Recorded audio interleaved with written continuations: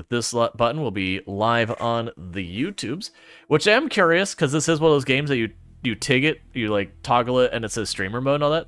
They just popped in to tell you there's an error in your stream title. Yep. And now you're here. You're not allowed to leave, by the way. I don't make the rules. It's just the way it is. But you're not allowed to leave. It's just the way it works. Sorry, man. I really apologize. I didn't realize you were gonna get yourself captured by that. But that's fine. So the first thing I typically do is we're gonna be checking out the game, The Crust.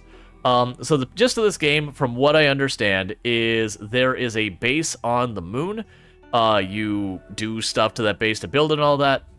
And, you know, it's kind of city builder, kind of automation game, little A, little B. And I do have like one or two things that have been spoiled to me. Obviously, to keep it interesting, something's going to happen, which I won't spoil for those who haven't seen it. But one of the things I typically do when we play a game for the first time is I go into the settings and see what type of accessibility stuff we have here. Because generally speaking, I am definitely in the camp of that is too big. All right, well, there's one party foul. So if you're going to have a thing where you can scale your UI in a game, make sure it actually works when you scale it. But so we do have UI scaling, A+ for that. That's really good, especially for me as a content creator, because it means that when people are watching this on their phone or tablet or whatever, they can actually see what the heck I'm doing. It's also good for when you get old like me and, you know, you look at something and go, I don't want to strain my eyes looking at this anymore. I just want to be able to read it. So I appreciate the scaling. They have the camera speed, which is, I'm assuming, the stuff here. They had edge scrolling on. I don't like edge scrolling in my games. That's where you take your mouse to the edge of the map and it moves it for you. That can actually cause people motion sickness problems. I just don't like it personally. I don't have the motion sickness concern. I just don't like it. But, you know, A+ for having that on and off. Graphics, we can, you know, adjust the frame rates and all that. I'm not seeing anything like motion blur or anything like that, so cool. Hopefully they don't actually have that. We've got basic audio settings, and I appreciate when they have voice as a separate dial I can turn up compared to the other things, so you can actually hear what the heck people are saying and all that kind of good stuff, and vice versa. We also have our controls, straightforward, so we got a good couple of accessibility settings. And that said, when you play a game, the absence of accessibility settings isn't necessarily a bad thing. Some games will be developed where they just don't need it. You don't need a screen shake off button if you don't have screen shake in the first place. So with that said, let's go ahead and get in here and see what we've got going on. We've got a tutorial, a storyline, and a sandbox. I assume we want to start in the tutorial since I've never played before. Alright. Okay, so it's implying that we can't just plan, we have to improvise, so be adaptable.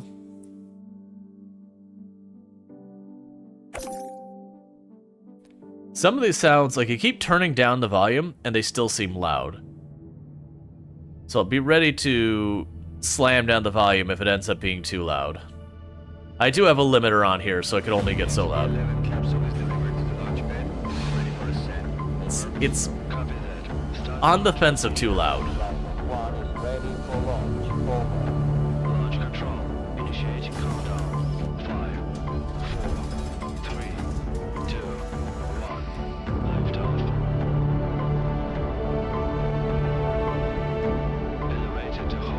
Considering how loud everything else was, I was expecting the rocket to be way louder. Hook 1 to elevator, ready for receiving. Over. Okay, so apparently we've got a space elevator. That's what we've got going on there.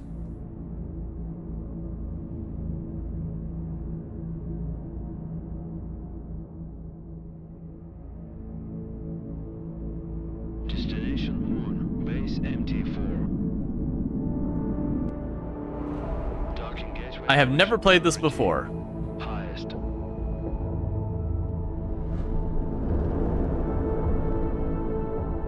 Cars crossing road, always in favor of HB11. And all the background dialogue is just general space stuff of like, okay, we're landing now, okay, we're doing this. So if you're like, I can't hear it, we're not hearing any important dialogue. Watch yourself out there. Lunar night is coming. Stand by, Alpha Team. We've got visitors.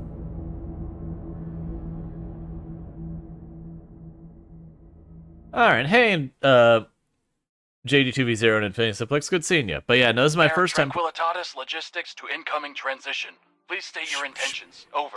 Shh. Alice to MT Logistics. We have received clearance and hold a signed contract with Mr. Holloway for our mining operations in this designated sector. I'll turn it down in a minute. We're here to commence our activities as scheduled. MT Logistics to Alice. We weren't informed of your early arrival. We've just finished building the elevator for your drones to access the underground facilities. At the moment, all the electricity is being used to charge the batteries as we prepare for night. We can't route power to the elevator right now. I suggest you keep your mining buddies in orbit for the next 2 weeks while we wait for the sun to come up, sweetheart. We made it here right on schedule, but waiting for the next morning on the moon, a whole 2 weeks of downtime, is utterly unacceptable. This could jeopardize our entire mining contract. We need a better plan. And the name's Alice, not sweetheart.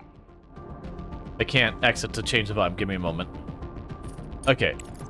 Let's just go to the audio real fast. Tweak the whole volume down just a little bit. And it'll tweak the voices down a little bit. Alright, how's that? That looks like that's okay volume now. Alright. Good afternoon, Director. This is Alice, your Vice President. We have a bit of a situation here, but I'm already on it. First, let's test our connection. Give this dialogue box a click if you're hearing me loud and clear. Then we can proceed. What's interesting there is they've told me how to do the dialogue box on the second dialogue box. Now, granted, we got like a mouse icon, so I'm not actually worried about that. But it's weird that they'd sit there and be, call out being like, here's how you advance your dialogue box. But after you've already had to successfully do that. So that's a little faux pas in the order of operations. Probably put this dialogue before the other. Connection solid. That's a start. Give me a few minutes to secure our landing clearance. Feel free to soak in the sights while you wait. I'm sure you have a great view of the moon from your orbital station. Yep. Looks like Regolith. Yep. Oh. Got a rock. Lovely moon. Looks great. Looks gray. So, Robert, do we have a deal? Let me be clear. A 2-week power outage equals job loss and a costly lawsuit for me. I don't care who you are, get Holloway on this. But no power for you and your toys until sunrise. We just don't have extra electricity right now. Look, Robert, you and I got off on the wrong foot. Our drones were originally designed for autonomous construction and repair, and we've brought the necessary resources.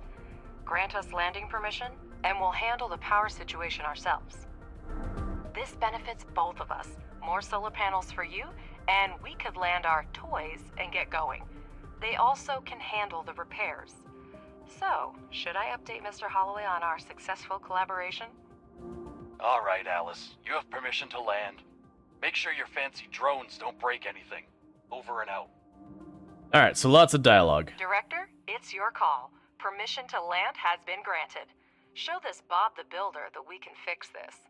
Objective achieved. Okay. Choose a place to land the pods near the elevator. To do this, click on the notification on the left side of the screen and select an appropriate location. Alright, so yeah, so we're getting lots of dialogue. I don't think this would be a problem, like, if you're playing this yourself. As a content creator, this is always rough when it's, like, a lot of voice dialogue, because you're getting these awkward sit there of just being silent while the one person talks, and the next person talks, and the next person talks, and the next person talks. But again, that's a content creator problem. Honestly, having all these voice acted and all that, that's great. Because that means for accessibility purposes, you both hear and see, so if you're someone who has visual limitations, this would still be hard with visual limitations, but you hear the audio. Or if like English isn't your first language, so reading might be hard for you, but you could understand speech, you get the idea. Versus if you also have hearing problems, you can read. So that's most accessibility is offering things in more than one format. That way if you have a problem with one, you got in the other. Okay, so it wants me to land my cargo pods. So bam, and bam. Director, your primary responsibility is to ensure resource extraction and processing at our logistics hub on the Sea of Tranquility. Currently, it depends on external supplies. If you can address this issue, even partially, rest assured, we'll secure long-term contracts for you in the years to come. Okay, so we only have to... You can simply mute the voice if you prefer to read the dialogue yourself. Yeah, that is a thing. But I'm gonna leave it there because the voice acting seems to be pretty good. Now, granted, this doesn't sound like they got an old man to read it. This sounds like they got someone who knows what they're doing and just like pinched their nose and just played the part. It's definitely doesn't sound like someone who's actually up there. The subtitles in this game are phenomenally accessible. You mean this? Or if you mean the subtitles on the bottom of the stream, that's actually my doing for the stream, might be picking that up. In the cutscene, you mean not in the game dialogues. Gotcha. I personally vouched for your mission to the board. I'd hate to send you home with nothing. Better help me convince these old-timers that you are a promising team, and your work is the future. Yes, so they don't have energy until the next solar day in 2 weeks, and we're helping them get the energy we need for the solar panels. So we use our energy 2 weeks. No, the implication is that we're going to be hitting solar night, and they're recharging their batteries to run just the elevator, and they don't have a lot of solar panels. So we're going to augment the amount of solar panels they have to help charge everything up before solar night, and then we'll have 2 weeks of solar night. Or sorry, 2 weeks of night on the moon before we have all that stuff. Absolutely, Mr. Holloway. Both the director and I are immensely grateful to you. Our focus is on establishing a long-term partnership, and we'll do our utmost to make it a reality. You can count on us. So are my pods gonna land one of these days? Okay. I mean, it did pause during all that. Oh, they have cutscene subtitles, but they are tiny, awfully tiny. Oh, geez. To get started, select the required modules on the construction panel and place their holograms on the moon's surface. The drones will perform all construction tasks automatically. Okay. Director, place the holograms of solar panels on the highlighted sites. Our drones will pick up necessary resources and begin construction. So it is taking the strategy of like a lot of these games where you build, like you queue up what you want build. Okay, it is on a grid system, by the way. You queue up what you want to build, and then just workers do it. That's pretty standard. Nothing wrong with that. I do appreciate that's a grid system, while also not, like, you get the highlight of the grid, not super duper painfully obvious. Granted, that light green could be a bit more of a contrasting color. If you have difficulty seeing green, this might be rough to see. Or even then just have like a color deficiency setting where it just, instead of being the light green, it just makes it like a really dark or really light color depending on day or night. Like white or black or whatever. That's not a big deal. All things considered, that's not too awful.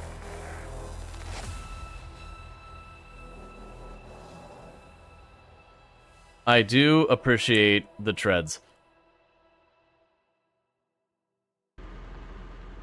Hi, whatever you are. Doing your thing. Okay. Objective achieved.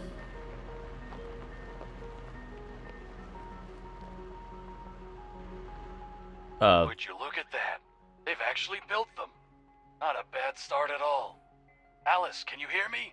Your drones did a good job. Faster than I expected.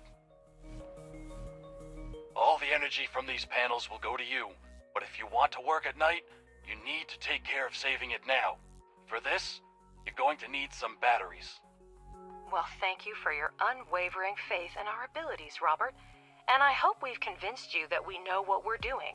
And now our suddenly efficient drones will be busy building batteries.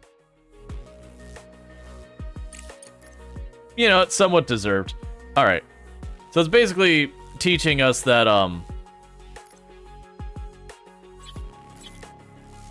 it's just basically teaching us real fast that, like, hey, yo, power is critical. Wait, what do you want me to put here? Oh, it's charging station. Okay.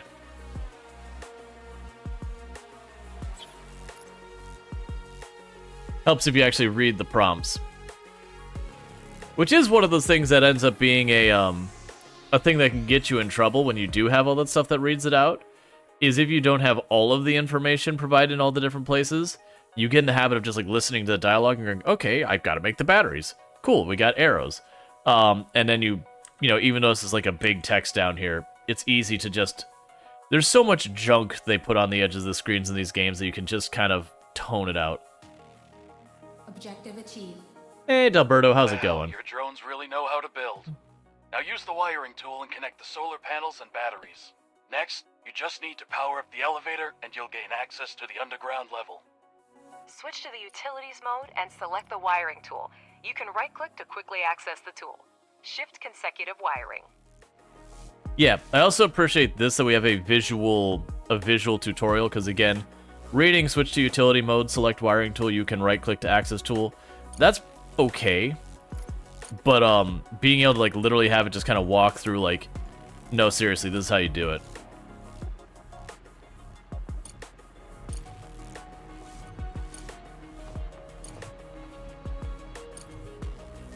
Objective achieved. Now that everything is up and running, let's get down to business. Switch to the underground level by pressing tab. I'm trying to unselect the power tool.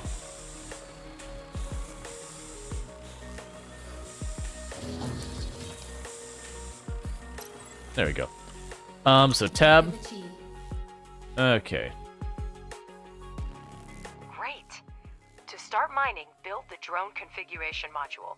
The elevator transfers power from the surface to the underground level. No need to worry about that.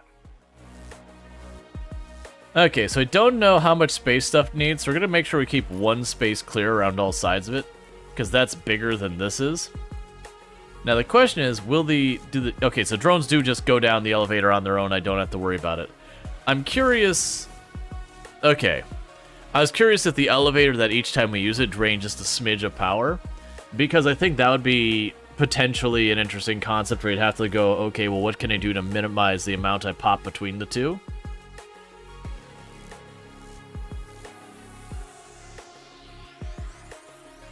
Alright.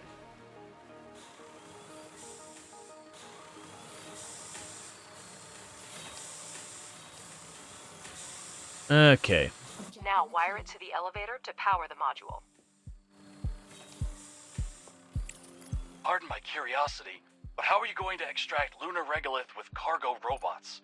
I'm far from a robotics expert, of course, but it seems like we have more questions than answers at this point. That's an excellent question, Robert, and I'd be delighted to answer it. However, I need to wrap up some things first. The drone reconfiguration module allows up to 5 drones to be converted into mining drones and vice versa. Okay.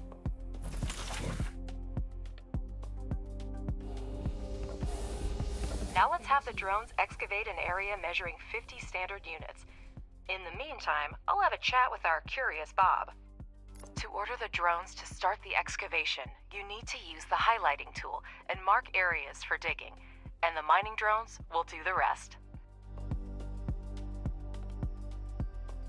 So I have no idea if there's the idea of like cave-ins or anything like that.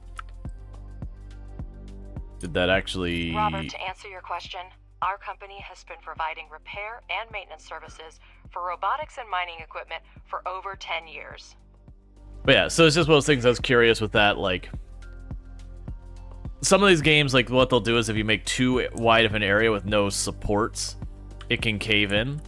I don't know if that's a mechanic in this game or not, but we'll find out. We were involved in the development and maintenance of technology for lunar mining along with the first industrial expeditions to the moon, even before the construction of the space elevator and the full-scale development of the moon by mankind. And I'm pleased to inform you, Robert, that by pooling our vast experience, we have been able to develop and implement multifunctional drone technology that can be re-equipped for a variety of tasks.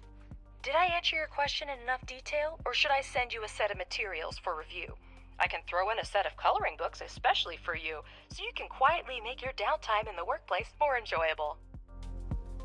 Jeez. Like, don't get me wrong. Don't get me wrong, like, Robert, when he showed up, really was kind of a jerk. But, laying it on thick there, Alice. Alright, Alice, I get the hint. You do your job and I'll mind my own business. By the way, I'll grab a few coloring books as souvenirs for the kids. I'll be heading home in about 2 weeks. Director, I understand that I can be difficult at times, but your Alice is quite remarkable. She reminds me of my ex-wife. We're all still on the same channel, Robert. So, what's up with those coloring books? I'll send them to your wife along with some flowers. She's not likely to get them from her husband. Okay. That was certainly... Yeah, it's like, don't get me wrong. He started it. To be fair, he is the one who kind of was like just very dismissive of her at the beginning. So he definitely was the one who kicked this off on the wrong foot. Also, she's ruthless, which I do actually appreciate. I certainly... It's sometimes good to have that person on your team who is just like, hey, you're effing up, and just like really just pin people for when they're being misbehavior. It's also those things that there's certainly a place where you can take it too far where people don't want to interact with that person anymore.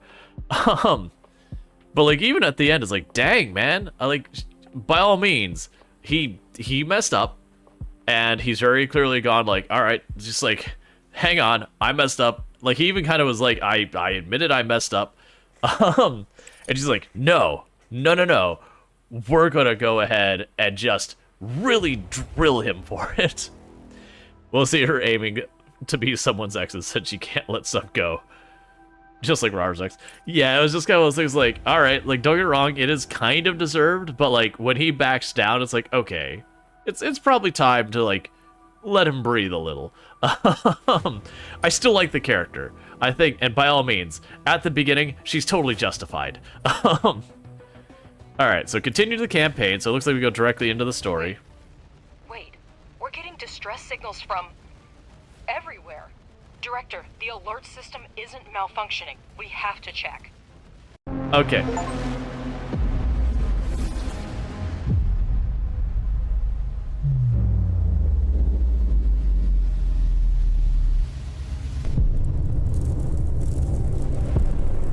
It's probably fine.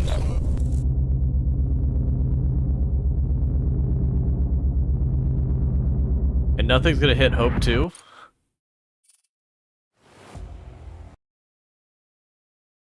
Nothing's gonna hit Hope 2?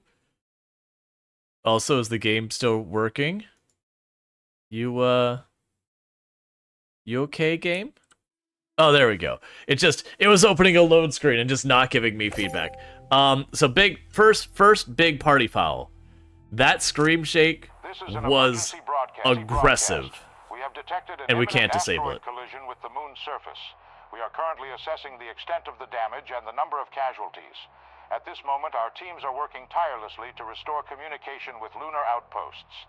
For those still on the moon, be aware that we are mobilizing all available resources to assist you.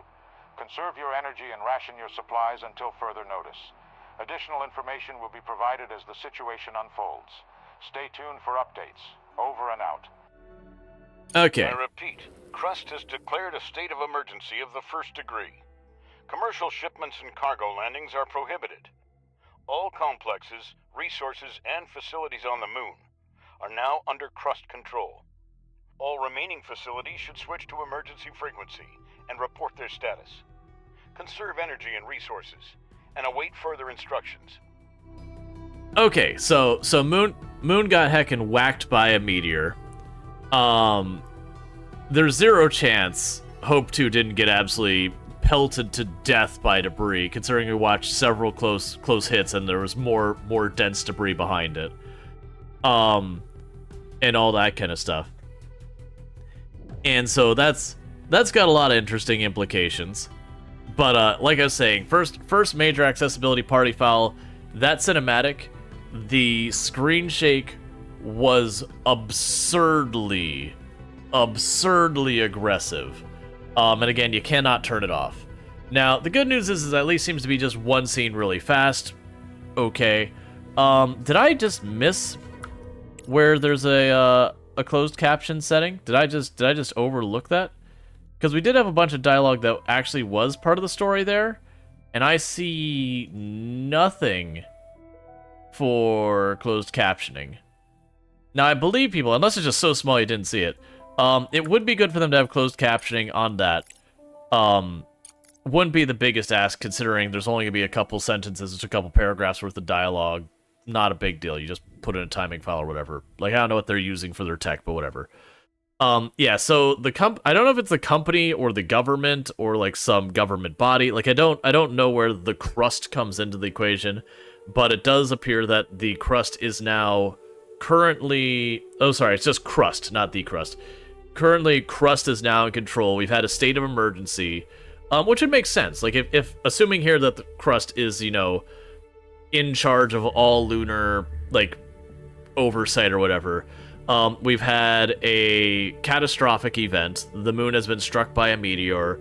Honestly, to be fair, that bad of a hit, Earth is probably gonna get pelted badly too.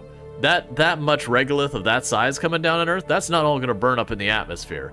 Now, I don't know what sides of the Earth's exposed right now. If we're lucky, we're looking down at the Pacific Ocean, like dead center, so most of the debris just hits the Pacific Ocean, because that's kind of the biggest area with nothing on it. Well, I shouldn't say nothing. Hawaii's in there and a couple other islands. But, you know, it'd be better than if, like, right center mass, you've got, like, Europe and India and Russia or China and all that. Because that would be horrific. So yeah, so we're gonna rebuild from that. And I was spoiled to the fact that the moon takes a meteor hit. That's the one thing I did learn about the game in advance. Let's see. That would be major tsunamis. That would be major tsunamis. You're not wrong. I feel like, though... all things considered, basically the moon shotgunning the surface of the Earth with regolith. Having a bunch of random strikes all over continents and all the fires and everything else that would cause would probably be the lesser of evils here. But again, I'm not an expert on that. The point is, it wouldn't be a good time. Whatever happens, it wouldn't be a good time on Earth either. That was a direct hit. Right, and it'd be sunset. Well, actually, I don't know that for sure. It depends, because we didn't see the Earth in the background. It depends on the positioning of the moon versus the sun at that side, as relative to like where we saw the meteor hit and the debris go. I'm going to assume it's going to hit Earth to create problems on Earth as well.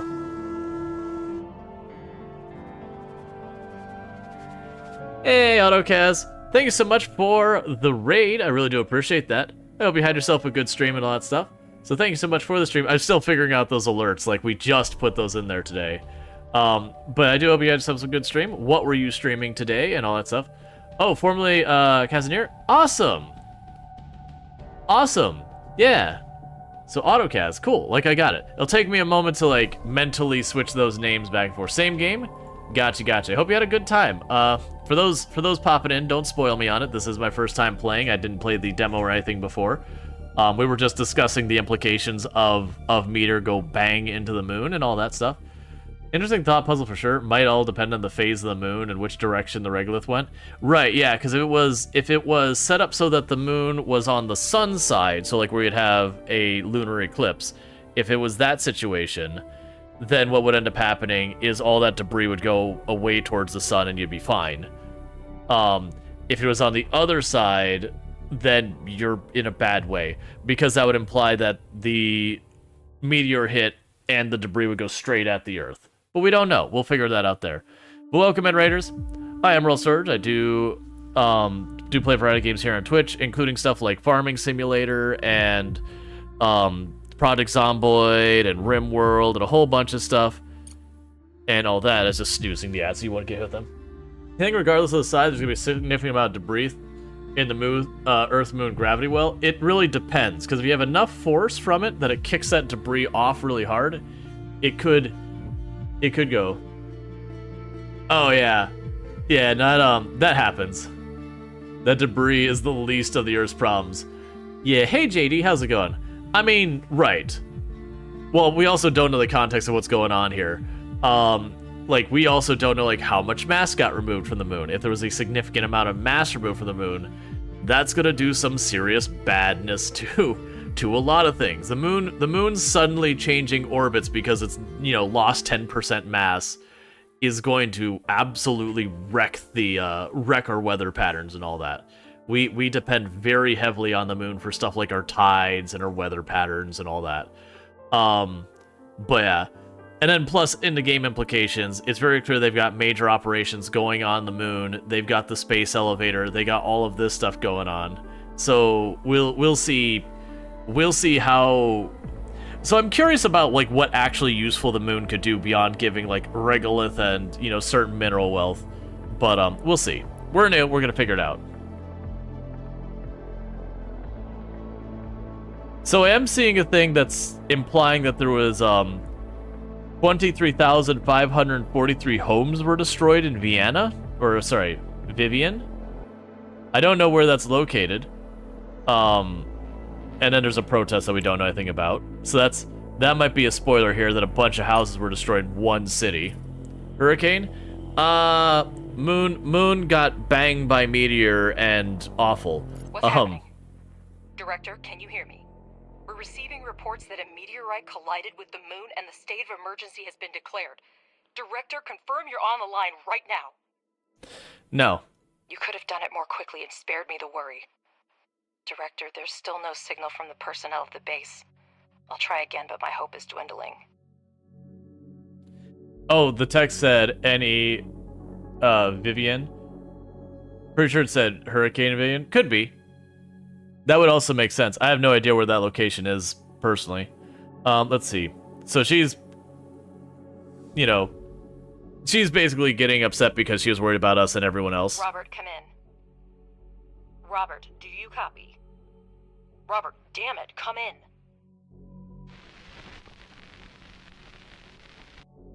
There appear to be no survivors. I'm glad you were on the orbital station when the collision happened. I suggest you stay there as long as possible. We should try to hold out until logistics with Earth are restored. Start with electricity. We still have resources and functional drones. That should be enough for a few solar panels and batteries. Alright. So we did the tutorial, and it's going to have us kind of go through and redo this tutorial stuff. So I'm just going to go with the idea. Why are my solar panels a different size now? Why would they do this to me? Why would they hurt me in this way? Why would this now be smaller? Judging by the seismic activity, the meteorite impact occurred on the far side of the moon. We're lucky it happened so far away from our mission, but the strength of the blast wave raises a lot of questions. Alright. There's no solar size, but it's locked. Yeah, no, it's the fact that they gave us the small ones and I turned around that. You have less minerals now? Yeah, I'm assuming we'll be able to take these apart. Okay, so apparently I have to do research. Okay. Why is it harder to take something apart than put it together? Like, I understand game logic, it's a thing to unlock or whatever. But in real life, breaking things down to base materials outside of like radioactive materials and stuff like that is usually the much easier of the two things to do.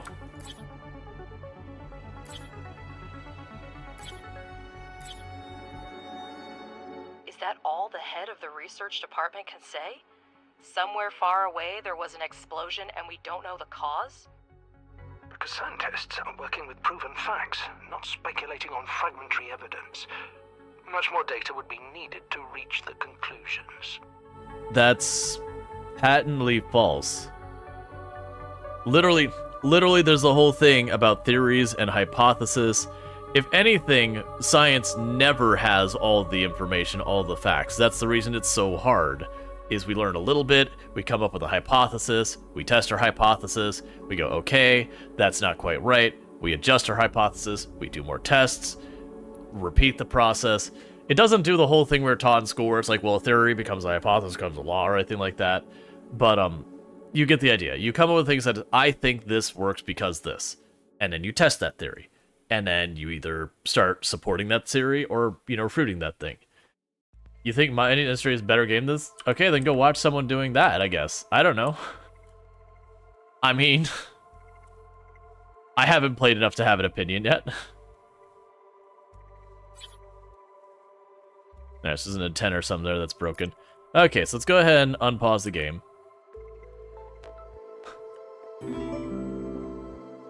Hey, the follow. Welcome to the stream. Alright, so I have to wait till all this gets set up and all that. But yeah. Nah, it's been, man, I played Mindustry. I don't remember much about it. Mindustry as well as ones I had a lot of people say a lot of great things about. I never got into it. Like, I got into Factorio in a big way. I definitely played my share of Satisfactory, but never quite as much as Factorio.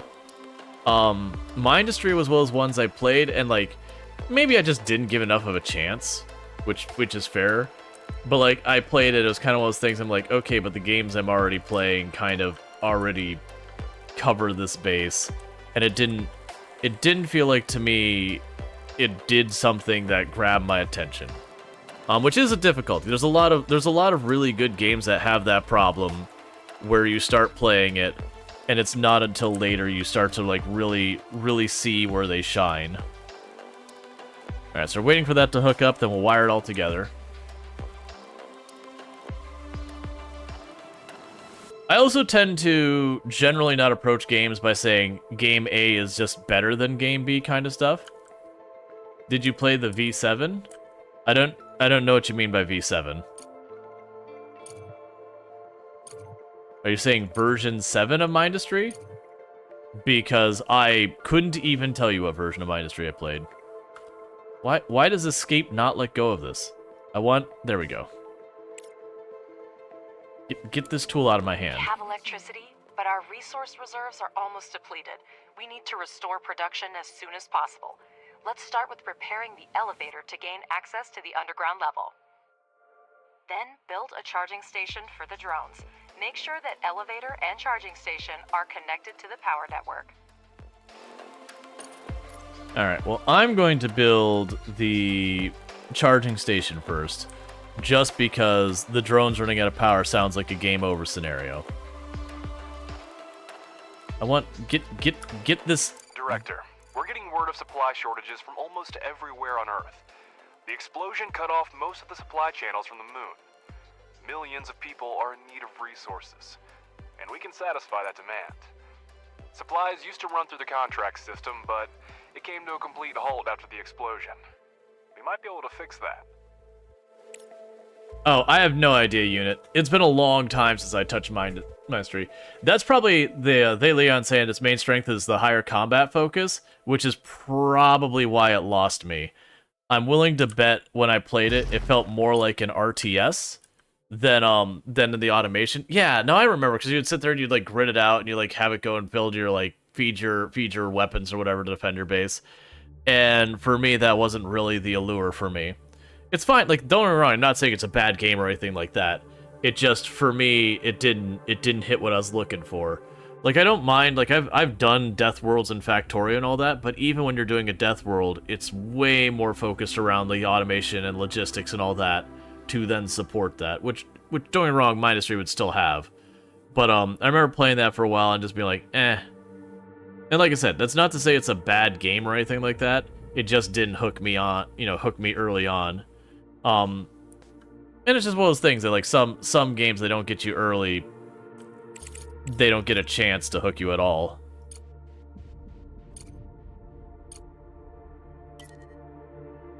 Objective achieved. So I am noticing each of these appears to have a limited number of connection points. So, like, if I look at that one, I've got one connection point here, so it's got a spare, and all those ones are full. And then these ones are fine, and that one battery it branched off of is now full. Neoplasm adds a new fact. Everything on the surface, but there may still be mining modules underground. We need to go down and see what we have left. Okay. Objective achieved.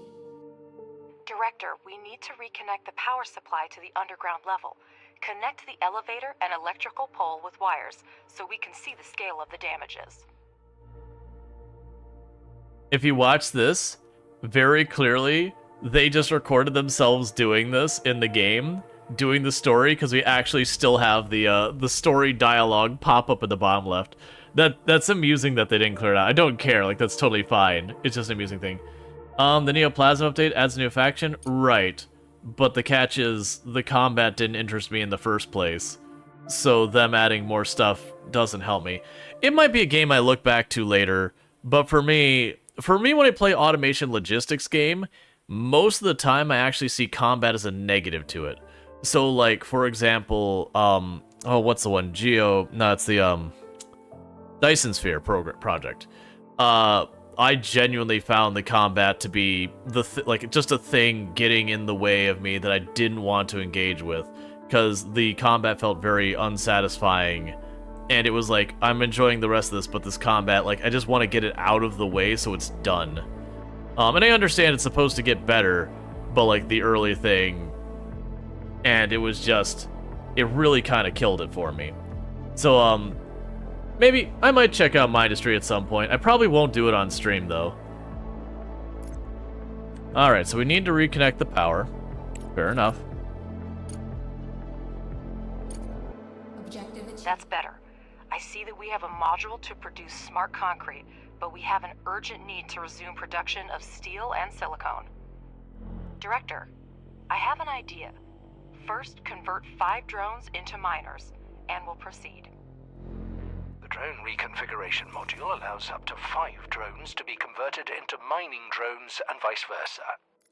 Yeah, so it's reteaching us stuff from the tutorial, because otherwise you get stuck here if you didn't know what you're doing. Alright. And I paused the game because I could see the game was still advancing while they're doing all the dialogue, and so I was a little bit worried I could put myself into a bad situation by just that. We have smelting versus... But to start producing any resource, the relevant oxides are always needed. We will now mine them with the mining drones. Okay, weirdly that paused your dialogue when I paused it. Didn't do that before. We have access to iron and silicone veins. Assign drones to mine the resources from the veins to supply the processing modules with raw materials. Okay. Enter excavation mode and assign mining drones to mine resources directly from a vein.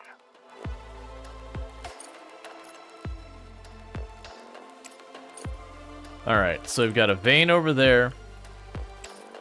So I don't know how much we need of each, so we'll drop 3 on that one and 2 on that one, so we'll split our drones between them. The thing about factory games is factory games aren't hard. Cool. I actually don't care. To me, when I go into the logistics games, I'm not going in them for looking for something hard. Yeah, no, you can still do stuff like that. Like I said, I did the Death World challenge and all that kind of stuff. And yeah, you can be like, this other game's fine.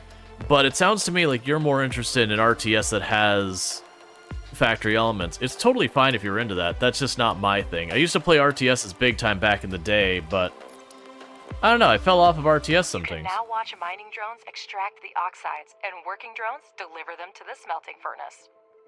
Like, there are times I play games where I want it to be sweaty and I want to try really hard. I do, like, ridiculous challenges and all that. And there's times where you don't want that. And generally, for me, automation games have always fallen into the latter. That it's more about, like, scaling things up and building out and doing all that. So you can kind of just watch and have your fun and do all that stuff and not have that. Like, that's actually one of the reasons I really like Satisfactory. They were, like, combat, like, we're not going to ever add that. Like, you just beat up on a couple of animals that defend stuff, but they never attack you. And to me, that is a plus. The removal of combat made that a better game, in my mind. It's the same way I feel about slice of life games. So like Stardew Valley, those kind of games. That some of them have okay combat, but it's like, of the genre, there's like 1 or 2 with okay combat, and all the other combat's kind of eh. And so a lot of times it's actually, to me, a better feature to remove the combat and just not have it in the first place. I'd rather have just like the... You know, I'd rather have no combat than bad combat. And there's a lot of times where the combat can just feel like a slog. And again, I'm not saying Mindustry is bad, but that's the whole thing, is the presentation is saying, you're saying, I like this because of combat. Cool. Awesome. That's not what I want in that game. That genre, combat doesn't interest me on a meaningful level. Alright, so we're just producing the goods, which is going to be waiting on stuff. You But can yeah, adjust the game speed by selecting the desired speed using I've the already interface been doing or it. the hotkeys 1, 2, 3. This feature can help speed up the building process. Alternatively, you can pause the game to plan your future base at a relaxed pace. Yep. And that's like literally what this is implying. Now, I understand this one, you can get yourself into game over situations pretty easily. But think about, like, you can actually have games that are hard that don't feature combat in this genre. For example, Ixion is one I would put in there. Do you just do one round? Is that... Wait, what's going on? No? Okay, you're just sitting here, though. But why are you just sitting here? I guess just needed a moment.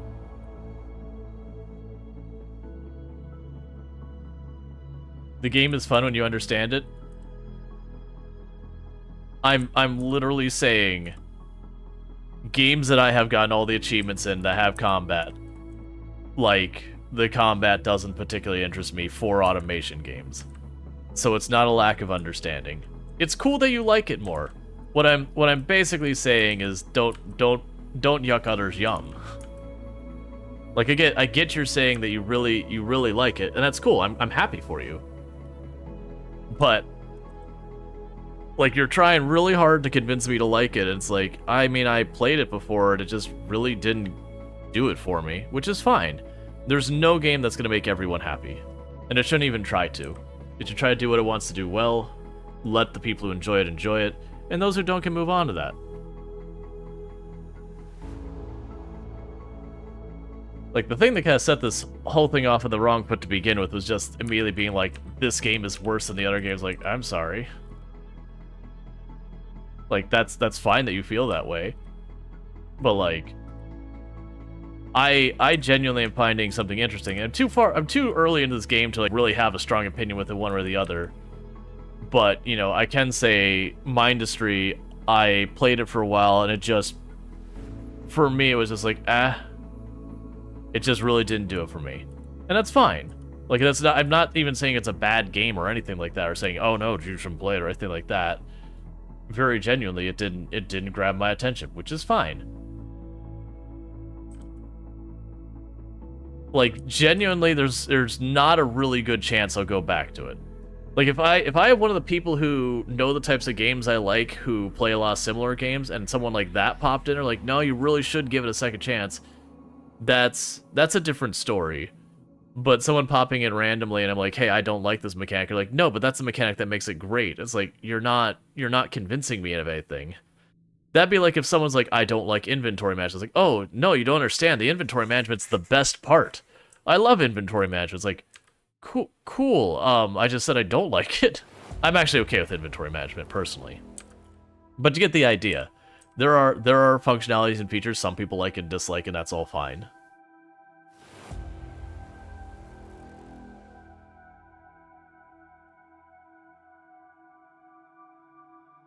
It's like somebody trying to tell you like ice cream, but no matter what, you don't want like ice cream. Yeah, no, there are people who, whether it's the texture or they just don't like eating cold or whatever, it's not gonna change anything. Yeah. No, I get you, Unit, but I'm saying specifically the combat just doesn't interest me. So you telling me the combat's good, it doesn't interest me. So it's cool that you like it. Like, I'm glad you like it. I don't think it's a bad game. I haven't played in a long time, but like if the combat is the focus, where it's like, because I figured it was almost like tower defense but automation to power the towers, and then you had more than that. Like, I'm understating it.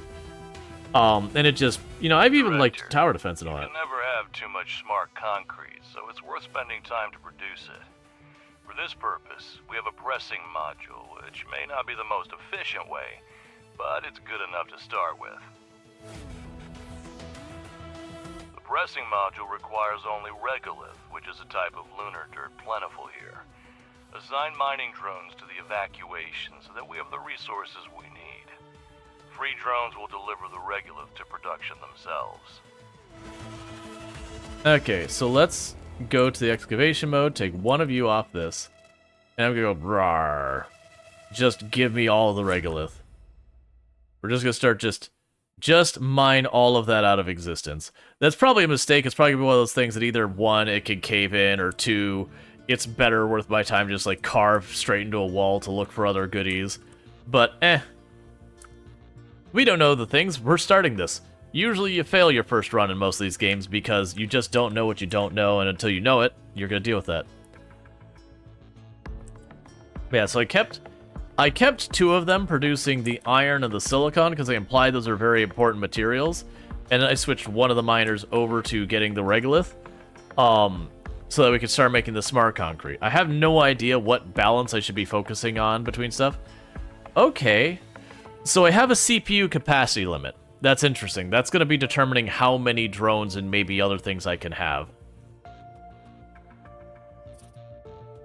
And I'm assuming that's our money up here. We apparently have our frame rate up here in the corner, but that's our money up here.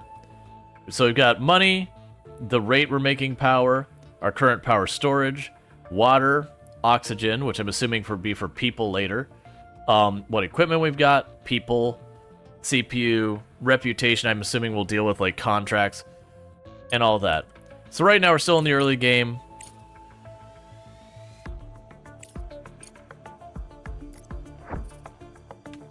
Oh, okay.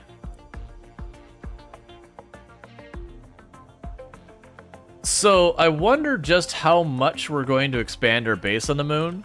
Like how much this will be relevant. Because there are a lot of games you can look at it and you don't really spread, just put like a couple pin drops and whatever. And then there are some that you literally sprawl everything. So I'm curious which way this one goes.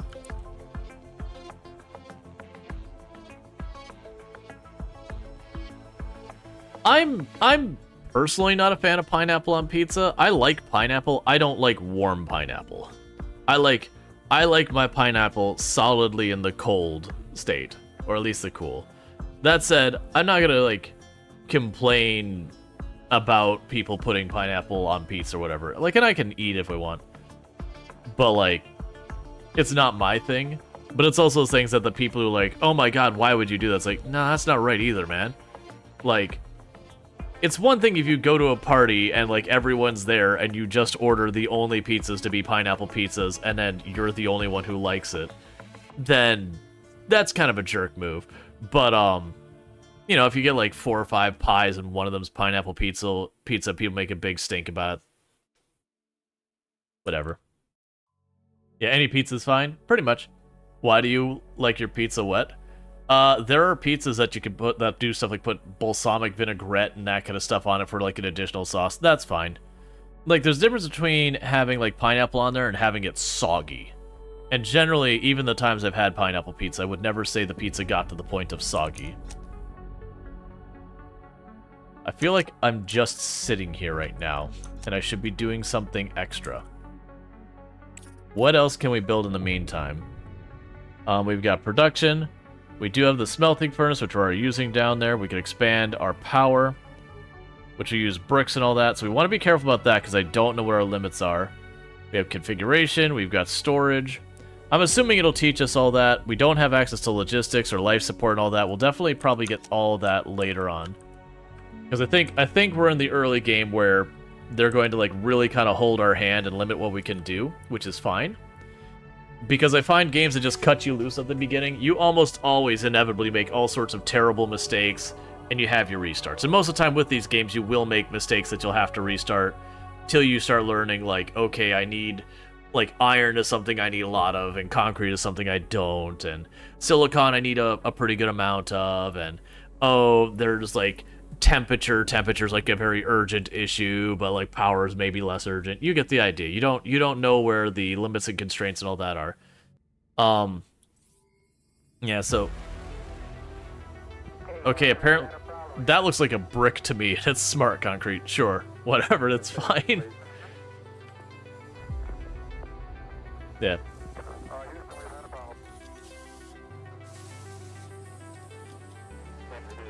Hey, Darth, let the mods do the mods job. So the game...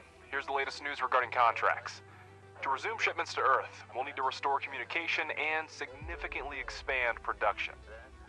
If we manage this in the near term, I'll negotiate an extremely lucrative contract with the aerospace company FASM.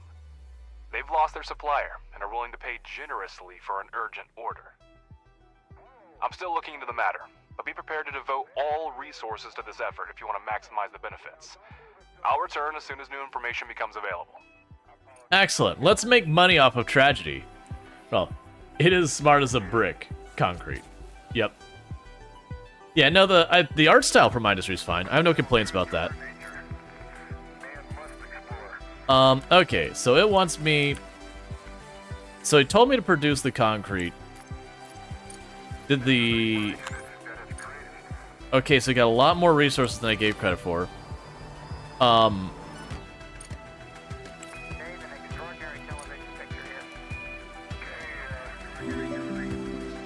it, the follow. Welcome to the stream.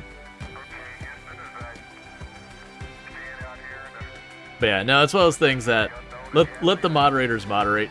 Don't step in for them kind of thing. It's just a broad thing. It's one thing that someone says something that's like rude, be like, hey, could you not? But like flat out kind of, you know, calling people like belligerent and all that. Because I wouldn't say that we're even in that area or anything like that. But you know, it's basically temper that stuff, being like, hey, maybe don't say that, and kind of leave it at that. But even then, let the mods handle it. Let me handle it. Because there is such thing as, you know, moderating wrong.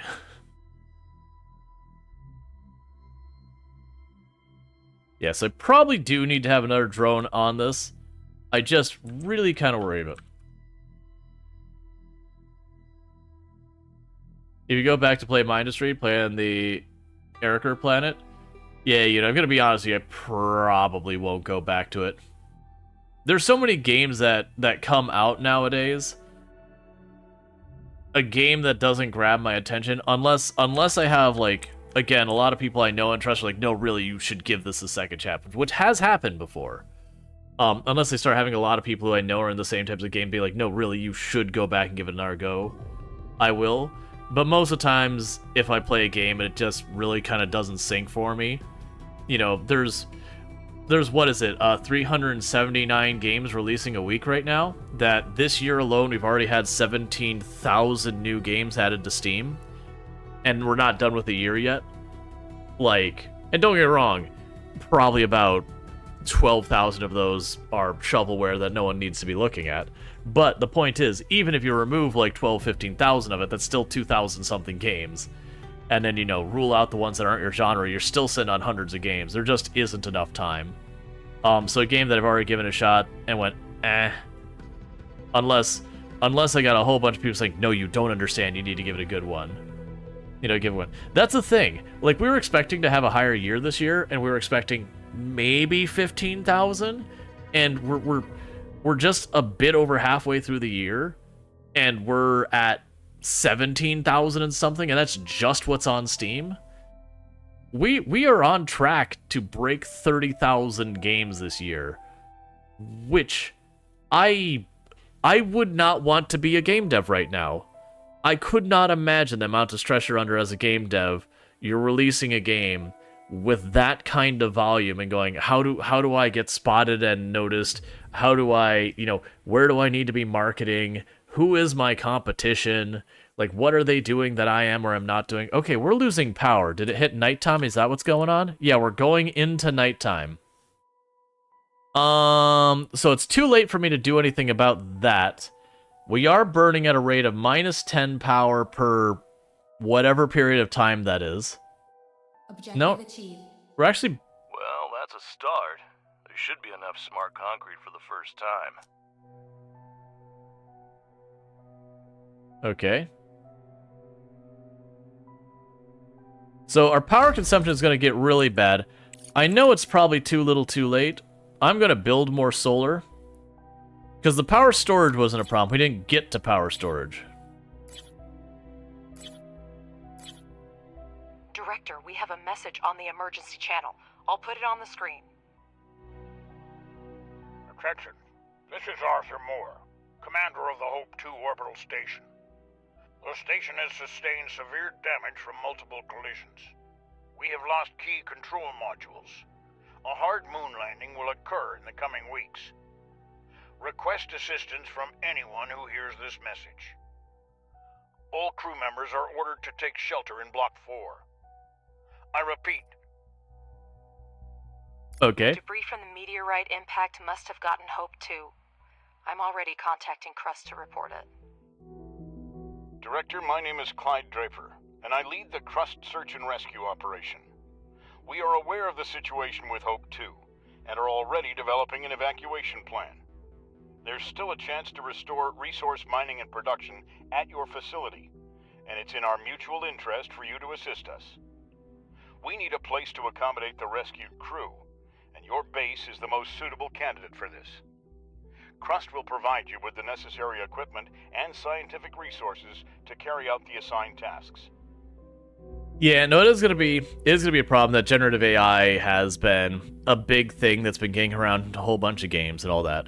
And one of the things we're running into is both it's out there and it's all over the place. And that's like a big negative. That's a lot of your low quality games end up coming out with that stuff. And it does sneak into some of the middle-sized games as well. A bunch of the big games are trying to do as well, but most of them are getting called out on it pretty hard, which is at least minimize some of that. The big issue we're running into is the fact that while AI certainly is nowhere near as capable as, a decent artist, especially if you have like entry-level artists and all that, a lot of times the artists can make mistakes that get mistaken as AI. I used to do computer graphics myself way back, and there's definitely stuff that I made in the past that if I pulled it up nowadays, I'd be like, AI. And it's like, nah, man. That was search engines were still figuring themselves out when this was made. Trust me, it's not generative AI. But it is one of those things that we have lots of people who, like actual artists who have their jobs threatened by generative AI, and on the other side of it, you have people who are like legitimately making the computer graphics getting accused of generative AI. So the poor artists are kind of stuck in between, getting hammered from both sides. And then you do have game developers who, like, stuff from like Hooded Horse, for example. Hooded Horse has a very strong no AI stance. And even stuff occasionally gets past them where, some artists who is subcontracted by one of the games that they're handling published, the generative AI sneaks past, and then, later it gets reported and people get all up in arms and, how dare they? And it's like, no, like Hooded Horse is very explicitly anti-generative AI. People are like, oh, they're just mad because they got caught. It's like, no, they right from the get-go, they're like, no, this is wrong. We don't want a part of it. And all that. And it's, I unfortunately feel like the genie's out of the bottle that I think generative AI in the volume it's happening right now will go away, but it's going to always be here now that that genie's out of the bottle. I just think it's gonna be one of those ones that it'll drop back down. Like, we've all seen like the dime a dozen, like people have made the 50,000 different iterations of House Flipper. That there's House Flipper, which is good, and there's like the one or two other like renovation games that do a solid job, and then you get a whole dime a dozen that are just really kind of poor effort, barely functional clones, and that's where you're gonna probably see a lot of the generative AI there. Which kind of the good news about that is those kind of games probably won't do very well. As they cover actual good games with slop because Stream does nothing about it.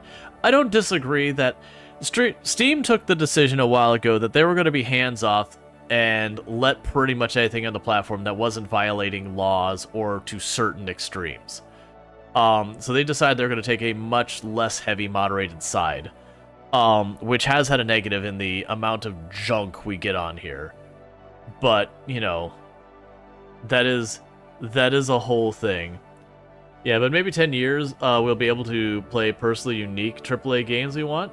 Fancy sci-fi thing. So, as someone who's worked in software development for over 15 years, has worked with machine learning, because that's one of the things that happens with AI right now is the term AI, like system AI, machine learning. A bunch of these terms, algorithms, get used interchangeably, and there's similarities in them, but like, you know, machine learning is a specific technology, generative AI is a specific technology, but to the layman, you know, they don't know the difference. This is getting into very nuanced, you know, subject matter expertise, that they conflate them all together. And it's kind of one of those ones that machine learning and these types of tools aren't good at actually creating new things so much as taking the existing and rejiggering it, all that kind of stuff. Yeah, no, I even messed with the AI mod for Skyrim because there is a place that generative AI can be used in a positive light. For example, there are situations, like, basically when you look at it, is in the absence of the AI, would a human being do this job? Could a human being do this job? If the answer is no, that's not necessarily a bad use for the AI. There are situations where you are creating content actively in the moment based on stuff. There was a game we messed with that the entire gist of it was you would do stuff to the NPCs and all that, and they would have memory and they would do the stuff, and it would actually generate a story based on that. You realistically couldn't have someone write every possible scenario out. It would be an unmanageable thing. And so there is a place it can be, but one of the issues you're going to always live with the generative AI, it's not that it'll be like uncanny valley. It'll feel a little off because you are having an algorithm, a system that is like piecing together different things based on a structure, and it won't have that much nuance to it. It's just not how computers work. It's like where people like, it's the thing where people like, I told this computer to be sentient, and then it asked if it had feelings. Oh God, what have I done? It's like, no, man. The computer just looked up something, it put an input, it grabbed an output, it put it together, and to you, you saw what you wanted to see. But ultimately, it was a formulaic thing it did. That said, we will get stuff that'll be harder to differentiate, sure. But it is one of those things that even today, you do have it where, like, you have the fully automated call systems that are supposed to be indistinguishable, and they do pass the Turing test, which is where you are more likely to mistake an actual human being as a robot as you are to mistake the robot for a human being. The moment you hit that one where it's, like, really a crapshoot, that passes the Turing test. But the unspoken part is that still means at most 49% of the time the person hears a robot and recognizes it for what it is. Because it just has to be over half. There's still going to be a number of people who identify that, and that's like per instance. And generally that's a very negative review on that kind of stuff. But I'm definitely not in favor of generative AI. I actually have a policy on the channel that if I play a game and I see that they're using generative AI, I'm done with the game. If I look at a game, it doesn't matter how good the game is. If it's generative AI, I am out. And we've only had one game, I believe, that slipped through the cracks where I started playing it, and then we saw it was clearly very strongly believed to be generative AI assets. They were like, That said, that game was kind of garbage to begin with. Let's see, Skyrim mod only allowed the AI chat-like interaction with an NPC, so it's not really what I'm talking about. You mean NPCs, driven AI personality, generate voice, looks? Yep. Yeah, no, it's kind of one of those things, like, the idea of a game where, like, literally all your characters in the world and story and all that are generative, I wouldn't have a problem with that. I actually think that would be an interesting concept. I don't believe it would have a good or cohesive story or anything like that. What was the AI follower in Skyrim? That's what I was talking about. That was, Herika. Herika was the name of that. And it was a whole thing, like, setting it up was terrible. You had to, like, hook up an Azure web service to this ChatGPT thing, to this thing over here, and then get a mod for Skyrim and wire it all up. And if the breeze blew the wrong way, the whole thing came down. But it was interesting that you would walk over and be like, hey, Herika, how's it going? And she's like, I don't know, that bear that attacked us, that was a bad time. And that's what I'm saying, you really can't have a human being write for every one of those scenarios and have it sound realistically believable. There's just too much random factor there. So there is a place for it. But it is one other thing where you have, like, your main character, and you've got, like, your dialogue of your main character for all your main story stuff. They're like, let's shop that all out to AI, and, like, don't do that.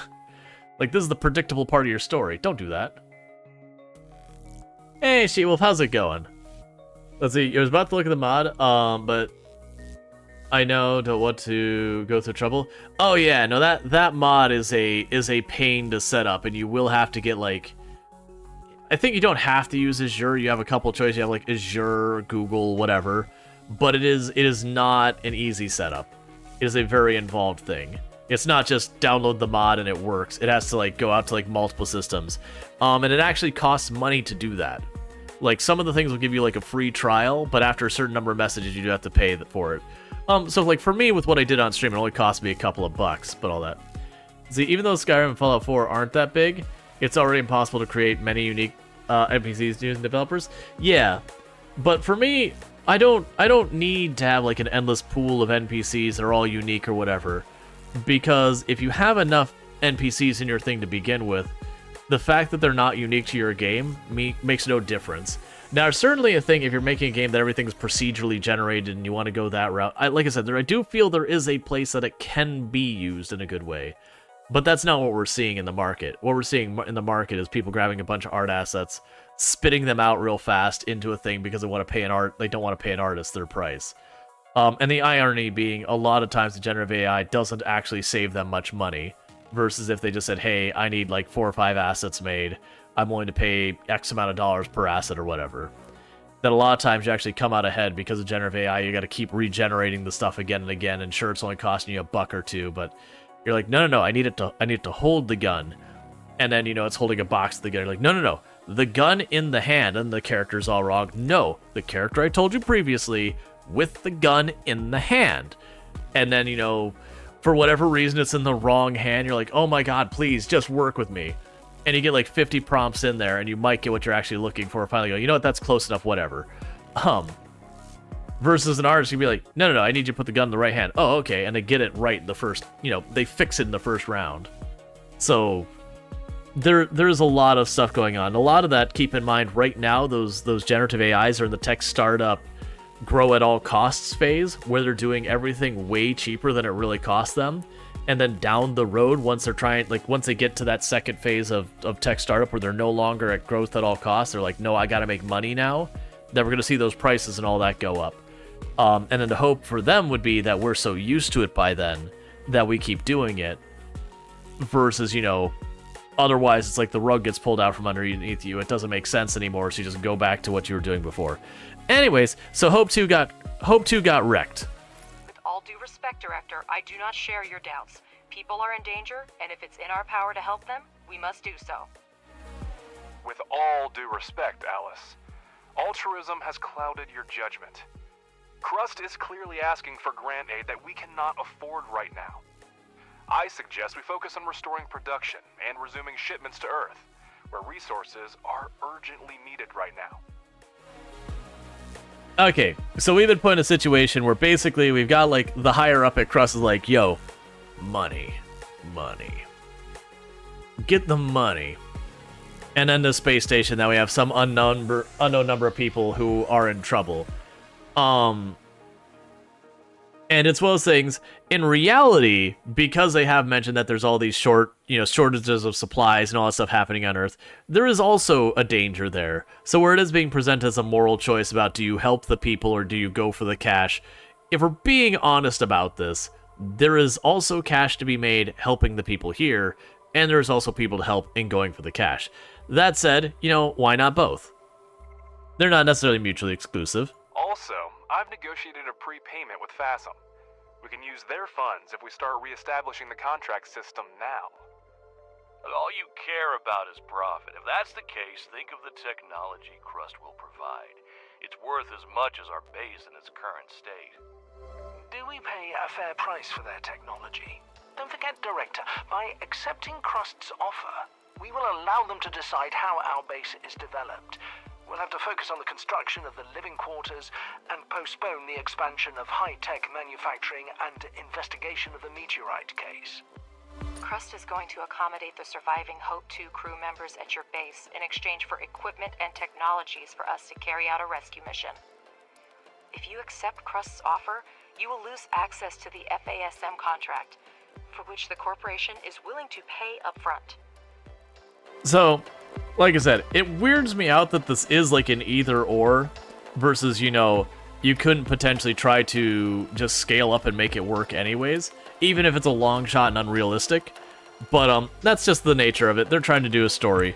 So let's see. So I would get 60 of each type of reward. Oh, okay. So this is an early access game, if I'm not mistaken. So putting my mouse over the accommodate the station crew, it says that's a work in progress mission. So the other one's done. So this one gives us research and nothing else. This one gives us cash and the contract system. So considering that this one's implying it's not ready to be done, and it does seem that this is the challenge mode or whatever, we are going to do the normal one because I'm going to play what's actually here. Now, for me, the player, what I would do if everything was done, is I would go for the station crew base, because it is kind of one of those things I'm like, hey, if I get a bunch of people working here and they're helping out, I could scale up my base, and sure, I'll miss out on the initial investment that they give me from here, but that should put me in a better situation later for doing the contracts. Because having extra money doesn't help me if I got nothing to spend it on. Alright, well... I hear you. Crust is capable of organizing a rescue operation independently, but the explosion damaged the system for communicating with the nearest facilities. You need communication for full operations on the moon, and we need it to rescue the crew of Hope 2. Your base is the closest to the repeater, and we can provide the equipment for the repairs. It's a mutually beneficial proposal, Director, but I understand if you want to discuss it with your colleagues again. Right. So I'm actually curious what happens if I choose saying, I need some advice.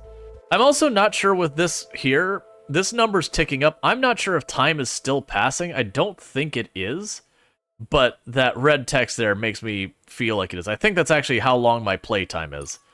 So I would assume if we take the offer, we're obligated to do this, and if I need some advice, they would give me the, here's what the pro and con is. I'm a little worried if we say, I need some advice, they will take the decision away from me, which would annoy me that this is presented versus that, versus like, I take the offer, I don't. I'm gonna hit this just to see what happens, but we'll go there. If we decide to resume supplying, we'll need to interact with others to share the resources, and to do so, we have to establish communication. Fixing a repeater is no big deal, but the Crust equipment isn't just lying around. We've already been offered it twice. There may not be a third time. Crust is requesting your assistance in restoring the communication system on the moon in exchange for equipment to perform work on the transponder. Why give me the choice if the choice is not to have a choice? Okay. Pleasure doing business with you. We'll send you the rover scout and the coordinates for the repeater shortly. Don't call me cynical, but the best we can do under the current circumstances is try to salvage the equipment that miraculously survived. Well, let's not waste any time. Professor, you prepared a research plan before starting the expedition, didn't you? Right. Yeah, no, I gotta think of the shareholders. What about the poor shareholders? But yeah, no, it's the whole fact, like, literally it was just, like, kicked it right back at you and didn't give you a decision. I'm like, okay, but why? Absolutely. First, we need to increase production. We have smelting furnaces, but we need extractors and refineries to extract the oxides. Alright, so... Research underground mining and place 2 extractors on the iron and silicon veins. Okay. So, we need to...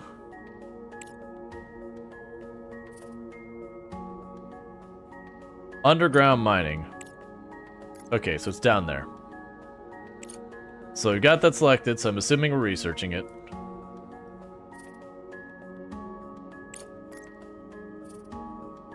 I'm not sure what's happening right now. Is that researching? Wasting science points.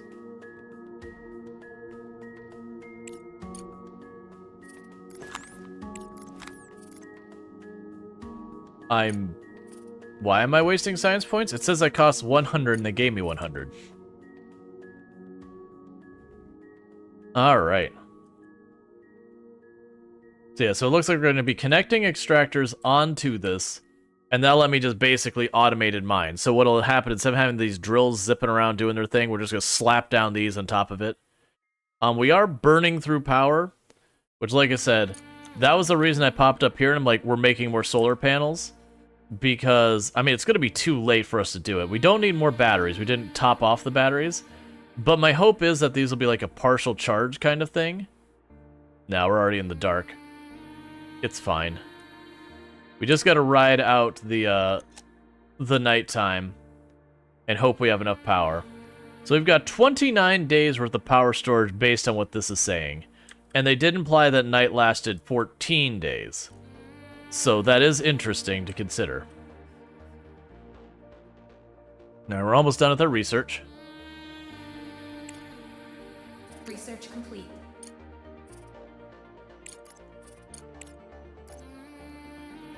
Wait, what? Oh, that's the upgrade? I don't want to do that. I don't know what else we'll need. Okay, so with that, we can go here to excavation mode. Or not. We can go here to mining. That's a regolith extractor.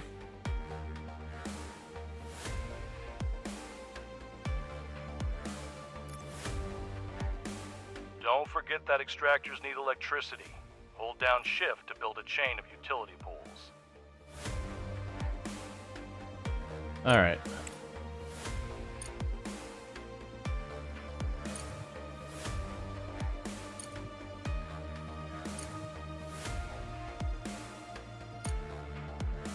So I am happy they do this whole shift thing. That was something they didn't add to like games like Factorio till later, and they've just been wonderful ever since then. Okay. The fact that the game actually sings in its music, it's always like, oh god, DMCA, don't do this to me. Please. I'm assuming it's fine because we're in streamer mode, but, you know, if my VOD gets muted, that's what it is. Meanwhile, I'm going to check research right away. And so allows you to build an ore detector, conveyor system, regolith refinery, I assume we'll do soon. None of those can I afford right now, so we're going to wait because I don't have a means of creating it. So we could be still in the tutorialized thing where I may or may not get what I need. But then the assumption of these are going to be probably pretty power hungry. So we'll want to get through that.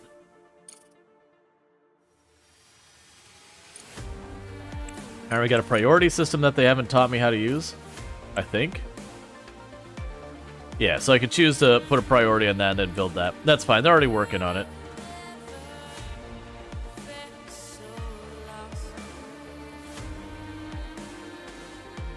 I do have materials for these, right? I didn't spend too much. So I need 4 iron, 10 brick. Yeah, we're good. We're way more than good. Because we were building more than the game strictly told us to. And it was just kind of one of those things where I'm like, well, I'm going to build this anyways, because I think this game is similar to that one with the underwater mine where you played long ago where they had monsters that came out of the dark. Yeah, but there's no monsters in the dark in this one. That's fine. It doesn't actually have too little power. It can't remember. Was that... Oh, was it some like Dark Abyss or Under the Abyss or something like that? Like, it looked interesting, but it was like the monster under the deep. And you'd have like your big base and just like this one little tentacle just kind of go down and go like... Poke! You know, you'd have your one building there just go... And that one building was gone. And you're just like, okay, well, I guess that building's gone.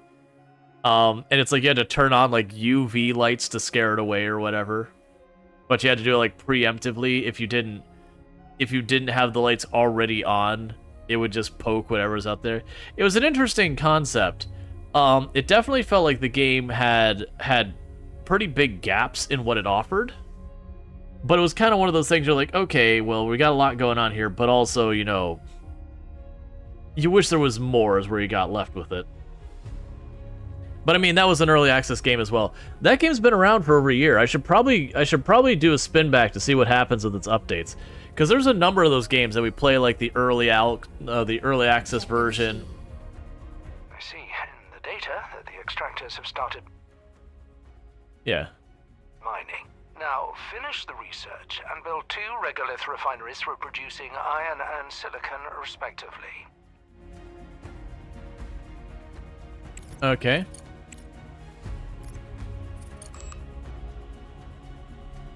I'm assuming it's going to give us more research. Oh, we're getting 100 research per... I'm assuming that's 400 days that we've just kind of counted down 3 already. Yep. So get the refinery and we'll do that. Meanwhile, that's all connected. So the question here now is, do we switch what our bots are doing? Because right now we're just tearing down all of this. And I probably don't actually need that many working at. We'll keep 2 on the process of tearing that down. And meanwhile just have the others run around carrying the materials everywhere. I played what was there, like we got through the tech trees when we played it. But like I said, that was like a version 0.1 of the game. So I'm curious if I looked back at that, like Under the Abyss or whatever it's called. I can actually look right now and see, have you had a bunch of updates?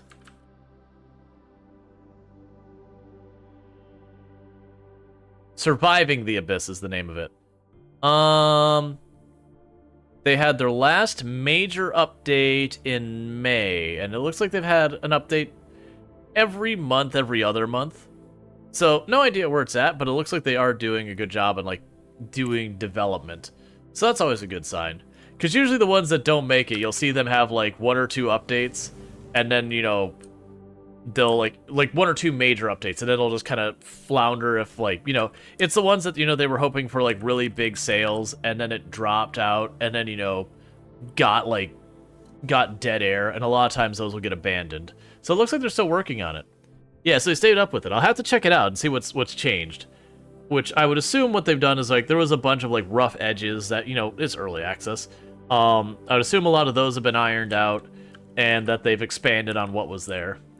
Yeah, JD Plays say it's had a lot of updates. Yeah, no, I haven't checked it out in a long time. That'd be one to revisit, because I had fun with it. And, like, we kind of exhausted what it had when I messed with it. But, like, that was, you know, version 0.1 or whatever the first one they put out was.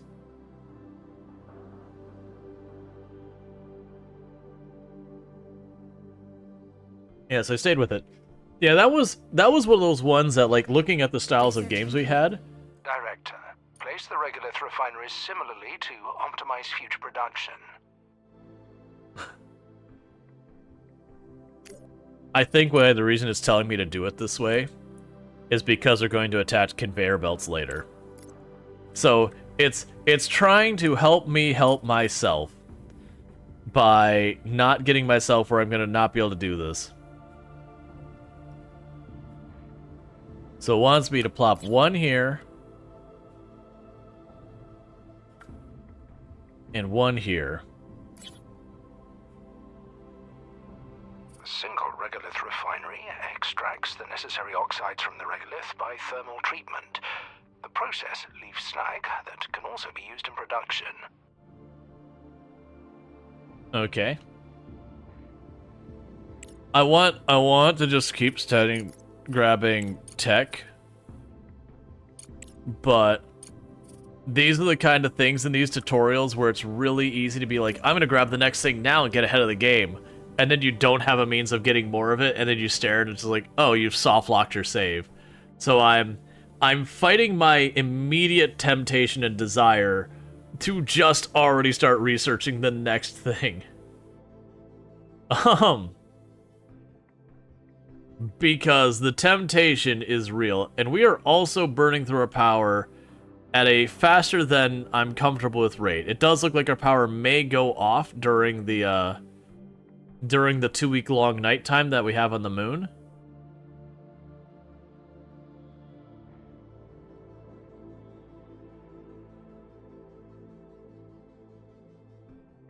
Oh, right, I gotta wire that up. That makes sense. So you got a spare connection. I can't kick... Okay, so I can connect you in advance. That's right, cool. Choose production. So you're the silicon on the right. And you're the iron on the left. Okay. And then these are turning our materials into that. And then we'll use the slag for I don't know what. So that's a bulk resource storage. Right, so if I had extra stuff, we could put it there. Gotcha. So what's probably going to teach me next is to put the bulk resource storage here and here, so that our mining stuff could go into there. We feed that into this, it processes it, which feeds into this, which processes it farther, and we get our end result. That's what I'm assuming is going to happen here. Which would imply I would need to research storage, which we already have. And it looks like we will get other stuff in our trees, which I'm assuming will just be these other ones here, that like the blue will be fundamentals, the green will be social, and then the yellow will be the next one. A single regolith refinery is a monorefinery that can only produce one type of oxide at a time. Be sure to select the recipes for iron and silicon oxide to start production. Objective achieved. Director, a conveyor belt will speed up production and eliminate the need for drones in resource delivery. I advise you to keep an eye on this technology.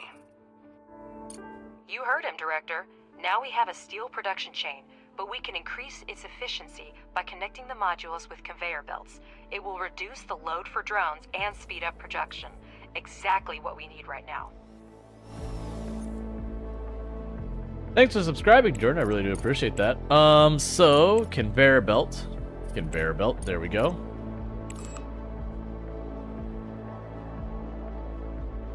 Yeah, so it's going to teach us to automate the whole thing.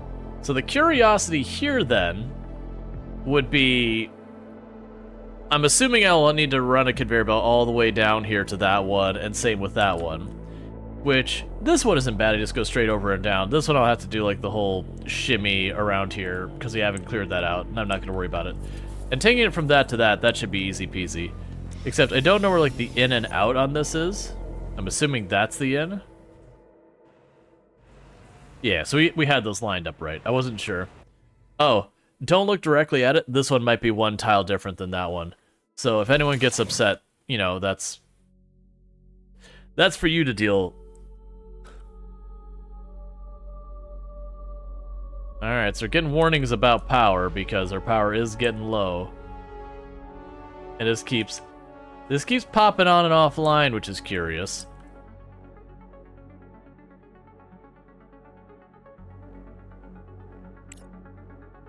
It almost seems like we don't accumulate more research, it's just this is the rate we get it. It's unclear on that, because we don't seem to have a production rate versus storage. It's just staying at exactly 100, but it's not sure whether that's because we're going to do a tutorialized section, or just, it's, you know, you get 150 research per turn, use it or lose it. We'll figure that out as time goes on.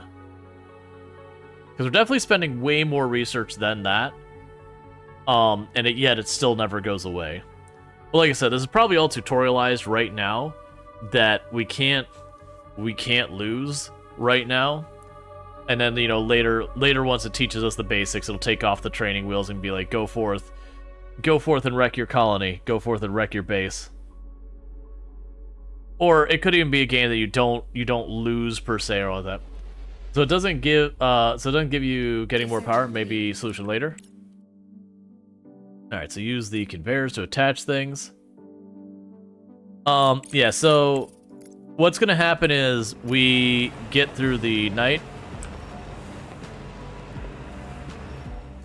And then once we get through the night, we'll do that. Alright, so if I grab you... Oh, your port's over there. That's not good play on my part. It's fine.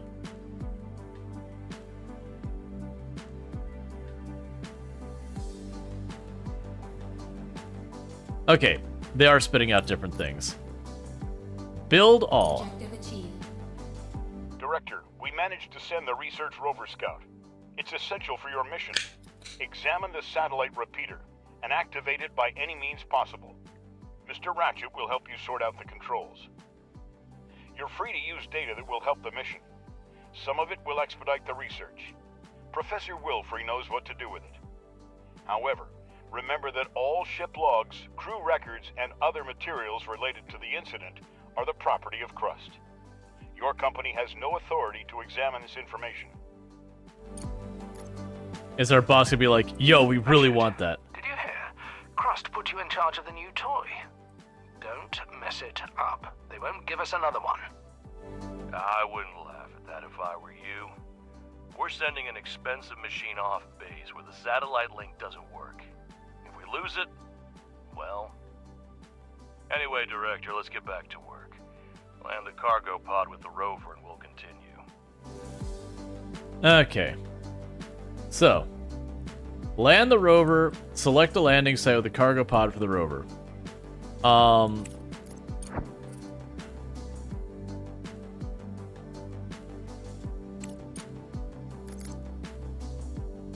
Okay, so it requires an expedition, no transport available. Repeater requires research. I understand. So what I need to do is find the repeater research.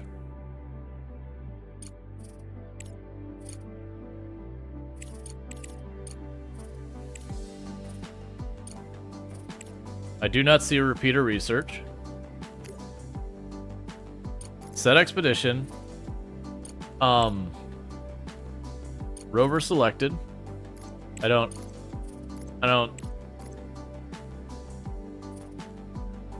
select expedition.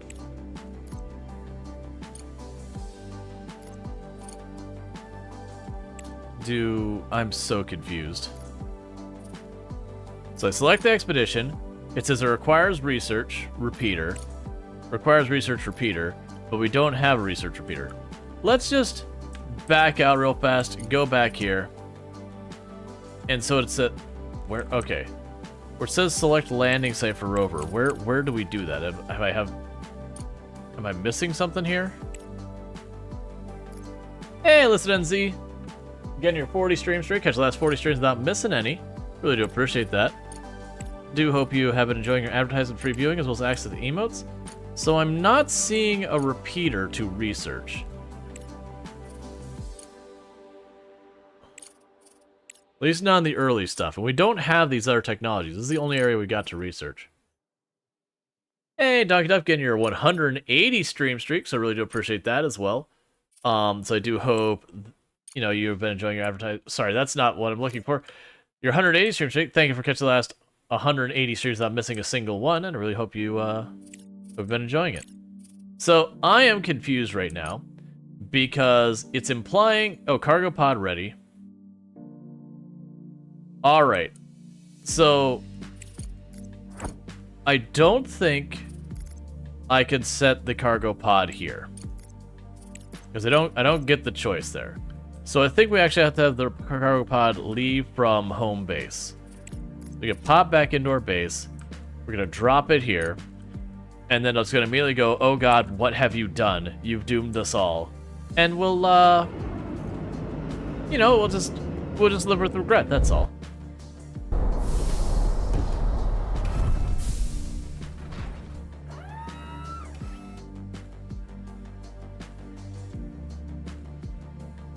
Objective achieved. Horizon 6. Almost everything has been modified. Only the hull is original. There's serious hardware there. Even Crust doesn't have much like it. Send it off base and see what we can find with it. Alright, so let's do this now. So set expedition, select transport, we got our scout idle. We can hit to investigate, I believe. I assume it's doing it now. Or will once I unpause.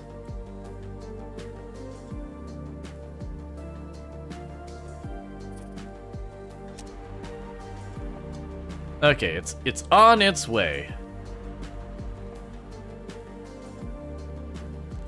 And meanwhile, we will slowly continue to lose power and see how awful we can let this get. In the interim, what I'm going to go ahead and do is let's go ahead.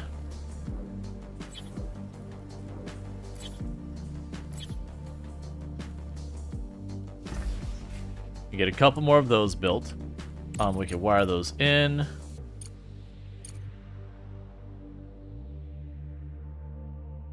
So we can hopefully get our power situation a little bit better for the next time. Objective achieved. Crust has sent the coordinates of the repeater. Let's send the rover there and try to deal with that piece of junk.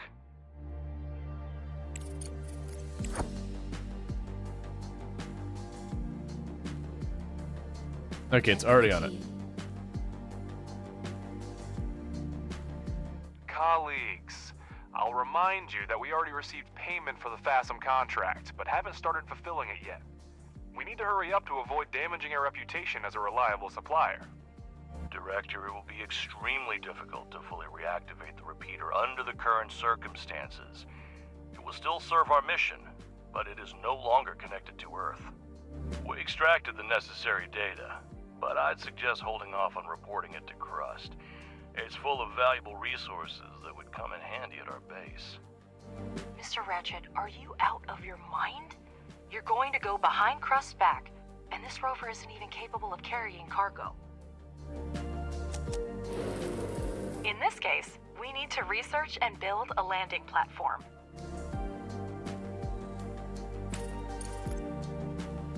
Yep, okay. Thank you for pointing out that I had missed these. Alright. We'll report the data we found after retrieving the surviving resources. Crust doesn't necessarily need to know they existed. For delivery, let's try to fix this piece of scrap metal. Pathfinder 3B. It's an outdated model, but it has increased maneuverability and payload capacity. Just what we need. Let's see, so we can fix the truck and take the resources for ourselves, or we can repair the cargo truck and report to Crust about the resources. So I'm going to choose to report the resources to Crust, because they gave us the fancy tech and they're trying to save the people that I really didn't get the option to do, because it said it was a work in progress. So I'm going to go ahead and do this one. Director, Do the I thing. consider it my duty to remind you that lunar research is divided into three main fields: fundamental, engineering, and social. Each laboratory is capable of conducting independent research, but studying certain technologies may require the cooperation of multiple fields. All available research is grouped into three main directions: fundamental, engineering, and social. Fundamental research is responsible for logistics and communication with other organizations, as well as drone improvements. Engineering research helps develop mining and production. Social research ensures that colonists at the base live and work comfortably. Okay. Some research requires multiple types of science points at once.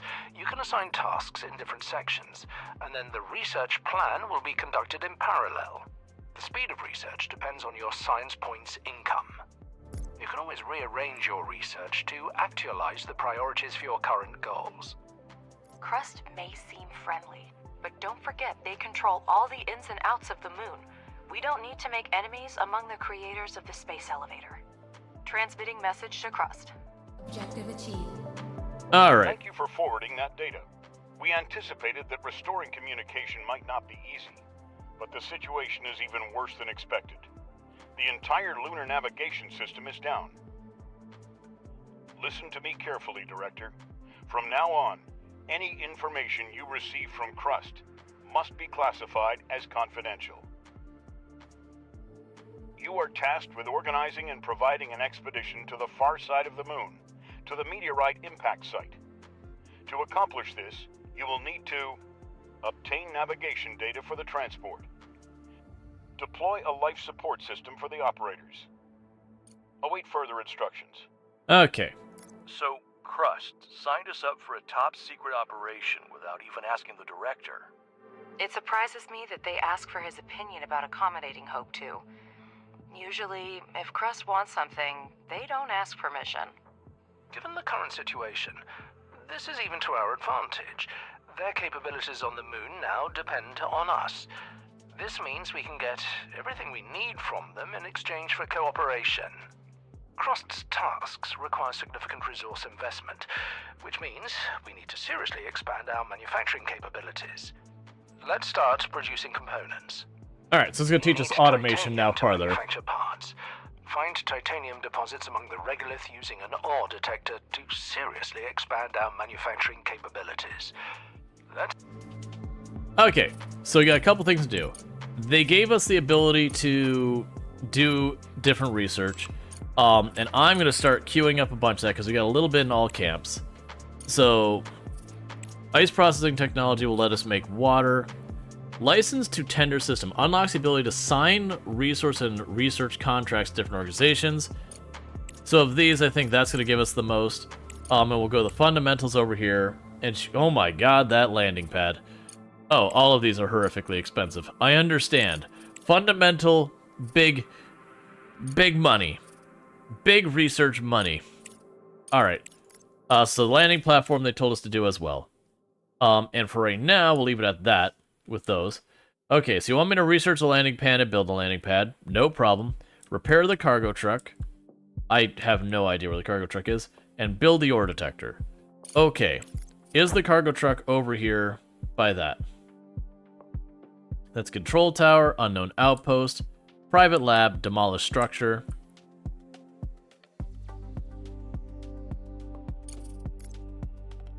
Okay, don't say anything about the cargo truck there.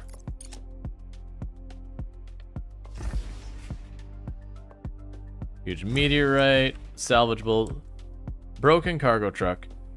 Not enough resources to repair. Right, so I've got to manufacture some stuff. We can pop down here because it also wants me to make components. And for components,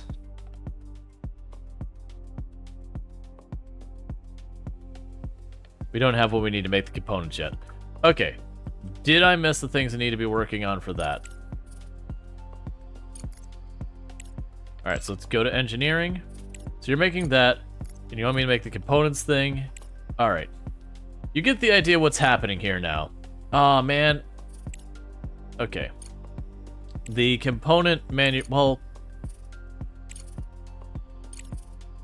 honestly, for the costs of it, landing pad first, because this costs 450. That costs 3,700 of the yellow. So literally with this, the blue is almost equal. We're going to be dealing with waiting on one or the other. That's fine. Sip. What's the worst that could happen? All right.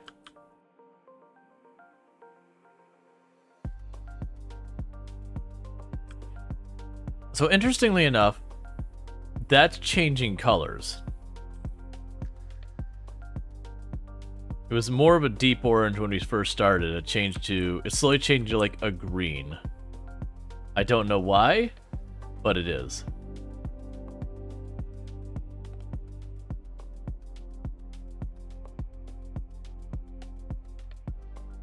I think it's telling me like priority will work on or something like that. We'll see. Okay, so we are getting that all open. So we're basically stuck waiting on research for just a minute, which is fine. We have a module that needs repaired down here. We're right about to run out of power, but we're also right about to go into daylight again.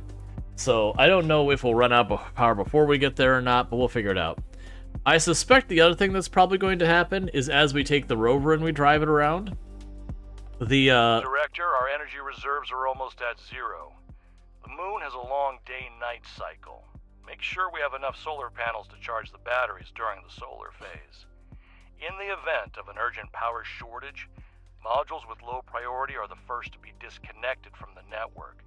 You can manually disable modules that are not needed at the moment to optimize consumption. That's fine. If our power goes off, it won't be very long. And right now, pretty much any of those things that go... yeah, like there's literally the daylight coming right now. So we're fine. We're going to drop to almost no power. And it's going to come back online.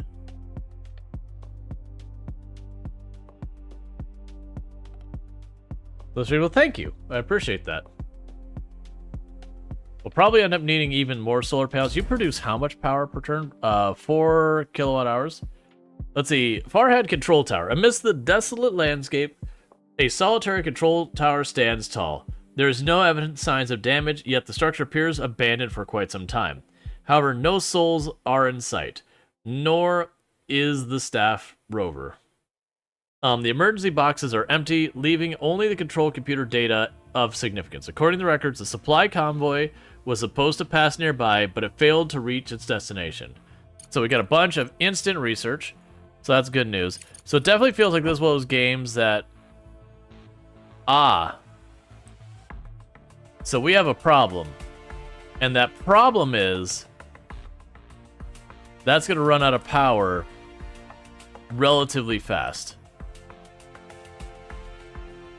There's nothing to go in here. So what I'm going to try and do is grab our rover, and we're going to try and tell it to go over here. And the reason I want to move it over there is I want to get back into the day side because it's got solar panels on it. So I don't know if like it stays in the dark too long if we just lose it like permanently, or if it's as well as things that we just lose it until things get back around to it. Because it should just come, like if we're talking realism, it should just come back online as soon as the sun gets back over it.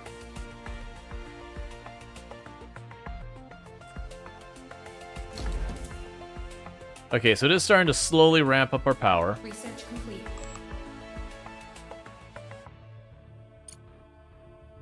Okay, so we finished researching the ore detector. That's fine. I assume that goes down here. And it'll go mining, ore detector. And I'm just going to plunk that right down here in the middle. We can connect it up with power. And let them deal with that. We're going to hop back up here because I don't really know how many solar panels I need. But I'm just going to assume I'm going to need lots more. Because these kinds of games, it usually is those things that it's never a bad move to do too much.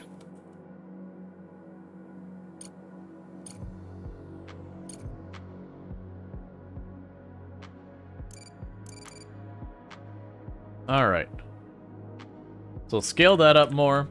I want to get this out of the way and salvage before we get that. That'll be the nice thing, is once we get to the point of being able to salvage these, we'll be able to start shredding all of this junk that's all over the place.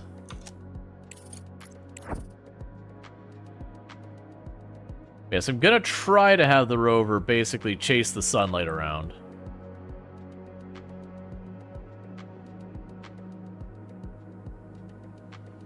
The unfortunate reality, I think, is gonna run out of power trying to get there. So I'll figure out what happens, because that is one thing I need to learn the answer to. Director, it looks like the rover has run out of power. Now, it couldn't be the turtle in a race, and until the sun is up again, there's nothing we can do about it. The rover is solar powered, and as soon as the sun goes down, it starts using energy from its batteries. Keep this in mind when planning long-distance expeditions. That's fine. Literally, I was trying to Don't forget to connect it to the network. The ore detector uses battery power to run the scans. The further the scanning area is, the more power it requires. Select the finished ore detector and scan the regolith around it. You need to find the nearest deposits to install extractors on them. Important, using the detector consumes battery charge. The larger the scanning area, the more battery charge is consumed. Remember this, and don't leave your base without electricity. That's fine. I already know there's some right here. But, it's gonna take that a hot minute to charge up any meaningful amount.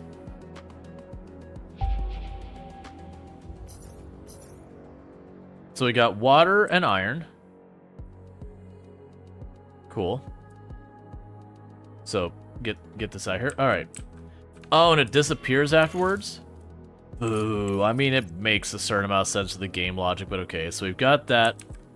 They've got the water down here. Alright, so with that, how do I unset areas to erase? So you're gonna start erasing all of this over here and say, don't do it. We actually keep this spot here.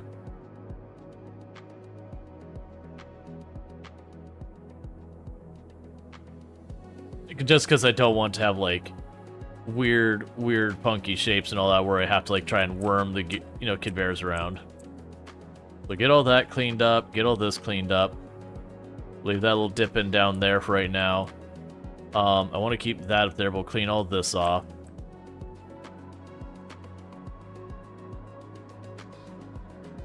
And that'll probably be good there for the iron and the water. And that'll do for cleaning that out as well. Okay, because it looks like that's actually ore there as well. Okay, so we've got that. Find a titanium vein. Alright. So it does take a little while to build up a charge. Man, it does not hold much of a charge at a time. Alright, I've got silicon down there.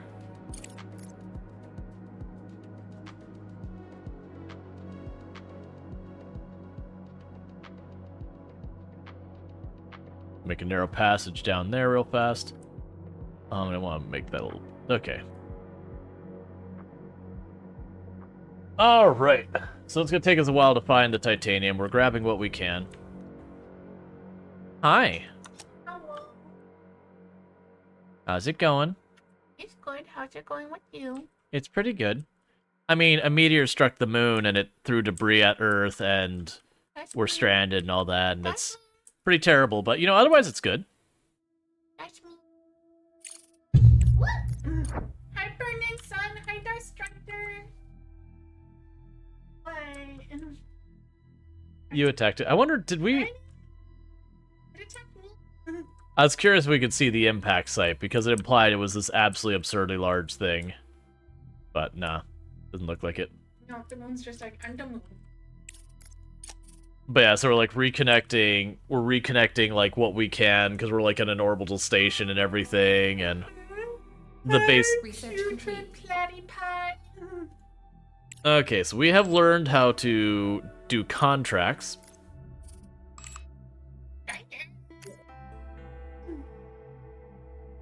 Yep. Alright.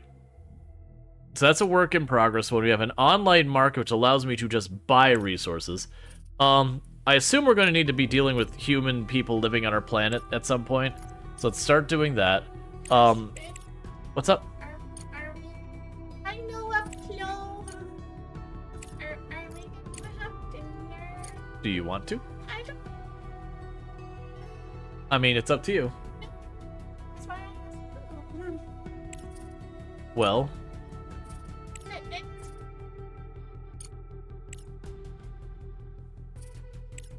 Yeah, so, trying to see what I actually want to have here. We'll do that. So if we were to do dinner, the options I could see doing is either, like, throwing a frozen pizza into the, like, oven, or, like, ordering delivery or something, because we don't have a whole lot around here. We could order delivery. Mm-hmm. So then the question is, do you want pizza, or Chinese, or calzones? Oh, did I say luxury? Hi, luxury!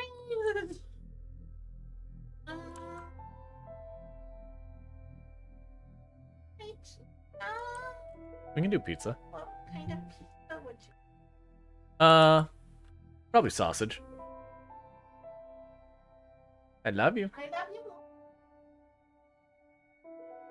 Yeah, we had, like, all you can eat for lunch just because, she needed to drop her car off for repair.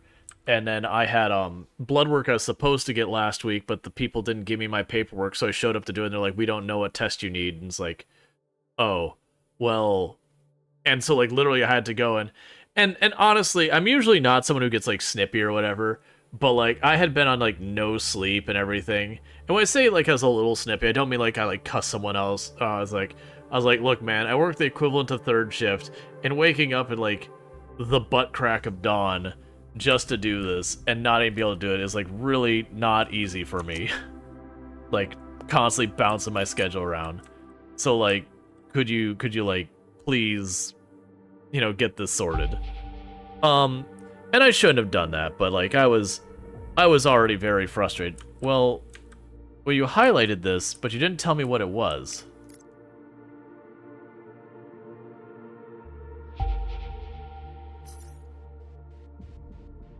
Alright.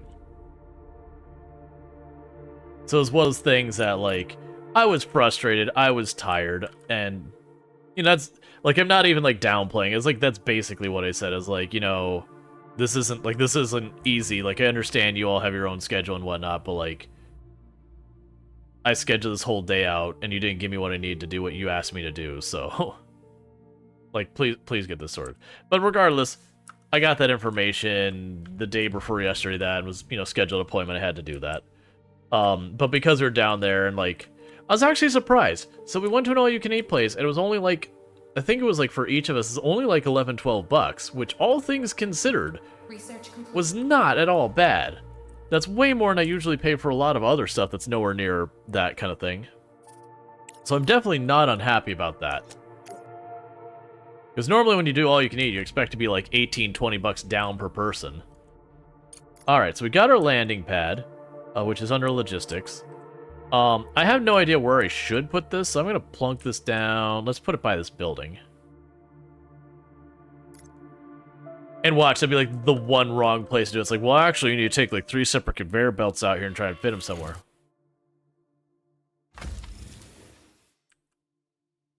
That's the elevator. That's fine. Because I doubt we can put conveyor belts through the elevator. There might be a separate thing we could do that's similar to that, but yeah. Module needs repaired. Why do you need repaired? Do these wear out?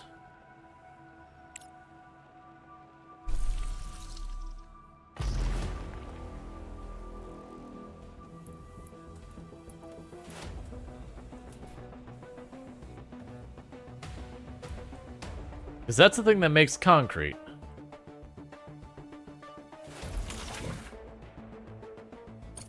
Well, the good news is, so we've got our blue, or we got some green and orange lined up. Let's go ahead and get the automatic repair on the list as well. And probably put that above these. We'll actually move that way up here. So I can get the components factory, we'll do that next. Because I'm a little bit worried about the idea of if we can just have stuff like wear out, what happens then? Alright, so we want to build another one of these. So we'll get our extractor going.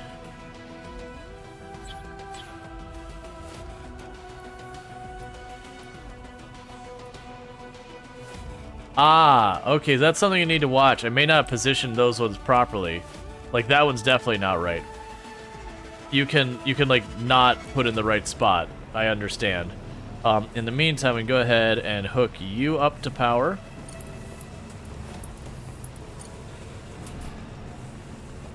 And then we'll also want to go in here to wherever the heck conveyor belts were. So it's interesting, there's like lots of things like beds and life support and all that. Where do the conveyor belts go? Am I...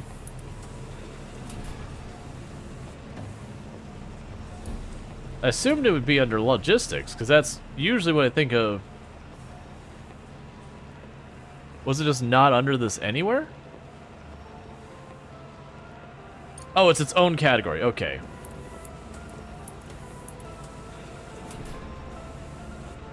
Oh, don't do that, don't do that. Okay, so I'm understanding the implication here. Oh, never mind. I was saying, I'm understanding the implication here that they can't merge, but okay, we're good there. So I've got that one set up, and they're continuing to carve away. We got a bunch of ore up here for them to carve out. And we got all that stuff. We are building the landing platform. We can't repair the truck yet. So it's going to take us a bit to get all it set up. We're still looking for the titanium vein, which this is slowly charging up.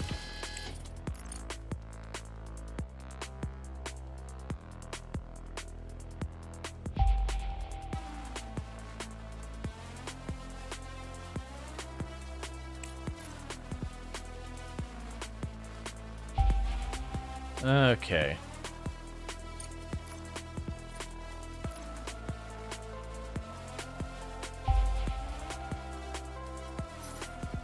Got more silicon up there. All right. Objective achieved. Great job. Now build a components factory and supply with titanium and steel. I'm sure, Director, this will be an easy task for you.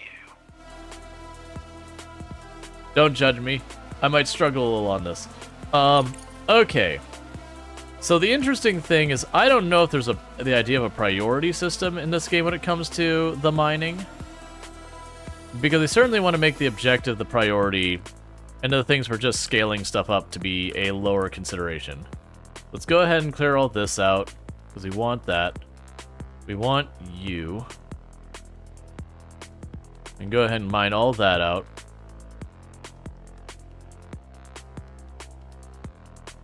I got a bunch of stuff here as well to mine out.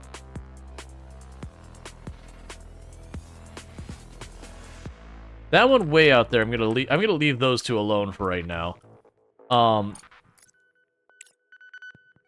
Yeah, so remove all, set high priority area. Perfect. So high priority just up to that titanium. Okay, perfect. So there's only like one level of priority, but that's totally fine. Meanwhile, before I forget where we left off with like scanning all this and everything, why are you not giving me the scan option? The crater lies in the vast storage structure, compromised of multiple segment modules. Emergency vehicles are scattered around the area. A sign by the entrance identifies it as a reserve warehouse 45-17-2075. And a Crust logo makes it clear who the owner is. The facility is designed for emergency use and houses a large quantity of steel, smart concrete, and modular frames. So we get a bunch of science for a little while. So what I'll do is just ping right over here.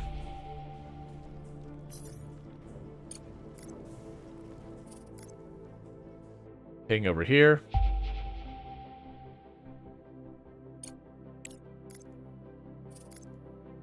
Ping one last time right through here. Research complete. Cool. And that was the last of our battery. Alright, so let's see how our research is doing. I just want to make sure we always have, you know, stuff going here. So we can make the drones mine more, we can get that. I'll grab the, So what do we even have here? So blue and orange, green. So the green, we don't have much going on in the green. So let's go ahead and get that. Ice extractor upgrade.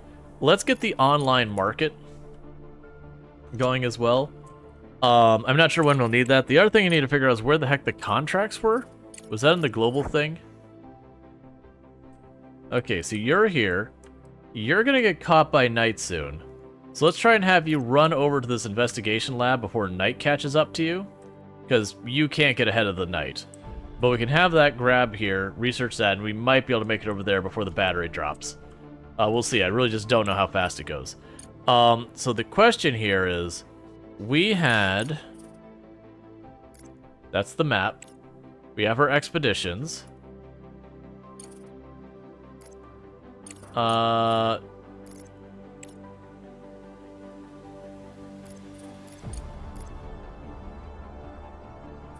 So I'm not seeing where these contracts and all that happen, because we have supposedly unlocked them.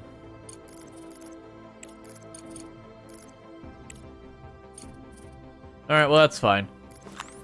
I assume sooner or later it'll give me more information. Weirdly, I paused the game for just a second, then stopped. Alright, so meanwhile, we've got component construction to work on. So let's go ahead and go to our production. Thought we... Did we not finish that?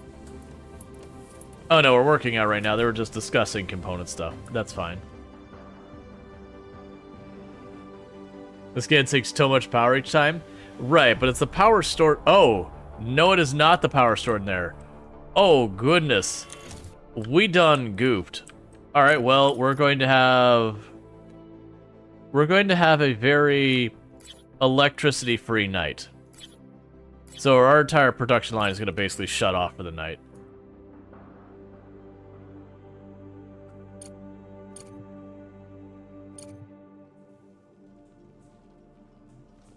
I don't think any of that get done in time to do anything meaningful. Because I'm only getting 6 power per unit of time, and the night is upon us. So, rip base to the power. There's no point in me saying priority. The whole base is going to shut down here in a minute. That's just what's going to be. I realize it took power, but my misunderstanding was when I was talking about this gauge on the bottom here. I wasn't thinking about this as the batteries out here. I thought this had its own, like, its own internal battery. So that was just me misunderstanding it as described. So we're gonna have an absolutely worthless night. Okay, so we've got research done. So we got plenty of blue research already lined up. What else do we got? We got an ice melter. We got a CPU data center, which will let us have more CPU. That feels like that's going to be very important down the road. So go ahead and grab that. Because CPU appears to be my, like, limit on how many buildings and units I can have, just in general. And we're already using 1/5 of what we've got. So we're not in anything urgent yet, but we're going to get there. Yeah. Yeah, so here we go. We got less than 1 day's worth of charge. Now, good news is, because I don't have anyone living at my base, it's not like the power turning off is going to mean a whole lot of dead people. So all it's going to mean is production shuts down for a while. And unfortunately, it's not going to be a short while either. So we're going to be in a bit of a spot there. Oh, and that poor rover is not going to get anywhere either. I was trying to make it get over there, but the reality is, like, there was just no making it there in time. Research complete. When we get the truck, we'll be able to pick all that up. That's fine. So we got some research done. I actually missed what research we did get done.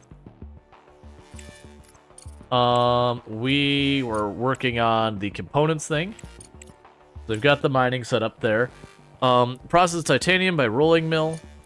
Smart concrete factory. We already have one of those. I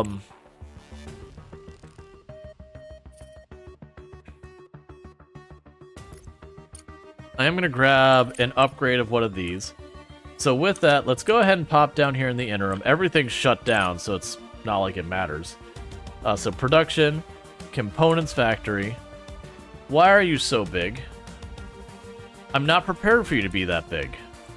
Because I want to put you down here. But I'm busy doing stuff up here right now.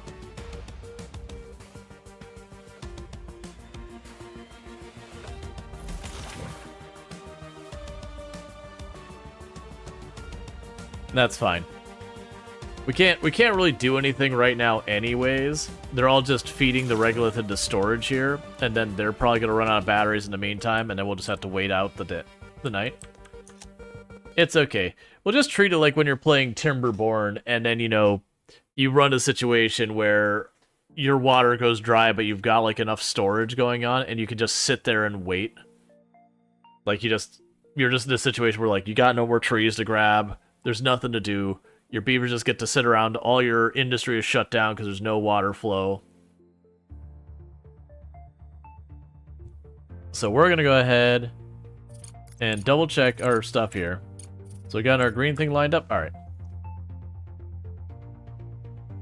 We gotta fast forward because there's a whole lot of not much else to work on.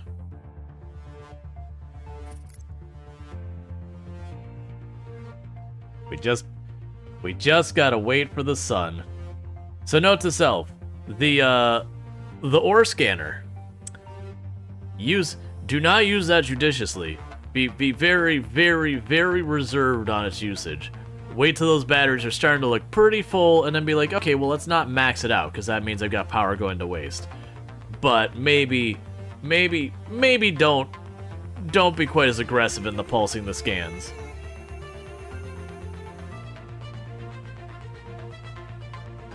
Put charging pad down below so you can charge your robots? There's no power. There's no power above or below. Like, there's no power. It's all gone. It's all gone. So they're all gonna run out of batteries, and that's just gonna be what it is.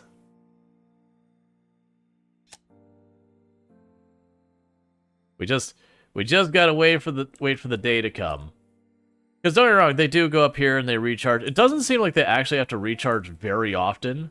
So, like, the pathing cost of it doesn't seem particularly expensive. Sooner or later, I certainly will need another pad, and I'll want to have it, like, down here, so I don't have to go quite as far and all that. But, to me, that doesn't seem like a big deal right this second. So my assumption of what's going to happen here is we got the titanium deposits.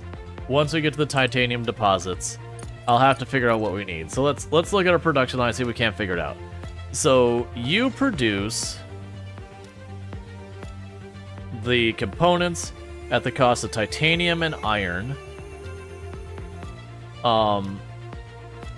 And you make that. So what we could potentially do is put like a smelter up here from the titanium down. Get our iron from like one of these areas over here to feed into that. Okay, so that makes that way down there. So I could loop back a conveyor to go the entire way up here. So my choices are, one, I put a refinery and then conveyor the titanium down this way. That's one option. And then I can put the construction things down there. Or I can take that up this way and put up there. It's kind of, you know, doesn't really make a big difference either way. I'm going to move it down this way.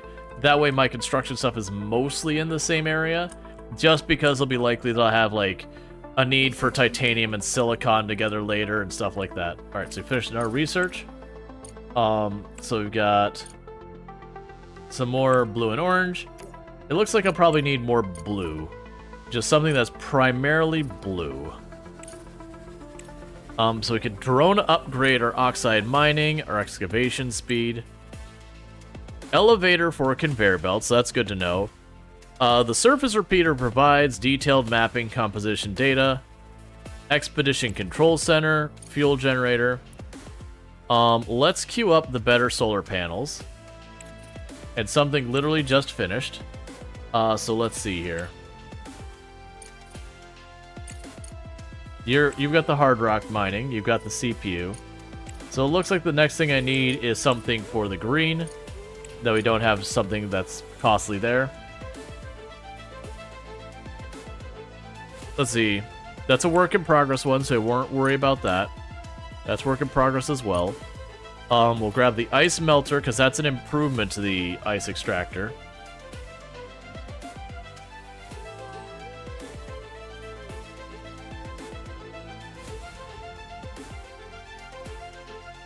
It's interesting that those are still running for as low power as they've been.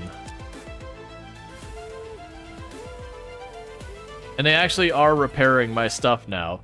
So surprisingly, with all the power dropping, they are managing to remain functional, which really is surprising me with this. I would have figured it would have run out of anything to work with by now.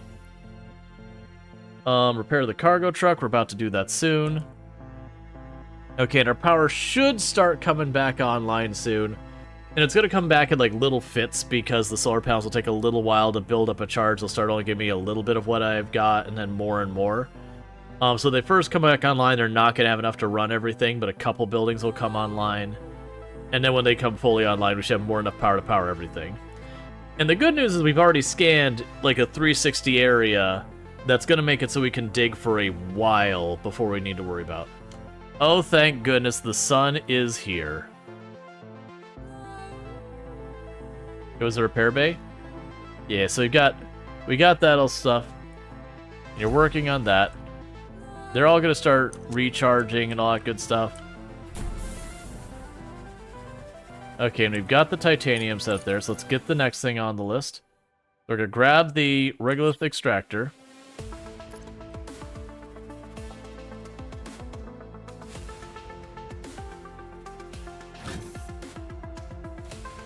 Can't say real fast. I didn't check this. Like, I saw that it was over it. I just want to double check the...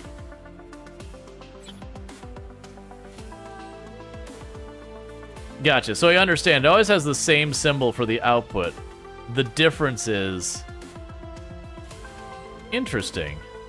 So that appears to be big enough that I can fit 2 of these on this. is the way I'm going to choose to read into that.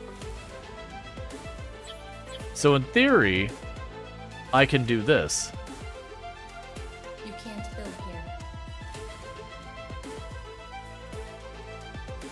So yeah, so if I mine that little edge out, in theory, I should actually be able to build 2 of those side by side. Don't know if that's how it works, but that's what this seems to be implying for me.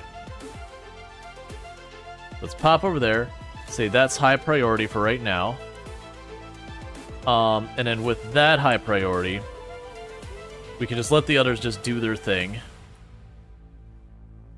In the meantime, so we are going to be pulling the regolith out of here. We will need to build a smelter somewhere along the way here. So we can go to production, smelting. That'll let us turn the whatever this is into titanium. Yes. And then way down here, I'm going to want this.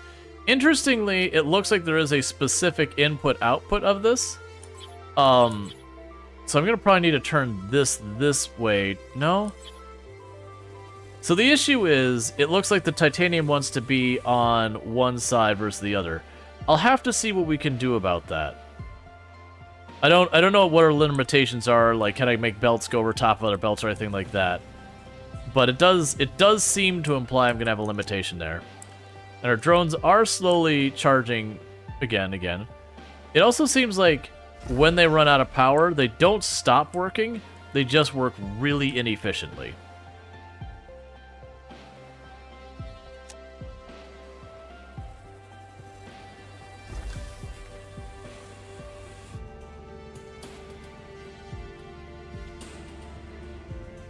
So we can configure the conveyors.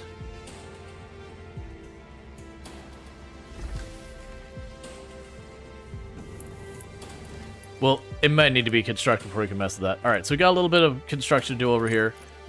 Research is going fine. We're right about to get hard rock mining. We are burning through that with the blue research. The research in this game seems to be going pretty snappy. Let's also check you. Our rover is on its way. So I can grab that and we could go over here. And hopefully we'll get, like, the repeater by then, because my assumption is we said that we'd knock it up repeater after repeater to, like, daisy chain around, to, like, be able to access new areas. I'm also going to end up wanting more batteries. But I'm also hoping to get... Where's our salvage research? We should get that on the register. That's the thing that's fundamental?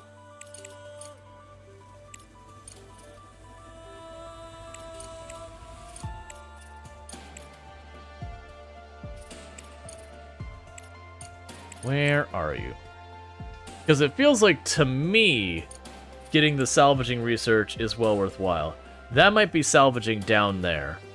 I could potentially see that. So when we finish this one, we'll go for the drone oxide mining upgrade. We'll see what the heck this is. It might be more carry weight. It might be more speed. That's probably more speed down there. Yeah, so it'll probably be excavation, speed, excavation...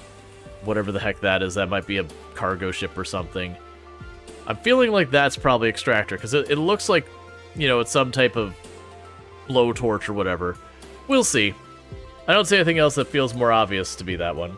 Alright, so oxide upgrade. They're building that pad. And we are unlocking a bunch of stuff, but not really doing a lot of stuff quite yet. Alright. And you're almost ready to be built. You're almost ready to be built. Still working on bringing this online. Are you the right material? What are you sitting on? You are not the right material. Okay, so we have a problem here. I need to delete this somehow.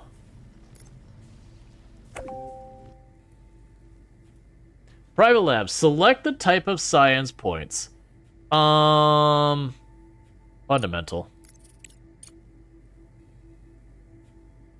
Oh, interesting. So I can pay a bunch of money to get a lot of science points. Okay, hang on.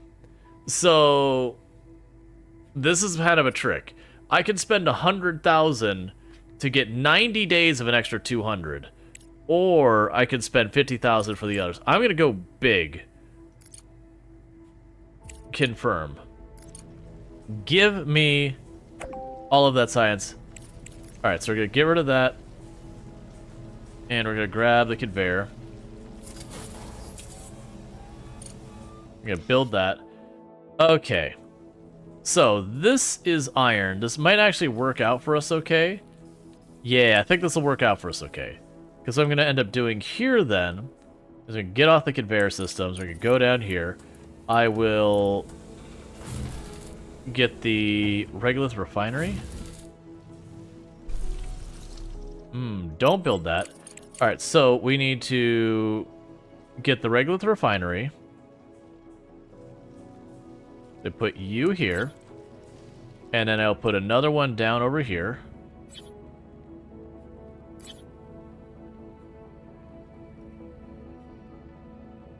Probably not enough space.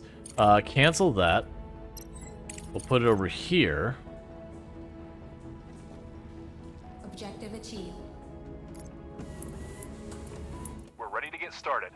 This contract will help us establish ourselves as a reliable business partner, so it's important to perform at our very best. Director, now I'll explain the basic principles of working with the Logistics Management Center and the Contracts Exchange. One moment, I'm busy. Your people can wait. Alright, so yeah, so I'll connect this to this, that'll go there, the titanium will just go down there.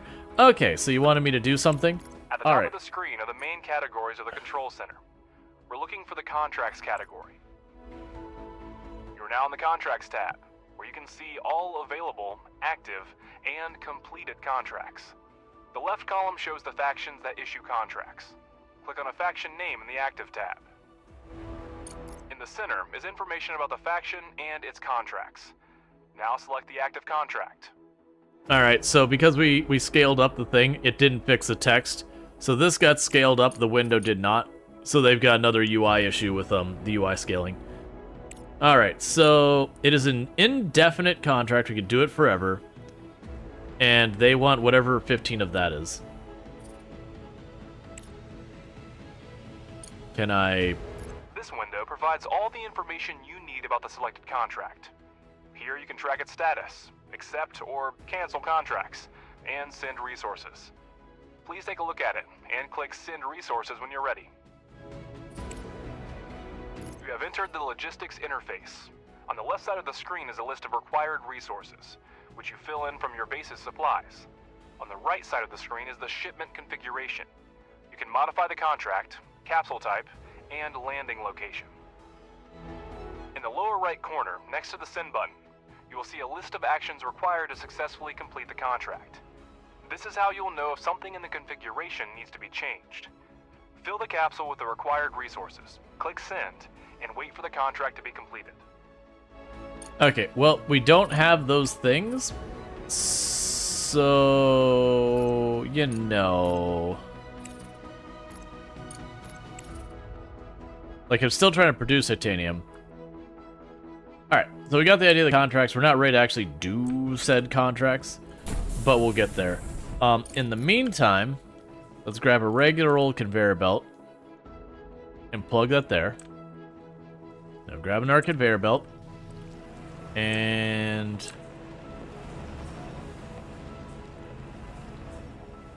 Is that all I needed? No. So that's gonna turn into the next step of the material. So we're gonna need another. We're gonna need a. We can build those. That's a minor connection. What I'm going to need to do is go to production, smelting, grab you, and then we can go here. You can't tell from the look of this old... Hi. Okay. Send expedition. Pick up resources.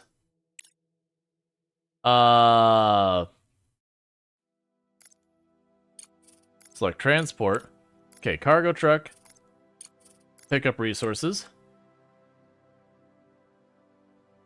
Oh, Research complete. I would like to pick up the resources. Resources selected. I don't get the choice.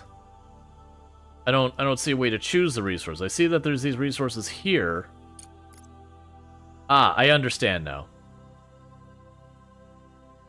I want it all. Send.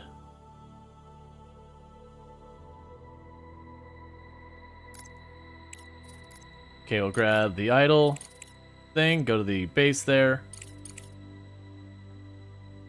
Director, CPU is the heart of our base, responsible for all computational tasks. Our automated production requires enormous computational power. Every module built and every drone operating uses CPU. We will soon reach the limit, and to continue construction, we will need data centers. Look, I'm busy. An important note, if I may. Data centers are very particular about installation conditions and require a lot of microcircuits and microprocessors. It would be more cost-effective to focus on optimizing existing production. More technologically advanced modules consume less CPU. 1 second. Busy. Trying to set up previously required tasks. Okay. Build all. It's gonna be a mess. By studying new technologies, we can replace low-efficiency modules and free up CPU for other tasks. For example, one large solar panel generates almost as much energy as a dozen small panels, with significantly lower CPU costs. Alright. That's fine. So we've got all of those are going fine. We need more social science going on here. We'll go and grab you. You're really expensive, so it'll take that off my plate for a while. Yeah, and we're already researching the medium, so that's good. Okay, and our power is at absolute full. And we got a little while till things get dark again. So I'm going to go here and I'm going to say, what if...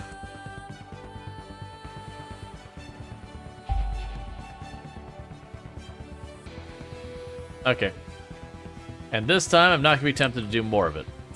We did one pulse it. You need a roll mill for titanium plates? Yep, we're not there yet.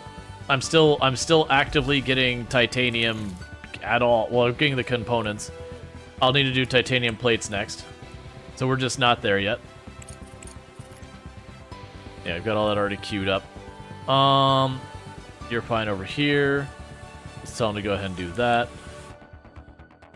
Right now, plan this to go this way.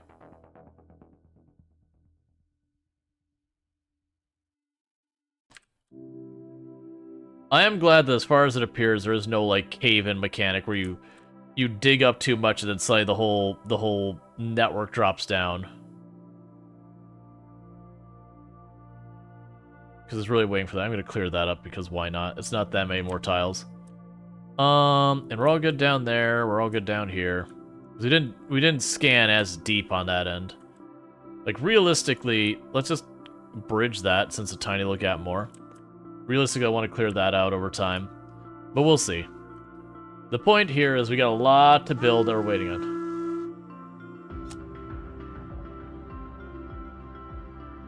And hey, Pitaka Zero, thank you so much for the raid. I really hope you had yourself a good stream. What were you playing, and how did it go? So new contract available. It's literally the one we're already looking at, apparently. But thank you for the follow. Welcome to the stream. Alright, so we've got that there. We're waiting for the iron plates to do. We're waiting for our components to go. We've got our missions going.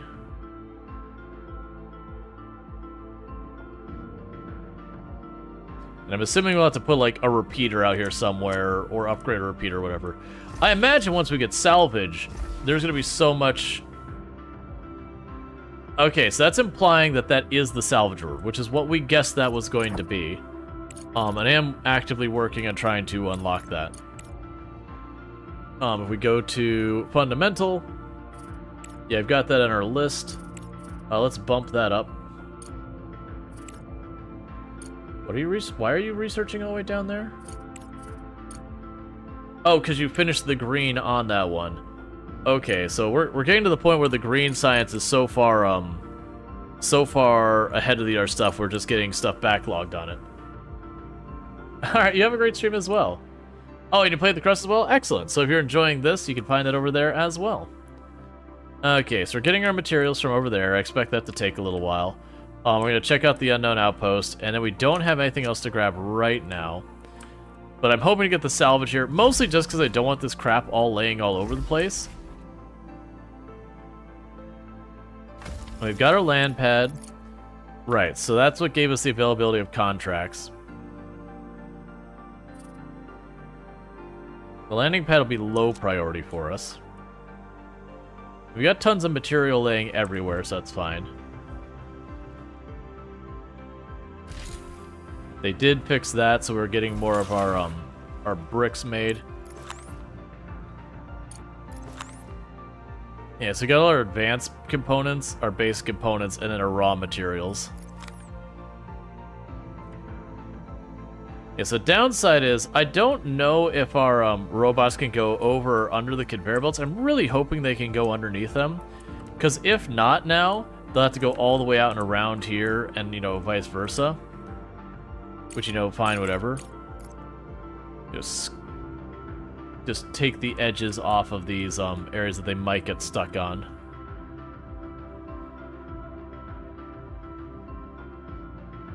Just in case it is the case. I've got a billion things for them to mine and all that, so that's fine. Alright. So we can probably get another scan out before... Too late.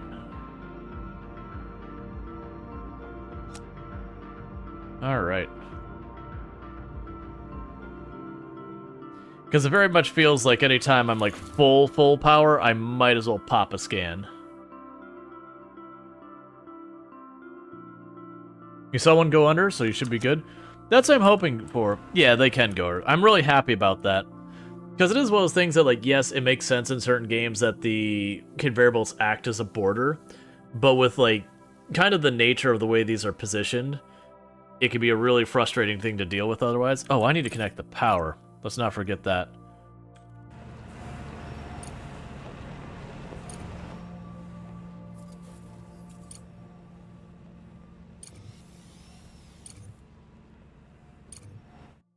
We've got all those hooked up. And we can branch off of this.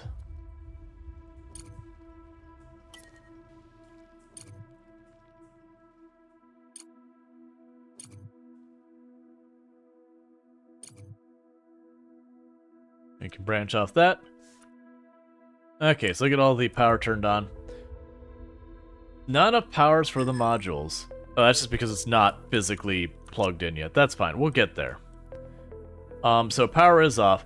The downside is, we burn power at a real aggressive rate. But, we can deal with that. One of your smelter is blocked? One of my smelters is blocked. They look fine to me. They're not built yet. It's like this one isn't going out because it's not built yet. This will go through, go into here, that's fine. That goes here. This goes to there, goes to there, goes down to here. This one's doing fine. That's doing fine. What's interesting is it doesn't seem... Okay, so it does have storage here. Now, if you're talking about where this doesn't have a way out, I'm not worried about that right now. It'll end up being a problem eventually where I'll just need to get rid of that conveyor belt and reroute it around. But it is one of those things that I physically have to mine that to get there, and I'm willing to put up with it being blocked for right now. We'll have to finagle a bunch of this. I do find it interesting that some of these things, like, the power goes out when I still have the power hooked up. It might be... Okay, yeah, so the batteries have a discharge amount. So it's not only that they have a capacity, it's how much power can be drawn from them at a given time.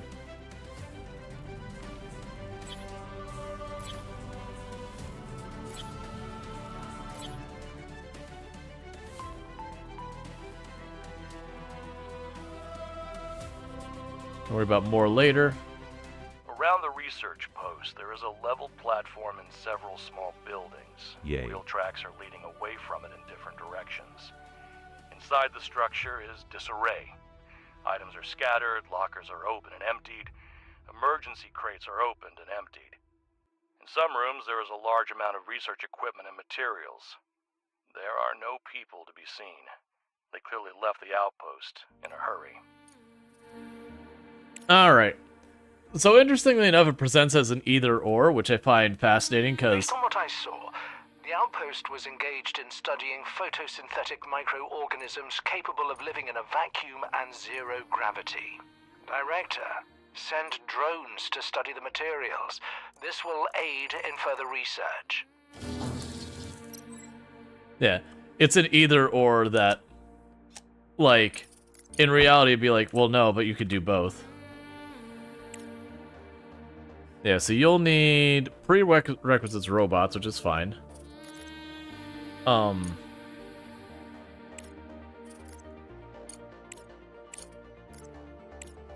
Okay, so cargo truck is already doing its thing. Meanwhile, our scout really has nothing else they can do. Because it's saying, like, oh, you need to go to the dark side of the moon thing.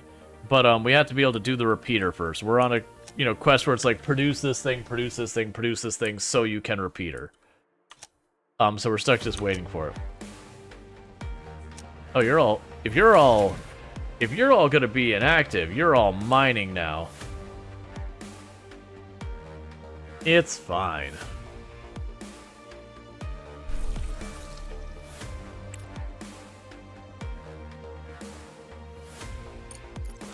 I believe the issue is I'm basically out of components.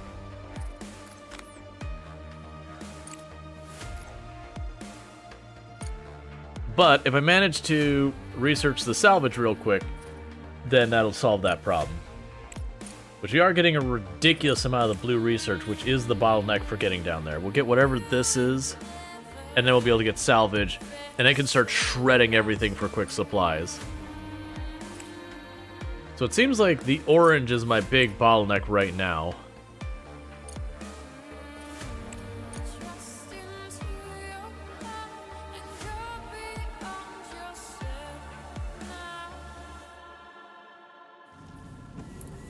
Research complete.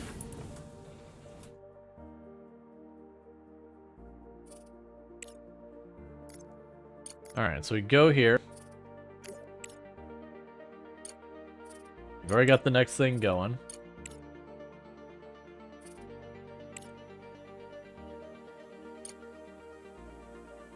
I'll let that just go for a moment. So actually, I'm going to need to set some priorities here. So let's say lower priority. Lower priority.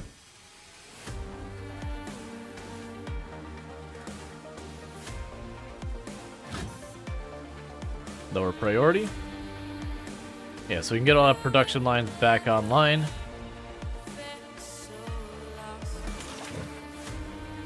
Lower priority.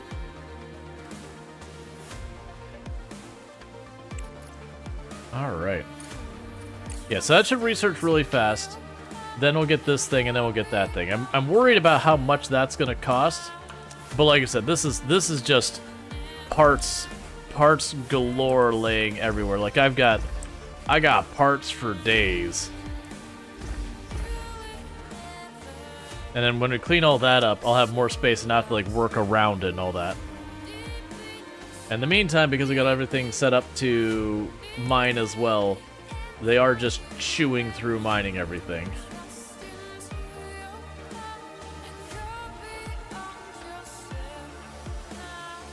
And we've revealed some water. I'm not going to worry about that right now. I just don't have what I need. Alright, so we can make hauling drones with that, so that'll be good. Unfortunately, that one appears to be that the orange is the big thing, so bump that up in priority. We need something that's just blue heavy. We'll put fuel generator on there, so that way when this gets stuck on orange, we can deal with that. Alright, so bear with me for just a moment, chat. My dinner has arrived, so I need to take just a second. And ad's about to hit anyways. So I'll quickly do that, and I'll be right back in just a moment. So thank you again for tuning in, and I'll be back in just a couple minutes.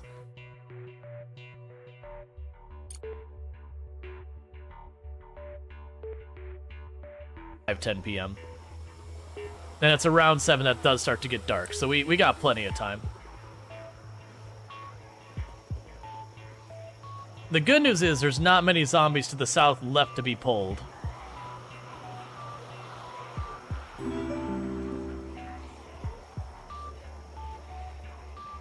We kind of got the whole neighborhood.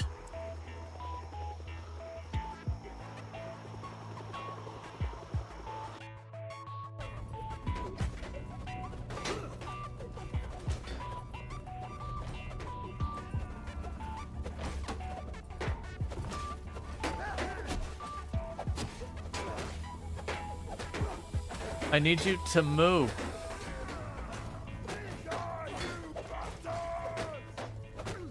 Let me in. All right. Can oh no, I can't get out. There, get out.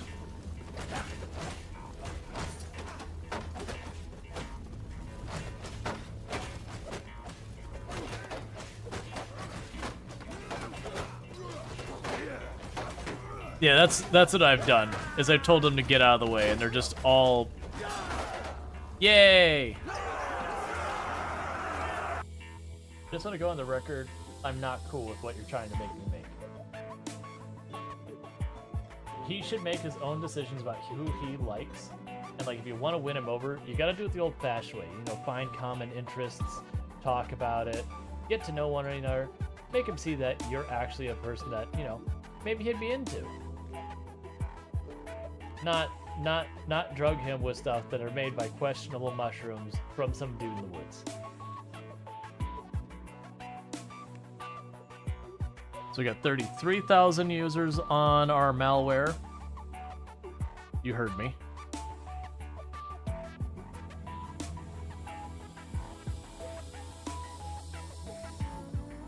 Don't hit.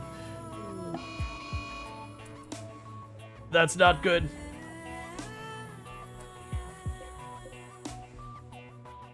Alright, you know what we're doing? We're gonna go with this is not our problem. We want no part of this.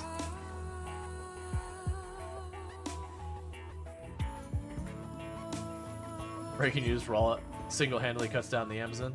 Hey, that's what it gets for taking up so much of the planet. It's all like, I produce most of the air on the planet. Look, nature, no one asked you. Left again. Keep going. Keep going into the garage. It moving. Oh, you are too find late. Some Tupperware or hide behind the truck. Oh, you're Either safe. one. It's not hunting anymore. Oh, okay. Oh, Pank got away by like It's hunting. nothing. We're by ourselves.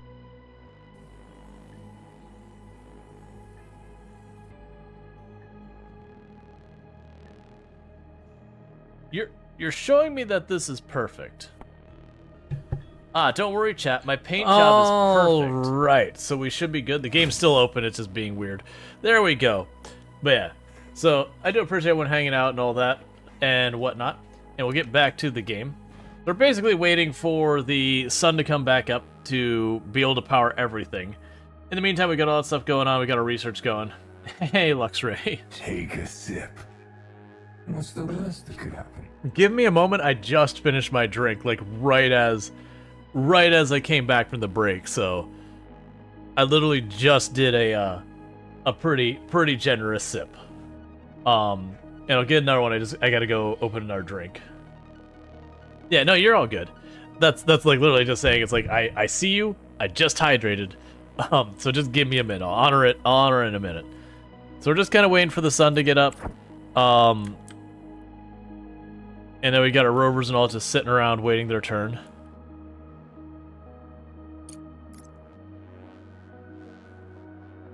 Yeah, so you're gonna run out of battery before you get home. That's fine. Alright. Yeah, so we've got them all producing stuff, and the big thing is I'm low on our components we need for all this. We're making the basic stuff, but I'm gonna need to get more. I don't know why you're not getting done. Like right now you're actually producing right now. What is our number of bricks at? I've got no bricks. Okay, never mind. I know exactly what's happening right there. We are out of bricks, so I do need to get more of this. Yeah, so that's the actual thing, is I'm out of bricks. So that's the reason why nothing is getting built.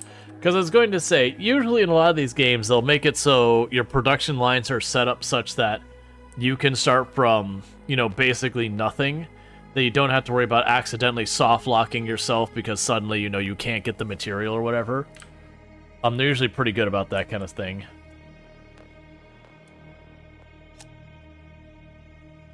Alright. And research-wise, we've got that. This is going to be very costly on the yellow research. I just feel like that's already mostly done. I want to see that through before we start the next one. Oh man, that blue research is so far ahead. We dropped literally 100,000 of our money, which was like 2/3 of it, to lock in to get more blue research than any of the others for like 90 days. So we're getting absolutely ridiculous amounts of the blue research, which I believe was the fundamental. And the pro and con with that is we're getting a lot of research done. The con is our research is not well distributed. So I can do that. So we can make utility poles. Oh, that's a good one. This is a good one for us. Literally makes all those power poles just able to connect an extra thing up to them. So the good news is, it seems like the tech tree is really long. The one thing is I can't click and drag it. You can only scroll it so fast. I wish there's either a bar I could scroll here, or that I could click and drag it. Can I do... yeah. Basically give me something other than the scroll wheel to do that. For those who don't know, scroll wheel is like absolutely the worst thing. Like, on stuff on your computer, there isn't a thing worse for repetitive stress injury for your hands, like carpal tunnel syndrome, than the scroll wheel. The scroll wheel is just absolutely awful. By all means, you use it. It's not that you should not use it. But with stuff that you might interact with a lot, you don't want to sit here and have to scroll for days. You know, give us other options. What objective did I achieve? Oh, I returned with the supplies, didn't I? No, I hadn't done that. Director, we've temporarily stabilized the Hope 2 station, which was damaged during the meteorite impact. The station's orbit height continues to decline, and the closer it gets to the moon, the harder it becomes to transmit messages from our control point. We've sent you the coordinates of the cargo terminal, which we use to communicate with orbital stations.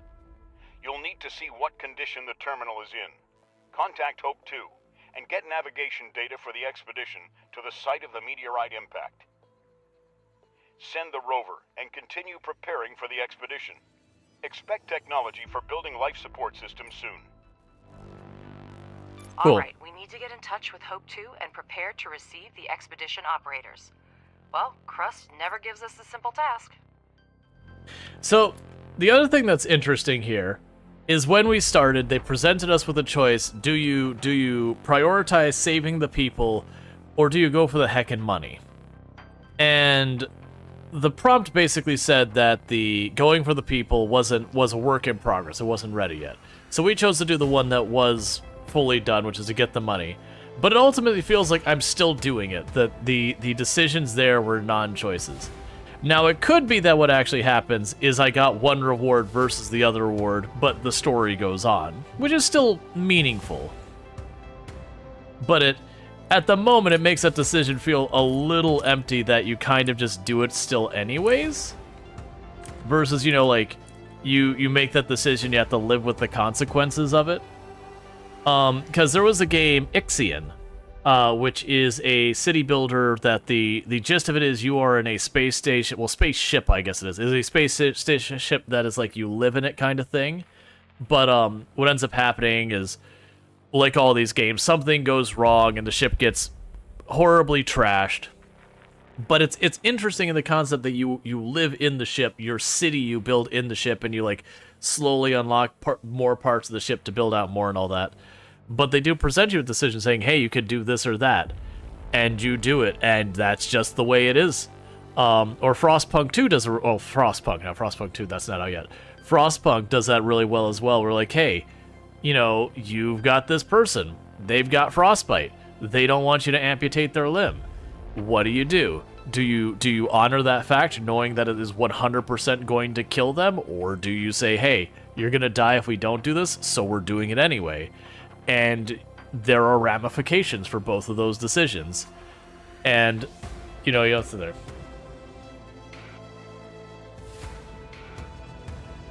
An access secured on the coin. Oh, is that the I'm trying to remember what the name of the, because I thought it was the Ixion was the name of the ship.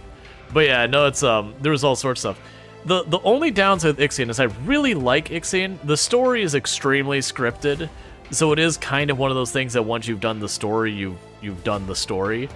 And that it is those things that building wise gets formulaic.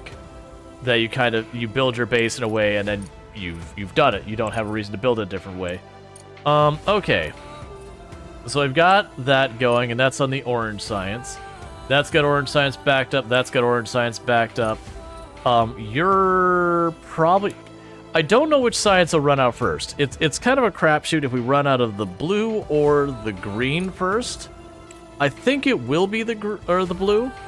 So we'll queue that up, but if it runs out, we'll get that off the queue and fix it. Because the big thing is to always keep the research going in these games. Like, always keep the research going. Anytime one of these gauges maxes out and you still have something producing that thing and you're not getting stuff, you're just burning materials and time. So like if your research is just sitting there because this doesn't seem to be accumulating, it seems to be like per turn kind of thing. You want to keep it running. With our power, when it maxes out, we might as well send out a scan because there's literally nothing else for it to do.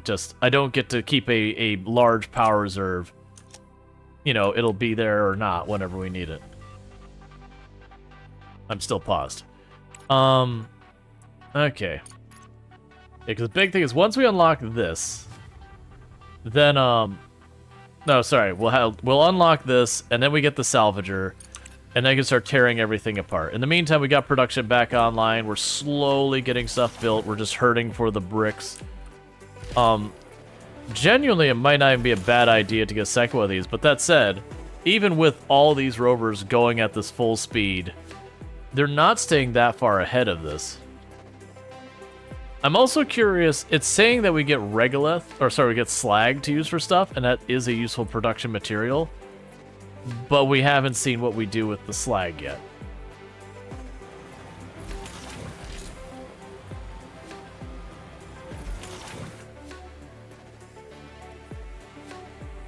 We'll figure it out. We got some production stuff to figure out. That's what we got going on.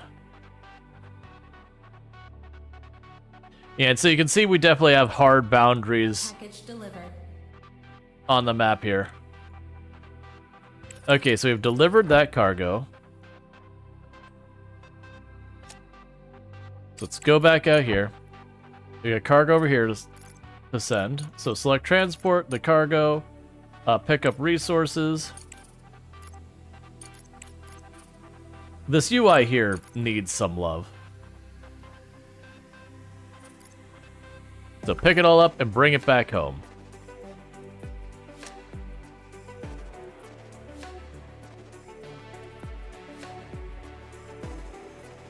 Confirm unload?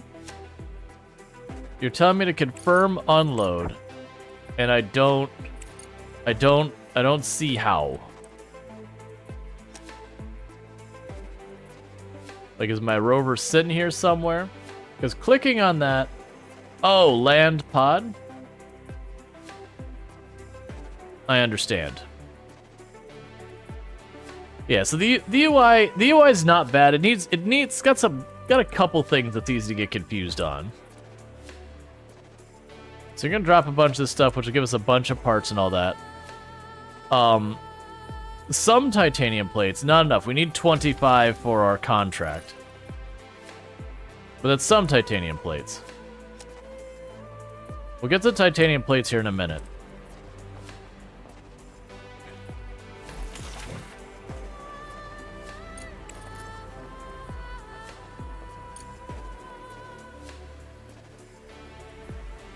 Honestly, add all that in there. I don't want random chunks in the middle of it. We could just tear that all out.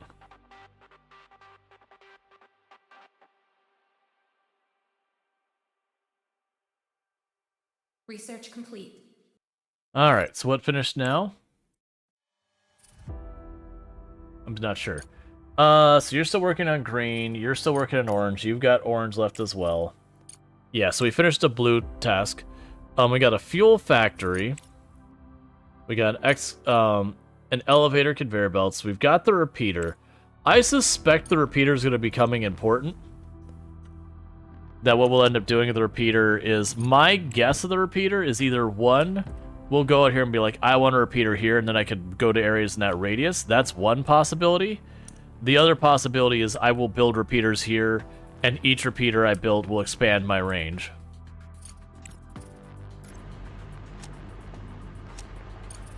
Did that cancel the mission? Let's make sure I've still got this thing going here. Alright, so you're leaving, you grab the resources, configure, max, then you return to base when you're done.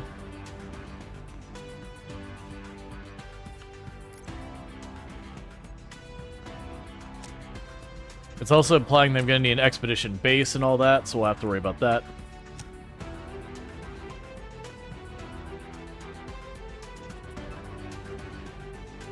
Just all the drones just mining endlessly.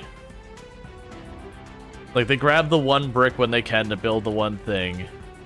Okay, so you can move on to titanium.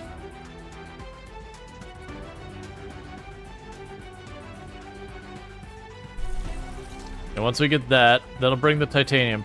Yeah, so let's make this one your higher priority now. So yeah, so the moment we feed this titanium in, this whole process should go online, and we'll start getting those components. No, we won't, because these need to be done as well. It's fine. You'll be that. And bump up your priority. You'll be this. Bump up your priority. So we've got those two to go and some power and all that. It's gonna take a while. We're working on it.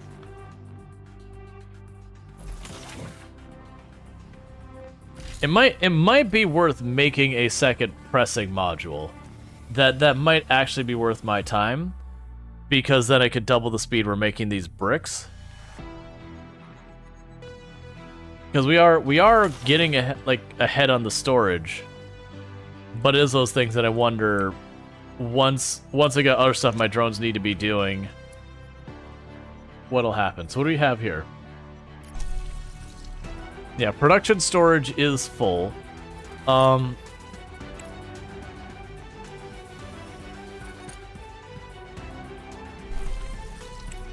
we could try doing storage, single resource storage, bulk resource storage. Yes, the bulk resource storage is that kind of stuff. The single resource storage is other things. So I could turn around and put you down there. You'll get that sort here in just a moment.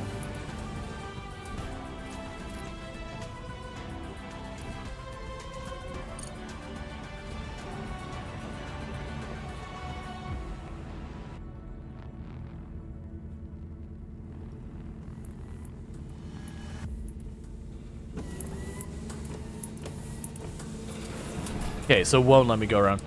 Alright, so dismantle the conveyor belt. So you go away.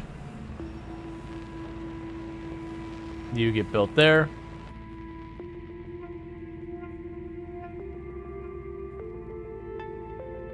And you go around here. Cool. Yeah, because these are getting backed up. And so adding these will let those production lines continue running. It'll be another thing to build that'll take forever to actually get to happen. We are max power at the moment. So let's go ahead and scan right there.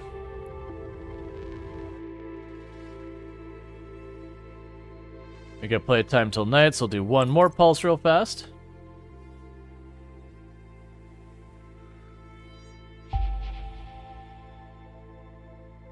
Yeah, so I'm just using that extreme out there to line up where I've last scanned.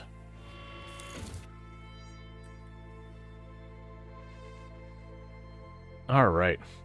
I imagine later on, I did see there was, we got things to, like, do underground conveyor belts and distributors and all sorts of stuff. So I do imagine there will be a point with our conveyors that we'll do some conveyor spaghetti and all that. Right now, we're, like, not spaghetti. We'll do some conveyor organizing where we'll have, like, conveyors dip under each other and all that. To make it so instead of having a cursed thing like this, I would just pop under that one and pop back up. It would be good to go. But right now, we don't really get much options to deal with that beyond what we're already doing. Yeah, and those are also waiting on the bricks. What would it cost me to build a second one of you? So let's go look at our press. Interestingly, the press does not require any of these materials.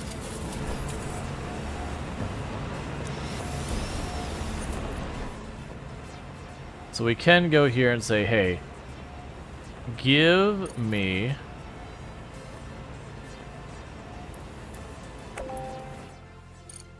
that. And we can connect our power. Maybe. And those I don't think need power. I hope not. So interestingly, that doesn't actually require more of the stone. So we can build this press, and they'll get us a second press online, which will double the rate we get these bricks so we can get everything going on. So in the future, if I go to, like, if we have to start a new run, early on I need to build more of these. Suspected. The coordinates turned out to be quite approximate. Yeah, for such cases, the rover is equipped with the LPS, Lunar Proximity Scanner. It can detect even weak signals on the surface. Director, the Lunar Proximity Scanner emits a focused beam of electromagnetic waves. These waves propagate rapidly, covering the area around the scanner. When the waves encounter an object within the scanning zone, the LPS visualizes its location for the operator. If a hidden object is present in the outer scan radius, the LPS will indicate the route to the object. Can I increase the scan range?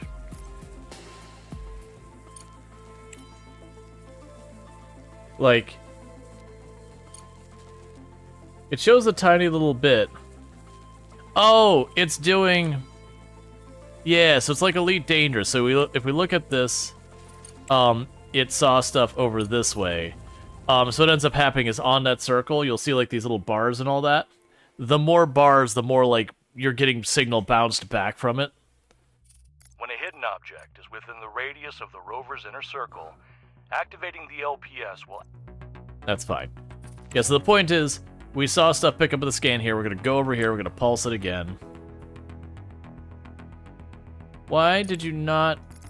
Why are you not doing the things I'm asking you to do? Oh. It's literally saying that I can't send it. It's fine. Until we do our expedition research thing. So that's fine. So that's about to finish that. We'll get our repeater. And then we'll do the expedition control center next. Because that's about to finish any time now. Research complete. And there it is. So get that on the queue as well. And we'll bounce that up one in priority. Which means I'll take over for the blue science.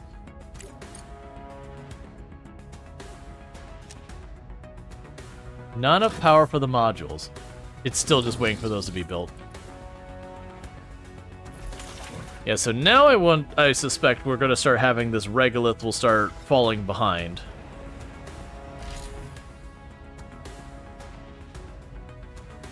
Not to mention, they're having to go farther and farther and farther to get it, so they'll probably fall behind more and more. I'm also curious, they're leaving all the heavy ore on the ground. I suspect we're going to have a building that takes the heavy ore that I just don't have available yet. So let's check on you. They're probably good to scan again. You see all these little lines? We're looking for where we see larger stripes on it. I don't see any anywhere. Well.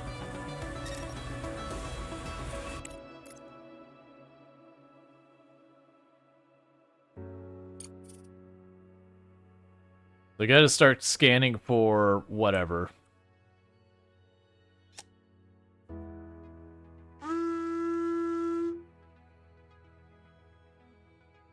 Hey, Bitter Bits. Thank you so much for the raid. I really do appreciate it. I do hope you had yourself a good stream and all that good stuff. And welcome in Sass on Wheels and everyone else popping over. But I do hope you had yourself a good stream. What were you playing today and how did it go and all that good stuff? And I missed the name. Jukuro for the Gigantify emote of the terrified cat and all that stuff. Your turbo did, you got a raid and run? No problem. You raid and run. Thank you again for that. Definitely check out Bitter Bits. Let me go ahead and get you a shout out real fast. Never mind, it's already on it. And thank you for, Ishmael for the... I love those emotes. Those are fantastic. Trying to get beer. Let's see, you did some game where you played as 3 goblins in a trench coat trying to get some beer. That sounds excellent. 3 goblin woblin. Alright, well, I mean, that definitely sounds interesting. We're playing the Crust, which is... It's kind of it's a logistics game. There's supposed to be some, like, city-building elements to it, too. But we have opted to not take people yet, because instead we like money. That's quite literally why. So, we're delaying taking human beings and being responsible for them. And we're dealing with a couple different problems here. Thank you for the follow. Welcome to stream. Let's try and get our scan in here before nightfall makes my rover stop working. Alright, so that's our timeout. So you see this here? I'm thinking this works the same way like Elite Dangerous, that we want to head towards where we see that static. So it'll move over there, and it'll start scanning that area. It's going to go into the dark side of the moon, and it's going to lose power for a little bit. But to give you the gist of what's going on in this game is we were building a lunar base for exploiting for mining and all that, and bad things happened. The Earth is now in danger, and our infrastructure on the moon was destroyed, and we are trying to basically put out a situational fire type situation. We don't know. I think it's like a government body has taken over every bit of operations and said, like, you're going to answer to us because we have a humanitarian crisis. And they're called Crust, but we're just kind of trying to operate stuff. We do have a space station that's got people on it that are currently trapped, and that space station is slowly deorbiting onto the moon. And so we're going to need to set up a place for those people to live, you know, before they do the whole go up and fire and die thing. I hear that's a really bad time. So I need to get the expedition center so I can get this, because it's not letting me do this without the expedition center online. So that truck is just going to sit there.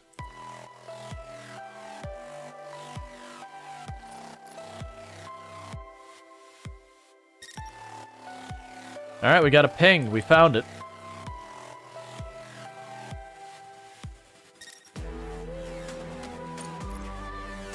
Cool, so we have located the thing well, we've located something. I can't say it's what we're looking for, but we have located a thing that we couldn't see. And the good news is those should be all set up. Okay, so we're on the dark side of the moon, so all our solar power is just shut down. So we are going to go to some of these buildings and decrease their priority on my power infrastructure. That way we can shut them down and keep our other production online. I really want to get this online. If we can get that online, we got a lot of options here.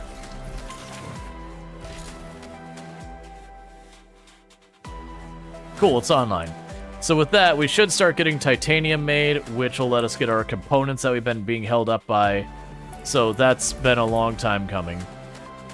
Oh, we can have staff work here. That's interesting. We haven't had an option to use staff before. Endure waiting on the bricks. I really want to keep these online too.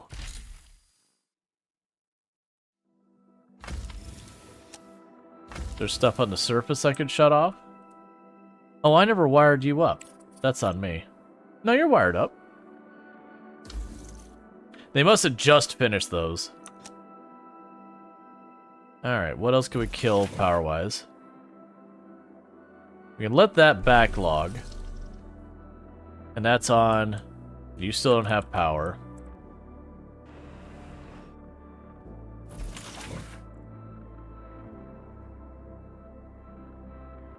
Come on.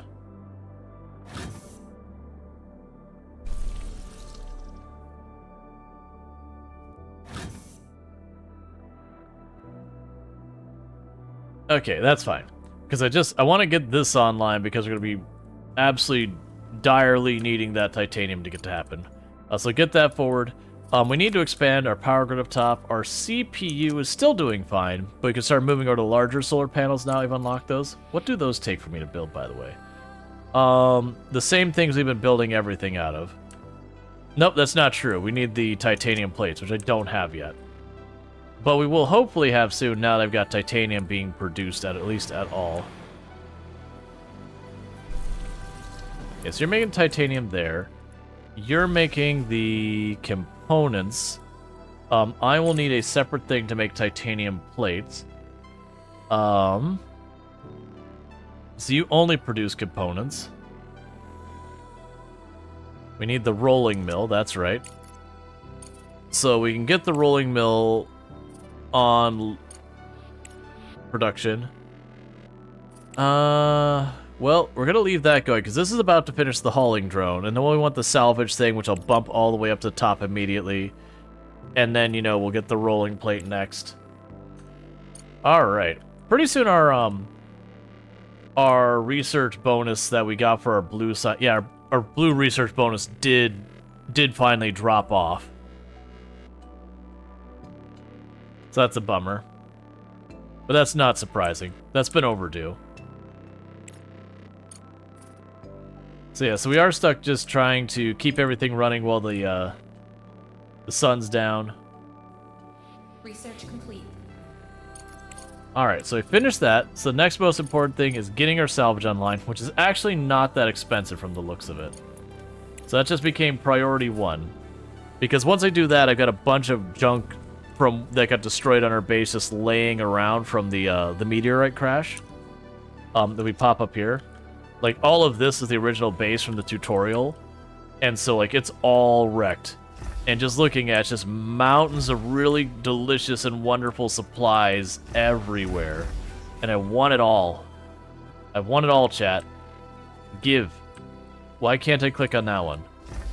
Give me all the good things.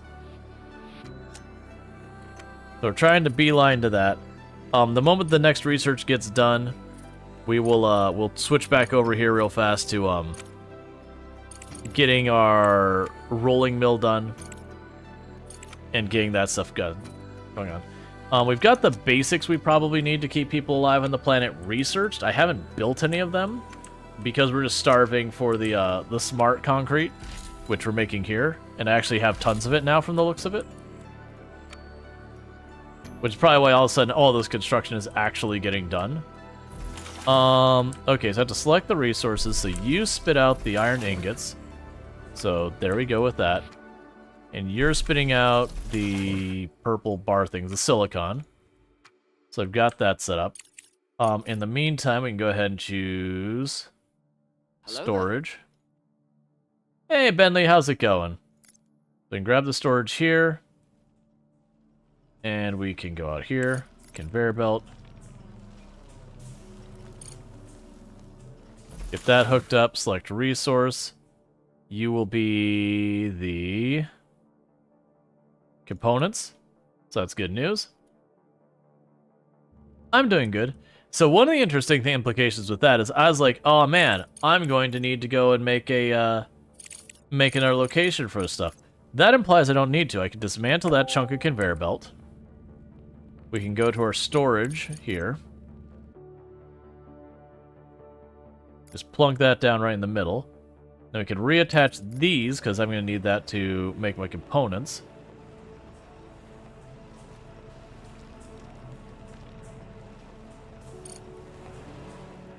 Cool.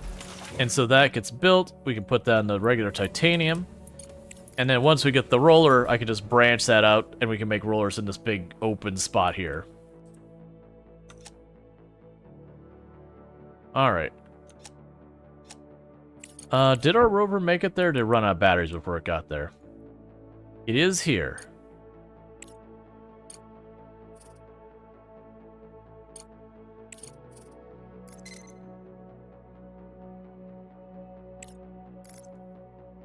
Okay. Select transport, scanning the area, cargo terminal, that's fine. Investigate. Director, the results of the terminal survey are extremely disappointing. Immediately after the disaster, it tried to receive a distress signal from Hope 2, but failed and shut down. Only fragments remain. Even our base managed to receive this message in the better quality. We'll have to repair the terminal to contact the station, and that will involve sending drones and materials to repair it. We can't do that without the Expedition Center. Now, we have acquired a components factory and started mining titanium. The production of titanium plates remains to be dealt with. Study the relevant technology and build a rolling mill. Okay. So basically it's saying, hey, if you want to do more, get to work. Meanwhile, what I'm going to go ahead and do is just randomly move this around, because now it tells me I can start scanning for stuff randomly all over the planet. Let's just start doing that, see if we can't find anything interesting. Because I got nothing better for it to do until I've researched my Expedition Center, which is right there, and doing all that. I just keep prioritizing new stuff in front of other stuff, and it's genuinely a real problem. And you're getting ready to finish with the green science. Is there anything here that's almost exclusively green science I could put on the roster? I mean, that says it's a work in progress. Oh, extended trading? Sure. Just so we can burn up that green science so it's not just sitting idle.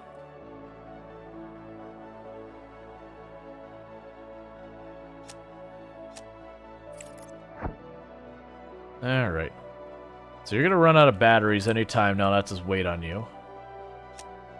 So you save people on the Kane station, the more workers you will have. Correct. That's the idea. Is right now I don't have physically any workers. It's all robotic, but you know, we would give them a place to live and all that, and then part of it is they would have to work here. Because they have a vested interest in not being dead. Not being dead, I understand, is a very preferential thing. 9 out of 10 doctors prefer you being alive over dead. The last one is more just sneezed, didn't really answer. Okay.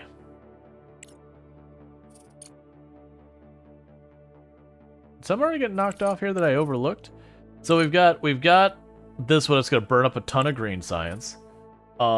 You've got a bunch of stuff we're waiting on. I'm missing something. Does he have enough bricks and storage yet? Yeah, no, I'm doing pretty good on the bricks right now. Okay. So it's hard to say which one I should be putting first here, but we'll figure that out.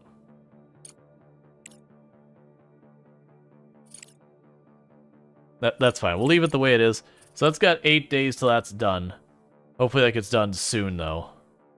Cool, so we're finally getting back to sunlight, so we're going to start getting our power back on properly. And that'll be good. And you're over here. Go scan. Alright, so it appears we got something down this way.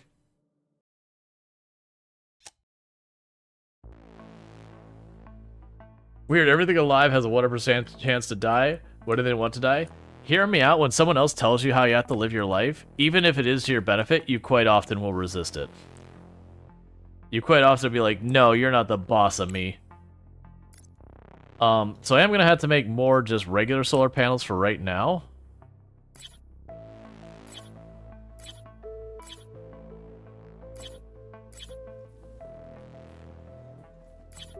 And the reason why I need to do that is I don't have the steel plates yet, or titanium plates,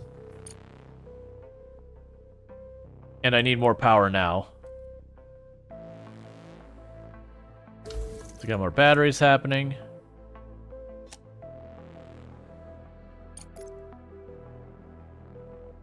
Yeah, so we got 5 days left on that. All right. And for the record, the daylight cycle here is not 1 day. The moon's night cycle is 14 days long.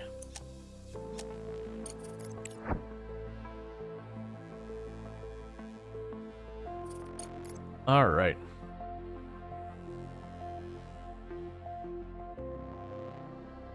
Yep, so we got something over this way. Basically, that's, what is it, a spectrograph that we're doing there? But basically, you're looking for stuff that you, like, shoot off radio signal or whatever signal, it bounces back at you. It's like, ah, there's something solid there, or, like, whatever you're scanning for. Like, I don't think it's actually spectrograph, but it is an actual tool they use for, like, trying to find minerals or things of interest and yada, yada, yada. That actually happens in real life. Production storages are full and cannot continue. Sure, I could probably make this work.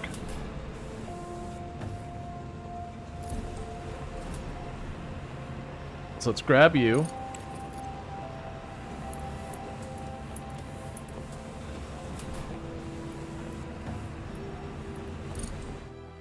Cool. So get all that set up so we at least can have a reserve of that.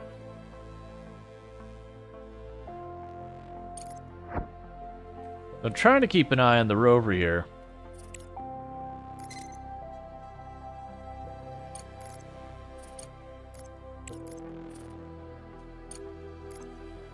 Alright, get to it, rover.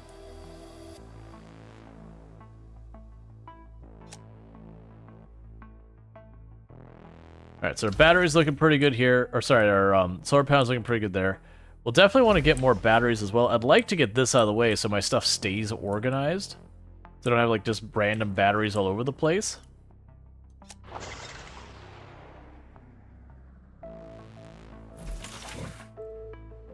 And bring that all online. Okay, so still got tons of stuff queued up to mine.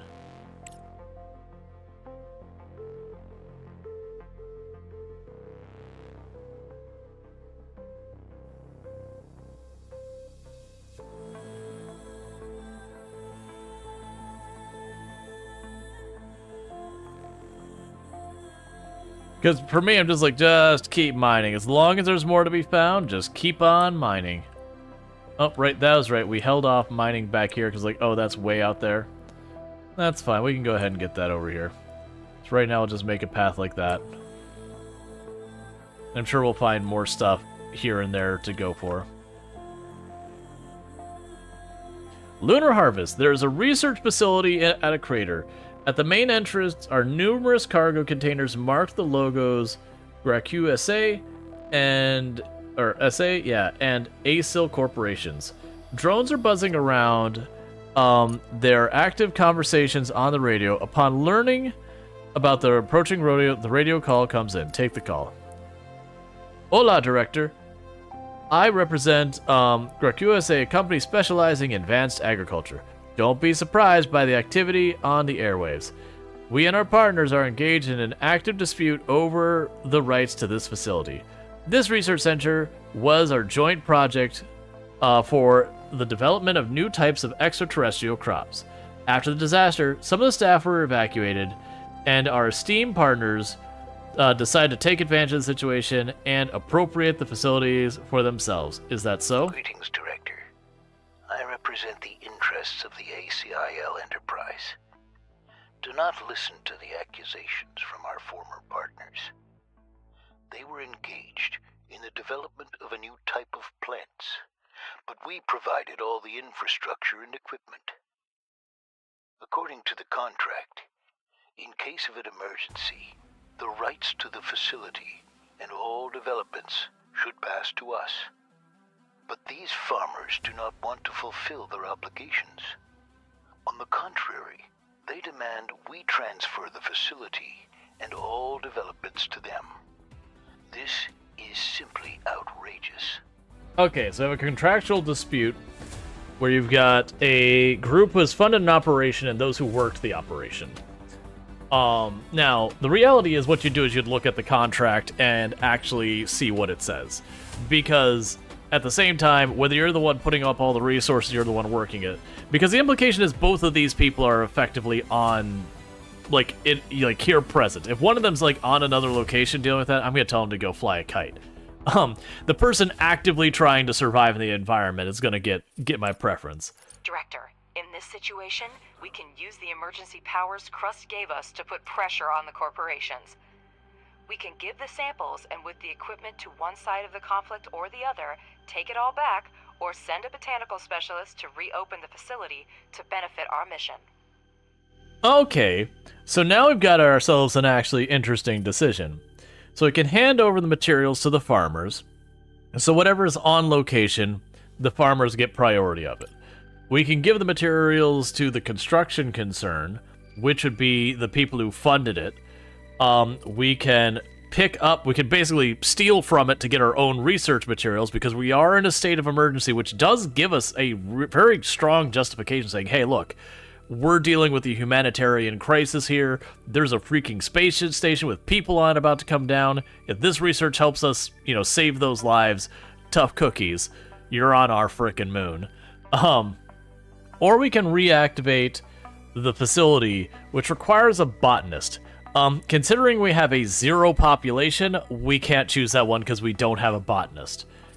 I'm going to honestly give it to the farmers. I suspect we will benefit from this as in getting, like, food or whatever resources we need.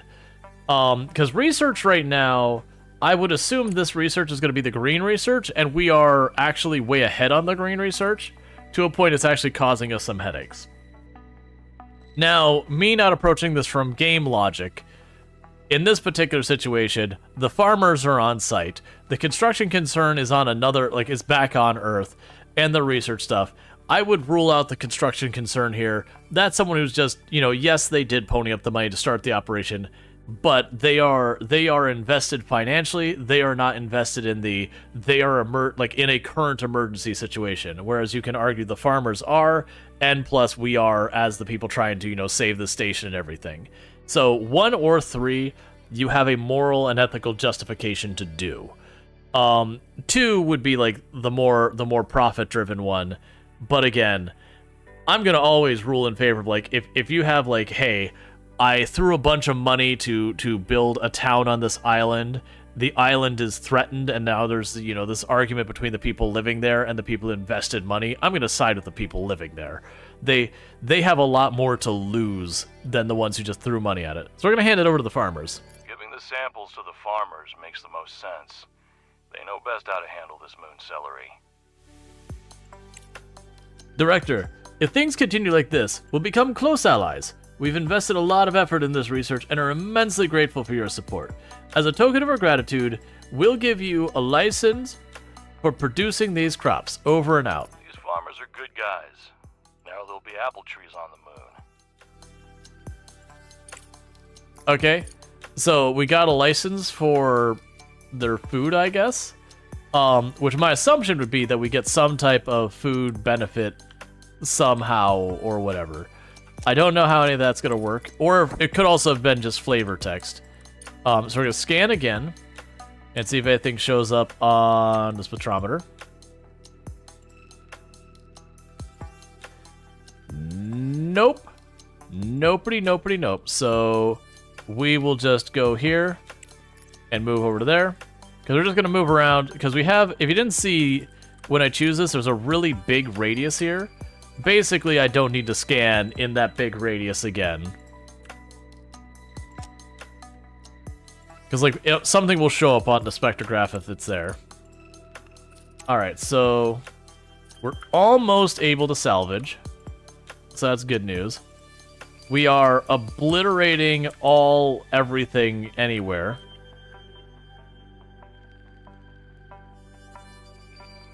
I mean, honestly with this, just clear it all out so it's, you know, nice big round room. Go ahead and attach that over. Just make it a big round room. We're mining so fast I can't fully take advantage of it. It's fine.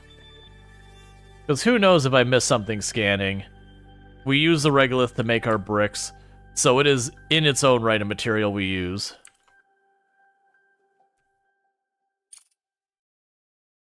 This will be the real one. You haven't tried Once Human? I have not. I've heard good things from those who have played. I know there's like a bunch of controversy when it first came out. But the controversy was mostly people just not understanding the situation, because they had a thing in their terms of service saying, hey, like, we will hand over whatever data, like, or we will collect whatever data we are legally required to collect.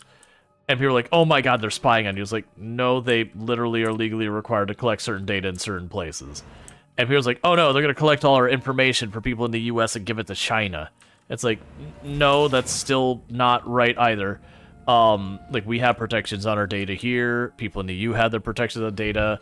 China has a requirement to collect certain data. If you live in China, you will have that data collected. If you do not live in China, you will not have that data collected. Like, that's the whole thing. Yeah, that's the thing. It was like a 100% perfectly normal TOS doing perfectly normal TOS things.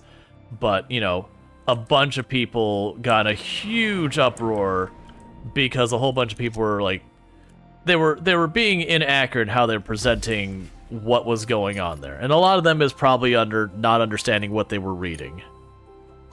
Which you get. Like, I understand how you get there. Whatever. But, it got a bunch of bad publicity because of that. Now, there were legitimate grievances that people had, like, there is a thing where every X number of weeks, you have a major progression reset. You still keep all your cosmetics and that kind of thing, but, like, your base disappears and all that kind of stuff. Like, it is a reset or restart. You can blueprint your base. If you make a really nice base and you don't want to go through the process of, like, rebuilding and all, you can blueprint it to, like, put it down. You just have to feed the materials. I don't know how the construction works specifically, but that's what I read. And that's a genuine complaint to have, saying, like, well, I don't have the time to put that time in. And that's fair. That's, like, a completely 100% understandable, legitimate reason to be like, yeah, like, I don't have the time. Fair enough. Alright. So we're gonna need the oxygen for taking care of our people. We'll probably need the high voltage systems. We've got all this going on. Law language is hard. Yeah, well, it's one of those things that even if the language is clear and accurate with what it's doing, there is definitely a lot of times understanding what that means is not straightforward. We've completed research that will allow us to disassemble the remains of the Evermoon base for resources. Every unit counts right now, and they won't be needing the ruins anymore. The Universal Removal tool can be accessed from the right-click menu. Shift, chain selection of rubble for removal.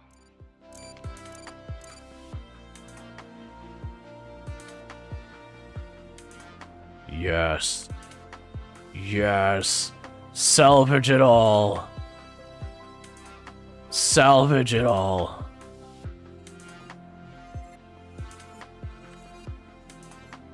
It's kind of funny. Oh, you know what? I bet you later on in the game, we will have, like, other meteor strikes or something that gives another, like, ways for our stuff to get destroyed and we have to be salvaged. Because I was going to sit there and say, it's like, you know, the problem with this is once I salvage all this stuff, this technology becomes worthless after that. But I could see either one, you need this technology, you show up at, like, a location and be like, there's salvageable stuff here. And if you don't have the tech, you can't do anything with it.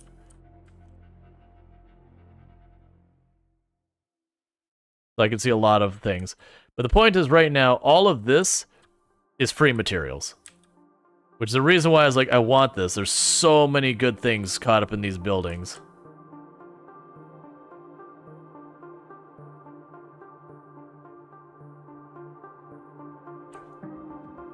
Just keep them salvaging absolutely everything on the map. Give it all to me. Buy it first. Excuse me? Research complete.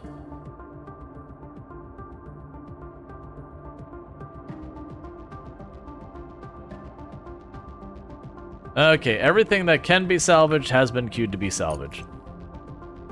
Alright, we finished another research. So we've got that going. So literally everything is pouring into the expedition center. So we've got a decent amount of green, nothing but green. Okay, so we can look for something fairly blue heavy. Oh right, we dropped the repeater off there. And I have made the comment that I'm guessing that repeater is going to end up being a big deal for us.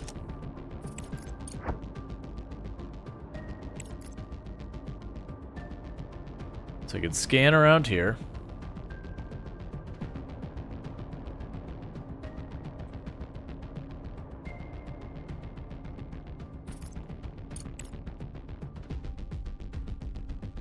All right. Okay. So I missed what else we got that we've researched. So let's look at here. Nothing new here. Nothing new here. Power-wise, we did get the medium one. We also got the fuel generator. Generates electricity from hydrogen fuel. We don't have anything for that quite yet. The storage we didn't get anything new for. The hauling drones reconfiguration. So the hauling drones basically make drones that I can haul a lot of stuff with, so not just little things. And then we can't do any of the things related to that. So there is a certain thing to be considered that we can go ahead and, you know, make a bunch of hauling drones.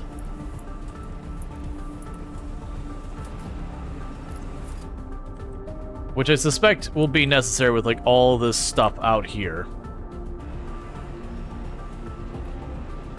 One of the reasons you were never into Tarkov with the progress reset? Well, that's the thing I find interesting. So Tarkov added their PvE mode, and like the entire way the resets work and all that's supposed to be entirely different. And I find that very interesting for the implications of it.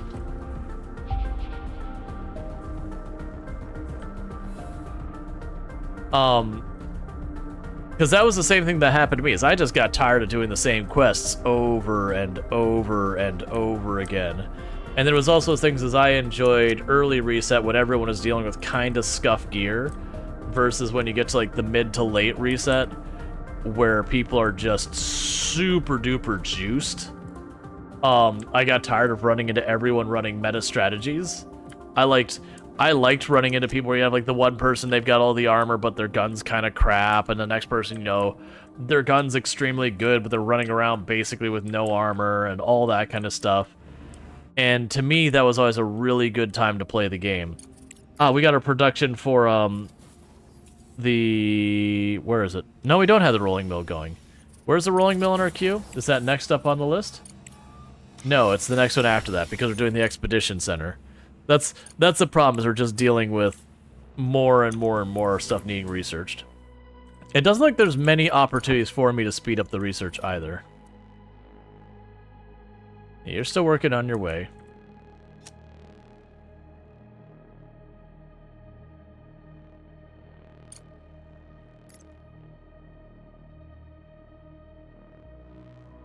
Yeah, so it's warning me my production is going to start dragging real bad, because I just don't have enough batteries.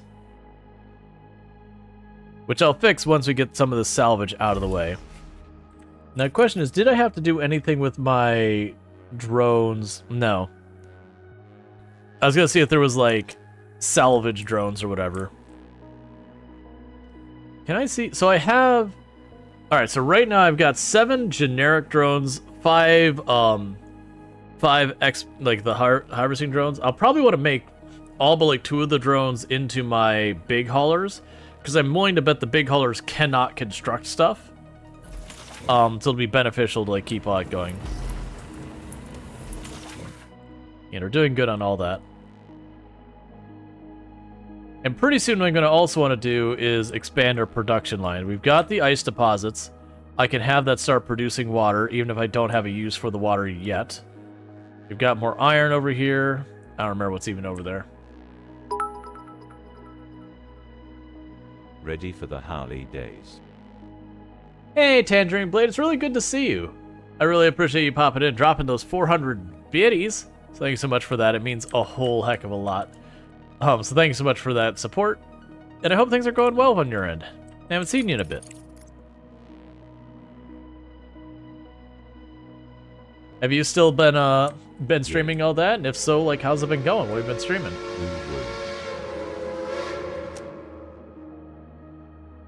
Hype train is go. Choo choo. And thank you, Such a Cookie, for the 100 biddies kicking off a hype train. I really do appreciate that as well. Getting all that going. It says you've last been playing the Zenless Zone Zero. I literally do not know any of those games you played, so I'm assuming we're doing a lot of the indie stuff. Indie stuff's always a good time. Yeah, just early morning? Gotcha. Gotcha. So you're probably streaming while I'm sleeping. That explained why I haven't noticed, like, haven't caught your streams in a while. Because I remember it was that, like, I think it was I could catch your stream right before my stream on occasion. And so I'm guessing, oh, right, because I moved my hours later or something like that. But either way, you know, it's one of those things that happens. That's one of the reasons I make the comment when we have an unusual stream schedule. It's like, I'm going to, you know, I'm going to raid someone I don't normally raid. Because usually it's one of those things that you kind of have to do that stuff. Oyoverse new game? Let's see, one of the most money-making mobile game devs, if you remember correctly. Gotcha. You know, I don't keep up, like, I've never been much in the mobile games. Like, it's not that I've never played them, but you have class that ends at 10 p.m. PST? Gotcha. But, generally speaking, when it comes to mobile games and all that, you know what, actually, let me check, because okay, cool, I'm still following you. I had a while back that I started noticing a lot of people that I used to catch their streams, I would see them in, like, the recommended section, and I'm like, but I was following them.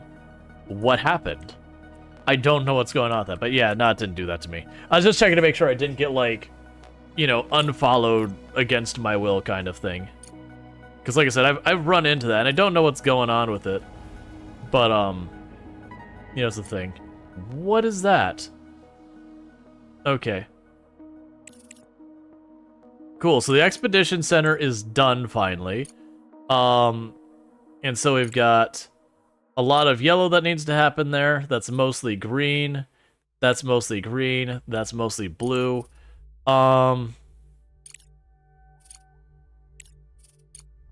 Let's get the faster extraction. I suspect all of this is Rover Go Faster.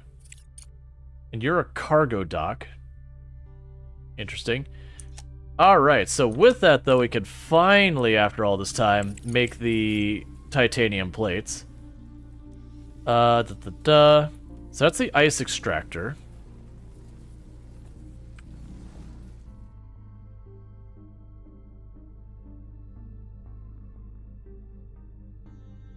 Gotcha. So I need to... Right. No, that's, Right, so it looks like this will produce... No, I'm not sure if that's it. We'll figure that out in a minute. Let's get the first thing going. Production. But I researched that, right? No, we're researching it right now. It's the expedition thing that I just finished. So that'll be logistics, probably. Oh, you big. You real big. Okay, well, alright. How much do you cost? Oh, you heckin' expensive. Well, I'm glad we had the salvage thing. And thank you, Jay Walker, for the 5 stream streak. I really do appreciate you catching the last 5 streams, not missing a single one, so thank you so much for that. Gotcha, so we finished the expedition building, and that appears like it's going to take an absolutely absurd amount of material, so it's going to take a while. We are managing to disassemble all of the things around us, so that's good news. Yeah, 180 smart concrete. Ooh, boy. I'm glad we got that salvage of those 15 titanium plates. Otherwise, it'd be sad to just sit here not able to do the expedition stuff. Because that's the reason our cargo truck is just sitting here doing nothing this whole time.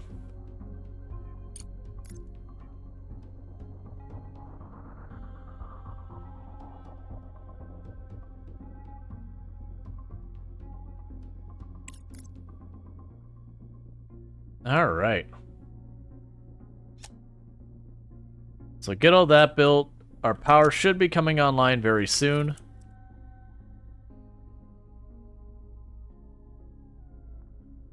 Which bugs? Oh, so for the stream streak here, Twitch did not bug. I failed at calendar. Like, I failed at calendar. I mean, unless there's an additional thing. I accidentally thought there was a Thursday that I thought was Wednesday, and I started stream, and I just couldn't stream for the whole time I normally do. So I did stream for 2 or 3 hours once because I'd already gone live, and at that point it was kind of a done deal. So I did stream for a little while what I could, but then, you know, I did have to hop off because it was my day off and I had things I had to get done. But it was like one of those things, I started streaming, people were like, what are you doing live? It's Thursday, and it's like, oh crap. Because I knew I basically screwed a whole bunch of people out of their stream streaks.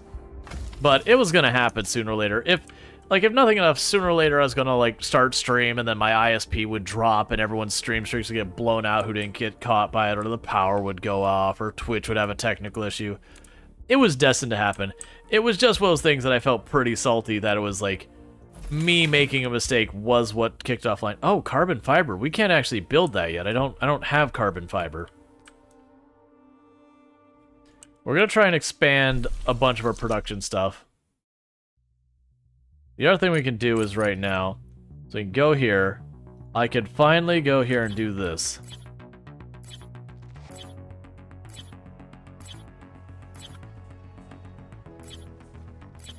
We're gonna just massively increase our power network.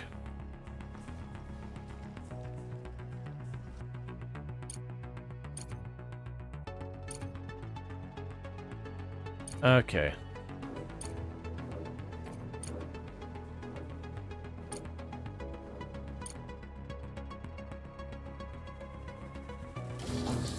Don't build that, please.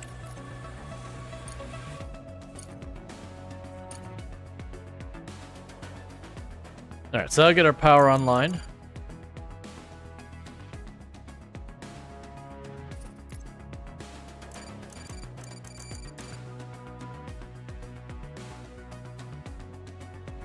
They're still all piling in to build this. There's our power. And how are you doing? You're still moving around. Honestly, I'm just going to keep that rover going farther and farther and just doing its thing out there until we figure out what's going on. I'm curious if we'll end up getting multiple rovers or we'll get like a larger scan radius. There's a lot of ways they could make it so that becomes more useful. So we're expanding all this. We are working on the power. Why? Okay, I was going to say, I should have plenty of power. They're just all working on building this thing. I wonder how much power this thing takes. I'm a little scared we're going to build it, and then suddenly our power is just going to absolutely die. So the rollers are getting close to done. You've got a long ways to go. And pretty soon we're going to get stuck in that. It's fine. We got all this hard... Oh, sorry, the, whatever that material is. I don't know what we use that material for. Let's see if there's anything here that we missed that. So, that's the extractor. So that's for regular regolith. Okay, rare minerals refinery is what we're looking for. Okay. So we can get that with the rare minerals refinery, which is here somewhere.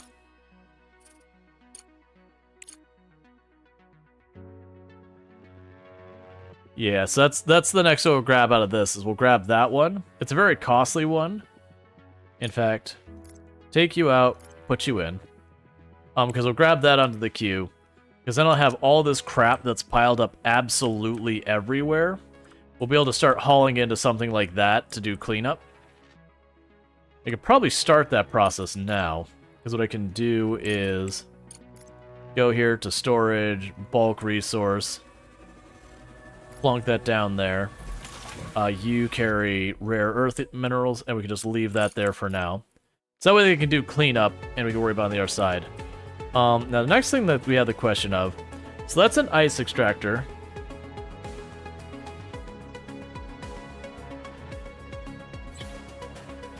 Ah, I see. So that'll extract ice. I want to kind of wait till we can put it up this Thank way. you, Tangerine Blade, for subscribing for 8 months. Keep farming, keep howling. Carrot, carrot, B. Thank you, Tangerine Blade, for the tier 1 sub. That's a month you've been subbed to the channel. I really do appreciate that continued support. It means a whole heck of a lot. So thank you so much for that. But we are just going to keep that work going. Let's drop another scan.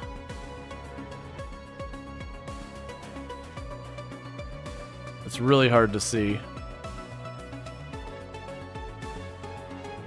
And we don't have anything else over here. So I'm going to move over there farther. I'm going to work my way to the other side of the planet, because they implied that there was something worth checking out on the other side of the planet. So we just need to figure out what it is. And I'm just trying to like find stuff with the rover since we don't see anything else. Okay, you're almost done hauling, so we got a bit more steel to bring up. A bunch more smart crete. I'm glad we made the storage here, because if we hadn't, we'd be sitting here forever trying to get that done. Module is being repaired. I understand. So a bunch of stuff is getting worn and needs to be fixed. That rolling mill will be big. I've already got that set up to, you know, go to the side or whatever. Thank you, Astrid Valkyria, for subscribing for 4 months. Thank you, Astrid Valkyria. Sorry, my brain was reading the Rual bot as like the text-to-speech. Astrid Valkyria for the Prime Gaming sub. That's 4 months you've been subbed to the channel, so I really do appreciate that continued support, so thank you so much for that. I hope you're enjoying your advertisement-free viewing as well as access to the emotes, so thank you very much for that. Okay.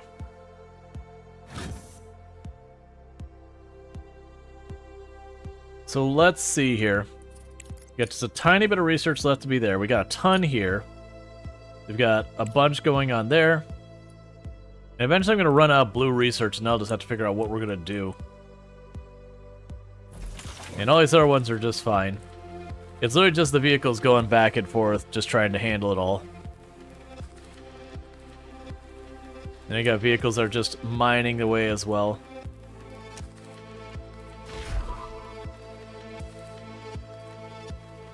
That is a lot happening.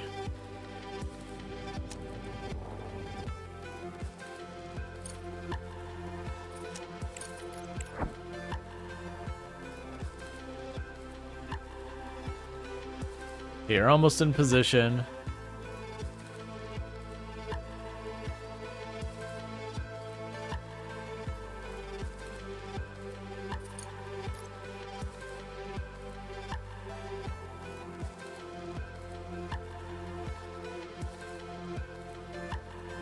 Nothing obvious. That might be something, so let's try going down this way.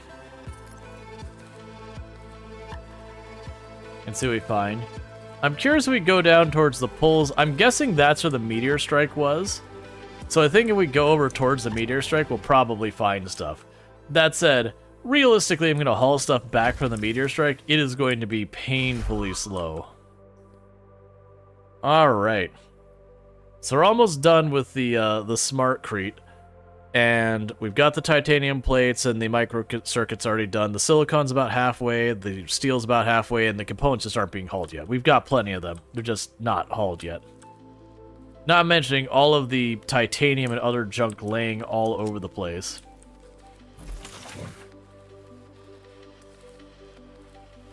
Alright, we're at 98%, so this will be done any second now. And then we'll be able to get ourselves steel plates coming in, and we can go from there. And we'll have multiple regolith refinery. Extracts all the types of oxides.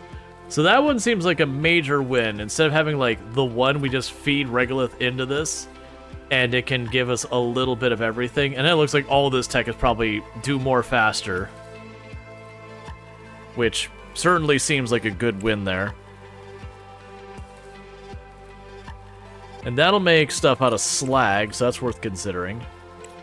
We have the underground and overground conveyors. Okay, so we finished that. So what do I want to grab next? We've already got the rare earth stuff. So we've got things using green. We could definitely use something that takes up more orange. That's already handled. Cargo dock. Do this. Lights I don't think we care about. I probably should be getting those drone upgrades. So we definitely need to keep this stuff moving for people not dying on the surface when we get here.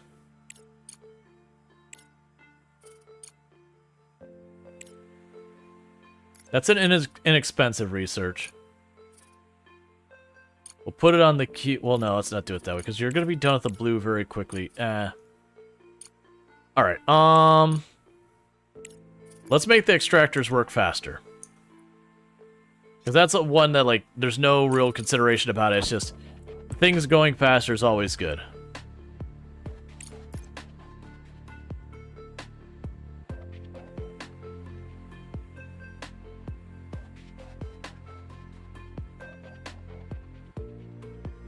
Yeah, it was nothing. Okay, so we're gonna go and try and move over that way. So I'm basically just beelining over towards this to see what we can find. They're taking everything apart, which is good. And all the effort's been going into building this and just this. It's just such a major project. The good news is it looks like I'll only ever need to build one of those.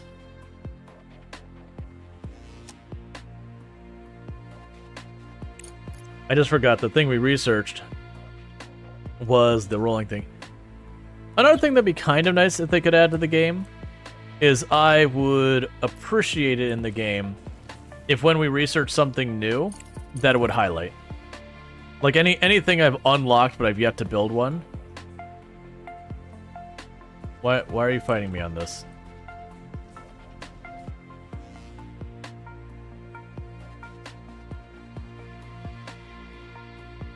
There we go.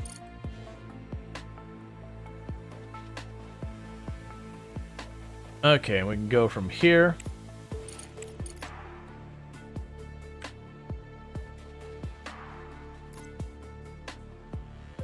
Or at least have the option to it. Because sometimes with how long it takes you to do some of those researches, you forget what the heck you were researching. And then you come back later, it's like, oh yeah, I'm, basically stuck right now because there's that thing that I queued up and just never got situated with. So you've got all those hooked up. Cool. And so you're working on the extended trading license, which is just that whole thing. We've got the oxygen facilities. We're going to bump the oxygen facilities up because that's probably more immediately urgent for what we need. The rare earth stuff could be next. Yeah, so let's put the repeater up here, and then you up there. Because this one's just to absorb green science, so I don't have anything else going on. Oh, the extractor is like purely orange. Okay, that's interesting. We can get better conveyors. I kind of also wish I could queue up more than just the 5. It's a perfectly fine limitation. But like I keep being like, well, let me just queue up the next one. Like I want to just queue it all up.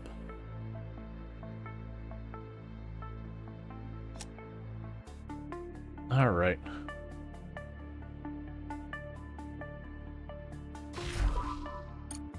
Okay, so ooh, you are power hungry. Okay. I understand. Oh, and your power outs on this side? Gross.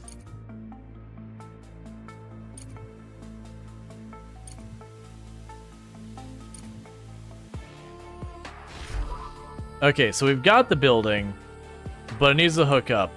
And it requires 75 power. Which is a pretty good chunk of my power production capabilities.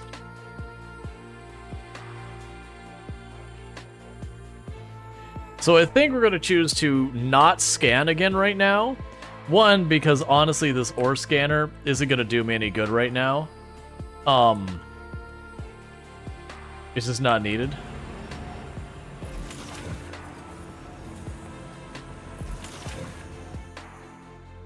So we've got all that. We've got all our stuff building up.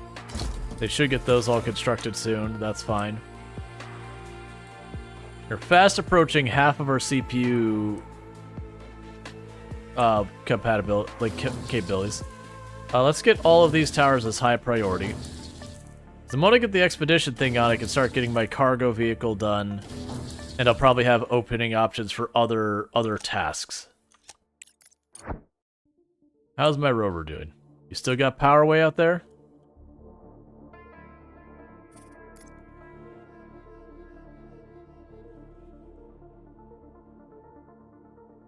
Still nothing on your scanner.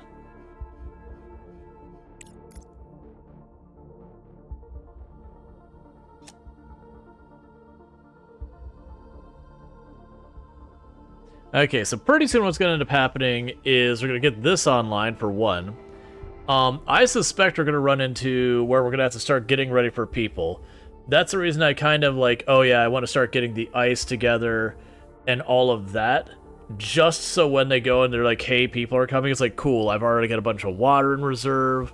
We're ready to provide oxygen. Like, the base is ready to receive. Because it doesn't seem like there actually is a time limit in the game on that. It feels like it's progression locked, not time locked, which I really approve of, because it is really annoying with games when there's like everything. It's like, no, you've got 1 day to do it. No, you've got 2 days to do it. Oh no, you've got to do this by the next in-game date. Like that kind of stuff. It can very quickly stop being fun. Like, because you just have this egg timer that forces you to play super efficiently. And there's places for it. I do think it's good that games include that content. Why are you not researching? Why do I have no green research?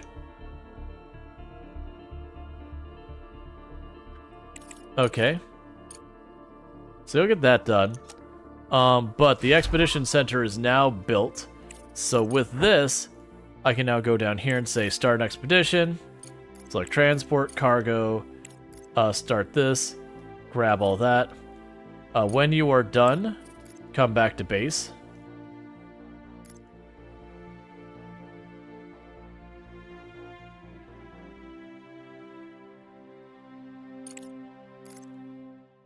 I understand.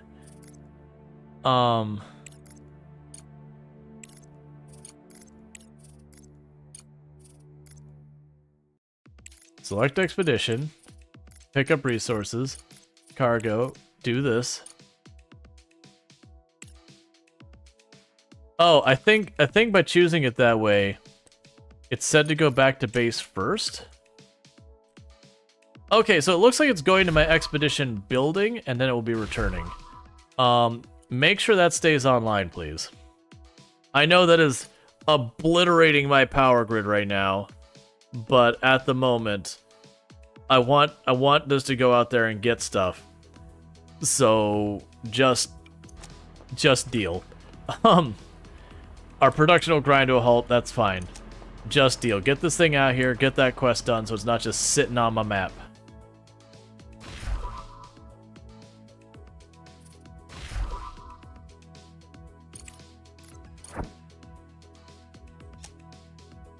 I don't really understand.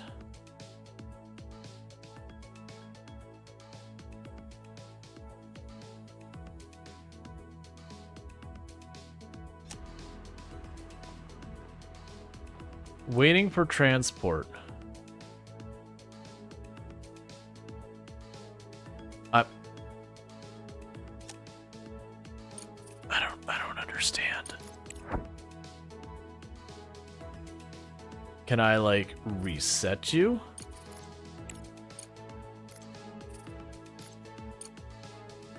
Okay, it says it's leaving the crater. There it goes. Okay. We're finally on task. The private lab... Ah, so I can invest money in the private lab to make it do something. Can I force it to scan even though it has no power? I can.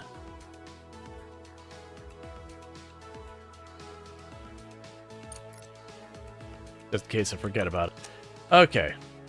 That's fine. So we are working on expanding our power grid. That's okay.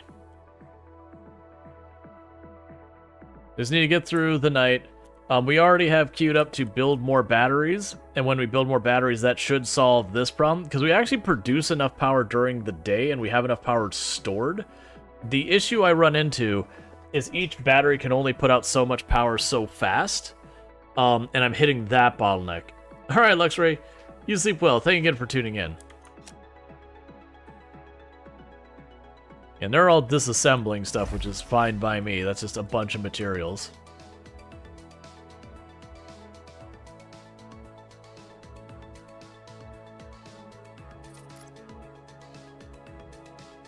Oh, it's just marking that these two batteries have been depleted. That's fine.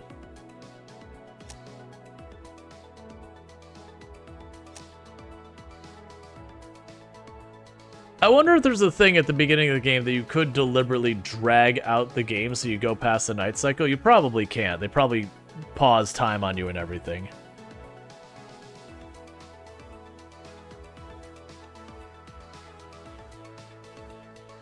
But it'd be interesting to see what they do with it.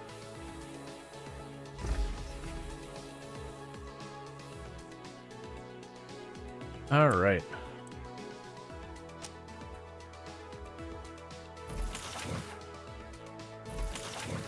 Yeah, we're doing good on all of these materials.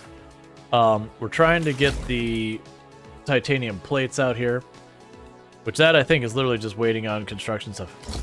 Interestingly enough, you do require steel to make that building, which is fine. Research complete. Alright. So I've got research complete. Yeah, so we should be getting... Right, we don't have any new green research popping in. That's right, we literally don't have green research right now. Which is an interesting consideration, but that's fine. So for engineering, I could go to upgrade some of our existing stuff. We have the rare earth. We could make the conveyors go under top. Let's go for the multi-regolith thing, because that seems like that's going to be extremely powerful for us. Because being able to like shove a bunch of like different ore into one of those and just have it, you know, separate out into all the different types would be really nice. I'm assuming we'll have some type of logistics we'll have to set up for it, but that's fine. Yeah, those are all working on getting built, so that's good news. I'll build the one last small here first. I'm going to work on trying to get the titanium sheets done first before we start worrying about the next thing. Okay, so you're about to make it over here. So we're going to scan this spot. I don't know if that's where the meteor crash is. We also have all of this. We're just out here scanning. Yeah, so that's where it is. It's supposed to be like the opposite side of the planet. So this does look like the meteor impact site. But this also looks like it's a whole big disaster too.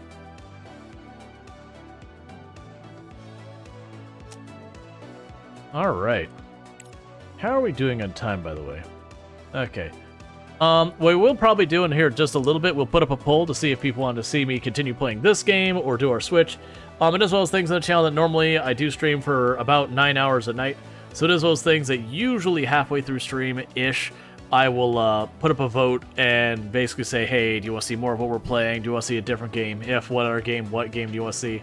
Sometimes I will include the game I'm actively playing, sometimes I won't. Really either depends on like my own mood or, you know, just making a balance between that, trying to make the best decisions I can.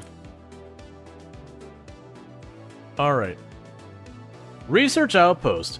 The spoiled supplies and broken equipment are unlikely to be useful to us, but the research data will help us better understand biological capabilities of organisms on the moon. Cool. So that rover did give me a bunch of materials. So that's cool stuff. So you're zipping around real fast. Let's do our scan.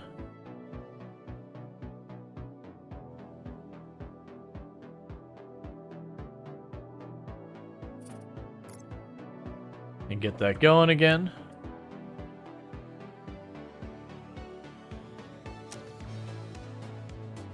We actually don't have much money, and now I think about it, I don't really know how we can get a bunch more money. We've got this contract here we've been sitting on, which hopefully will get done soon. Once we get to daylight, we can hopefully get these built. I'm actually not sure why those aren't getting built right now, because I think we've got all the materials here. No, we don't. No, we don't. We're out of the titanium, or the steel.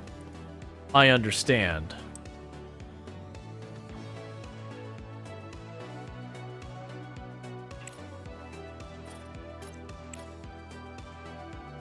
I'm going to deliberately drop a bunch of resources on the ground so I can use that to build that. And that should solve that problem.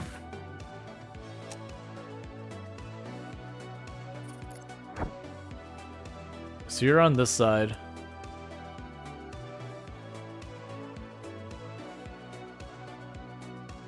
I wish there was some type of grid you could see on here as well to gauge, like, how far you've gone. Like, have a grid have be like, that's the 10, that's the 20, that's the 30. So I could see, like, oh, I've gone 10 units or whatever.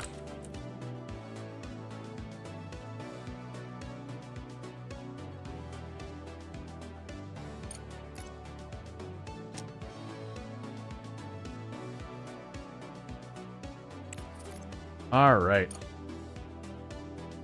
And the good news is that did give us a little bit of green research coming in.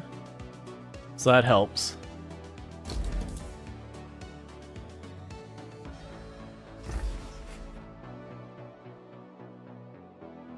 Yeah, and almost everything is taken apart. And interestingly enough, I can't click on that. When I tried to tell it to salvage that, it's like, you need to buy it first, but I don't get an option. So I'm not sure if that's not implemented yet, or like later on, like Crust will go and say, by the way, there's a satellite on your area. We'll sell it to you for some cash, or like whatever the criteria is going on for that. And so we're doing all of that. We'll get the rare earth mining and all that for materials, and that'll get to be super obnoxious. All right, so you've got that. We're also looking for steel, which I should have plenty of. Yeah, I got 71. And we've got the silicon I've got plenty of. The concrete I've got plenty of. The microchips I don't know, but I would be surprised if we don't have a ton of microchips laying around here. There's a bunch of stuff up here that did have microchips in their stuff. That said, I have no idea where. We can look at what it takes us to make microchips, because that... Okay, so we just got a microchip right there. What does it take me to make microchips? Engineering. That's smart concrete. That's not that. I'm assuming those are production things. So, it's looking like it might be down here, so it could be like that building. These all look like they're upgrades to what we've already got. Microchips there. So the microchips are going to be some work to go straight down this path. That's bigger storage. I don't know what that is. And that looks like where I'd be able to buy microchips or whatever. Or they could be better version of microchips. But we should have enough microchips laying around here. We haven't been using them for very much. Ah. So let's cancel that building.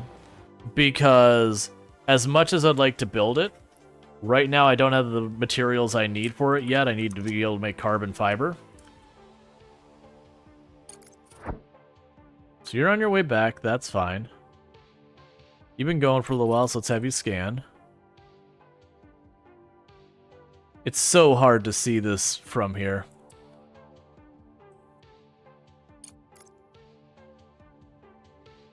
Watch it, like, because this is early access, that they only populate a handful of things immediately around your base. And so, like, literally I've got zipping around out there with, like, absolutely nothing to be found.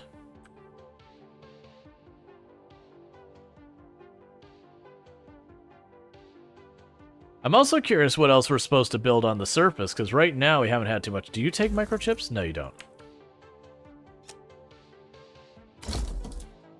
Okay, so you've got a bunch of our stuff to build. Let's go ahead and bump that up in priority, and bump that up in priority. And get that all sorted out, so you can at least get those. Because you're waiting for titanium plate. Well, you have titanium plates as a requirement as well. So hopefully we can get our titanium plates being made, so we can get this off our list. Like literally all of this is titanium plates. All the objectives we have left are titanium plates. And concerningly enough, Package delivered. cool. I actually don't really know what the package is like. We grabbed stuff, but I'm not sure what it was.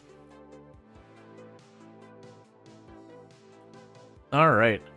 Well, one interesting thing now is if I have the rover on kind of the opposite side of the moon, when things are slow here at the main base, I can have the rover over there doing its thing.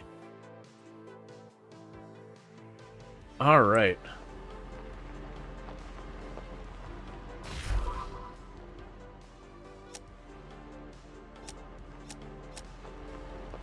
And when it gets back, we'll drop the priority on this. Because it won't be actively used.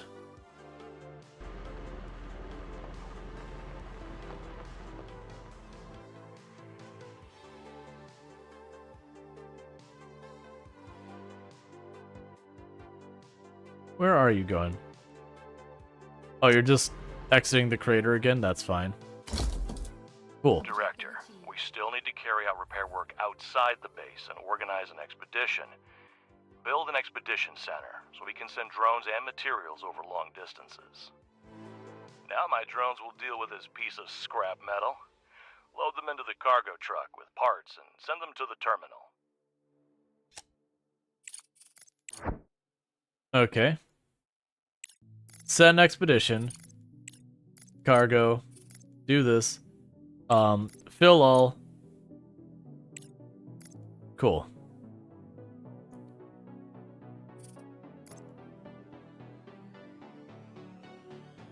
Alright, so we got that going.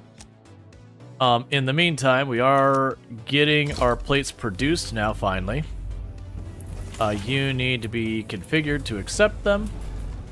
And with that, we are finally producing titanium plates. It has been literally all eternity coming. But we are there now.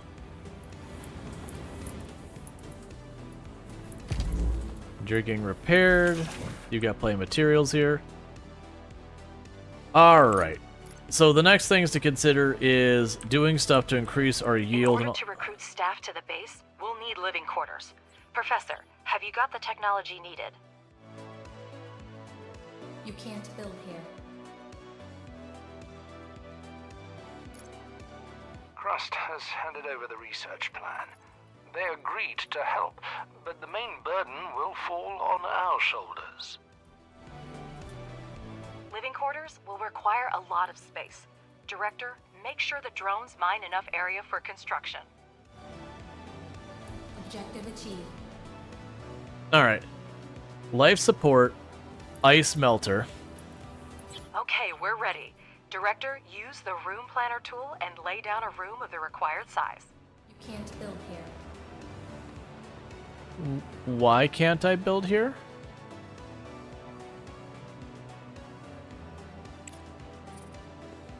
Switch to room building mode to prepare the plan for the future room. Don't forget to install doors before completing the design. Yes, Director. Several technical modules will be needed for the colonists' living conditions.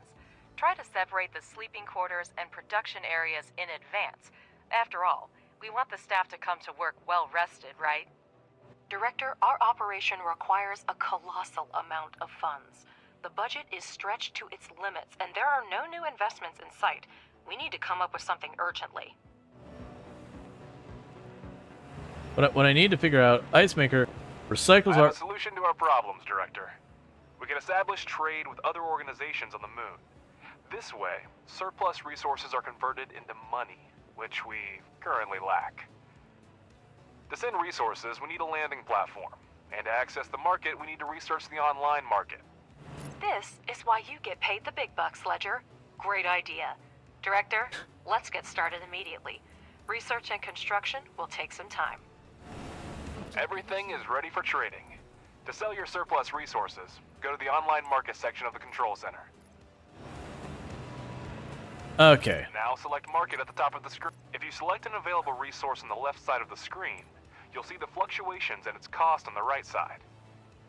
Director, you should carefully monitor supply and demand. The more resources of a specific type you put on the market, the lower their price will be. Gotcha. So it is those things that if I just go ham on something, we'll have problems.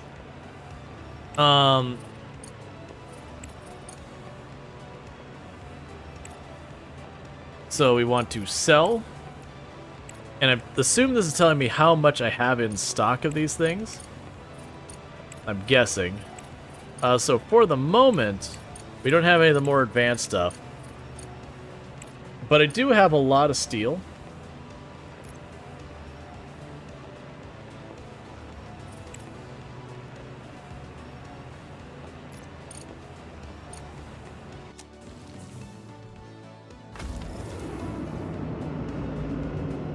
Alright, so let's see what we get for this.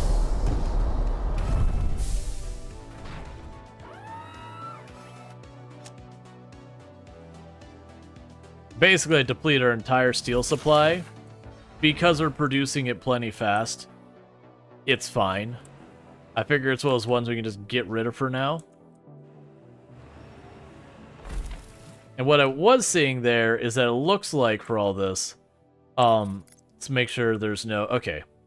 What I was saying is, you know that. So I need to make a room that's 15 by 15. So standard wall... Okay. I need to make it 15 by 15. Oh, that's actually pretty big. Okay, so we got more digging to do. Because I got spaces up here, but I didn't... I mean, I got a space up here. That's really far away from the water, though. So let's plan to just carve this area out. It's already queued up. We just want to go ahead and say, hey, this area now, bring it on open. Just widen that up for me if you do not mind. Let's see. Did you make concrete there so you don't have dust to make ruts? I have no idea about anything you're talking about with that. Keep in mind, this is the very first time playing the game.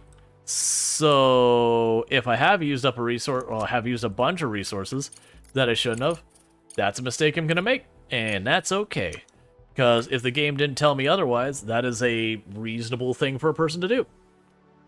Because, like, right now I have no idea about the balance of anything or what's going to go happen with what. What is your issue? You don't have enough titanium. You don't have enough titanium plate yet, that's fine. So we do have it where they're grabbing all of the stuff in the meantime. Bear with me, chat. I need to use the restroom real fast, so I'm going to quickly do that, and I'll be back here in just a minute, so thank you again for tuning in.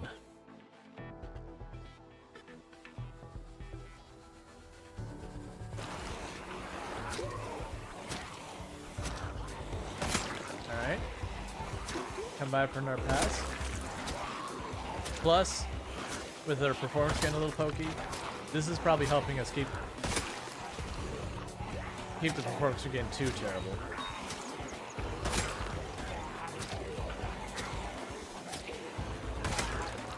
Alright, nip after I want a stack of corn. Raw corn in the mouth. That's what I want. No judgment. Or maybe a little judgment. You do your best, Semi. You got this, buddy. They're totally dead. Alright. So we got 33,000 users on our malware. You heard me. I know it says pod, but because of the font, it looks like poo. I'm going to my poo now, too. What a waste. That is what poo is. All these months of work will be lost. I can't understand what happened. This shouldn't have happened. If you're ever wondering, chat, you shouldn't leave school in session in a toxic environment. We don't mean like toxic like people are mean and not kind and all that. We're talking toxic as in like, you know, industrial waste. Also, children, you should have grown up faster. We talked about it. Well, it takes care of your overpopulation of children. Yeah, but it took care of it a little too good. She was in a fit of rage. She was really bored. She wanted something to do, and she had a knife. You know, we've all been there, right? All right, and I am back. Okay, and thank you for that follow. Welcome to stream. Okay, so let's get back to it. We are trying to get our research done here. So I'm getting all these things that we're going to need for progression of when we're down here for the air and all that. So we also are getting to the point that we'll have that going on pretty soon. Oh, we can, no, we still can't do the carbon fiber. Because when I get the rare earth processing, we'll be able to get that done. I'm curious how long it'll take me to get all that iron loaded, to get ourselves some money. Because we are going to start hitting the point where we're just basically broke. And you get that.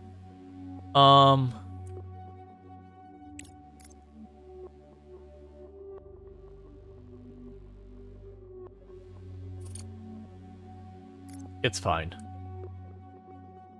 So I think what's ultimately going to happen is I do think the game worked where, like, all of these things far away and all that, we just couldn't do yet. So if I scan that and I don't find that, I'm gonna go back to here and grab these ones, because that's just what it is.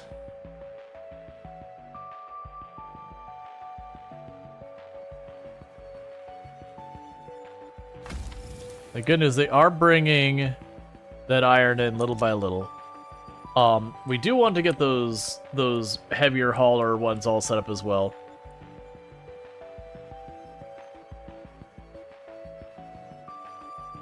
Yeah, so we've got some of them mining to widen this area out, so I've got room for the place for our people to sleep. This is probably getting to the city builder part of it.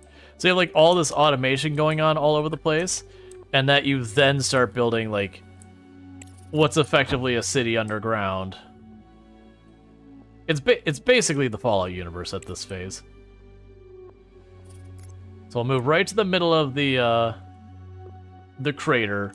We'll scan. If we find something, great. If not, then we will skedaddle all the way back home. Which the good news is at least that time we will be moving with the direction of the sun, which means we will get as much time as possible, moving.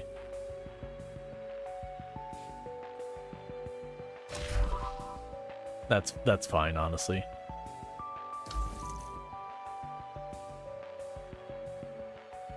The amount of power we could discharge at the speed we could discharge it is absolutely ridiculous. All right.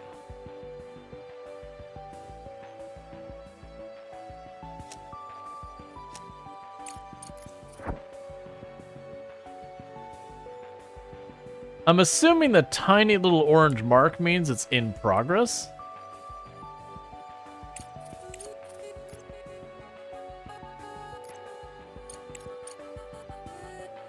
Yeah, so it's already doing its thing.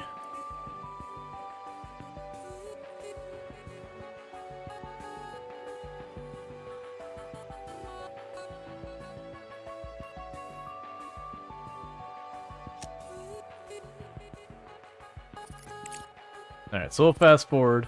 The oxygen processing is going really slow. The rare earth minerals is going, but that's fine.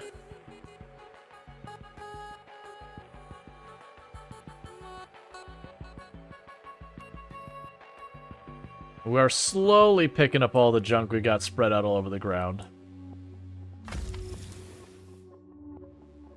I could certainly see building a second landing platform to do multiple contracts, buy and sells all at the same time. The big thing is I'm gonna need to do a lot to sell.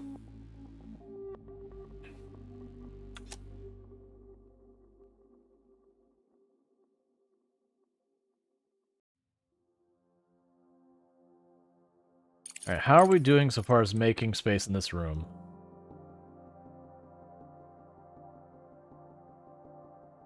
We're real close.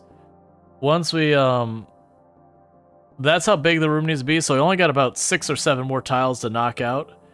And they'll be able to do that. Then we could slap a door on it. And we can go from there and see what we got.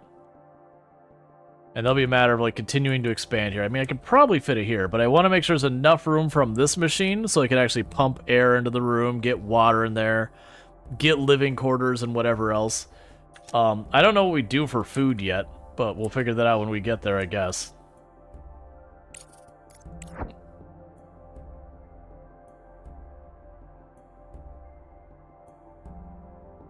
Alright, you're almost there.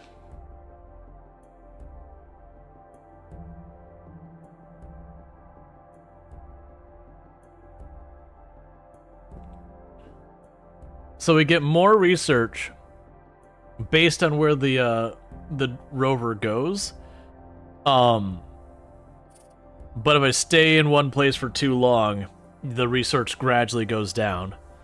So that kind of gives you a little bit of A and B of going, okay, well, you go here to get a bunch of research, but then once you're there, whatever. So I want to get in there enough that that circle is mostly covering everything in the crater, just to see. And like I said, after that, if we scan and we don't find anything, we're going to bring it back and just start hitting the areas we've already found, just do like the circle pattern from home, where we slowly, gradually go farther and farther out. Because this game is, I believe, early access. So it very well could just be one of those things that it just does not take a sip. Does not have all stuff there yet.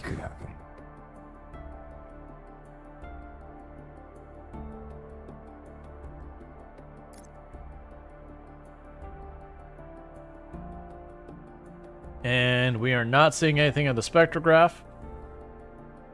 I'm going to go by the hunch that this just doesn't have a lot of the stuff implemented yet. Alright, so what research do we finish? I actually still don't know. Alright, I'll get the stretch here in just a moment. So we've got that going. We're trying to go towards getting our chips and all that. We'll probably want... So we got the small water tank, the engineering science lab, so that's research. Fundamental science. So we've got our science labs, so we can do all that. So let's go for the high power voltage. Okay, so we did sell all of that iron. That said plus 6 million something or other, and we only got 22,000. So not sure what that's about, but you know. Let's see.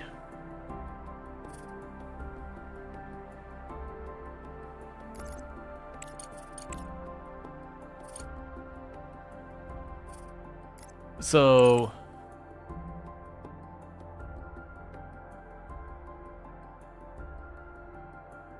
I'm under.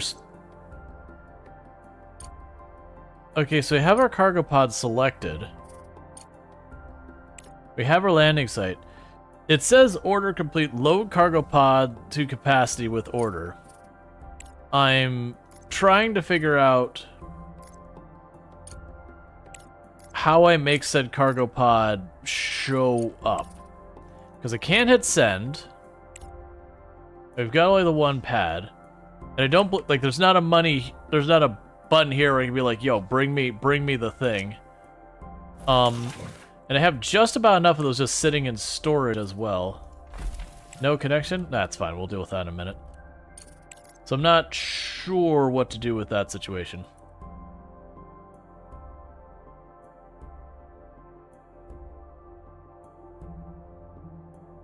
All right.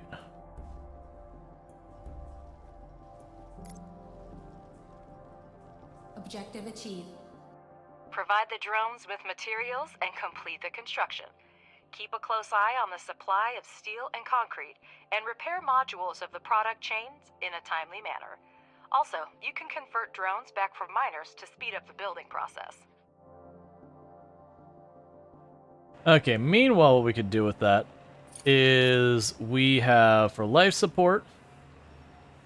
Let's see. A factory that separates water into its constituent elements produces oxygen for colonists to breathe. And the ice maker recycles ice into water, must be installed on an external wall. Okay. So I've got the thing there. Well, actually, it's weird that's gonna let me put that there. Let's scooch that one tile over. Okay, so we're gonna bring water into the room. So cool. From here, let's grab the conveyor belts. From you to there. And then we can go from here to electrolysis. You can't build here. Alright, we'll deal with that in a minute. Indoors only. So I probably just have to wait for that space to be built. Okay, so we're dealing with that. We still have a bunch of them mining. Let's go ahead and reduce the number of miners like it suggested. We're going to take 2 of them off mining to help with whatever else is going on. Honestly, we could probably take a bunch of them off mining. I've been just plowing through all of this and not even worrying about it. Speaking of which, that's more materials. Let's just draw that in there. Because it very much feels like in this game, if you got the spare drone, just be like, yeah, just mine everything. I don't care. Mine it all. What's the worst could happen if we just, like, hollow out the moon?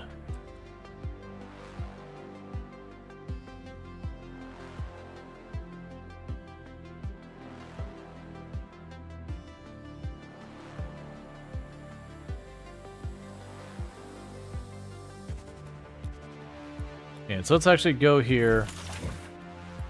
Leave it at just one mining mech right now. Meanwhile, how are we doing with all this? So you're just trucking along as best you can. I don't really know what's happening with this expedition. I think the thing left. I'm not really sure. Oh, it's just got so much material here, it's had to do laps back and forth. That's fair. But the other thing I don't understand is how I actually get this to go. Because I would like to send the resources. We have the choice of the pod and all that. But I can't make it arrive. It might be that I have to have 25 just sitting here ready to go or something like that before it'll even consider it.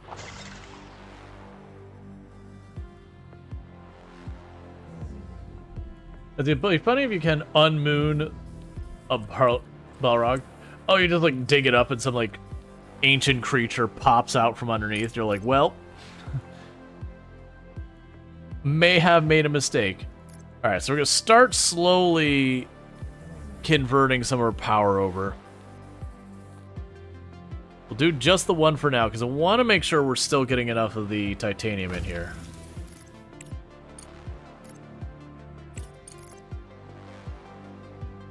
Yeah, because I can't... This isn't highlighting here, so I'm not... This is unclear to me. It says I have enough.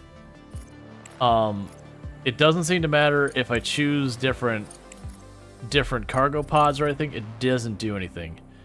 Alright, let's try reading this again. The moon disaster, whatever, has significantly slowed supplies. Constructed space capsules to avoid letting its own customers down. The corporation has sponsored your production to restore the supply as soon as possible. You need to ship. Okay. So basically, I need to ship 25 of these. That's fine. So we will sell titanium. We will sell 25 of them. Alright. I love that the UI is perfect. Working exactly as intended. The price has apparently been crashing. That's lovely. So we will try that and see if that makes it happy.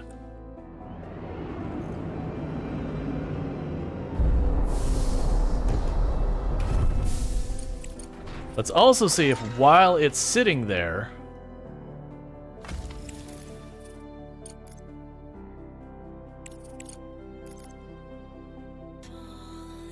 Yes, it doesn't show the order complete. We'll see what happens here.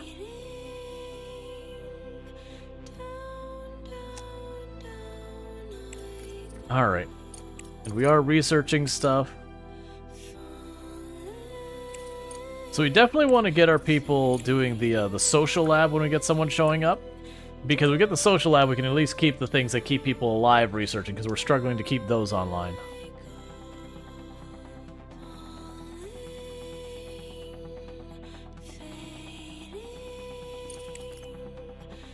I will say the music in this game is really solid. It's always those things that when you have music in a game and it starts singing like actual lyrics, you're like, DMCA. But we're in streamer mode, so we'll see if I get a bunch of flags on YouTube being like, you don't have the rights to that music. I'll be like, hey man, don't get mad at me. I thought it was okay. That does happen sometimes.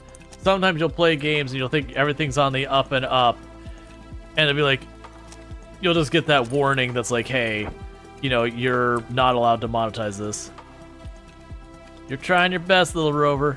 Don't let anyone ever tell you you didn't try hard. I may have drawn you to the opposite side of the planet for moon for no reason whatsoever. There's a lot of false DMCA on YouTube. Oh yeah, no, that's I've made the comment lately that at the end of stream, I make I deliberately end the YouTube part of stream first because my outro track. I actually do have the license to play that. The person who does that makes the license freely available and everything. But like all you have to do is give him credit in your like about section or in the description of the video or whatever. And I do both. But YouTube always flags, and even though like I say, hey, I actually do have the right, and YouTube's like, oh, our bad, you're good. It's just the very next video they flag it right over again. So I've learned to just end the stream on the YouTube side and then go to my outro screen on Twitch, just so the track isn't there so I don't have to worry about that garbage. It's really frustrating and annoying. Hey, Cat Pig, how's it going? Like, it's not a huge ordeal, it's just an annoying thing. And Randall Thor on their 5-stream streak, catching the last 5 streams without missing a single one, so thanks so much for that. How are we doing on our rare earth materials? Yeah, rare earth materials has got research going on. We are gonna bump you up on priority over the extended trading license. And in fact, we're going to bump everything up that. That's literally just to catch extra research. But yeah, so I think getting these ones here is gonna be important for us. We'll need the high voltage. I can't see what half this stuff is. Oh, right, we actually did get the CPU data centers. Yeah, we'll have to deal with that later. That's fine.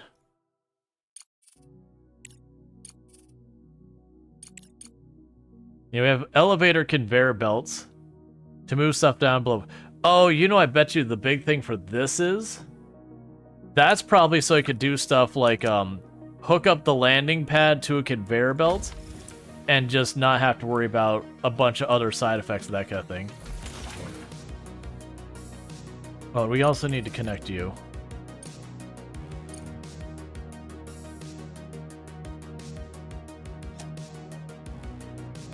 And they're all just trying to get the junk out of the way because there's so much regolith everywhere.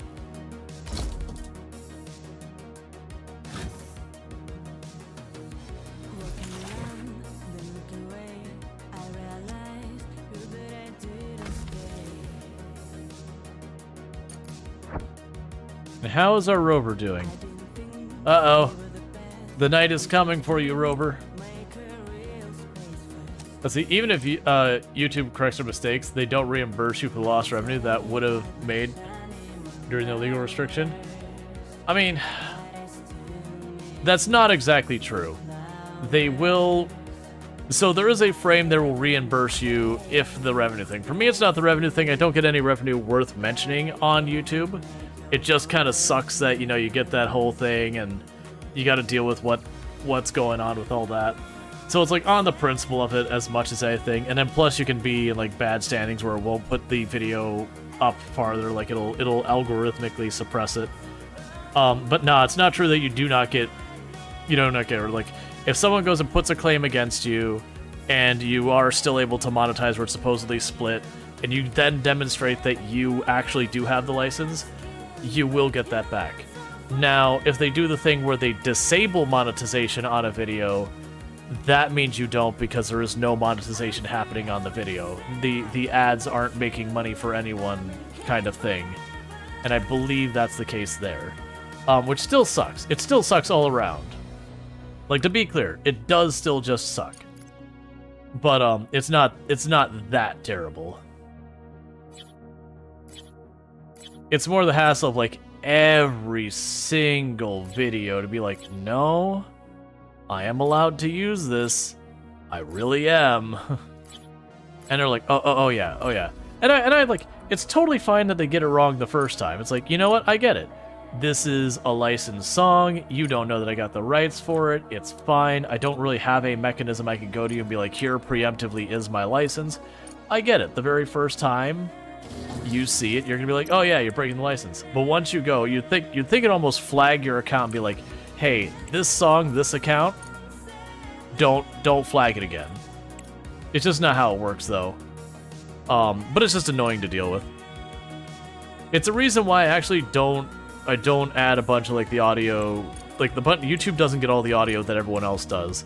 I wish I could, and sorry YouTube for it, but with how aggressively they try and go after stuff that, again, I do actually have the license for. Microcircuit factory, cool. Microcircuits are one of the things I am going to need, so we'll get that onto the list as well.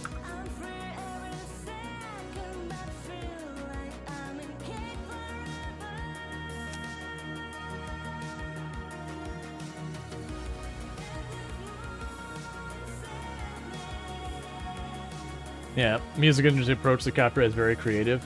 Yeah, I mean, the big thing is we were dealing with a problem where, they were going to go after, like, everyone for individual lawsuits, and it's this big mess.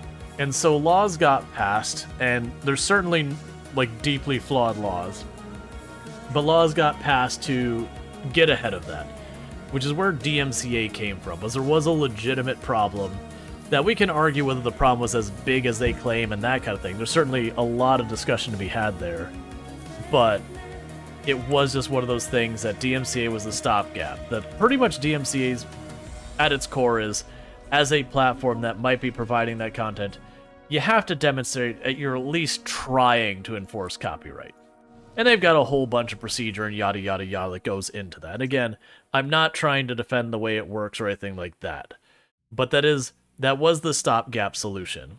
And so the weird thing about it is it protects, like, YouTube protects itself from being sued by the various, like, copyright holders by saying, hey, look, we're doing our best to try and enforce your copyright. Or, like, not even your best. You're doing, like, you are putting an honest effort into trying to enforce your copyright. And, like, that's just the DMCA procedures how they do that. Because the alternative is if you don't do that, then what ends up happening is the company can come out to you and say, hey, you are making a place specifically that is, openly and knowingly violating copyright. And then it becomes a real nasty thing. The big problem is there's no penalty for false DMCA. I believe there is, but it's not worth doing. Like, that's the thing, is the individual impacted would be required to sue the people who did false claim them. And the reality is, half the time, the entity false claiming, they don't have anything to get from them. Let alone would it be worth your time going through the lawyer's fees for, the $5-10 that you lost. Unless you're, like, giant creator. But even then, you gotta consider, like, the lawyer fees to pursue that suit and everything. It's just, you can get it back, but you're doing it more out of spite than because of pragmatism.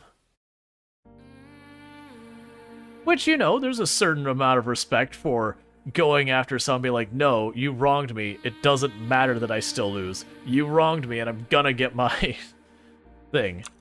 But, it's more, you can sue them and win. It's just not worth it. Kind of problem. Alright, so that only takes 3 CPU, and it produces about 3 solar panels worth. So I do want to very slowly get that set up. You still only have 1 in there. But we're gonna go ahead and get a little bit more power going. I keep clicking that, it's not gonna change no matter how many times I click on it. So I'm like slowly trying to bring this down. The only reason I'm not sitting there going and, mashing them, being like, make 20 of them, is I am trying to get that done.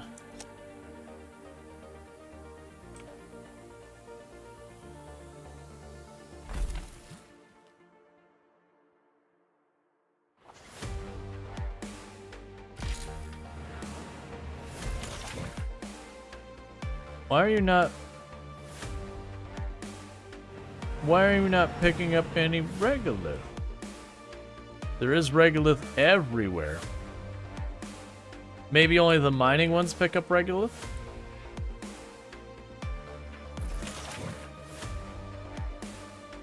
Alright. So we've got that research going. And I keep getting distracted. The people taking advantage of DMCA police of YouTube. It's a known thing. Where the YouTuber using DMCA to dox people when you made the DMCA claim, you're able to see their personal information where they live. Yeah, no, that's something that YouTube definitely does need to do. Is it does need to close those kind of loopholes where you can turn around and like use DMCA as a way to get information that is entered into YouTube about the person. Because there's no need for it.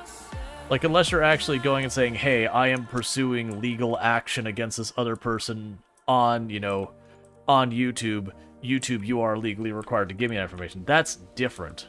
But a basic DMCA claim doesn't require all that to my knowledge. And I could be wrong. Like, just saying, hey, mute their video, like, take it down. Or, like, you know, split, like, make me give the money to me. It's my copyright. Like, whatever it was. See, if you want to sue someone for a YouTube video, they could just subpoena YouTube as part of the legal process. No need for a shortcut. Well, no, that's the thing. There is an argument to be made about like the DMCA with the old system before we had DMCA, that you had to go after each individual one at a time, or you had to go to YouTube and be like, this is a violation. And the thing was, they were actually pursuing a lot of the platforms, like YouTube itself, with like giant lawsuits where they're saying, okay, we have 6,000 instances of copyright violation, and they were going after YouTube itself because they were saying they were fostering it. And there's a certain argument to be made for that. DMCA was the stopgap to get around that, because otherwise you'd have like the music label suing YouTube, the music label suing Twitch, and honestly, in that system, without the thing in the middle, there's a good chance YouTube and Twitch wouldn't exist at all. They would just be so buried in legal fees. They've never heard some of this stuff. Well, so stopgap's probably not the right word, because stopgap usually means that there's something better coming later. But it was a stopgap as in, the alternative was we would get these giant monolithic suits that would just, you know, both companies would pile up their lawyers and then beat each other into the dirt till not, you know, like, no one stands. And so we put in DMCA in the place because it was the lesser evil. And the thing is, we don't have a better solution that we've been able to come up with. You know, outside of completely just chucking copyright out the window, which has its all sorts of parts. But yeah, so it was kind of like, this isn't a good solution, but it's what we've got. And that's, again, I don't think it's a great system, but the problem is, what do we do instead? And that's the challenge. But yeah, no, we could definitely do, like, there's definitely improvements we can make, like, and it's not even DMCA, that's YouTube's implementation of DMCA is where people can get your personal information using it. That's certainly a different thing. Have you read the reviews for this game? I have not.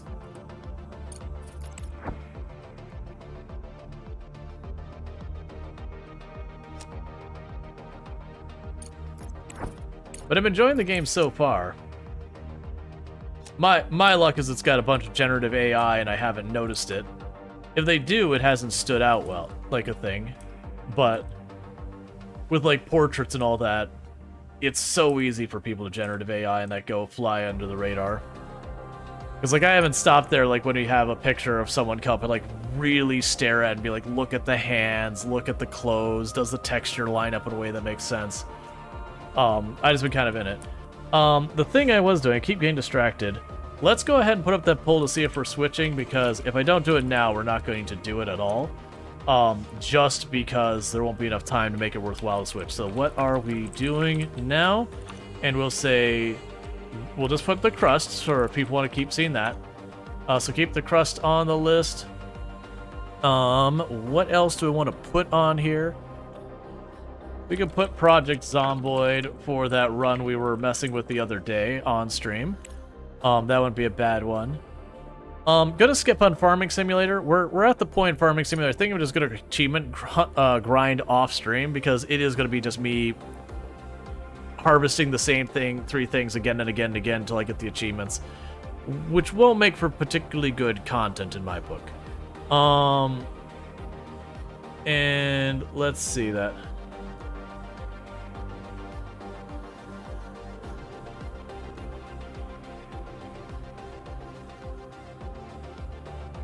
ChatGPT, make me a video game Raw will enjoy. Thanks, spits out.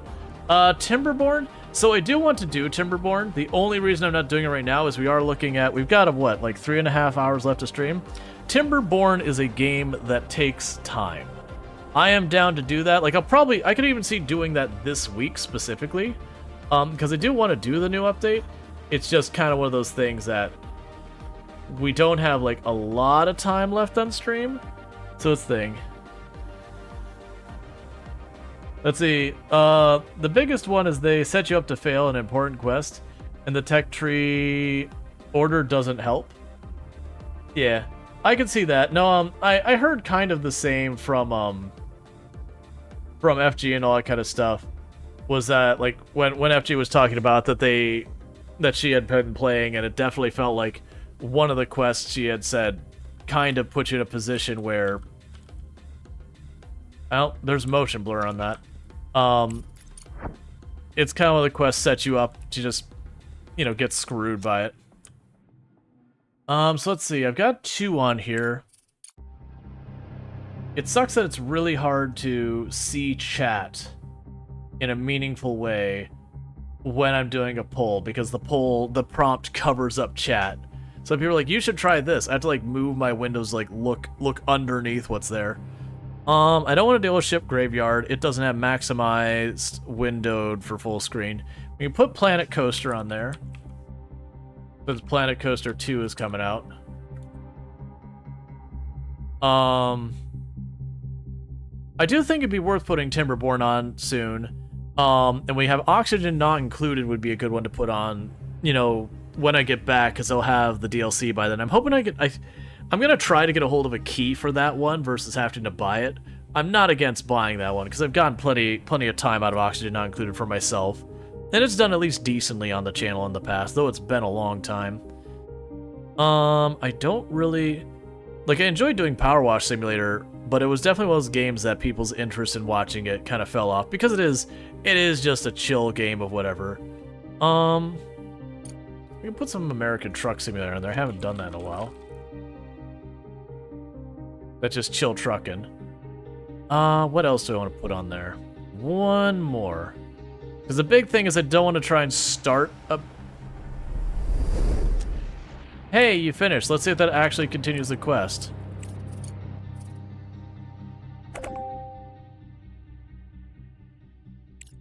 I don't think it did. I think it literally gave us money. And I'm still stuck trying to figure out how on earth to finish the quest. I'm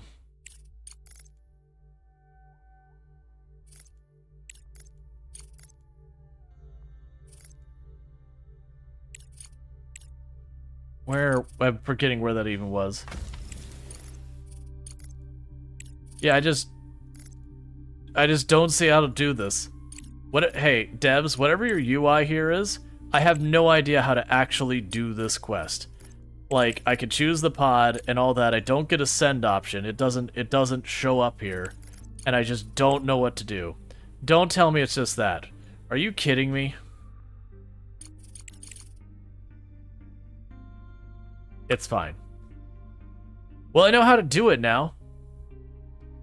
Yeah, so there's definitely a lot of UI pain points in this game. Like, there's nothing that's, like, so jarring that's like, oh my god, this is unexcusable. But there is definitely a lot of stuff that, you know, it's not particularly transparent, creates some user confusion. And a lot of that's just, like, again, you go here, you choose contracts, And so you click on this, and my expectation is like go down here, and you know you've got these things, and you'd be like, yeah, you want me to send 25?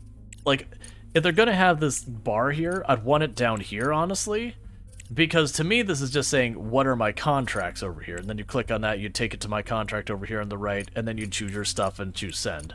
So this being a slider over here, or if you're gonna do that, let me just reopen that UI again. Make that slider visible right from here. Like, don't collapse it. Just have it there so you can discover it more easily. But stuff like that. It's stuff that is like not super problematic, but when you first play it, you can just get confused by it because you're trying to figure out where's the magic spot it wants you to click on it. And again, I believe this game is early access, so it is understandable that that has that kind of points. And let's see, I need to put one more thing on this list, or I just need to start this poll. We've already done Supermarket Simulator recently and got to the point where it just felt like it was make more bigger. Which is part of the reason I didn't go back to it right away, is like, you know, waiting for that to get farther along in development until we got something else exciting going on. I mean, I'll put Farm Sim on there. Just keeping in mind with Farming Simulator, it is going to be me baling cotton, doing grapes, and doing that. Big ambitions?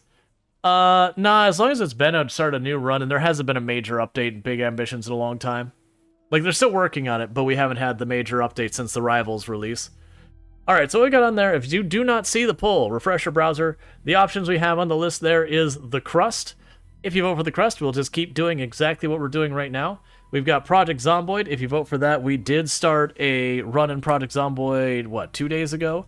That, we were doing 16 times pop with, you know, pinpoint hearing, being able to see super far, multiple helicopters, insanely rare loot, yada yada yada. Just sweaty tryhard, Project Zomboid. We have Planet Coaster. And I could go either way of starting a new theme park or jumping into the theme park we did the last time, which has been a little while. We have American Truck Simulator, which it's always the same thing of like you go in, you do an order, you deliver it. It's not same as in bad, it's same as in like there's a way you play it.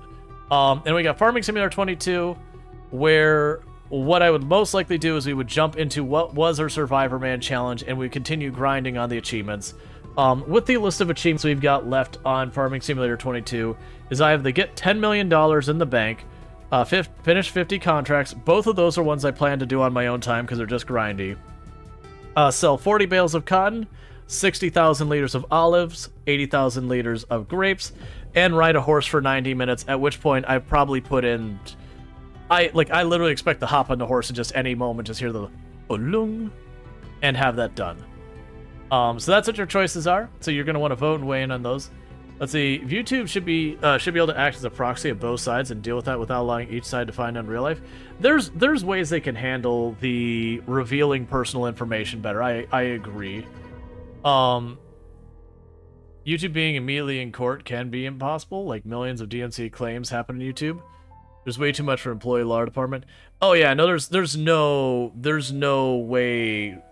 Like if DMCA was stricken, like that was just gone, almost all those content platforms have just all but about shut down from the sheer number of lawsuits they would be dealing with copyright violation. There's a reason that came to be. Whether or not we like DMCA doesn't honestly matter. It was just kind of one of those things that it was the way to get the legal side of it to be less of a mess, because you also have to consider all of those lawsuits going into the court system is just even more stuff, keeping the overwhelmed court system busy. Like again, DMCA is not a great system, but we don't really have a better one. Now, I do wish there were consequences for false claims. Like that I could go for. That if someone gets a false claim, gets it stricken, that kind of stuff, that there was like an automatic system that says, hey, based on this, you would get a certain, return once you won the DMC or whatever, that you were seen as good. But even that would have a whole problem. So here's an idea. If you had 3 false claims on a platform, you get deplatformed. I wouldn't be against it. I wouldn't be against the idea that if you got caught false claiming more than a certain number of times, it didn't need to be like a ratio or something. It couldn't be just 3 ever. But like if a certain number of your claims are false claims on average or whatever, and you, like whatever, that you're just done. That you're like, you're not allowed to claim at all anymore. But there's a whole lot in there that I don't know the details on. But the point is, even if we all disagree on DMCA and what it should be, the fact is we're not the decision makers, so you're gonna have to vote on people who care about it and want to do stuff about it. Otherwise, there's that.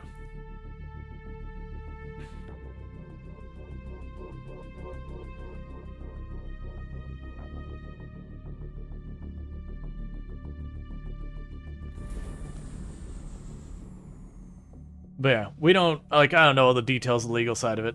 So far, the Crust is winning 7-4 with Project Zomboid and Farming Simulator BO4. So you only got a couple more seconds by the time you hear this to weigh in. So if you're not enjoying the Crust, you're going to want to vote for something else. If you are enjoying the Crust, you know, you still should vote for the Crust, because there's always a chance of popping there. As you hear that people are DMCAing their own stuff, just so it gets stuck in DMCA heck, but they get to keep the monetization. You hear people DMCAing their own stuff. I would be surprised if that's a thing. Okay, so we're continuing with the Crust. That's probably for the best, since we're already... Like, if we were to switch a game, we'd only be in there for a couple of hours on it. So, when you get a DMCA strike, though, it's like... if I remember, for YouTube, I believe it's 3 strikes, you're out. Now, granted, obviously, if you're going after your own stuff, that would... You would go to the last step and stop or whatever. I don't think DMCA chasing yourself to secure your monetization, that feels like that's a thing that just doesn't make sense. Let's see, if you think your content violates your copyright and you want to take it down, that's what DMCA is for. Whatever you might feel about it. Exactly. Which court? The US Supreme Court? The Romanian High Court? So if you're talking about YouTube, usually that's where the copyright holder is. Like, that's the whole thing. So if you're in one country and the copyright holder's another, because YouTube operates in the US and all that, you'd have to deal with all that. That I don't know all the things about jurisdiction and all that kind of stuff, but the fact that YouTube operates in the US, it is required to enforce US copyright. And anywhere else it operates, it can be forced to enforce the copyright of that respective place. Which is half of why we have these structures, because it's just a way to try and simplify it at least a little bit. But the point is, it doesn't matter what your personal opinions are of copyright and how it should and shouldn't work. It's just, it's the way it is. If you want to change, you gotta go and get involved with your local legislature and yada yada yada. Let's see, your guess at least, they send the monetization to whoever claims the DMCA first. That's why people claim their own stuff. I don't know how they would deal with, like, if 2 people tried to claim the same thing. I don't think YouTube would take the process of who claimed it first, because that opens up YouTube to a whole other can of worms. They would probably do stuff like split monetization or something, or it'd be something, if it got to that complexity, that's probably where it gets involved into an actual person getting in there.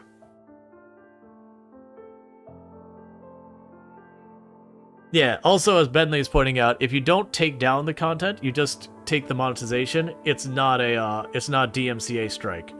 To be clear, the YouTube stuff that mostly says, okay, we see the signature, your monetization is split or whatever, that's not DMCA strike. You're not in trouble, it's just that video you can no longer monetize on. There is a separate thing where they can actually put, like, a copyright holder can report your stuff and DMCA strike it. And that's the thing where it's 3 strikes you're out, it's a big deal.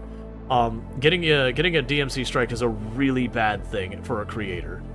But just having your monetization take away, that's, a lot of times it's not even people claiming against you, it's the audio signature matched. And they say, hey, okay, the audio signature matched, that belongs to this person, you can't monetize this video, or your monetization is split or whatever. I believe with the people with the signature, they get to kind of pre-choose what it is or whatever. Let's see, Sterling had videos about how Nintendo America and Nintendo Japan will both strike the same video. Yeah, no, it makes sense. It means if you manage to beat one of them, the other one's still there.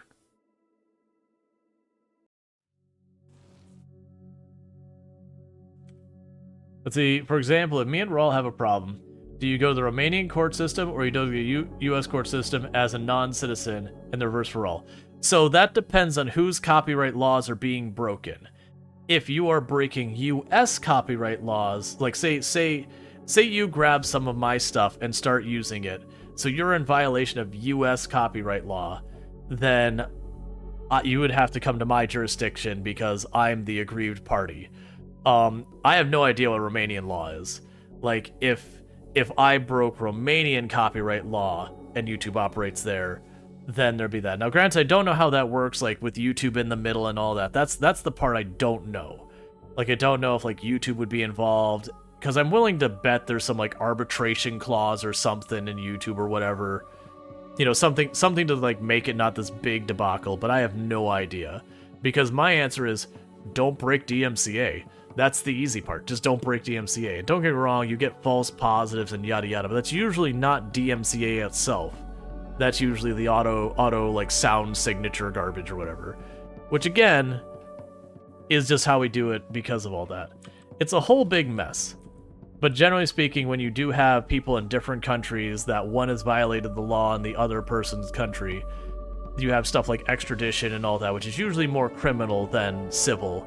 But, which is one of the reasons why a lot of times you get away with that stuff, is it's not worth going through the process of trying to go after someone. It's just, you know, okay, you stole $5 of my YouTube money. I'm not gonna go and try and go through a court system to do anything.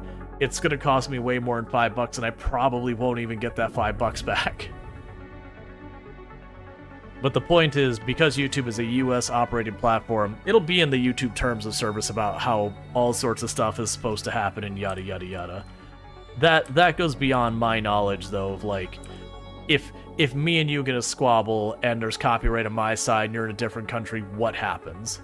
Like, you might be safe, you might not be safe, I have no idea. The simple thing is, don't break copyright law, because it doesn't matter, because if you break the rules, you're still going to get a copyright strike on YouTube, and your account's still eventually going to get shut down. So, whether or not me and you try to hash it out to see if I can't recoup the money doesn't even matter, because it's not going to be a significant enough amount of money to worry about, versus, you know, versus all that stuff. Yeah, no, it's pretty rare DMCA cases actually go to court. Because for it to really get anywhere, you'd have to demonstrate that there is some confusion over who owns it or whatever to, like, show damages and that kind of nonsense. Because someone's going to actually own that copyright, and they're going to be the one who is, you know, there.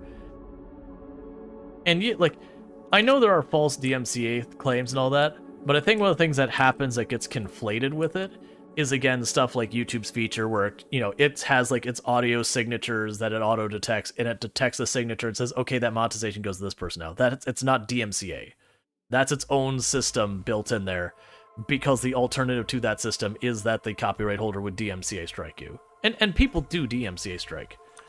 But I don't know the details in that. I've never been DMCA stricken myself, because, one, I try not to break DMCA ever. It's not worth it. Because, again, 3 strikes you're out, I believe, is still the system they have on YouTube. And I imagine it's probably not different on Twitch. It's the same reason why Twitch mutes your VODs. Even, like, that's one of the things a lot of creators don't realize on Twitch. Sure, you can take your audio, you can split your audio so that your audio is on the VOD and it's on the live, and that the automatic muting tool for the VOD that detects the copyright signature and then mutes your audio there, that doesn't protect you from DMCA. Someone could watch your live stream and be like, that person broke the rules, they copyrighted their thing, and they could, like, you know, record that you were playing copyrighted music and go after you for DMCA, and should be guilty. Like, you would, as long as they had the recording and they can prove you did that, it would be just a matter of whether or not they had the evidence to make it stick and all that. Let's see, yeah, you're gonna argue more about go to court than get the details to sue the art. Was arguing more about the go to court to get the details about the art person.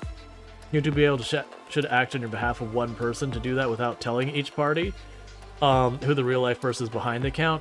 Yeah, no, that's there's definitely a personally identifiable information situation there where stuff does kind of get co-opted. Oh no, you're fine, Bentley. That's like contextually, that's fine. Like when someone's like, oh, here's a topic that someone has done a very specific like coverage of that.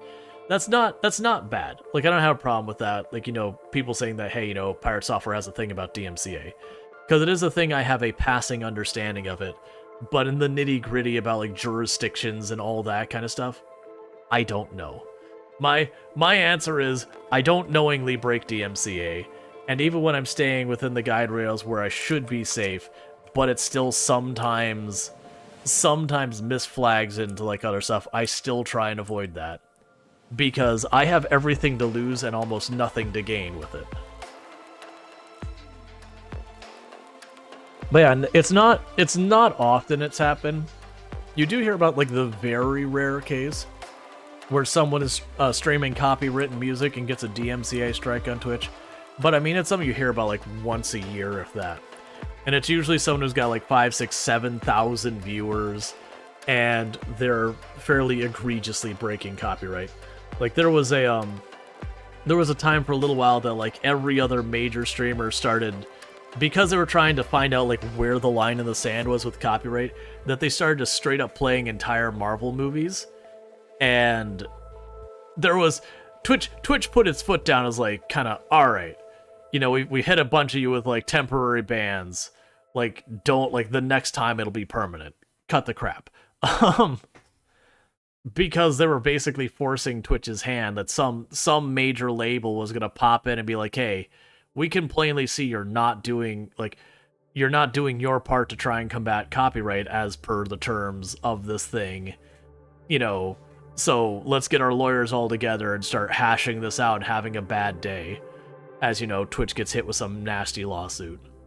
That's the one I keep waiting for, because it's like the known workaround forever to split your audio so your VOD doesn't carry your copywritten stuff in it. And it's like, it's only a matter of time before someone big, you know, is big enough that a label decides it's time to start slapping it. It's more annoying when music service gets VODs muted. Yeah, that was, I was using Pretzel for a long time, and that was the issue, is Pretzel started getting lots of false positives, even though, again, I did actually have the license.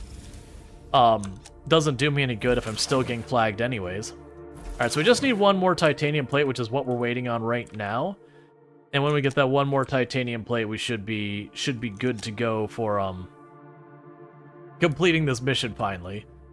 Because the UI was not the clearest, and that's why it took us forever to get this done. And those are all still chucking away.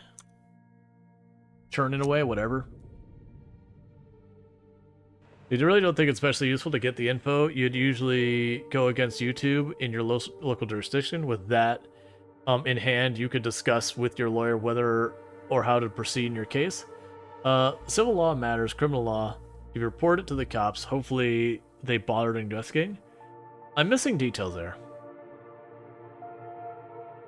But yeah, notice it is a thing that, like, obviously, like I said, the hack that people being able to get your personally identifiable information by putting a false claim against you. I do, like I said, I do feel like false claims, there should be a real consequence to it. Like, it's one thing that's like, you can look at as like a potentially honest misunderstanding. Yeah, you stop there.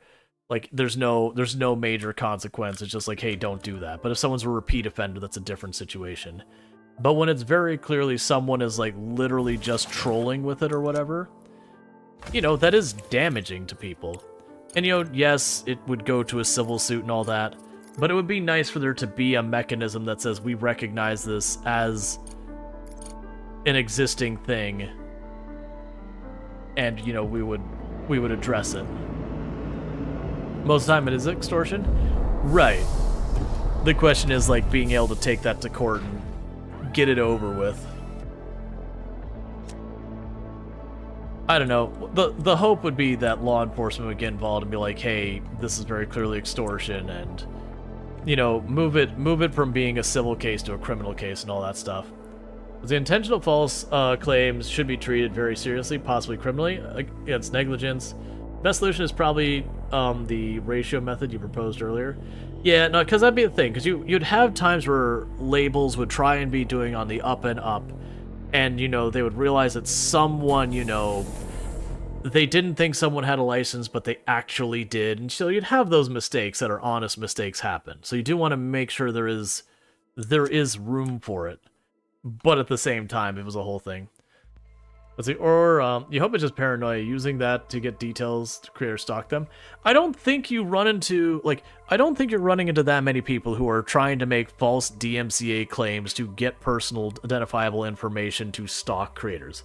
It might not be 0 people, but if we're being honest, there's way, way easier ways for people to get a hold of personally identifiable information about people. You're more likely to get stuff like social engineering things where they pretend to be a sponsor. First contract has just been completed, and I'm already negotiating the next one. We're in a unique situation. We're at an excellent pace to rebuild production while there's still no alternative to our product on Earth. Even the most basic resources will sell at extremely favorable prices. Yay, for exploiting people in a disaster situation. What? Alright, so we're still building the room. Why does it feel like all of my stuff is going super slow now? Like our construction stuff. Because we did cut this down to almost... Let's add one more of those, because I'm not seeing where all of our drones are doing.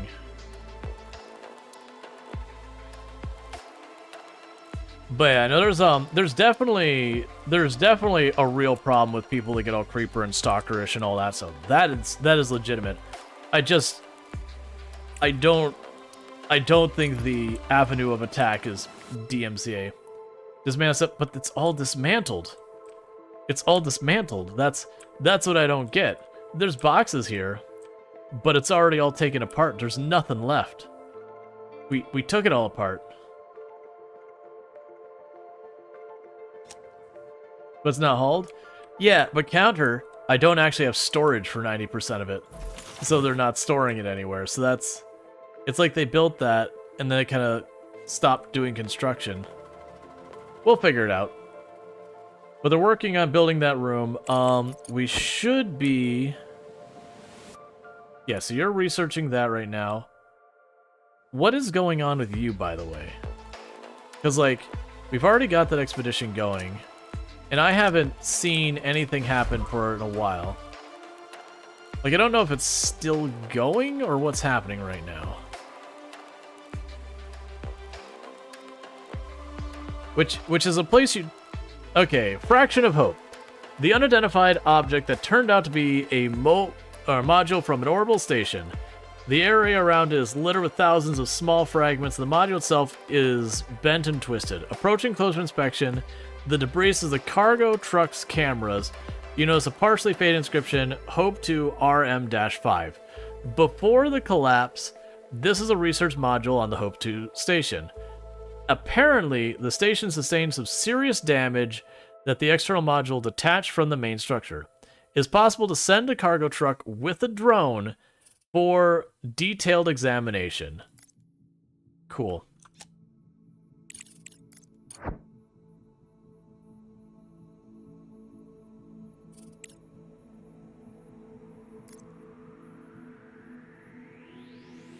And just seeing if we have anything show up around here.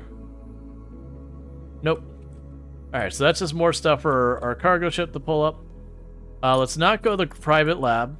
The reason I'm not going to the private lab is it costs money to give me more science, and I don't have the money. The moneyest thing I am not sitting on.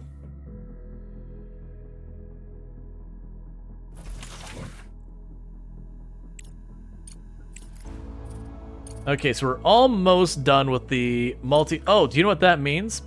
I've been saying it the whole time. We can build... actually, is it here? No, it's here.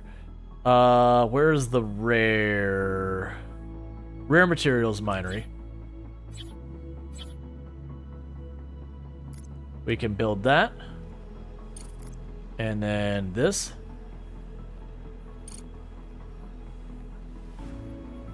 Then we can go here.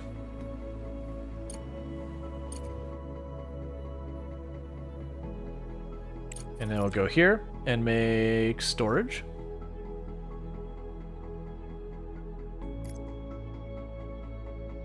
But yeah, there's definitely better resources for DMCA stuff. Like there are people that's what they do is like get into all the nitty-gritty about the various laws and how they're implemented and yada yada yada.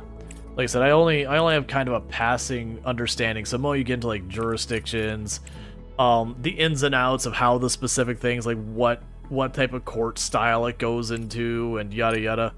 I'm outside my depth at that point. Because for me as a creator, none of that matters. For me as a creator, it's what are the rules? What do I gotta do to not break them? What are the consequences if I do break them? And the consequences are bad, so I don't break them.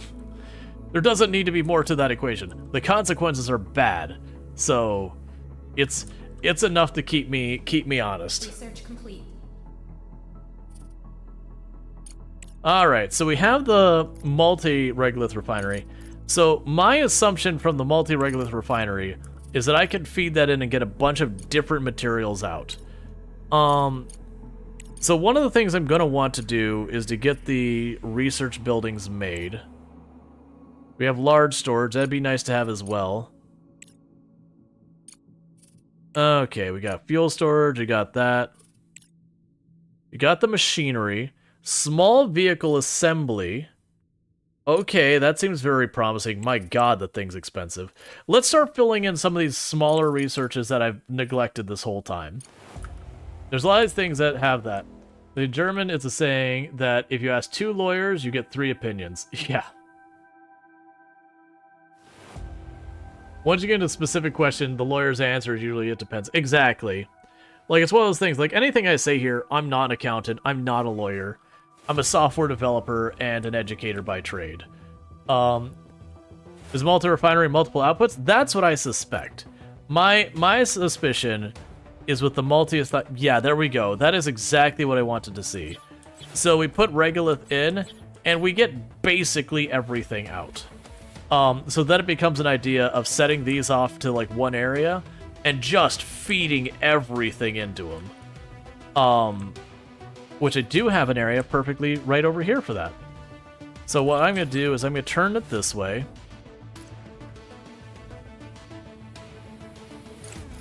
And then we can go from here. And I believe this is the storage I will need for you.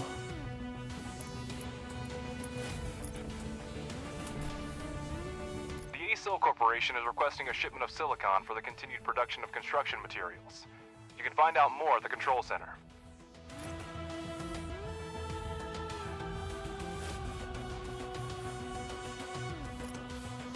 Alright. So we're going to have a lot to do with this.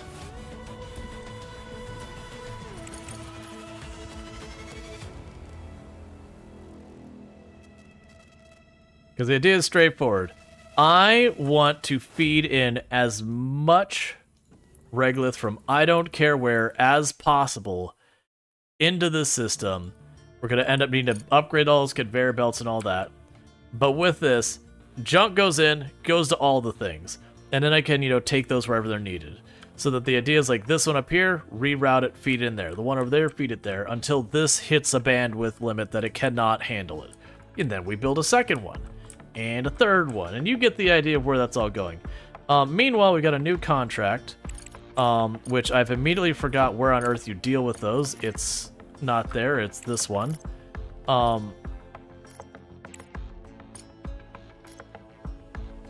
Okay.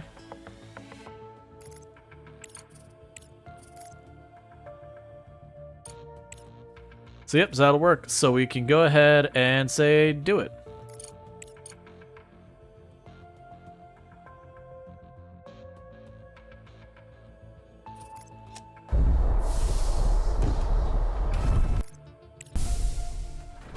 Really hate how you place the storage makes expansion a pain in the butt. I mean, so there's a pro and con. I could drag the storage way over here off to the side and then feed a bunch in there. I'm not too worried about that because I can sit there and have that just go like conveyor belt there. We're gonna get the conveyor belts to go over and under. This will be fine. Because we also don't know the throughput and like how many of these I could feed into one place.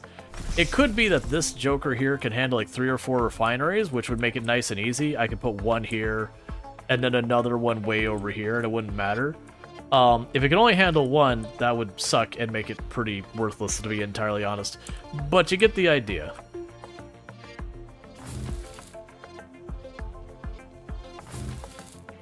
So we're going to start with this one. We'll end up turning that into system. We'll gauge how it goes. But then we'll want to upgrade the conveyor belts. But no, it's fine. Like, I could do the whole thing where we do, like, a ribbon where you do, like, the 1, 2, 3 lanes. You know, each lane is a different type of ore, and then we turn it into its own storage and then branch out there. I'm dealing with kind of constrained space because we have to mine through it all. This is fine. This is fairly compact. And I can even go from here and feed it into an area where we do the processing, where we do like 1, 2, 3 processors. They go through and they all split off. You get the idea. We'll have a little bit of spaghetti. We can worry about that later. The big thing is I need to get this Objective achieved. room done. Great job, Director. The funds have already been deposited into our account. At this rate, we'll soon recoup our expedition and start making a profit. Oh, of course we didn't have more pressing issues for which the dispatched resources would be useful, but no, Director, we didn't miss out on short-term gain. I literally was sitting on a giant mound of that stuff. No one needed the silicon. It gave me research and money. What are you getting on about?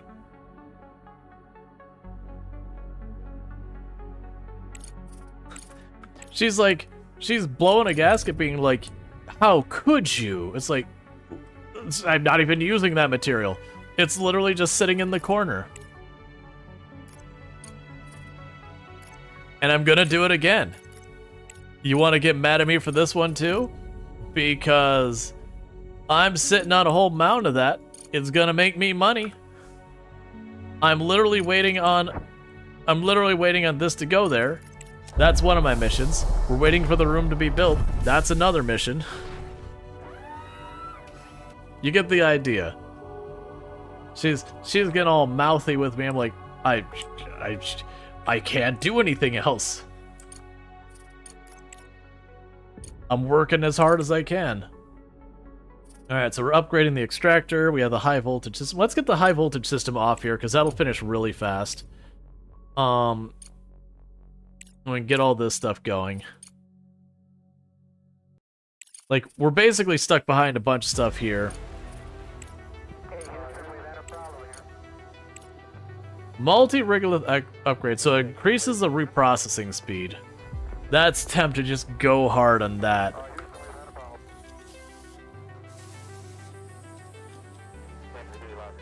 Research complete. 5 point exactly, we got that done, no time.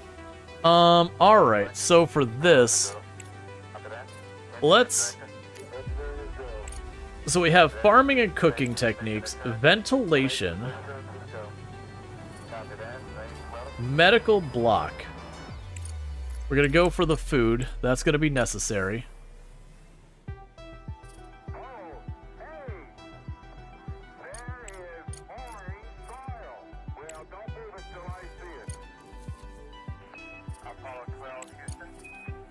Alright. Can you build more drones? I suspect to build more drones, I probably, if we go, was it under engineering? I probably, no, it's not here. There was a vehicle building. Yeah, it's probably the machinery building, would be my guess. It's that 12,000 blue science cost that's got me not prioritizing it. I'm just trying to figure out where all my drones are. Like, there's not a place I can look and be like, ah, that's where they are. So I've got 2 of them mining up here. Because that's it, we go here, I've got 2 set to mining. All the others are just driving around, picking stuff up. Which I think that's literally what's happening, is I think literally I got so much junk laying on the ground here, they're not getting anywhere. So let's make it so it's only 1 mining. So I think it's just literally we got so much junk on the ground from the aggressive mining we did to make room for the rooms that they're just playing cleanup. Hi. I like giving you kisses. Aw, that's silly. You're the one. I don't know about that. Shame.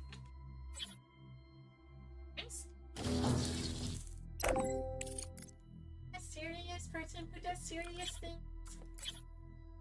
This. That's the serious one right there. Marcel Adams. Yeah, serious. Mm-hmm. And responsible. Does that mean you're heading to bed? Responsible is relative. Alright. So we're expanding our power network.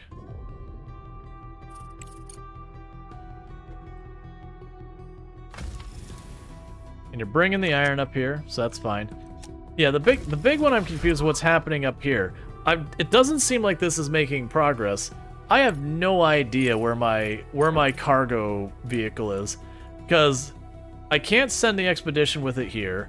They don't die, and I don't see it here, and I'm really not sure what's going on with that. So part of me wonders if something's bugged and my cargo wagon is just gone, and I think it wanted to bring drones with it. Well, suddenly now I got a bunch of drones zipping around. But you get the idea. It's like I'm missing information that, like, is it up here? If so, why is it taking so long? Is it down here?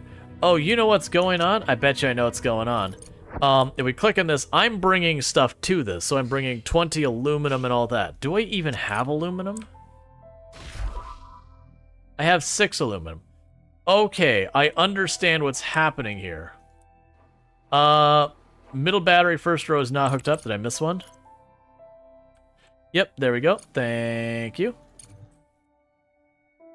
Okay, so I understand what's happening. I've got extra materials to fix the cargo thing.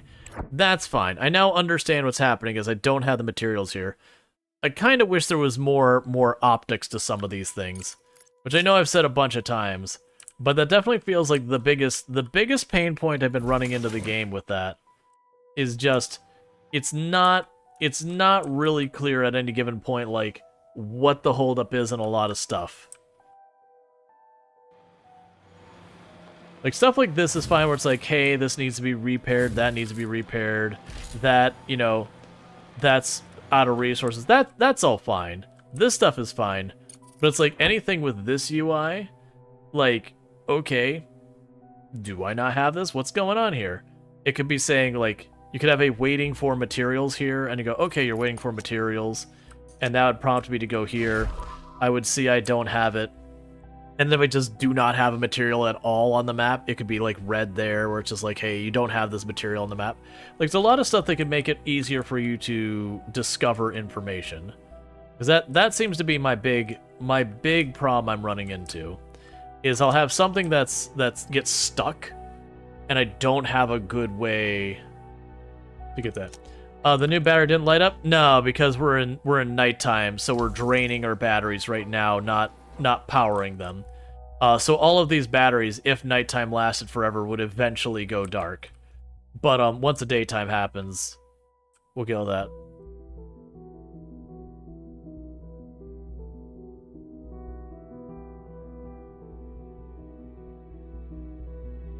Yep, Lake Factorio.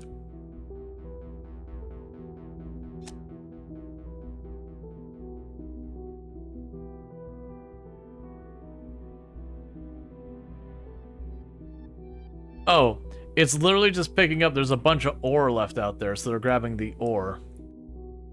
They you're about to start a new run in that with the Tycoon mod. Should be a little bit like Transport Tycoon. Interesting. All right. Aglo is an automated laser inframetric gravitational wave observer. A network of 5 observatories were constructed on the moon, with the active participation from Crust from 2083 to 2089. The primary goal of the project is to detect and study gravitational waves of cosmic origin. The observatories are located thousands of kilometers apart from each other. enabling researchers determine where gravitational signals are originating. The observatory was damaged by an explosion, but there may still be valuable equipment and data regarding the nature of the recent disaster. Perhaps it's worth sending over a rover with drones to investigate. Sure. Let me guess. All of these are requiring the construction drone. So that's the private lab. Let's go ahead and scan here. Okay, so we have something over this way. We're going to move over here. We're going to scan again. There's something in range of our scanner over there. And like I said, the private lab, they let us spend money for research. And the problem is they just don't have the money. And you're almost done. I need something else I can burn a ridiculous amount of blue science on.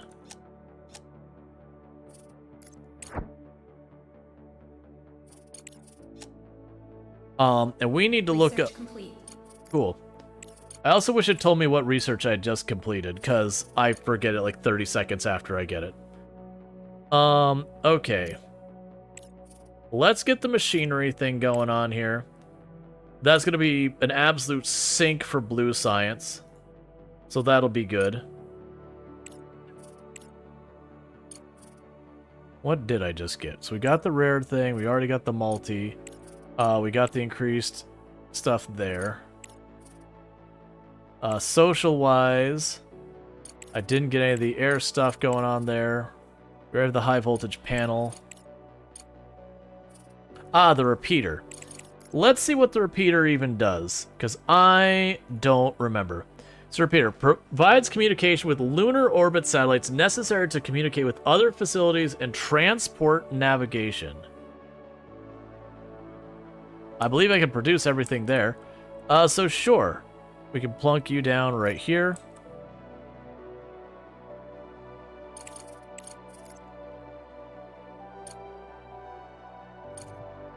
Take a sip.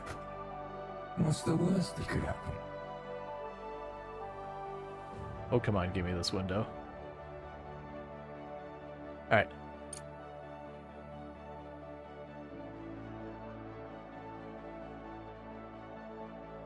The number of times I've accidentally placed a tower is way too many.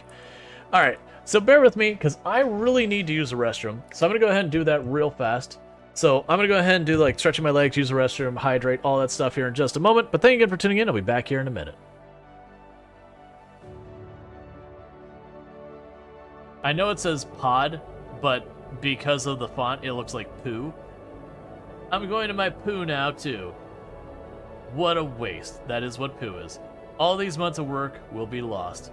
I can't understand what happened. This shouldn't have happened. It's like, I have to look at you? Oh, it's nice that you're handsome.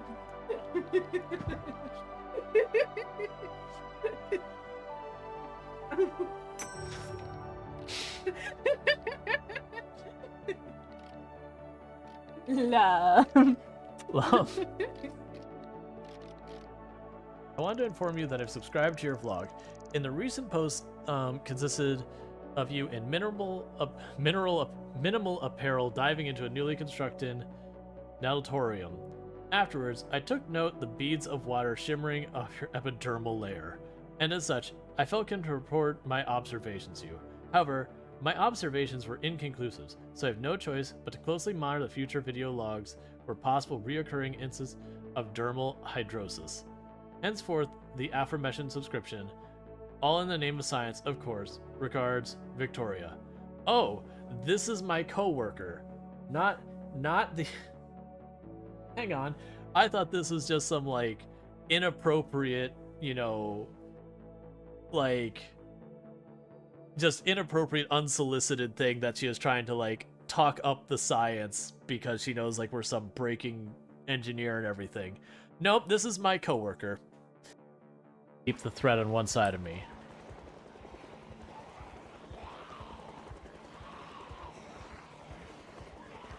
This is not good. Alright. Sweaty time.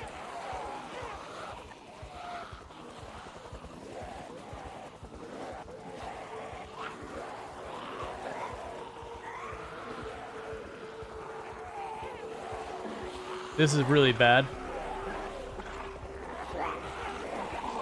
That's that.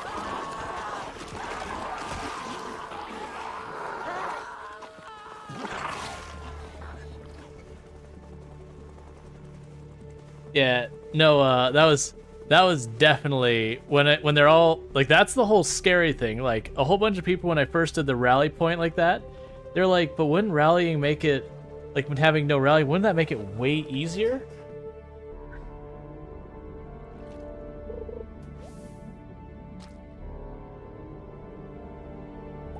Okay. Yeah, human. You wanna pass? I'm sorry, this is private property. That smell. Can't resist. Give me that. I going to admit I didn't know you could just catch void mayonnaise here.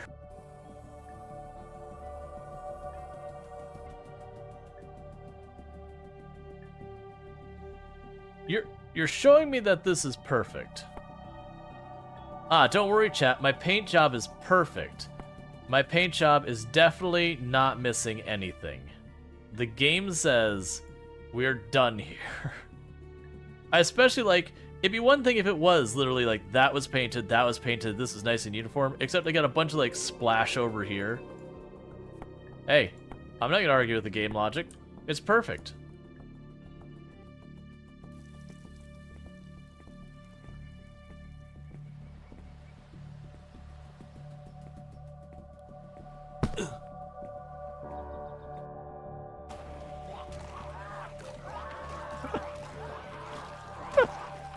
It put an entire fireman's outfit in my main bag and immediately extremely overburdened me.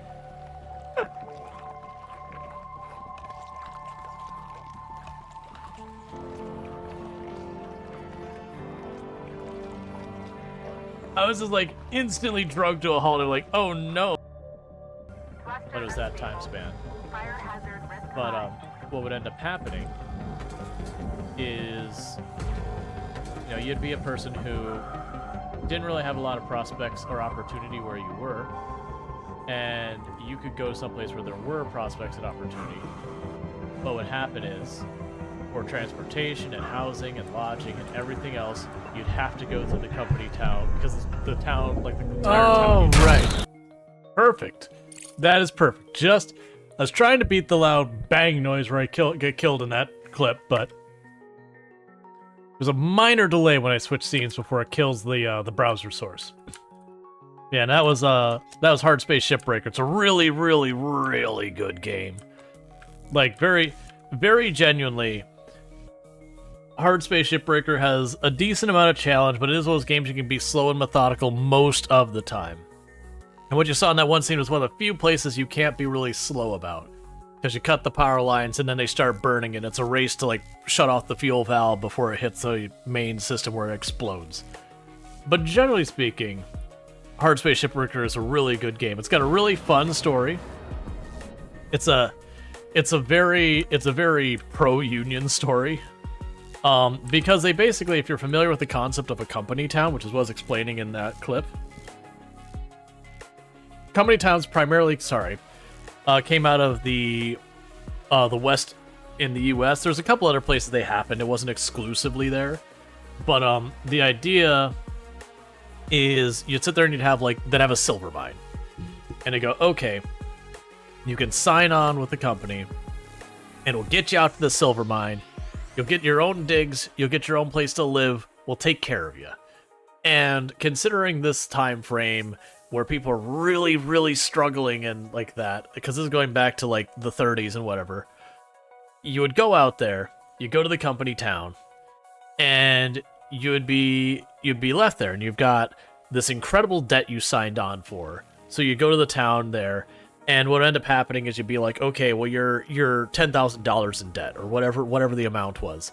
And this is again going back to the 30s, so that $10,000 in debt is like $80, $90, $100,000 in debt, modern money or worse. And on top of that, you'd work the mine, and you wouldn't get paid in cash, you'd get paid in scrit. And scrit is basically it's like monopoly money that's accepted by that company. And the idea was you'd be able to convert that into cash in theory at some point. But the reality is, at that point, usually never comes to pass.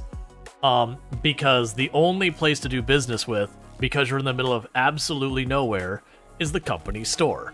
There's the reason we have songs about owing your soul to the company store. So you'd buy everything from the company store, the prices would be higher, and you would keep going into debt with the company more and more. Your revenue wouldn't be able to get you out of the debt. You'd get paid in scrit, so you couldn't go to like the next town over and get a better price if you could manage it. You couldn't hire transportation because you didn't have telephones and all that to communicate outside of town. You were dependent on the company to handle everything. You get the idea.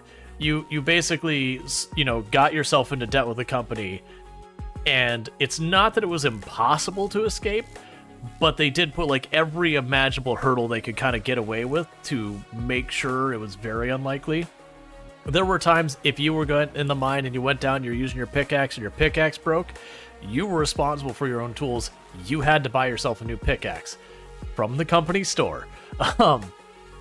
And it was where a lot of our laws around labor laws in the US came from. It's the thing that eventually led to unionization. Granted, like unionization being this legal form, because unionization back then was a bunch of people getting together with a bunch of pointy tools and saying, hey, you're going to work with us, or these tools are going to start swinging at something that's not rock. And then, people hiring, security who was armed and all that to put down the protests, and then it escalating into literal rebellions and all sorts of stuff. And then the government being like, okay, this is getting to be a real problem. We need to deal with this. But yeah, it was a whole time frame. It was ridiculous. A lot of railway companies had stuff around that where they'd, again, take you in the middle of nowhere where your only way to and from was via the railway company. So you were completely beholden to them.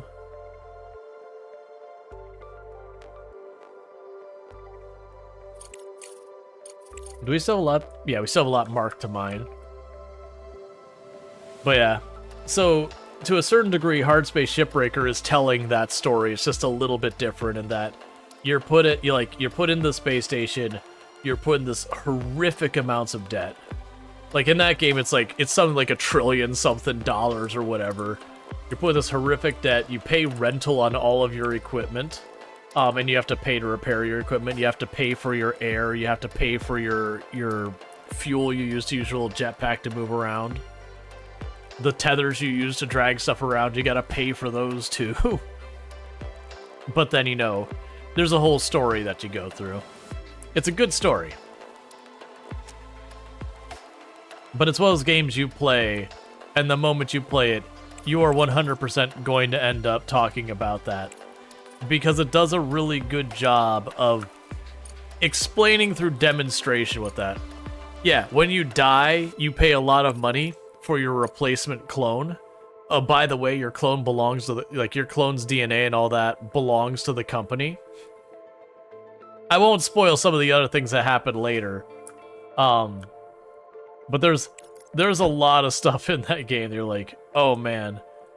I didn't scan or anything like that.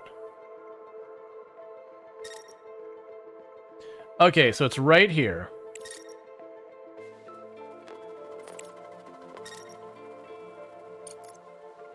We've got something right there. Man, it's a very fun game. Because even if you don't care about the story, the way the game works mechanically, you go in and go into these ships, and they'll be because they're derelict ships that you're salvaging. And so you figure out okay, how do I salvage this? Ooh, that's some good stuff.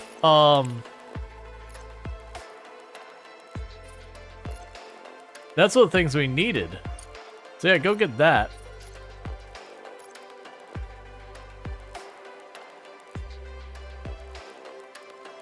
Oh, we got new stuff over here. That's our private lab. We'll wait to check out the...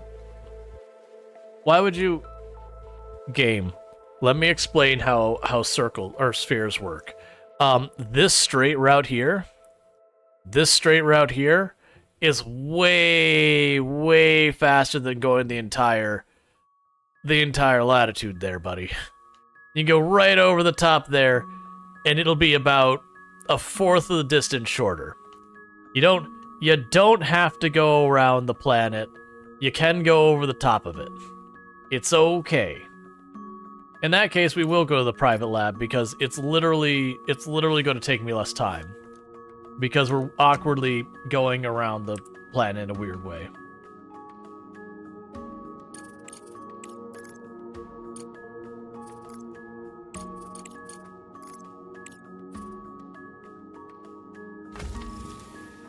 Alright. Does it count speed or fuel efficiency? I don't think the game has a difference with like speed or fuel efficiency. I think it's because it's solar, it's electricity. Because I also don't think that'd be more fuel efficient if we really consider it. Because I'm gonna keep going around this way, and sure the sun's gonna go this way, but I can go over that. And is that maybe the pole has, you know, bad temperature? I mean, sure, but there's no temperature mechanic on the rover in the game. It's just the way they did the pathfinding on it. For whatever reason, it's just doing that preference. It's fine. Like, don't get me wrong, they could have like an in-game excuse as to why it is the way it is. But it wouldn't honestly be that satisfactory. Yeah, so I think literally what's happening is we're still just having stuff going out the edges. What was the other plus on the map? The other plus on the map. Resources to be picked up. Resources to be picked up. That is a private lab. We did that for research. This is someplace I have to drop stuff off. That's another private lab. So in theory, we should be getting something out of that. The solar panel field, I'm assuming we'll get materials from.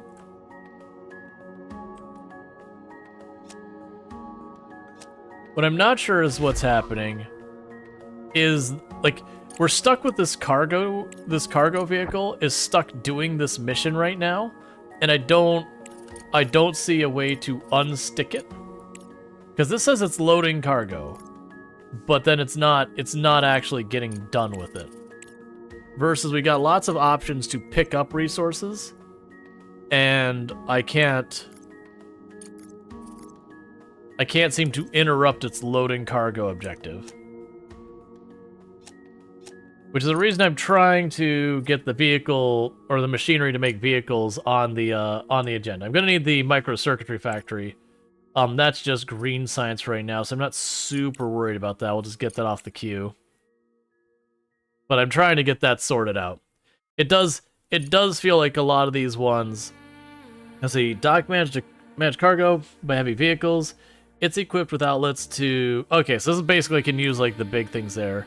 Yeah, so get the machinery here, and this is implying I'll be able to get a cargo vehicle and maybe another survey vehicle or whatever. Yeah, no, it doesn't have the cargo to finish it, but therein lies the problem.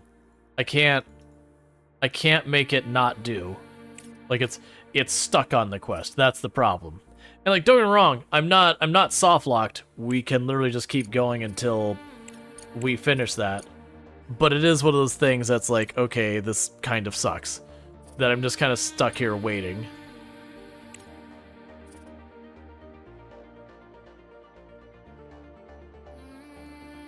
So we are going to be collecting a lot of slag that is going to hold things up eventually.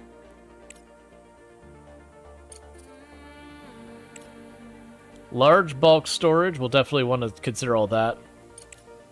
And meanwhile, let's look at the social stuff more.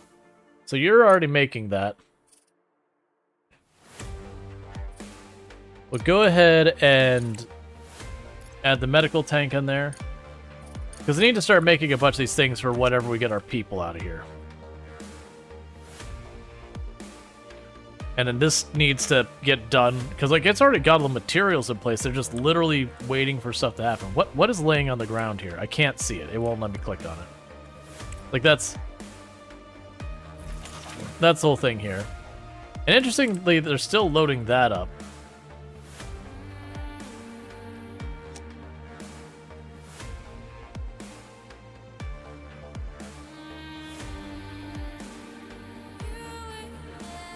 Yeah, that's the problem, is they're picking up those individual ones one by one. and they're just doing that. I wish there was a way I could tell it this is lower priority so far as the loading of it. Maybe that'll work.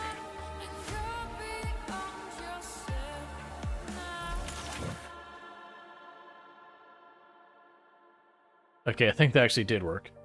I mean, at least it's making brick now, which that appears to be the slowdown. Okay, so that's better. So yeah, so apparently the stall out here was the actual block, which wasn't getting done because they're busy trying to run to fill this up. So they should start getting brick out, and then as they get brick out, they should start building that. Plus, it'll get this crap out of the way.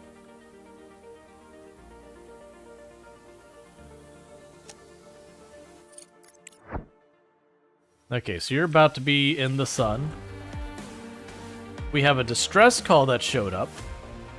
I don't know what the difference between the yellow and the white signals are.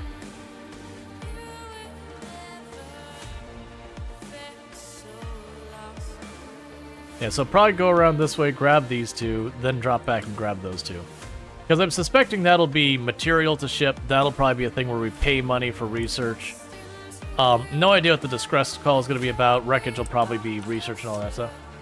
The first run is going to be finding out how to get done better on the second run. Yeah, that's usually, most of these games you lose your first run because you'll forget something critical or just not realize something critical you need.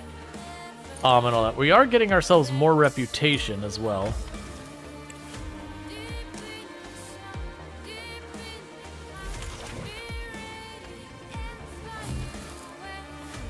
Gotcha.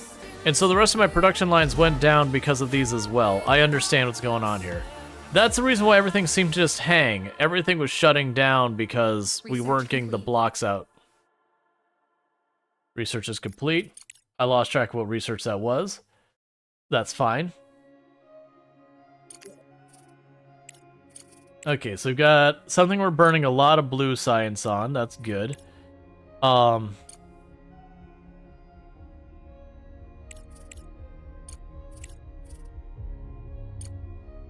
Let's get the underground conveyor belt going. There's a very good chance that underground conveyor belt is ultimately going to be something I'll need soon for dealing with all this when it's ready. Alright, so we're actually getting some progress again, so that's good news.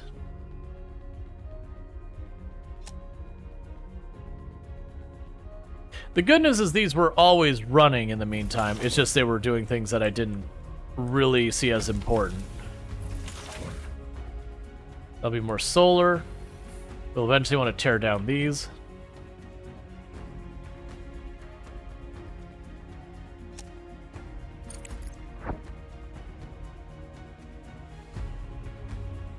Yeah, I wonder, so it's definitely the yellows aren't temporary. So I'm not sure what the difference between the yellow and the white icons are.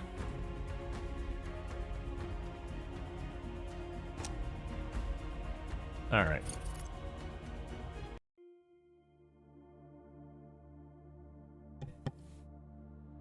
Okay. So we are getting our stuff for taking care of people, so we're getting like the hydroponics, the kitchen, all of that in order. The medical block and all that sort of stuff. We'll get the ventilation in here. I'll definitely want to get a research bench. You get the idea. We're starting to expand all this. We still have the extended trading license and all that as well, but we'll worry about that later. We are getting the machinery done, and I believe that'll give me another cargo ship. Was the parts factory? Yes, the microelectronics. So that's requiring the rare materials and the silicon. Okay. Do I have a place up here?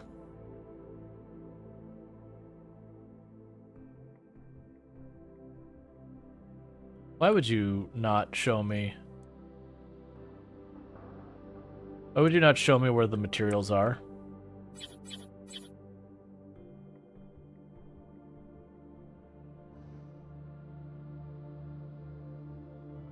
You are primarily silicon. That'll work. So I've got that there. So I've got this making this material. We can grab... I want to do that right now. Let's cancel that for right now. We'll keep that going. We're going to wait till this processes and gets built up. And we're going to start trying to separate all this stuff out. And then, like I said, we could take the various materials and put them where we need them. Just, you know, right now I've got the spaghetti going on here. I want to start trying to get a bunch of these extractors, just feeding a massive belt into this system. Because then I can mix the stuff on the belt as much as I like. And then we can just deal with this on this side. And then if I got to ramp it up more and more, we can do that. If I do end up needing to have, like, a bunch of these, I could easily set the conveyor belts to have, like, a row of these down there. By the time I worry about that, I'll most likely need the big containers to make it worth my while. Yeah, so you've got all that going. You've already got your blue, your green going. That's going to take a while for that to get going. That's fine.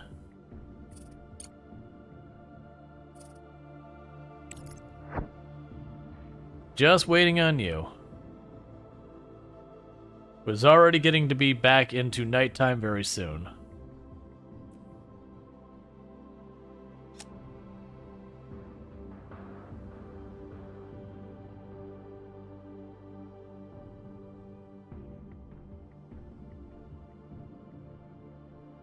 Yeah, we got little bits of material everywhere, which is a bummer, but that's fine.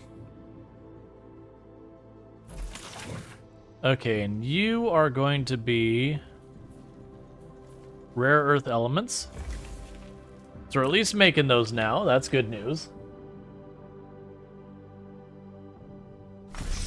And they're starting to get this online. That's also good news. That's making progress. So everything is starting to go. That said, what we are going to need to do is we are going to need to get that thing that'll turn slag into the bricks here. Because what we'll probably end up doing with this is the even the regolith can go in here now. Like all regolith can go in here. Like we no longer need to pick it up and just whatever we get in the mix. We can just literally dump it all in here and just feed it into the machine. And we get out what we get out.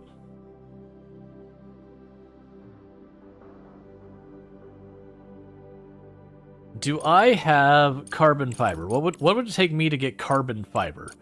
Because if I have carbon fiber floating around here, with that I would be able to turn around and let's actually check some of these things. With the carbon fiber, I'd be able to turn around and do something with this. So let's go here to not the extractor.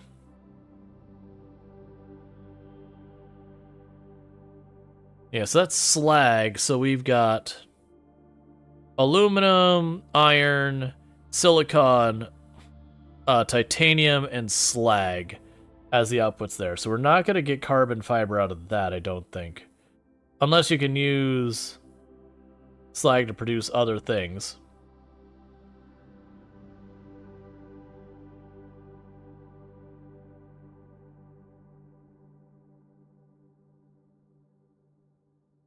No.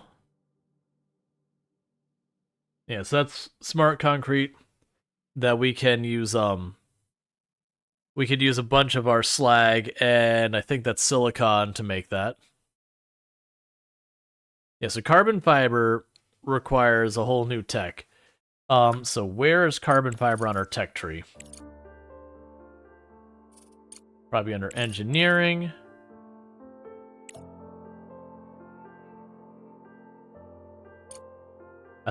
No, it's not it there. Not seeing it. Smelting furnace, that just upgrades what we've already got. That improves our efficiency. I don't think that's a building. Is it under fundamental, maybe? No, that's like a helipad kind of looking thing. Don't know. It'd be nice to have search on screen. Yeah, those are definitely the quality of life things missing. We'll figure it out. Are you about done? No, I heard noise. We'll see when we get this built. It's got a lot of this stuff sorted out already. This isn't making, like, any progress. It may be worth our while to upgrade this. Oh, right. Earlier I was like, oh, I could probably fit 2 extractors on here, but earlier there wasn't room to do it. You can. That's exactly what I want to see. So you just became high priority.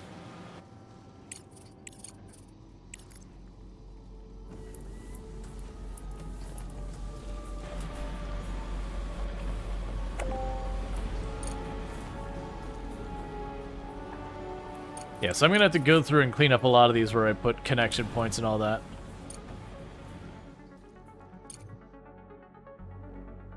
Alright, so that should improve our titanium production. This doesn't need to be improved. It's going... Like, this part, I should say, doesn't need to be improved. Yeah, this is keeping all that in. But I'm not worried about that. We'll just wait till this is done. Ooh, you taken 1,000 that you can keep in your reserve? Okay. I'm listening.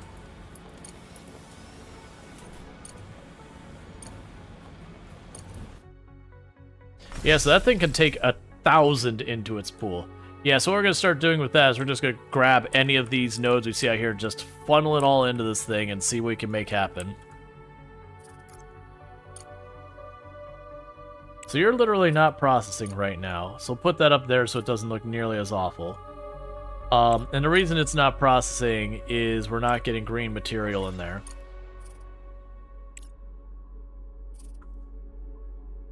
So we need a source of green science.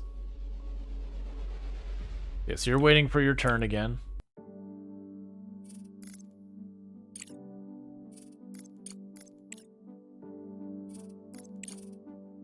Yes, we gotta fix that. Complete the resource shortage contract. Send steel. We're working on it, all that, that's fine. Alright, it's just telling us that we need material now. That's fine. Once we get these built, we can start feeding it in, getting it to these.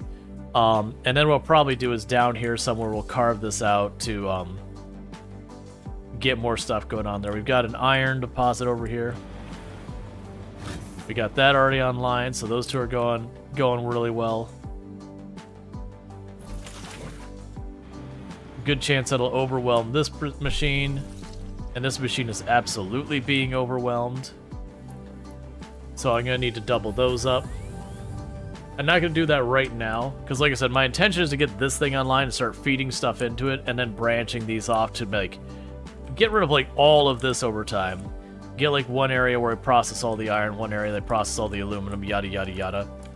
Like I got all the space to work with. And then even if I had to double up, I could just shove conveyors where I gotta shove conveyors to feed them together. If we gotta upgrade conveyors, that's fine too. We can upgrade conveyors.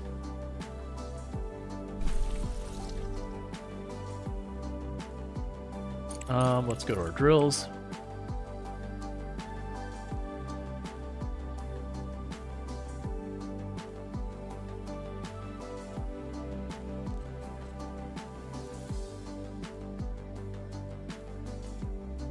And just always growing. It's gonna be weird with this because like having that automatic filtering, normally in these kind of games, like one of your rules is never mix your belts. Like just don't do it. But because I can kind of put this in and this by itself is like a natural filter, there's not a reason not to do it as far as I can tell. That literally will be just shove everything into that as much as you can, and then just keep adding more and more systems onto it to try and get it going. Like that being a fully built out filter within itself completely makes that just not an issue to worry about. Okay. So I need to not be taking anything that needs green science for a little bit forward. So we already got the underground conveyor. We can go for getting better movement speed on our drones. Like I should really just be leaning into the drone upgrades right now because the drones are a bottleneck. Cool, that'll be a quest done. Objective achieved.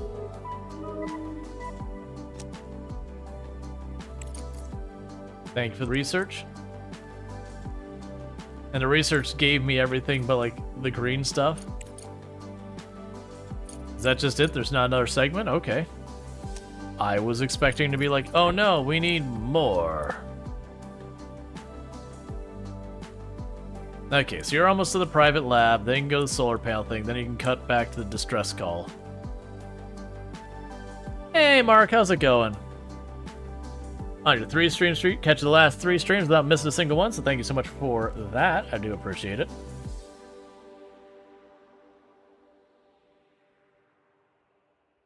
And we need to scan the area west of the Farhad control tower, which is here. So go down here, deal with that. There's news. In short, I've signed an agreement to complete several contracts on our behalf. There was a frenzy on the market, and I couldn't delay. Competitors were ready to restart production on Earth, or sell off their remaining reserves for such prices. But I beat them to it, and pledged to deliver the resources. Now, it's your turn to show that we're indispensable partners, and reliable suppliers. You'll find the accepted contract under the Active tab. I don't... Director, I see them in the database. It says accepted. Mr. Ledger has outdone himself. This is not just unprofessional, but also extremely irresponsible. How about notifying before signing rather than after? My job is to secure the most lucrative contracts for the company, Ms. Vance. And if a few small deliveries are too challenging for us, we have no business being in the market. Director, I'll deal with Ledger later. Try to focus on active contracts. It's very important to ensure these deliveries are on time. No, no time. No time. Just deliver as able. No time. So I'm thank you for so much for the 5-stream streak.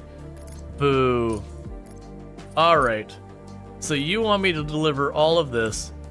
So sure. Send resources. Do this. I don't have enough. Alright, so smart concrete just became a high priority. So we're gonna send that. How long do I have to do this? I'm not entirely clear. Yep, no idea. So this just became top priority, top priority, top priority. There's literally nothing in it.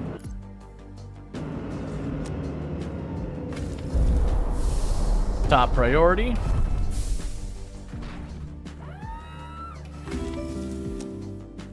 So I need all of the regolith you can shove in this machine right now. Alright, hang on. Second priority. My bad.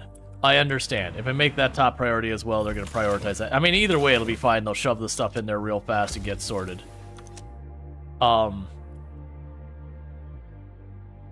It's not great. That's what that is. It's not great.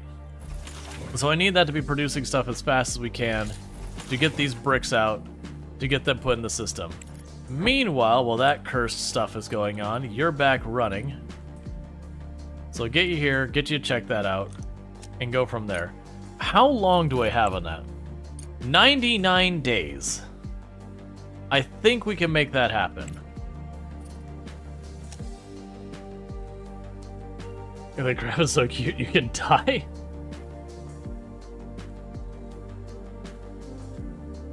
There's a new thingy under the top pad. There's a new thingy under the top pad. But yeah, no, it's... Oh. Oh, okay. So it's basically like I've got a thing, top bar. Yeah, no, I see it. So we're getting that filled up as fast as they can. This is producing as fast as it can, so we are making progress. And they're just doing their best. I think we can make this happen, but it's definitely one of those ones I gotta pile it on in a big way. And the only reason I'm not setting these is I genuinely don't remember which ones go out which side, so I'm leaving those blank. This will be select resources regolith, because we can just feed into that and get them down. Got distracted by the crab? I mean, it's fair. The crab is adorable. But yeah, no, for those that didn't pick up, we do have brand new alerts. It's not everything has an alert already sorted, but most of the standard alerts, we do have the animations. That said, most of them don't have the sounds fixed yet. The raid does have a sound, and then also when it comes to some of those, there might be surprises. There might be really, really rare Easter eggs among a whole bunch of the stuff here. So you'll just have to wait and see when they happen. And it'll be fun when it happens, because a whole bunch of people are going to be like, what on earth did I just hear, or whatever. Oh my god, please get there already.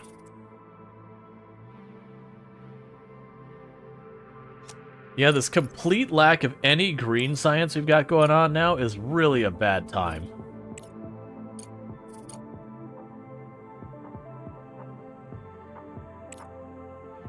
Next time we get an opportunity to choose any type of science, green is the answer. That said, I'm hesitant to spend money on getting that green science, even though we are going to a private lab. I'm kind of hoping with the private lab, they'll have something like there'll be a dispute between two of the lead scientists or something. It'll be able to be like, do you want to go this way or that way or something like that. I'm hoping it'll be that kind of thing, and not if you give us money, we'll do a lot of research. Because I don't have money to give.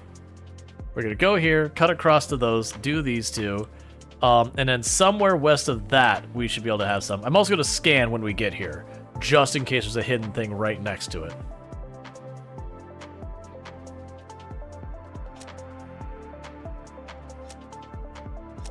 How is this going? Alright, we're over halfway filled in the silicon. The blocks are being made as fast as we can. Luckily, we did double these up, so it's pretty much as fast as they can get the regolith in there, it's getting processed. So at least that's some good news.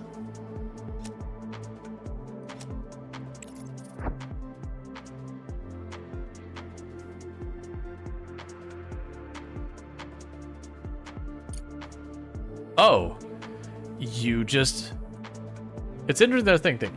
A compact private research lab, Crust's doctrine of fostering unrestricted economic and scientific ventures on the moon has enabled numerous enterprises to establish their research hubs on the lunar surface. Shielded from scrutiny of rivals and government watchdogs, while groundbreaking scientific discoveries might not emerge from this lab, the remnants of equipment surviving records could hold some value. Okay, so that didn't actually give me any actual research directly, but those do look like there's some heckin' valuable materials. So we'll quickly take a little peek. Do we have anything scanned right here? No. Alright, so get to the next location.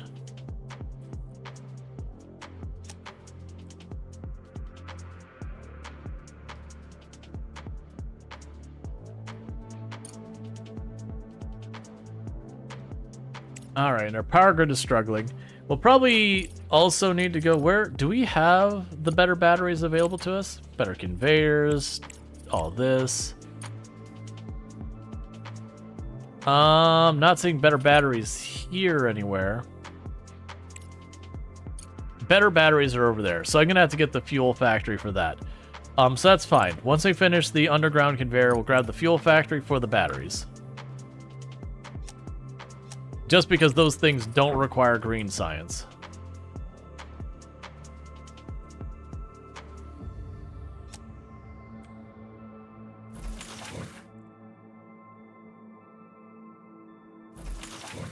Alright, we're making progress. How are we doing on our ETA?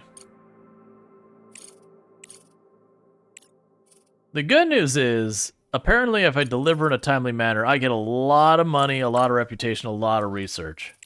And I have a feeling this guy is going to be a complete pain in our side and get more and more aggressive contracts. And I'll just be stuck dealing with it until eventually he gives us a contract of something we physically cannot produce. And then we'll just be stuck with it. We got all those trying to be built up there.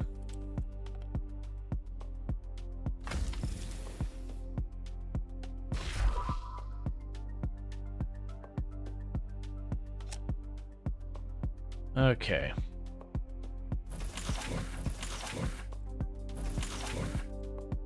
So we're probably done loading this up with silicon. One more unit of silicon, and then we're on to loading it with brick. And we're about halfway through the brick amount we need to load up. And they are loading this as fast as we can to keep that rolling, so that's good news.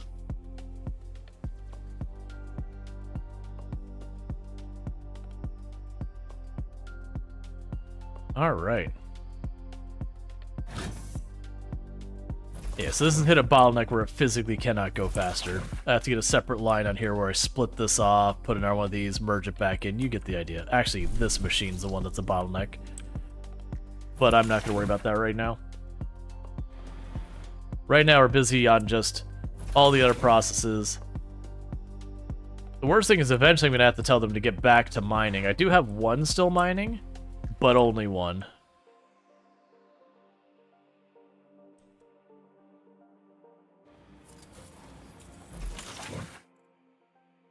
Okay. Yeah, so we should get this done with tons of time left over.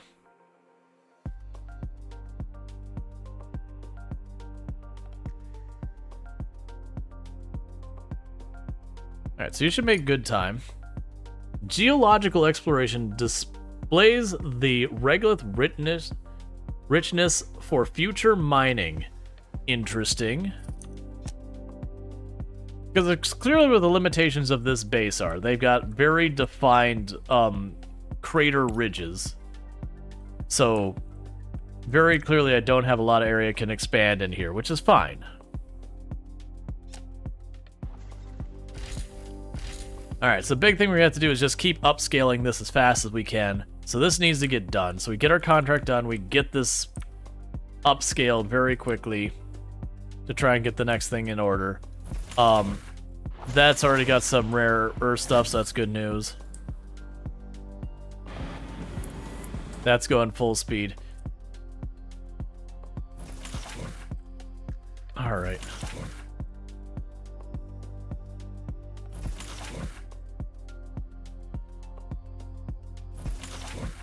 And once this gets to the 50... Okay, they already are carrying stuff up. I was gonna say, once this gets to the 50, we'll definitely want to prioritize them getting this full up here. That way they start getting that topped off. How are you doing over here? Okay, a small solar abandoned field. That's pretty much exactly what we figured. I said we're going to get materials out of that. That's no surprise. No one's surprised by that at all. You can go over the top. Please, just go over the top. It's okay. You can go both latitude and longitude. I promise you it's okay.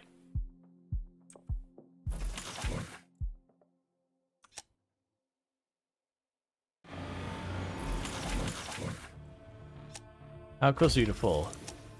Okay, we're getting there. There's only a couple more, and then this will have enough in it to finish off the job.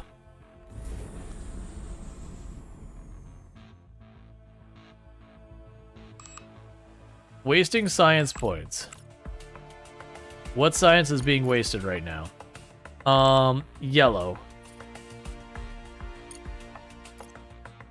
I want to see if I lose all progress if I do that. I'm hoping we don't. Okay, we don't lose progress if we cancel stuff out and all that. Alright, so I just need to keep accepting stuff that takes only blue and orange. So we can take this one.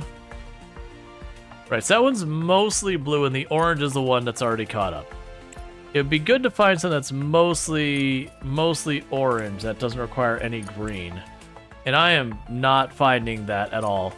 Well, you're going on the plate. I need more sources of stuff. I need green science.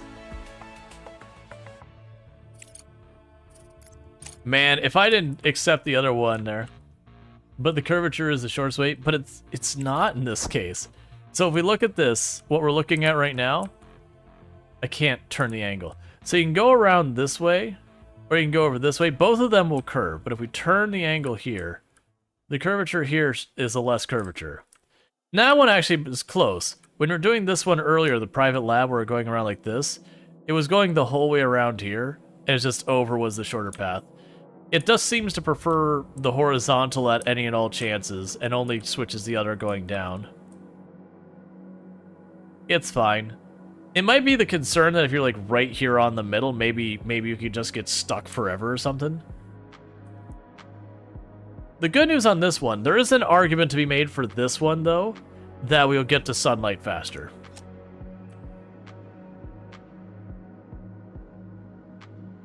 Still, it's just like, come on, man. You can do it, please.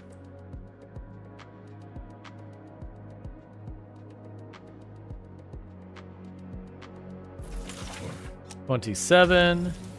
Okay, we officially have enough here, so you are now top priority. So get all those bricks in there so I can finish this contract. And I was tempted to sit here and try and deliberately, like, go to the last block or two is there, and then pause and wait for the contract to get near done, and then try and pick up the contract at that point. Because I have a feeling what's going to happen is we're going to have an escalation where it's going to be we get this contract, and then Ledger's going to sign us up for another contract, and then Ledger's going to sign us up for another contract. And eventually we're going to have something that goes wrong.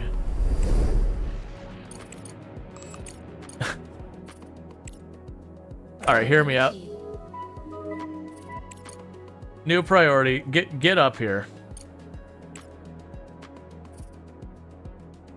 I need to get these ones out of here.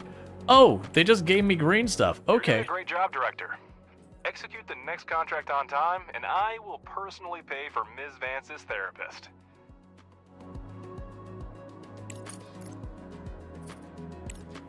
Alright, well that changes everything, because now I've got green science coming in. It's about time, considering you're one of the main reasons to visit him.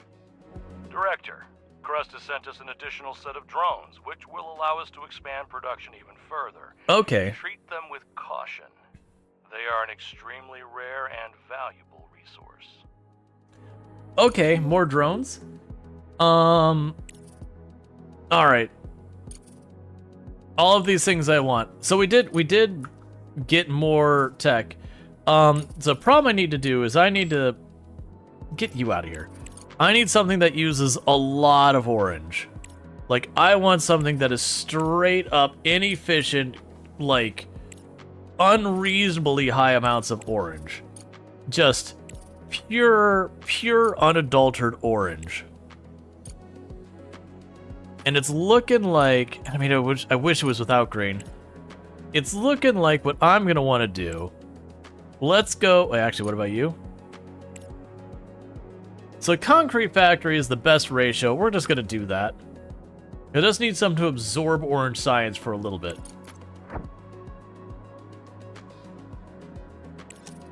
Okay, meanwhile, but there's they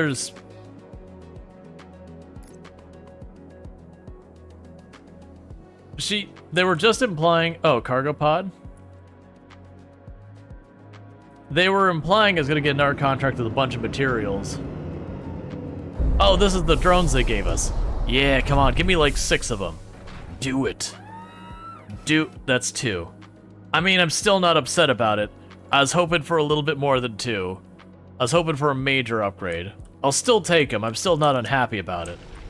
But hear me out, I wanted more.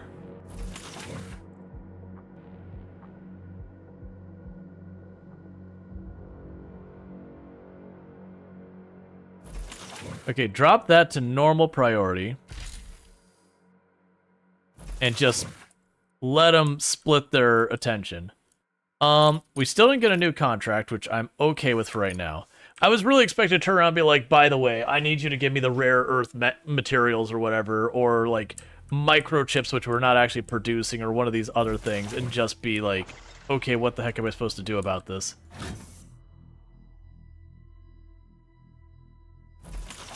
Alright, so from here, go ahead and increase the priority on that and that to get this online. Because once we get this, we can start feeding it. And I'll just, like I said before, we'll grab, here's this node up here. We'll slap as many extractions as we can on there, feed it into that. And let's just see how wild we can get with this thing. Because I'm also low-key tempted to just run down this line as far as I can manage to make it make sense. Because if that does work, that would potentially make it a lot easier for me to just do a lot of things. And you're set for Regolith. And the other ones, I'll see what we got when we get there.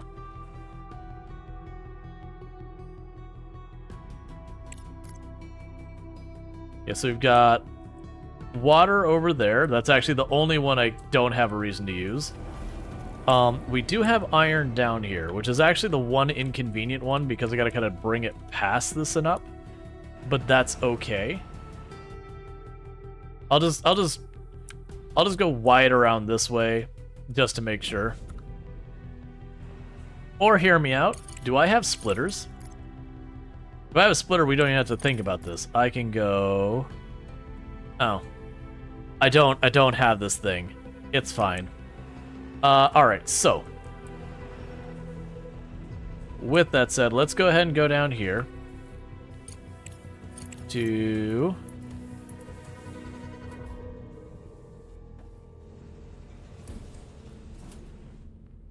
Okay, so that's 9.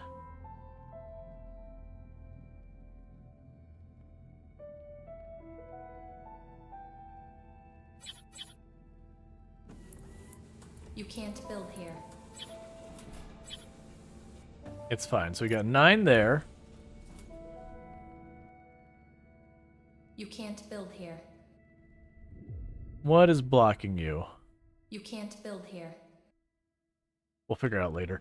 That's fine. What we're gonna do here is we're gonna grab the conveyor.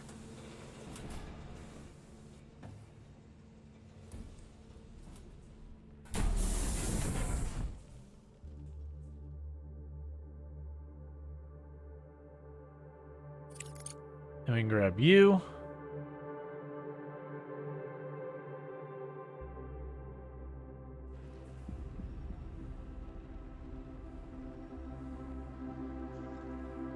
Don't do this. It's facing the wrong way.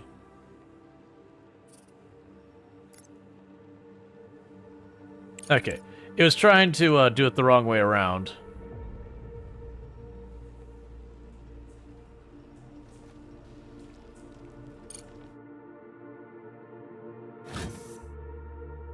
So I can get that online. And that'll be the start of this for us. I can plug you in.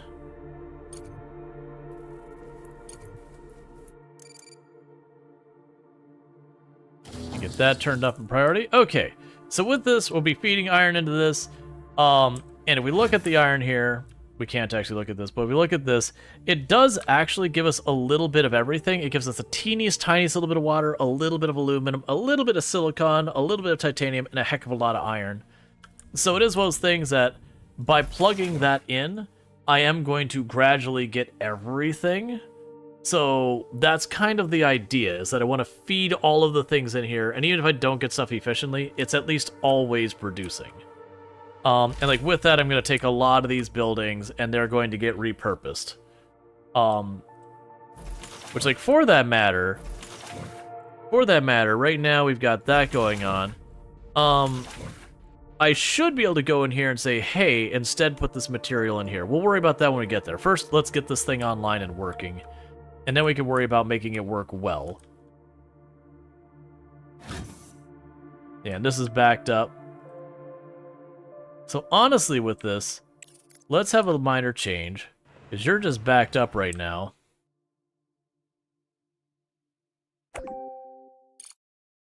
Ooh, that's a lot of money.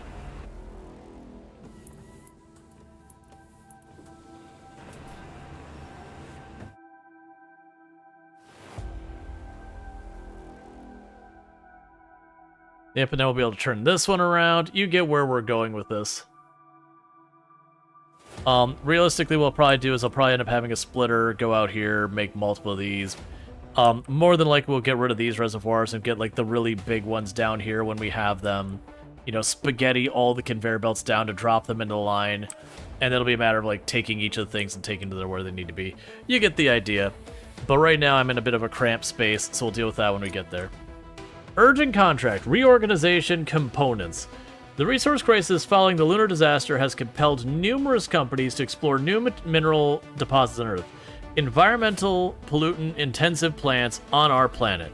But the concerns have largely been overlooked. NERPA, which is certainly a name, has also seized the opportunity to rapidly adapting the lunar drones for terrestrial use. They have succeeded and are poised to commence production of new models. However, they're currently facing a material shortage. We can accept the contract. It's only 30 for a ridiculous amount of money. I should have that just sitting around, right? Almost exactly. All right, so let's pop up here. We can grab yours, do this, send sources. We would like to ship you all of those, and all of that's fine.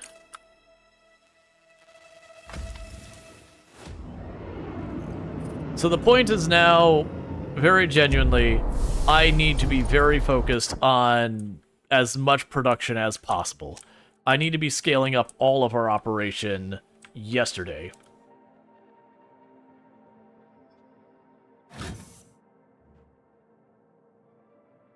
I probably should have already had most of our production scaled up, but you know, we're here now, we'll figure it out. Okay, so got some research completed. We are still getting way too much orange compared to our things.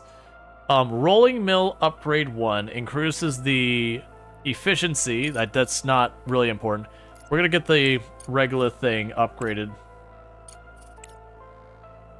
It's fine.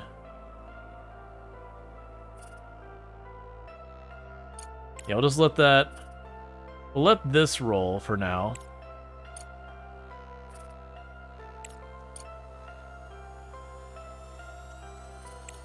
Yeah, the green is not gonna last. But it does look like the contracts are giving me these other researches. We also probably need to sit here real fast and go power.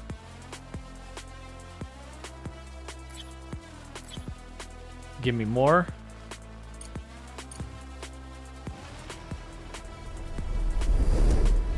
Contract done, nice and easy. Easy peasy lemon squeezy. Objective achieved. The funds from the contract have been transferred to the account. Keep up the good work. And that was 100,000 now. Which is good because I'm having to build some of these. Some of these conveyor lines are getting pretty unmanageable. So what I want to do here is let's delete this line, unless I can switch it the other direction. No. What I want to do is dismantle this line. And then from here, we can divert it that way. And I don't know if there's a way I can prioritize which way it goes.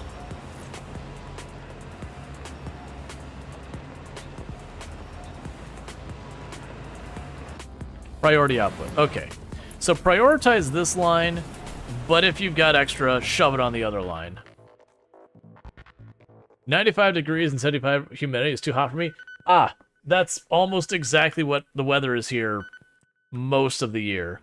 Like almost exactly what it is here most of the year. Alright, I need more batteries. How are you doing? Are you there yet? No. So the good news is it's online, it's running, so we have what is on this line? I want to see what material is on this conveyor belt. What are you? Can you please tell me what comes out where? I'm going to assume that's iron oxide. It is not iron oxide. It is whatever that one is. Okay, so research type, titanium oxide. Cool. You must be iron oxide. Cool. Which we're gonna go 50-50 on this of which one's what. Alright, so we got titanium oxide going in this one. You like the cold? I also very much prefer the cold. This one is slag. I already know that for a fact. Okay.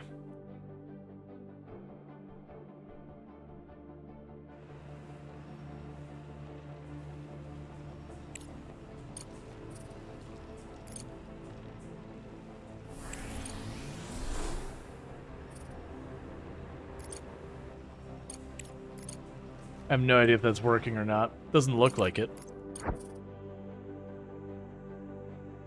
You're still working on it, that's fine. Alright, so with that, we are dealing with,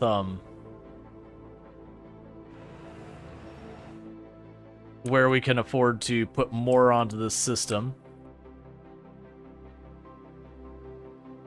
Where is the next available node for ore? We've already got you taken care of. We've got silicon way down here. That's going to be a bit of a trek to get around, especially with where I haven't cleared that. That's still just waiting. We got silicon up here. We've got silicon over here. I could take the silicon and branch it over there. It won't be the most efficient route, and it's also kind of hard to see what is and isn't the silicon here. That'd be another thing I'd like to see is on this screen. Just show me where the tiles are.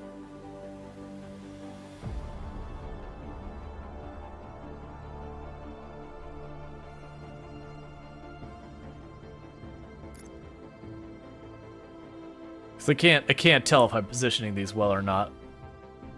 Like, I can tell I'm putting enough to get a full load out of it, but some of these I can fit 2 on here.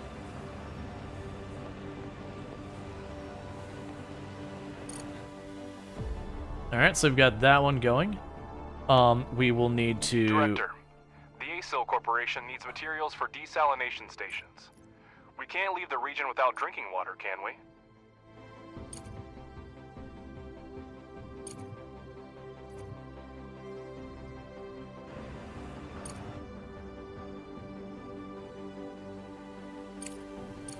Oh my god, that's a lot of steel. You got 70 days. Okay. So... Alright,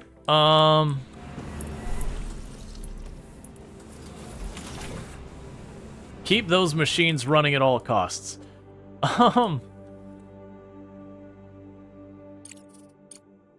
Okay, so what all did I need for this contract? First... send resources. I need 250?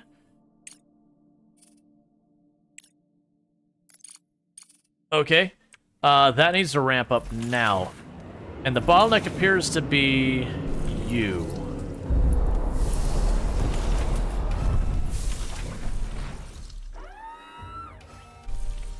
Alright, so what I'm going to need to do is I'm going to need to make another smelting furnace. Because there's no way I'm getting through this without doing that. So we're going to go ahead and put a smelting furnace here.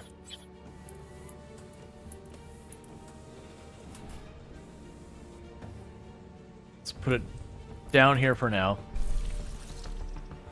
And from this, you have the iron oxide in it. You don't even have that much.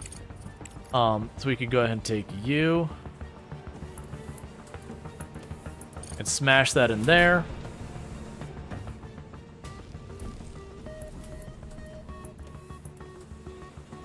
Smash that in there. And go here and get power. So I've got that hooked up. You're going as fast as you possibly can. You're going as fast as you possibly can.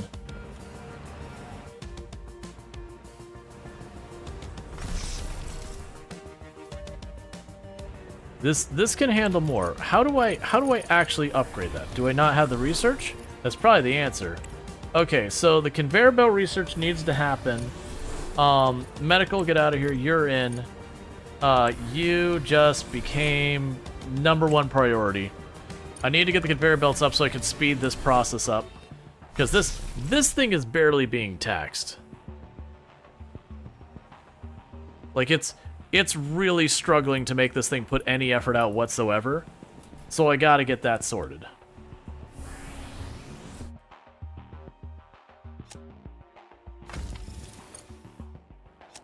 How many more of these do we have? That's trying its best. Are you going full speed, or are you getting bottlenecked from, like, lack of materials? No, you are going full speed. You also are top priority.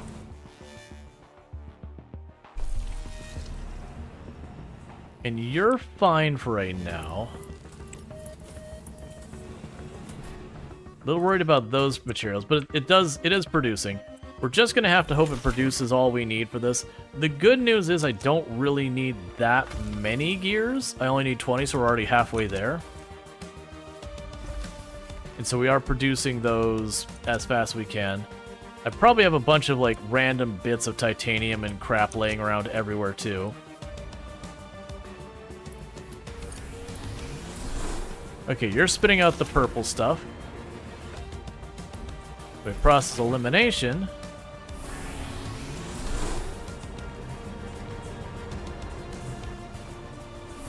Cool. So I've got all those set. Welcome back, Soul Adams.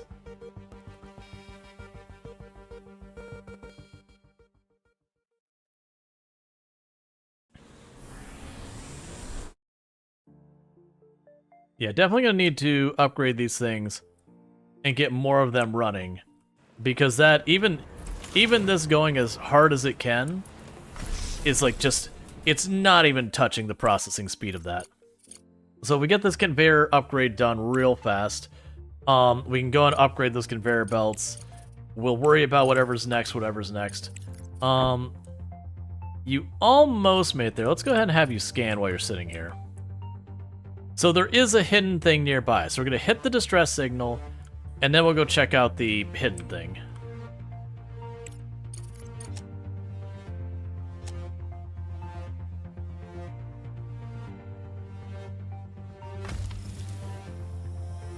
$250 iron bars. Like, we're going full speed, but that is looking real grim. You still think there's too much to do with the amount of drones to finish a reasonable time frame? So they did give us more drones. Honestly, the drones aren't the big thing. We are getting this going. It's just waiting for materials to be processed. The only things that the drones are mostly doing is feeding that, and feeding this, and then doing the occasional construction as I have spare materials. Which is the big problem I have right now, is I don't have spare materials.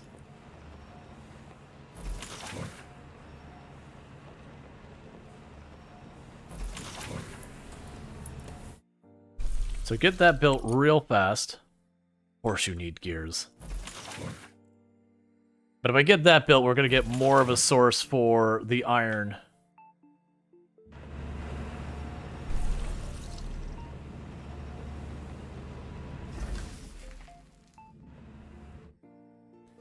Because then we can do is start shifting this over, like move this, put it down here, feed into that system, do all that. We'll make like the iron stuff down here, I don't know. Alright, so you're done.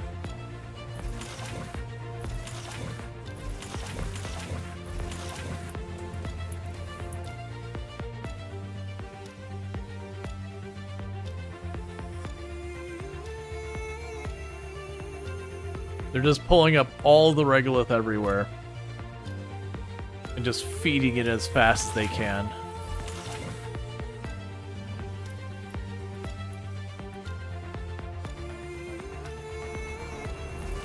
But the good news is we actually are getting aluminum now, which we were not getting aluminum before. So we'll definitely want to do that, because that is one of the missing components we have for other stuff we've been waiting on.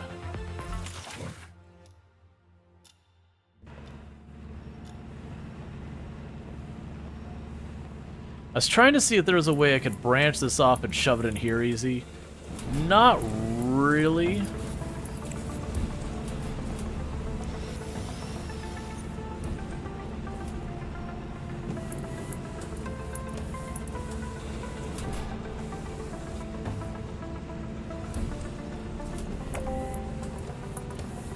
Oh, that's not what I want. Why would you delete the things I already had there?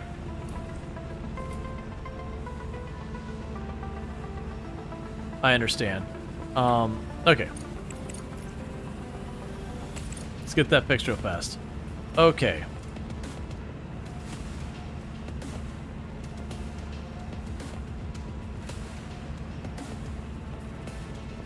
So that goes in here, out there. So meanwhile, grab you, shove you in here, grab you, shove you in there. And then the catch is...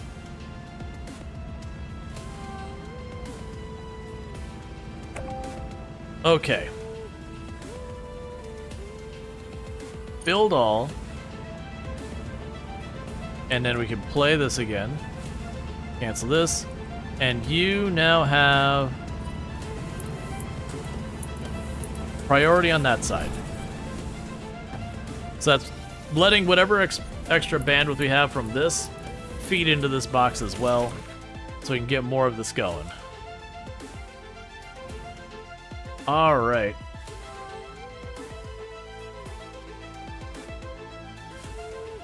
Sooner or later, we're gonna start running out of those.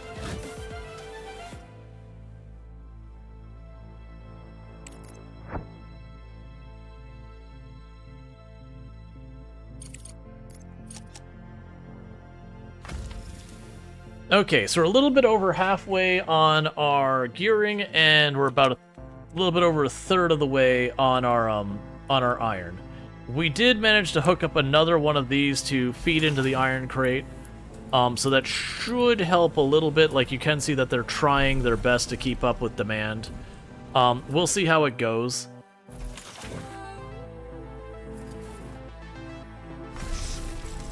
Like this is churning away and storing a whole bunch of stuff, so that's good news.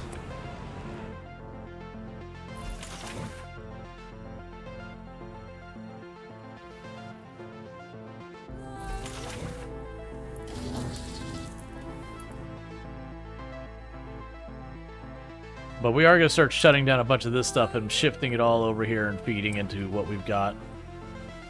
That's going to be the real challenge, is figuring out how to take this ore now we've got here and just get enough of that going on. Like, it can be just we just drag it away and we put like 10 of those things down here. But right now, I just don't have the space. We're just feeding the system as much as we possibly can. And I wish I could see what's left in that construction panel.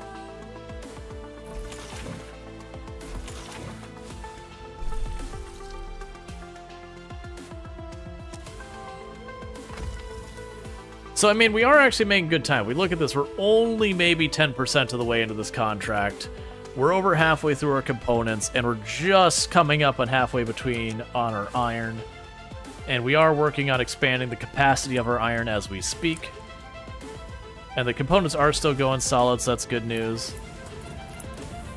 We'll get our better conveyor belts here soon.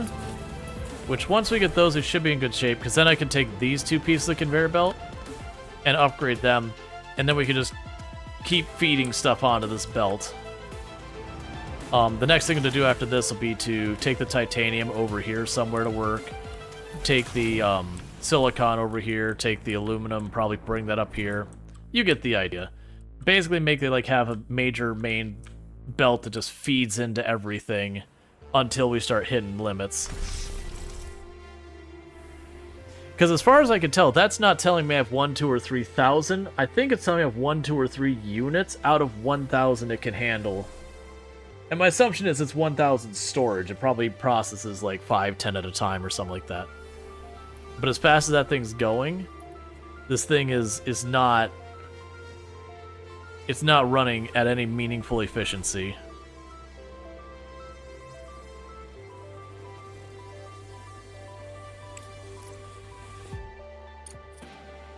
Yeah, so you're back to working on the machinery. That's good.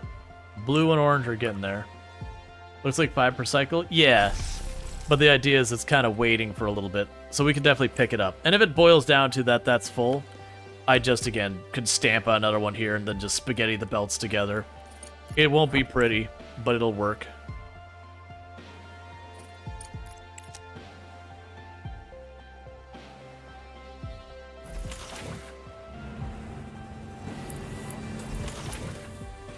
We're doing our best.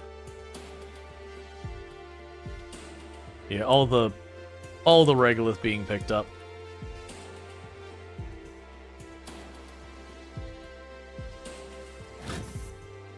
Honestly, increase out in priority as well. Because we get that extractor hooked up, that's another extractor feeding into this line, which should keep that running more steadily. Eventually these are going to fill, and that's going to back everything up. We'll get there. I definitely need more mining mechs to get all this stuff. Okay, cool. We're getting the slag out, so at least all the outputs are there, so it shouldn't just back up from this filling up.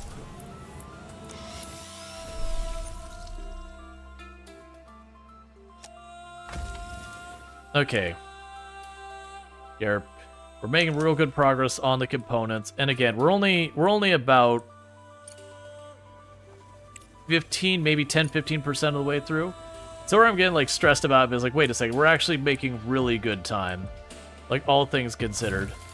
We're not in bad shape.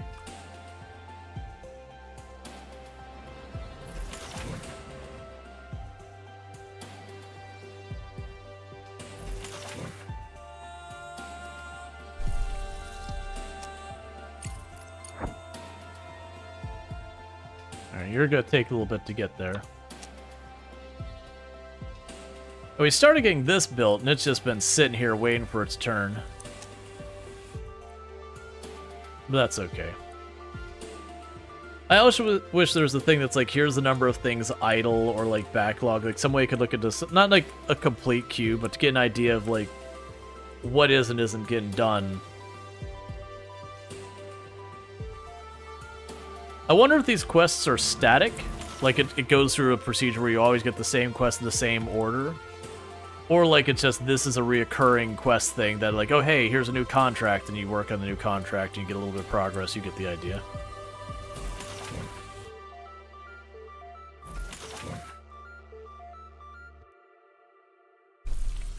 Really nice they finished that.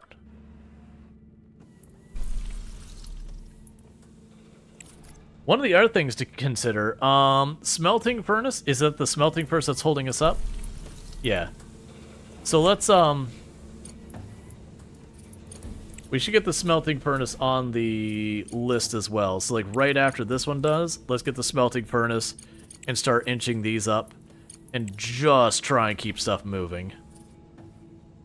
Because I could probably go ahead, you can go ahead of that. You can go ahead of this for right now. I remember what the fuel furnace is blocking. Is blocking the larger battery, so I feel fine with that for right now. We can get the smelting furnace done right after this one. We'll have the machinery in here, just wherever. Probably machinery first, then the smelting furnace, just because it's mostly already researched. Because with that, we'll get all of these, will be a little bit more efficient, which should help a great deal.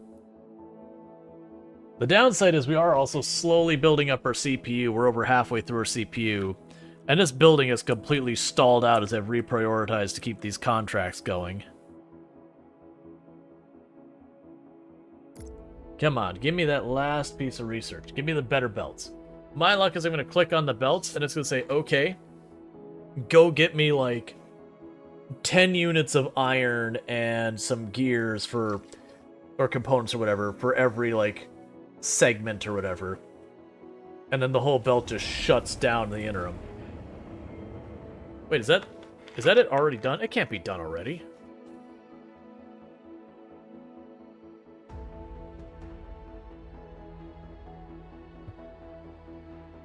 Alright. No, then what did I hear taking off and landing? Idle rover in the global map. I understand. It still has no power, though.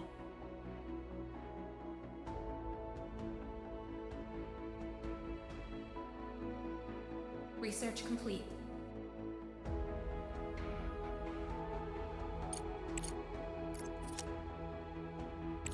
Alright, so now, like I said, smelting furnace, and we'll bump that up to here. So let that get done, and then this one gets next.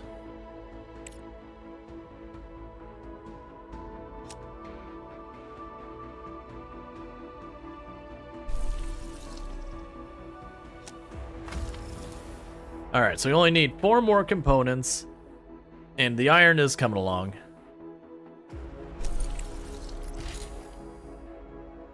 And everything else is just completely and utterly stalled out. Well, sorry, steel, not iron.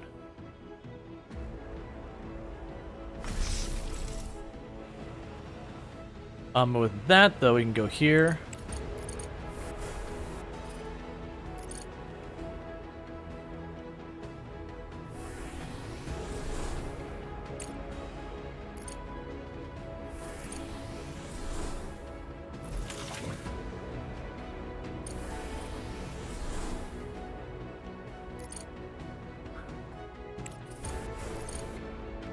Alright, that just blew almost 100,000.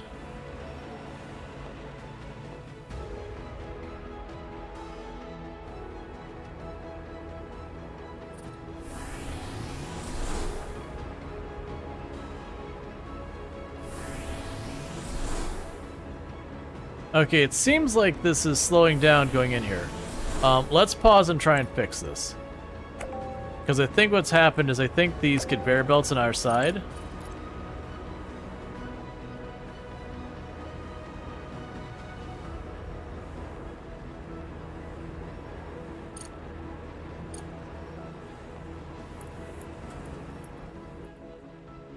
No, it just looks like there's a, there's just a limitation to how this works. Okay, we might be able to get around this.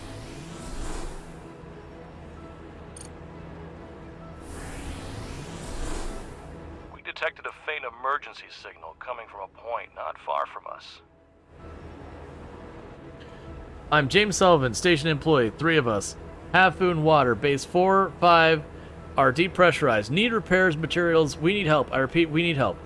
The interference is making it difficult to pinpoint the exact location. According to the signal data, there should be a radar station number 23 in this area.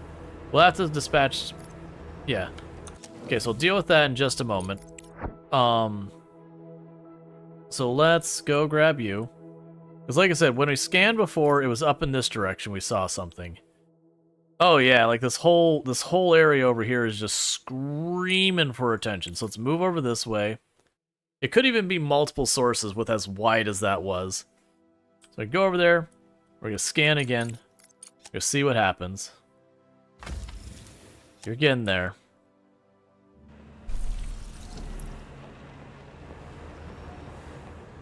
That didn't really help any. So it seems there's almost like a speed limit on how much you can feed into this. Which kind of sucks if that's the case. Because then, like, what can I do about that? Because if it slows down to feed into that, I'll never get ahead. And this isn't helping at all. Because this is apparently a bottleneck. Is there, like, a separate tech to upgrade that thing? There probably is, isn't there? Conveyor 2 underground, do this.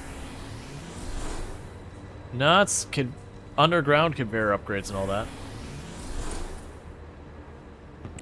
I don't know. The point is that's not helping. Bypass with an underground? So what I'm thinking about maybe doing is let's change the routing on this. So grab you. And instead of going through that at all, you plug in here. We pause for just a moment. Get rid of this, this, this, this.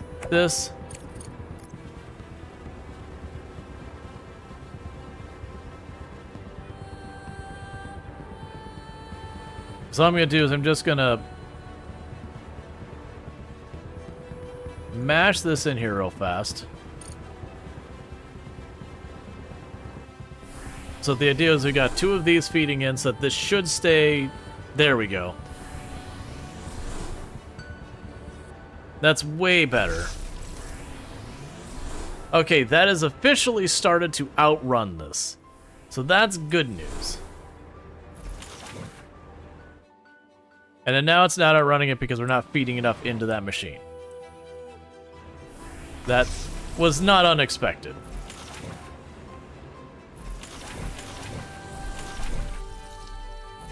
Okay, so the slag is going to be the biggest concern. Because I'm going to need to find something to do with the slag.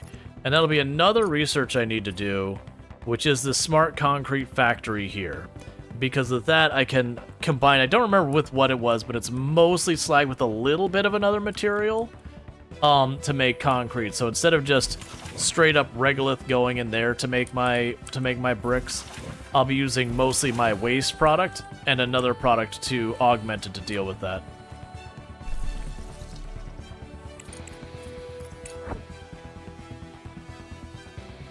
Okay, so scan again. Alright, we saw it up here. I doubt we're finding people alive, because if we do, they're dead because I can't do anything. I've got a half-finished room with no air in it, so, you know, not really the best for them.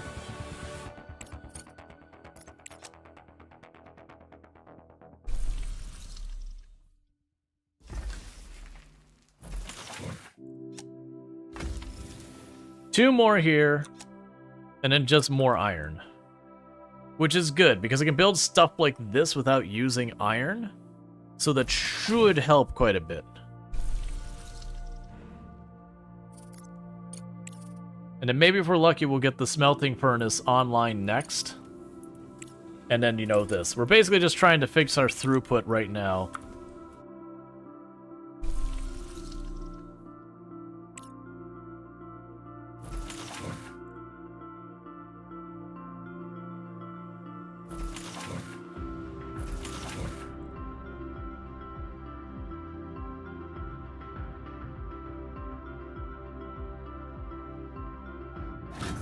And if we can get that online as well, that'll just help out even more.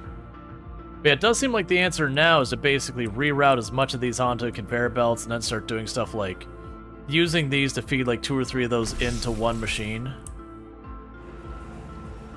Like, I would separate this one out to go over there, but it's already functional. It's one of my only 2 functional lines for the steel. So I want to just leave it alone. Honestly, actually, I take that back. This could be actually fine. So what I could do here...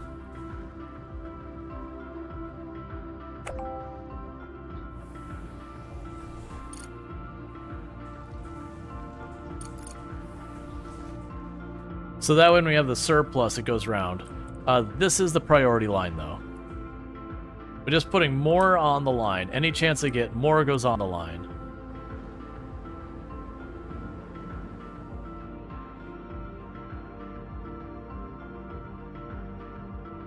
Because then, like I said, I can keep cleaning this up. Honestly, this probably needs to move. It's probably not positioned well, but we'll deal with that.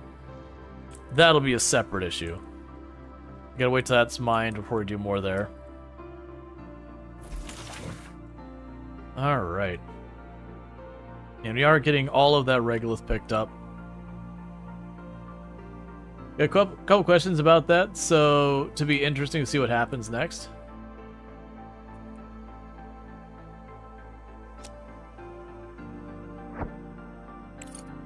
Alright, and scan.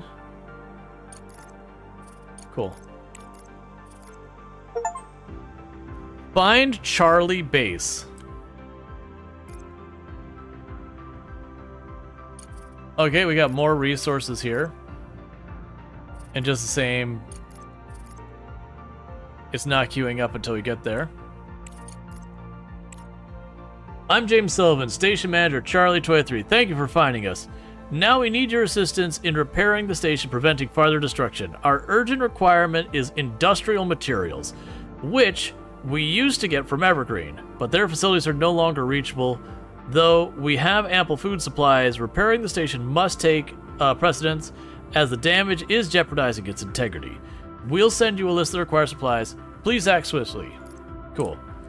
So, meanwhile, we're going to ignore all that and investigate this thing.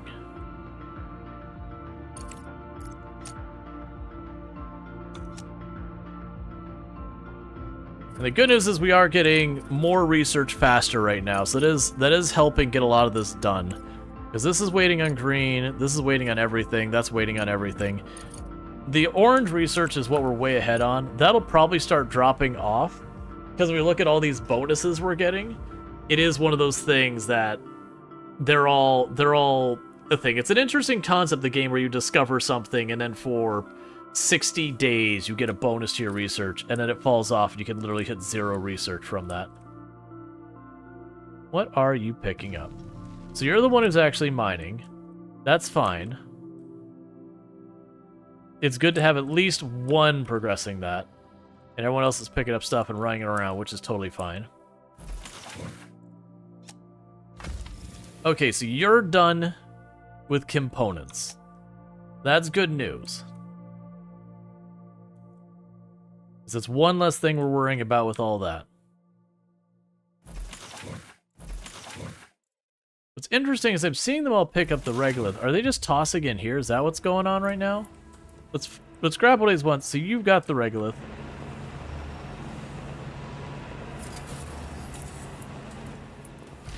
Where are you putting it?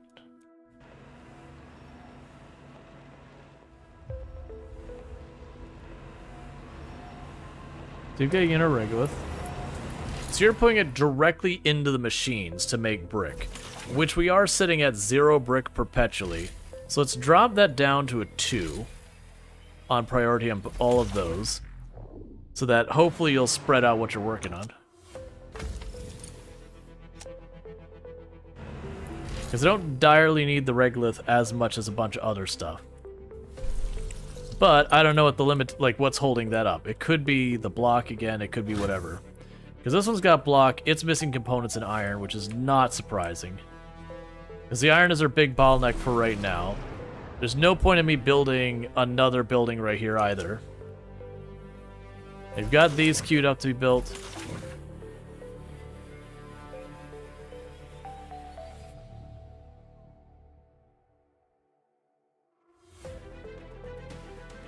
And so they're still grabbing various materials from everywhere.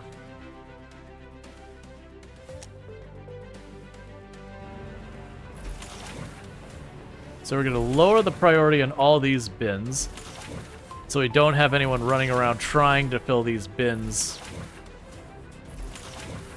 and focus on other things. That's annoying that it locks him showing them at lower, but I guess it makes sense. It's just because those will always have icons on them, which will make me ignore icons. Alright, so you're putting in the fancy ores in there. I wish I could see what's missing, but I can't do anything with that panel.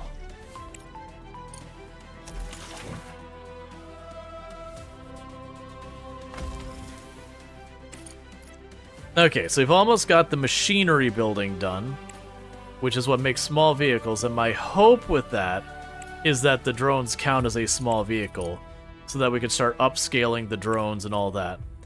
We also have the smelting furnace upgrade 1 going, and the multi-regolith refinery upgrade 1 going to just improve the efficiency of those. We got the smart concrete. The conveyor belts will be nice and all that, but we're just working on it. I'm wondering with this might be that we get more components per cycle. Alright, Catpig, you have a good one. Thanks for hanging out and all that good stuff.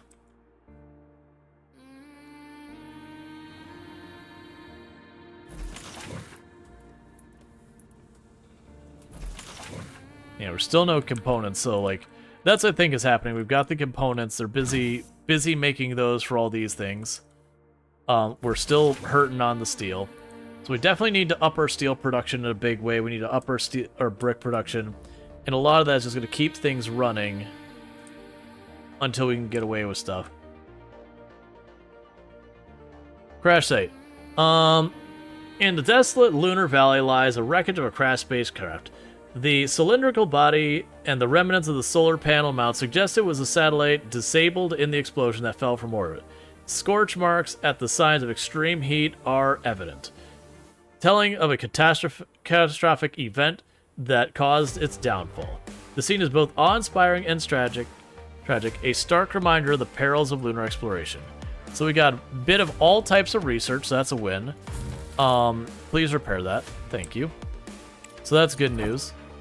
Meanwhile, for you, and as even more stuff needed. So scan around it.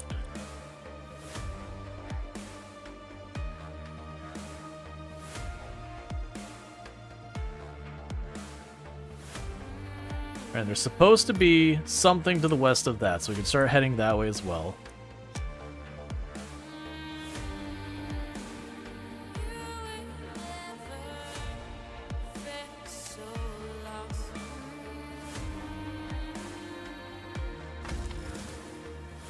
Okay, only about 50 steel left, so that's good news.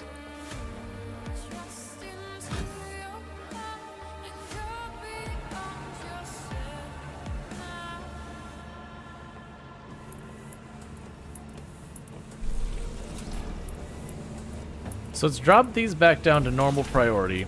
And the reason I'm doing that is just so we don't have a bunch of vehicles zipping around trying to shove stuff in them.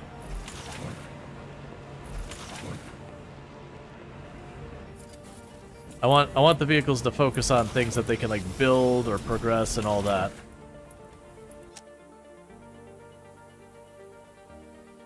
My computer chip's there. We got this going on. We're starting to get some stuff built there. Research complete. Okay, so we got another research, and we were going to do the smelting furnace 1. Oh, I unset that. Smelting furnace 1. So we can get that done. What the heck was I going to do next?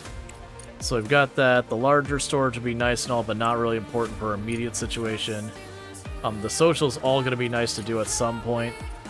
We can get the wheels better on our vehicles, is certainly something.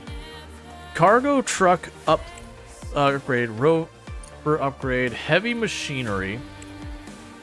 So sadly, those just make things faster. We'll just make our drones faster, that's fine. In the meantime, we had the small vehicle building. I'm getting that feeling with the small vehicle building we have. Where the heck it's at.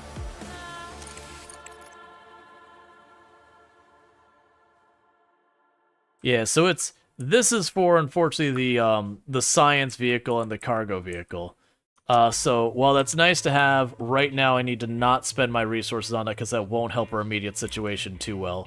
Like, it'd be nice to be able to go and grab those resources. I wish there was a way to stop this expedition. I need to get the modular terminals and all that. Can I turn that off and just make it go away? I want you to stop being on an expedition, please. Because literally you're just dragging everything to a halt, and I do not see a way to unstick you. Which that's where that other vehicle could come in, as I could make a vehicle terminal and produce a second cargo vehicle. I will put on the go for us. Oh, I see. I'm gonna have to insert a bunch of materials to make it work.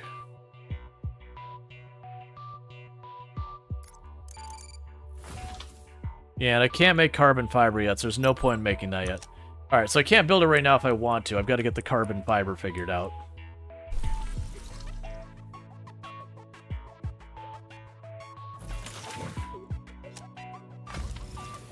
Alright.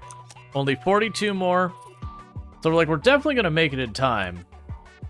It's just not the amount of time I want. Alright, so we reduced the rich ore priority. I'm just trying to get this stuff going.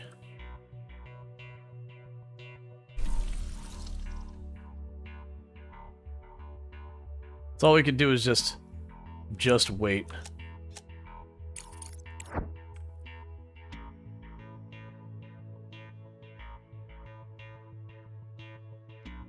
Alright. Now to west here, we're supposed to be able to scan for more stuff. Let's just check right here real fast.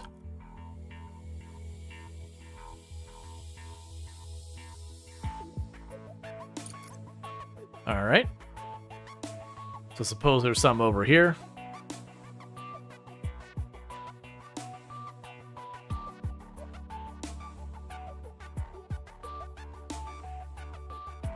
I mean, honestly, once we get this thing done, there's so many cargo things we've got going on that we're going to be set for a while to just pick up cargo and bring it home.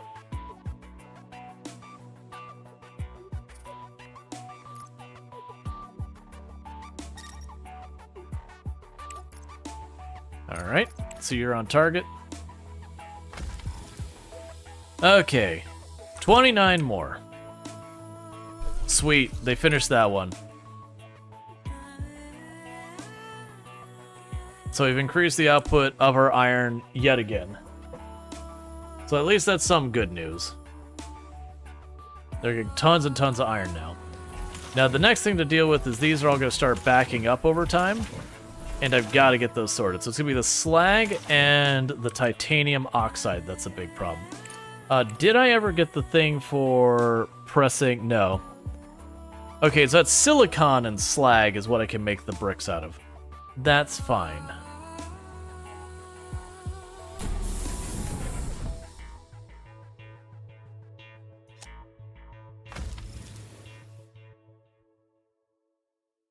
Okay, yeah, so that picked up the pace a lot. Alright, so bear with me, chat, for just a moment. I'm going to go ahead and just slow down time of the game for just a minute. And I'm going to quickly grab myself a new drink. Well, actually, what am I doing? I have a drink right here. Never mind all that. I was just like, I don't have a drink. That's because I set it over there to fill it up again.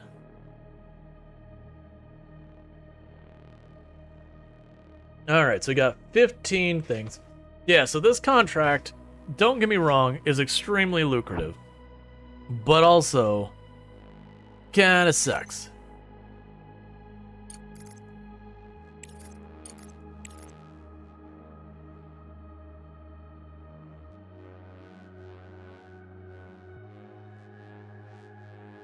Alright, so we've got the rover checking out this thing, which is the one to the west.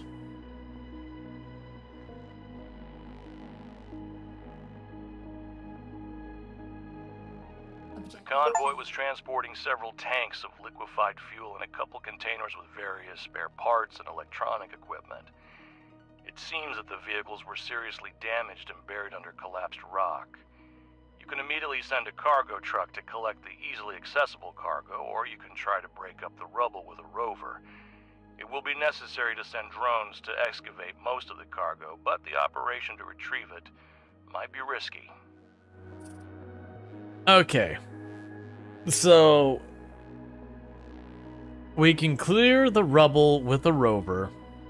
We can send out drones to try and collect everything. I will try clearing the rubble with the rover. A rover is capable of dealing with a small rubble pile. Assign it to explore the location so it can take care of business.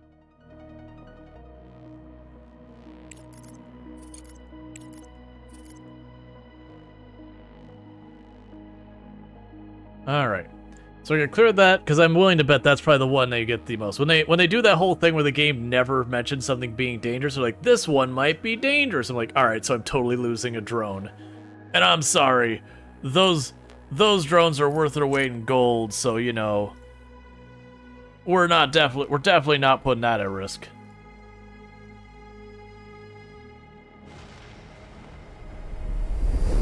Alright, contract done. So with that, we can get back to trying to get our place to be functional.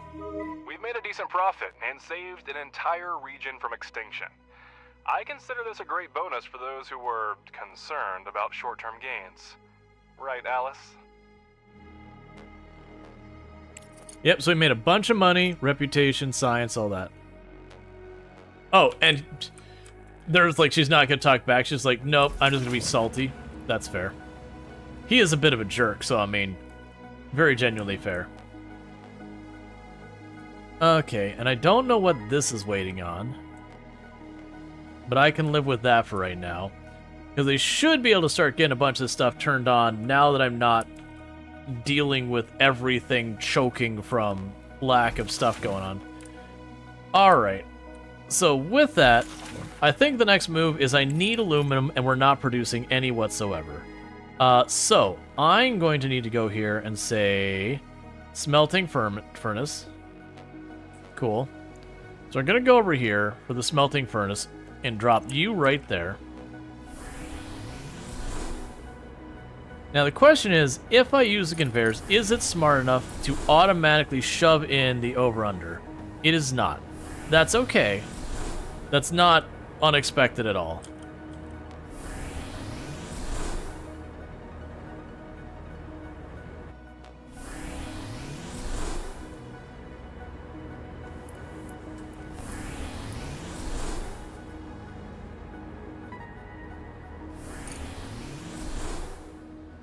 And then from here, we can go to this, build, storage, and build that on there.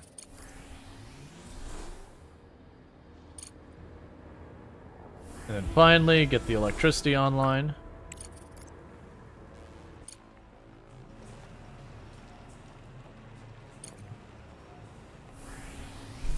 And set you to make aluminum. Alright, so now officially... Rover successfully cleared the rubble and retrieved the fuel tank. Send a cargo truck to collect the goods. Cool. My assumption is if we would have gone with the drones, you'd have detonated the fuel tank.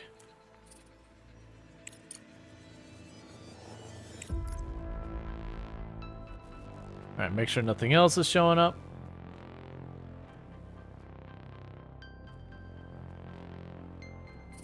And let's see if I go back down there, what happens. I suspect it'll just be like, do you want to spend a bunch of money for research? And I might do it.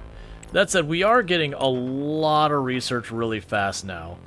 The downside is it's very, very unbalanced. We're getting an absolutely absurd amount of the orange research. And actually, the orange and the blue have caught up to each other, but the green is still the laggard. So I need to pick some more stuff that's got a bit more orange than anything else in it, which we're really not getting many of those options. I mean, that thing. Power source, it's not very efficient, but it almost never needs maintenance, as the module barely contains any moving parts. Okay. So it's just a thing that I can just plunk down low effort. Malachite is about to set up their production facility on the moon and is asking us for missing construction materials. Check out the contract on the control center panel. I don't make those. I don't. Can I not accept it? Deadline 0 day. I don't know what that means. Is it literally I can take as long as I want, or does it mean I instantly fail? Okay, I can take all the time I need. Cool. That means I get a breather, because I can just sit on the contract, and when we get to it, we get to it. No big deal. So go to this building. I will set the contract here. We will say send materials. I will crank that up. And we will set this to minimum priority. So as it's convenient, I'm down to work on it. But if it's not convenient, we won't care about it. Alright, so we've got the aluminum production going there. This will be the silicon. So let's go ahead and get a silicon line set up here as well. Because we're going to start trying to move all of this over here.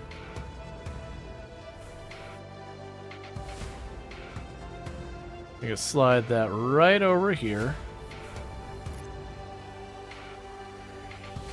We can put a storage right there. I was really like shimmied it to the side or whatever. And then with that, we can go down here to the belts.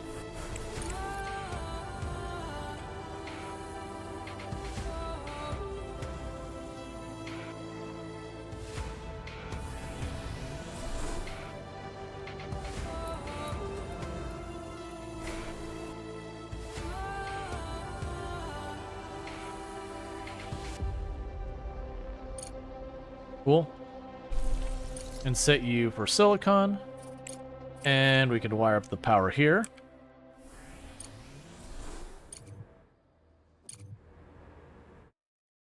Alright, so that takes care of the silicon, and that leaves just the titanium and the slag. Which actually, now I think about it, I need to split that off, for compression. We'll do that in a minute. I have no idea where I'm shoving the titanium in here.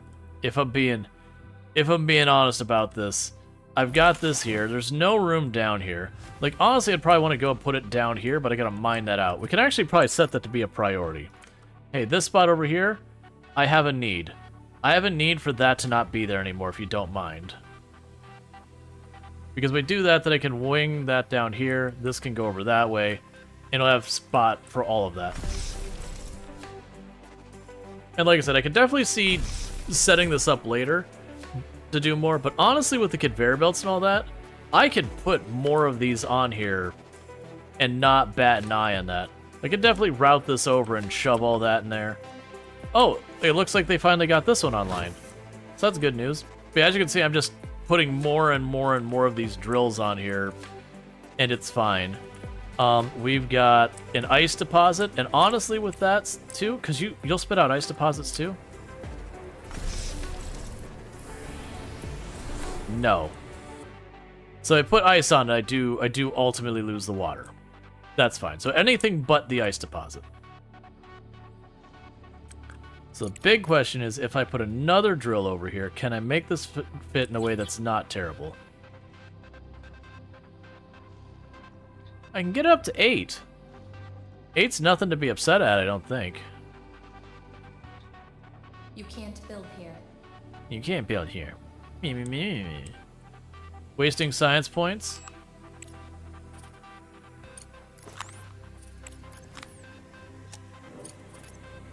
Okay, we're right about to get that. What is the highest orange I can find? They're already researching you. You've got a lot of orange. You've got a lot of orange. You've got a lot of orange. Probably the large storage? Yeah, that's mostly blue. So we're right about to finish that. And when we finish that, we can go ahead and put that building in place. Because that's all it is, just the orange is so far ahead of everything else that it's just everything's stuck on it. There's not something else here that's mostly orange.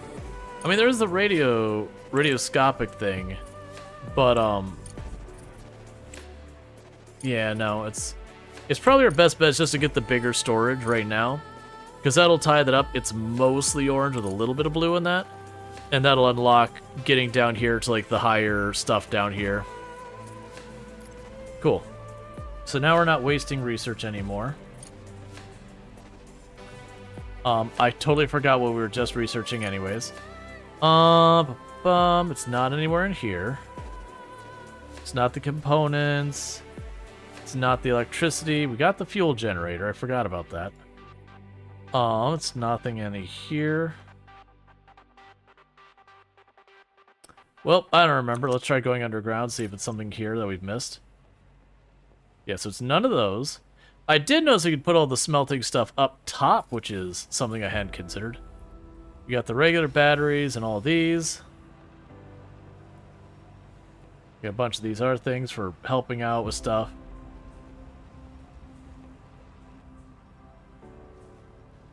Yep, I sure as heck don't remember. Oh, you know what it was? It was making my smelters faster, I believe. I think it was making the smelters. Yeah, no, it was the smelter upgrade, so it just made our smelters work better. Which is plenty good on my book. Because if it's 25% more, that means I get, 25% more of any material the moment we work on that. I still don't get why you're not building here. They are getting... this is eating up all the brick. I understand now. One thing that's concerning is we're in daylight, and our power is being obliterated right now.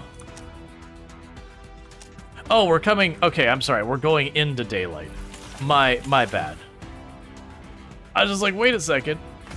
We're going into daylight. Why do I have no power? So I need to get microelectronics going as well. And what the heck did I need for that again?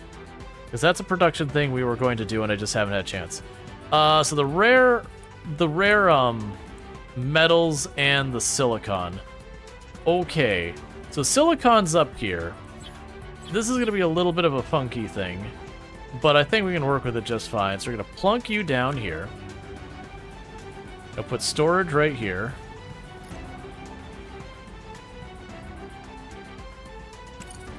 And we can just connect those. It's not going to need a whole lot to do it. That's not right.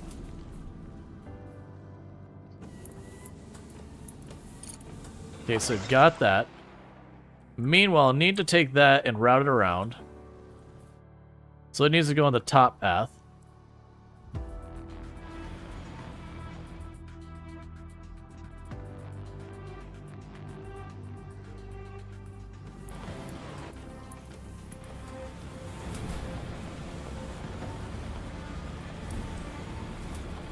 It shouldn't need to be fast or anything like that. It's not going to be a very high yield thing. Not for a long time.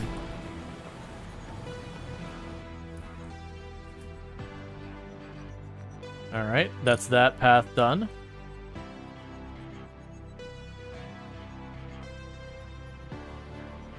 Okay, so you line up here.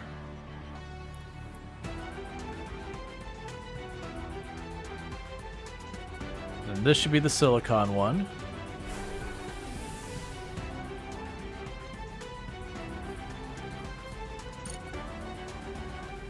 Alright, so that's all wired up.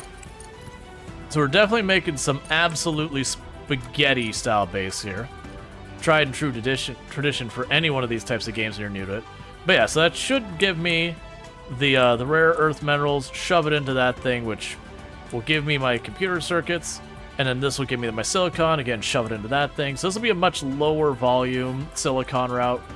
That's fine. We will ultimately want to branch that off as well for this. But still, this is struggling to stay running constantly. No, actually, it's about breaking even. It's about fine. That's okay.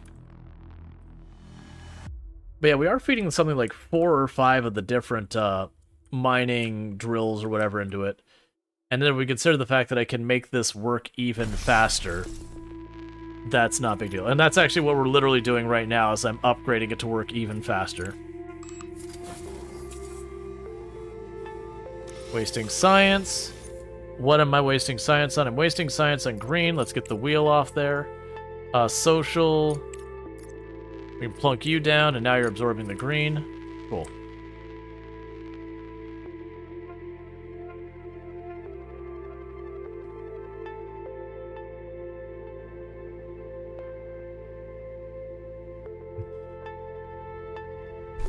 Yeah, so soon enough when we get these built, we'll start getting a whole bunch of other stuff online.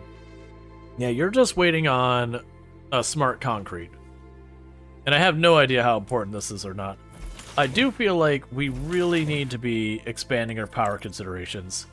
I'm getting nervous that as much as I'm building, we're going to ultimately have a lot of problems if I don't keep up with this.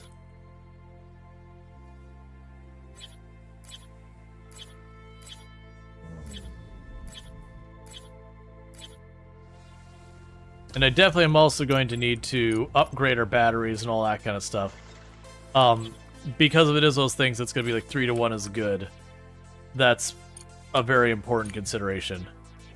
Especially when we consider the fact that I am getting pretty close to hitting about 80% capacity. Like I'm 60 to 80% capacity of what I can actually put on the system. Research complete. Alright, research complete on which? Okay. So that's that one. So we've got all those going. So engineering. I could just immediately go for the next one. It is a bit heavier in orange than anything else. And that'll just give us more of everything. Because that's waiting. So blue, blue, blue. And then this gives me something to burn orange on. That's got a little bit of a lead on the orange there. How much longer do we have before these drop off? We'll start having our first ones drop off on the 17th? Or in 17 days? Yeah, those will start dropping off at the same time. Where was my rover? What was I doing with it? Okay, you're working your way down to the private lab.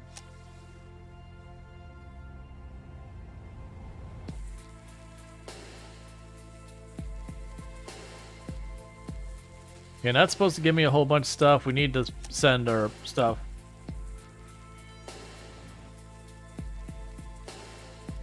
That's still just waiting. Like, the drones are getting a lot of work done. It's just a bit of a struggle because of where they're all having to run to. Where are you taking that silicone, by the way? You're taking a lot of silicone somewhere.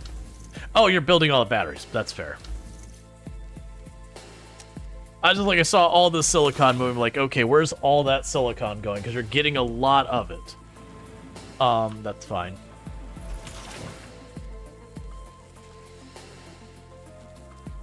Alright, so our mining ones are clearing this out. So we'll want to take this. We already did that step, so we'll need to have the smelting furnace.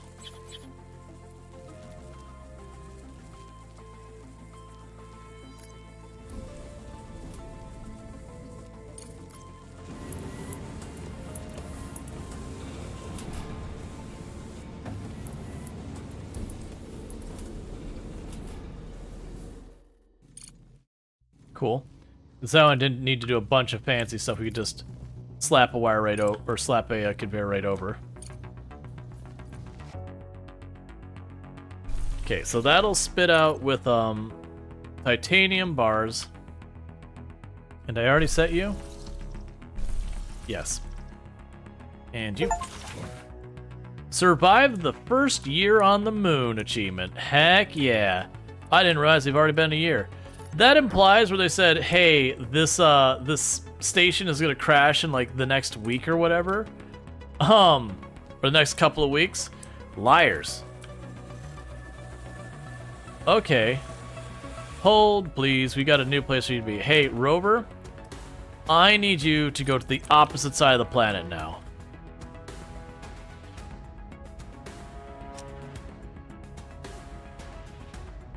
Hey, Finnan, how's it going? All right. Research complete. Okay, so we finished the cooking techniques one. We need another one that's heavy and green. Well, actually, no, you're already heavy and green. Why are you telling me I don't? My research is going to waste. Don't lie to me, game. So I need something else that's just gonna gobble up orange.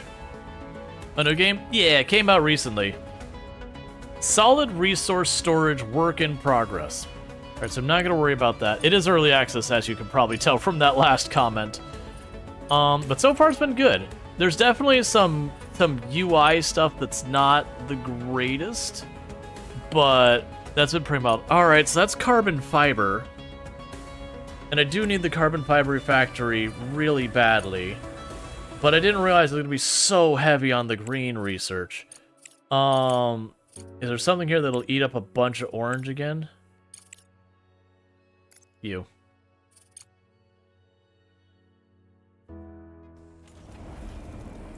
How's Crust? Is it a good game? It's been good so far. It's got some like confusing prompts and some UI stuff that isn't particularly clear and all that. But it's a good game otherwise. Like that's the thing. It's definitely got some early access, okay, like this just needs like a little bit of love kind of thing. But it's been pretty good. I have heard there's a quest that they kind of set you up for failure. I haven't run into that myself. But you know, I believe people that it's there. But it could just be I haven't gotten that far. Alright, so your storage is full, that's fine. We're just waiting for them to finish this room. They're just picking up all the regolith and keeping that going.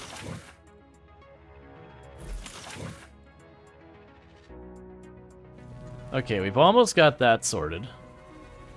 Looks a lot like Factorio. Yeah, it's supposed to almost have like a city building element or survival element as well. Where you rescue people and then you have to handle their needs and all that. So far, I have managed to completely not do that. And instead, just focus entirely on, you know, money. Okay, so we've got the factory done. That unlocks the large battery, which does use the orange research we've been wanting to burn really badly. So I'm going to actually put the orange batteries ahead of the multi-regolith refinery, because genuinely I really want that for a while. Is there an alien we can kill or something? Or is it base building to survive? It's base building to survive. We actually had people pop on here earlier. It's like, there's no combat. It's like, yeah, it's great. It's just not that kind of game. It's more you're dealing with a lot of problems, like mission-based problems, than, you know, some weird alien thing comes running up and killing you. Not said there could be things that I'm not aware of as problems. I don't believe we have enemy units. I'm really hoping they don't go the combat route. It is generally, in my personal feeling, the logistics automation games. It's fine that we have ones with combat. It's good that we cater to all audiences. Generally, most of them I find I want less combat stuff. Like combat in this genre of games, not my favorite.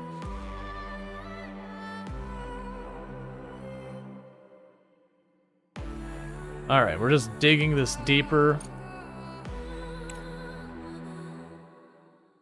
The good news, I still got a lot more time on my green research. We're going to start having our blue and our orange falling off. Let's see, Factorio has combat for those who want a survival builder, but those who want only a chill build, this is one of them? Yeah, that's what it sounds like.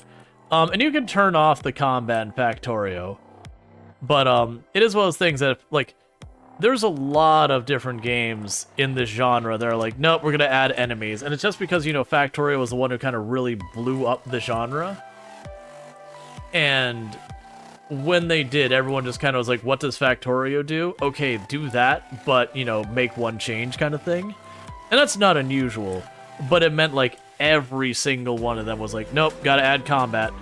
Factorio has combat, gotta have it. It's the same thing that happened with, like, Slice of Life, where, like, all your Stardew-esque games, there's only, like, one or two I've played in that genre that don't have combat. And if we're being honest, the combat in almost all of them is pretty mediocre. It's, like, mostly passable, but no one goes and breaks out, you know, like, you don't break out like Harvest Moon and go, my god, the combat is just chef's kiss. It's like, okay, like Stardew Valley's combat is fine. It's nothing amazing, but it is enjoyable and all that kind of stuff. So like I said, this is a very fun game until it goes into a crash loop or it breaks. I haven't had a crash loop. And I haven't had it break so far. So knock on wood, I haven't experienced these things. I'm not saying they won't happen. But so far, I haven't had any issues. And full disclosure, they did give me a key. I am not being paid or sponsored or whatever. So yes, I have received a key for free, but there is no exchanging of money or anything like that happening. Like, I am not sponsored. Just in case it goes that. And you can tell from the people who've been around in my audience, giving me a key does not necessarily give you a good review. I have had a few games that we have gotten keys and went, this is just bad. That said, this is not one of those games. I've been enjoying this game so far. Okay, so we did get another thing done. That's waiting on the blue research. Which again, like right now it's the orange research that I've got. I've got it in spades. And I'm struggling to get rid of it in ways that is still productive. Increase components production by 25%. That's not a bad thing. We've been using a lot of it. Which it definitely feels like these are the trees where that happens. I have no idea what that is. We'll figure that out when we get there. What else we got in the social? So, the organic... Oh, that's actually got more orange... Well, never mind. It's got more green, I think. But it's got high orange. So we still have, like, all the research stuff for when we actually get people living here. Because I am worried I need to get more time in on this area. Because we're suddenly going to get people. And I'm not going to have half the stuff I need to take care of them. I don't really need the plates. We're not... Like, that's a thing. The underground conveyor belt, I'm definitely going to need that at some point, but that's just like faster conveyor belts. That's not my bottleneck. Going to be under fundamental. So I've got you. I've got you. I don't feel like the rovers really need that much more movement speed. The cargo dock is nice, but I don't care about that right now. We'll just grab the wheels for right now. This is going to finish its orange. I'm going to be back to the Oh, and never mind. We got a bunch of orange in that, too. There we go. So how are we doing? So you're working on crossing the entire freaking planet. This is one game where you have to go more faster. Yeah, no, it is. It is scale up more, scale up more, scale up more, and we are scaling up our production. But it is the thing that I'm perpetually dealing with something I'm low on. Like right now, oh good, we finally got this built. I don't really know what that did for me.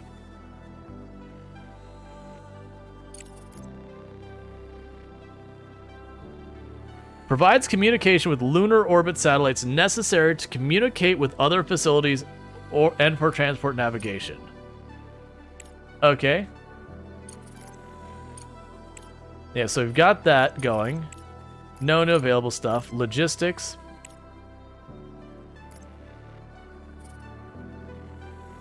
That's the one we already are working on. That may be why I was able to see these over on the other side of the planet, was maybe because of the repeater. They've got another one over here as well. So it looks like I got like 3 or 4 things on the planet. The big thing I need to do now is I need to... Right, did we get the, do we got the silicon thing? Oh, we just finished our research.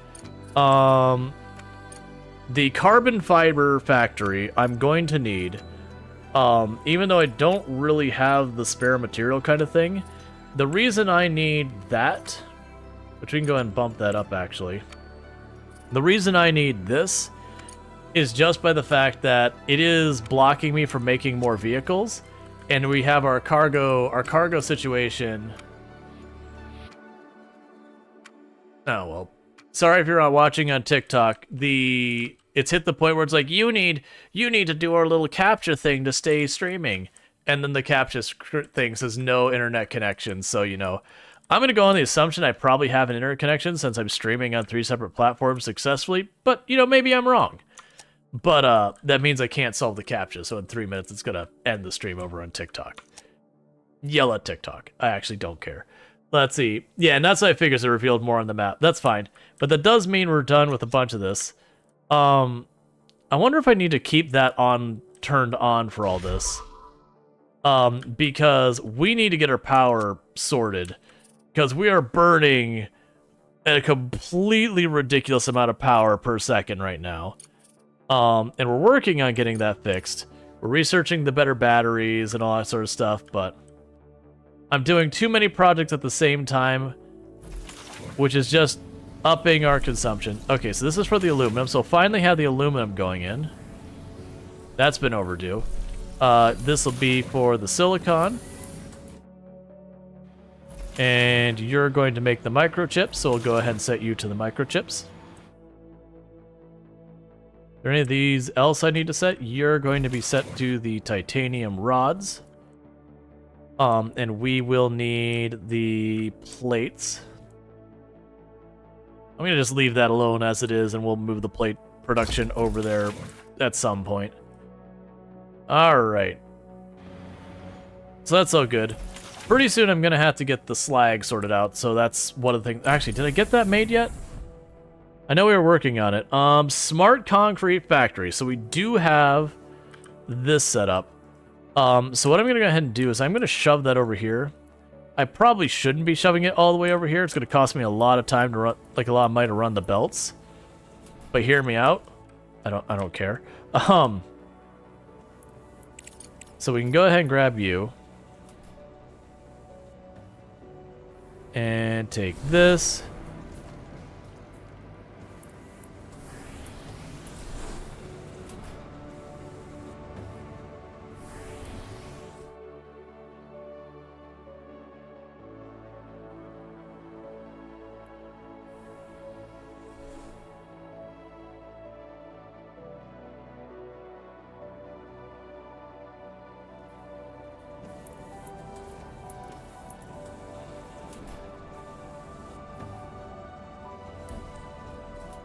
Alright, and meanwhile for you...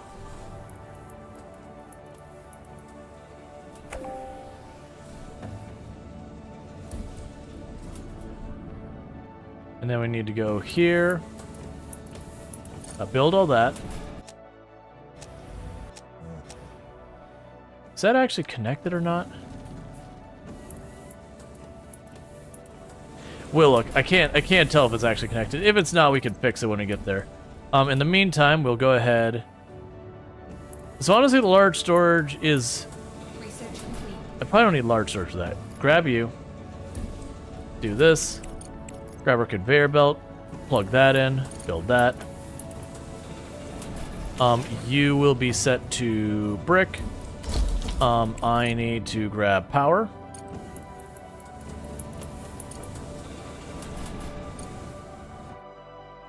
Okay, so that'll get all sorted out. That'll be good. So we're going to get all of that slag that we haven't been using this whole time, shoving it in this machine, shoving it that way, and got all that. All right. And there goes TikTok. Goodbye, TikTok. You always wanted to be the figment of an imagination. Yeah. Who knows, maybe you're just talking to a webcam. Hey man, sometimes it happens. Life is weird like that.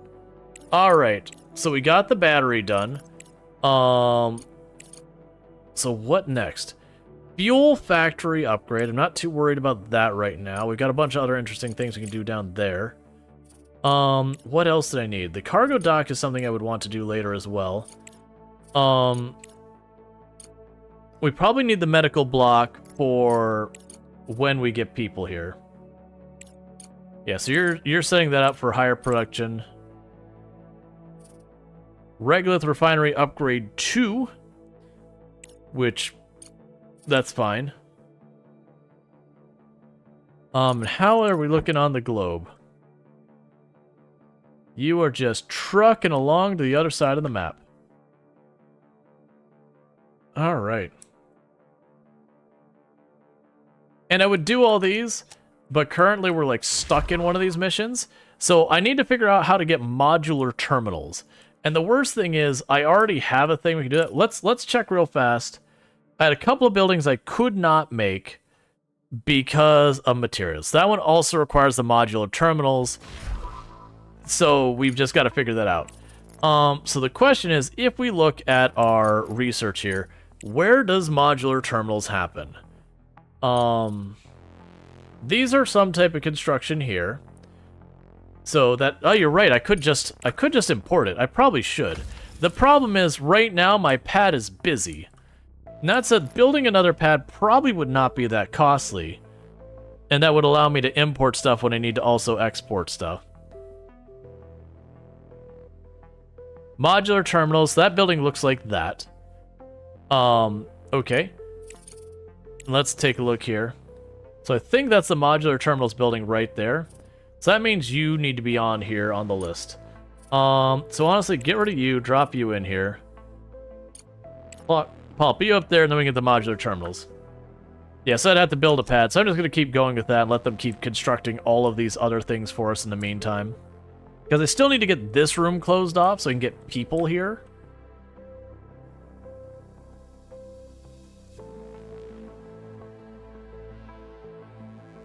And, like, working on all the other stuff. How am I doing on time, by the way?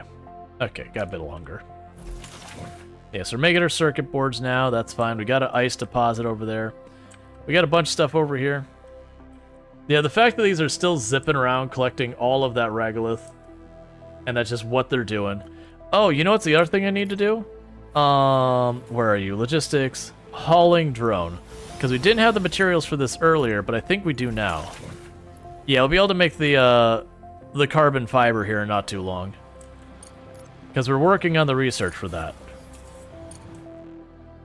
But that'll let me convert a bunch of these to hauling drones, which will just make our life way easier. And that's this one. We're actively researching it right now. Let's actually put it above that one so far as the blue priority. And also I'll just put that one over that one too. Do I want to jump it all the way up? It's cheaper. Let's jump it all the way up. That's probably... It's going to interrupt things, that's fine. But we'll try and get that done. Because we get the carbon fiber knocked out. That lets me build this. That lets me build the... Oh, right, the big vehicle I needed the module anyway. But yeah, so I need to get those modules all set up and get that all working.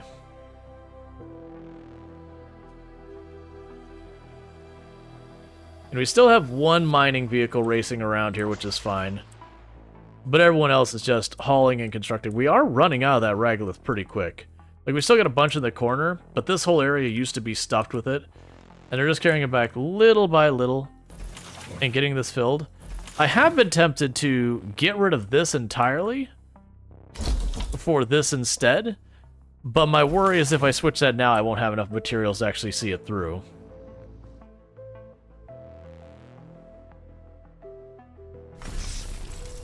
Okay, that is seeming to stay ahead for right now, but we are working on researching it to upgrade as well. Yeah, this is going to be the green that's going to be the bottleneck, but that's fine. The orange will get done soon, and they'll jump down all the way to this thing to work on it. The blue will get done pretty close after. It'll jump down to this, and it'll take a while. No, actually, I'll jump to this, because I forgot we put that in their list. Alright. We're going into night, and we are just demolishing our power. That said, we are getting some batteries online. I am going to want to pop in here.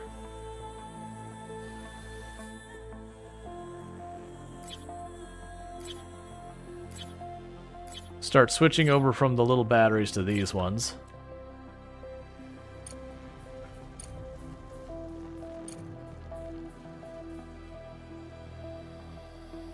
Okay.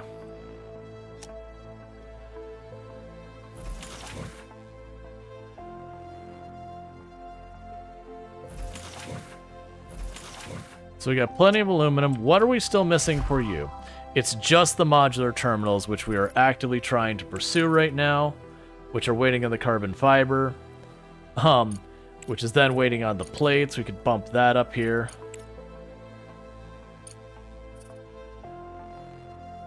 Yeah, because those will take the same time, but I'm not as worried about materials as research. Alright.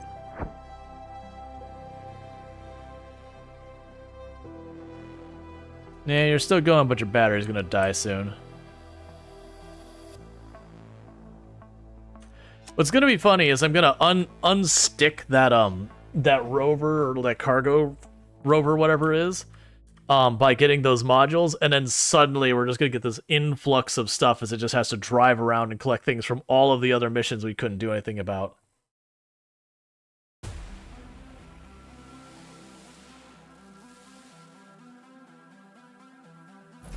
Alright, so we're scooping up an absolutely obnoxious amount of silicon for all of these.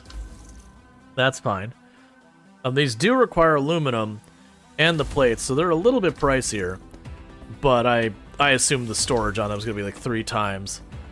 We're also going to need more power generation. Because it looks like we're honestly generally going to probably run out of power here over the night. Which is fine. It'll suck because it'll massively undermine our productivity. But all things considered, it's not that big a deal. Because even if you lose all your power, like, these machines will turn off, but your bots will still move around. If they do run out of batteries entirely, they still move, it's just really slowly and inefficiently. So it's not like Factorio where the power goes off and you just hear ka-chung, and like everything's down. No, I'm sorry, that's Satisfactory, where you just hear like the power go down sound and everything goes offline and stops entirely. Satisfactory, just like things will continue to go slower and slower and slower until they're just really not functional.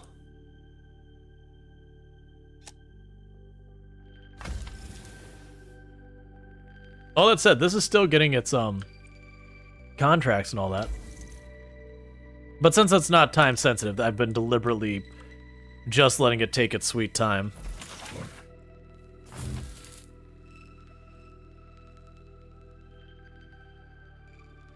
All right.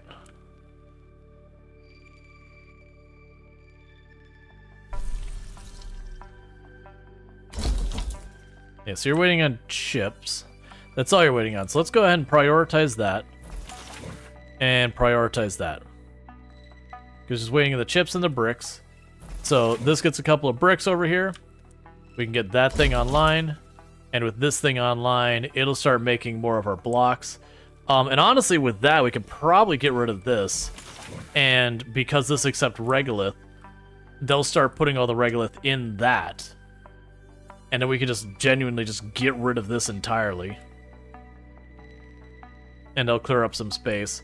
Because then that gives us a use for our slag. So we'll put our slag to use and all that. And, you know, you get the idea.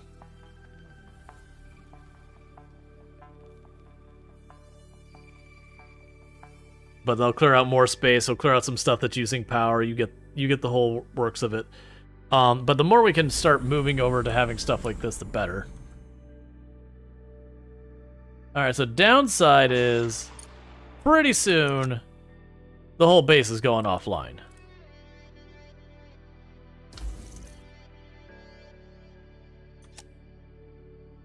Just the reality. Okay, so you are online, you are connected, but you're not running. But that's okay. The whole base is about to go offline in a second anyways. So fast forward. You are probably already... Yes, your battery is dead, and you still got about quarter of a plant to get around. That's fine. So yes, they're just continuing to build all of the power stuff. Which won't help us this in-game day. But it does mean next in-game day we're going to have way more power storage and way more power generation to help us through. It does look like the research generation on both the blue and the red is starting to decline. Which is fine. That we knew was coming. But it does kind of hurt. The big one is the green. I want to keep the green as long as possible. Once the green drops off, we start getting stuck again on our research. So I should have been prioritizing this to begin with, but that's okay. We'll get there. Because the carbon fiber is almost done, and with that we can get the hauling drones around here, which is what our drones are mostly doing as is. So I could specialize them in hauling, where I assume they pick up like 4 or 5, maybe 10 blocks in a go versus just one by one.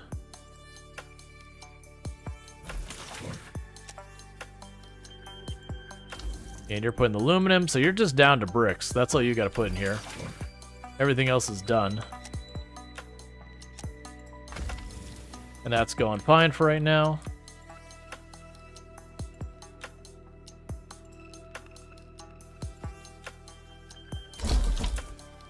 Wonder why this building just sounds like it's louder for whatever reason. Like it just weirdly has different volume settings than the rest of the game. That happens. You'll have like some sound effect didn't use the proper code or whatever, and has like its own sound code and doesn't respect sound settings and yada yada yada. It's super annoying when it happens, but it does happen. Alright, power is properly, completely offline. No power left anywhere. Oh, with this now, let's go ahead and lower this priority. And we will increase that priority. So that regolith, when we find it, it goes in here. Don't take stuff anymore. Can I, like, tell you to stop? Resource type. Don't change it some. That'll cause all sorts of problems. Alright, so we just leave that offline. So now they're going to shove it all in this machine. And that's fine. That's just go in here, and if we get more slag, we get more slag. We no longer need all of these machines down here.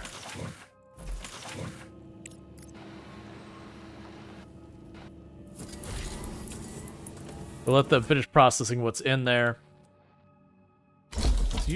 Oh, that's why. You need that one power pole put in. Okay, once we get that one power pole, we should be good. So it wasn't that my power grid was overwhelmed.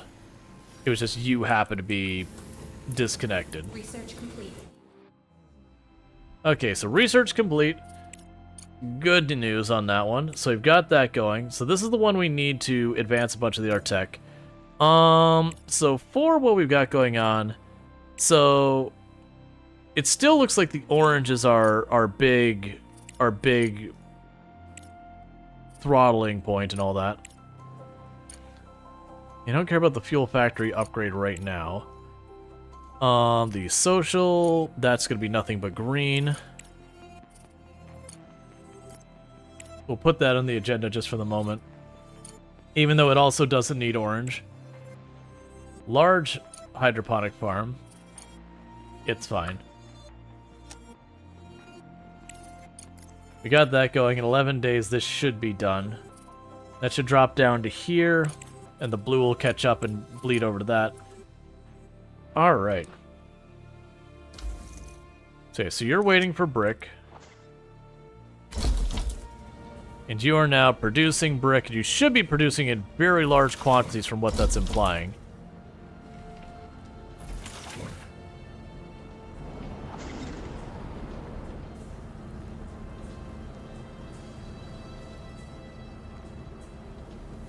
That doesn't feel like large quantities. Average efficiency 20%. It's okay, we'll let it run. Okay, so with these, we can go down here. I'm still leaving that there for right now, just in case I end up regretting this. But that should put the slag through here, and the slag should keep producing that so we can keep building stuff. Start filling in these gaps these buildings are missing. Cool, so we've got you, and you're building the power pole here. And that gets our titanium producing.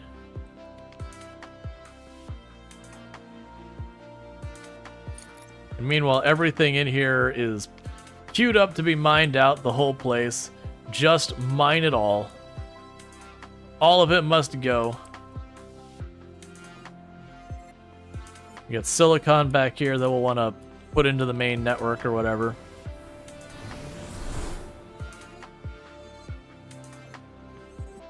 Yeah, we can't even get that to backload. So you're another, what is your, so you're another silicon one. I don't really need our silicon one on here, I don't think. How is this going? Yeah, that's pretty full. No, honestly in our silicon one looks like it wouldn't be that big a deal. Because the goal is whichever one of these is the emptiest, that's what I want to keep running. And just for the moment, it's aluminum. But we haven't seen an aluminum place to mine at all. So I could shove another silicone on it and probably be fine. I still don't know why that's not getting built. It's okay. So we're just waiting for that to finish up. The rest is all going. This definitely feels like, in a lot of ways with this game, that if you were starting to like just push forward to like just do the quests as fast as possible, you would get yourself into a lot of trouble because you'd be less scaled up for when you get the quest and then be in like a worse footing, which is counter to the way a lot of these games play. So I'm thinking is I'm going to take this conveyor, I'm going to weave it into that one. I don't know if that's a good idea, but it's what I'm going to do.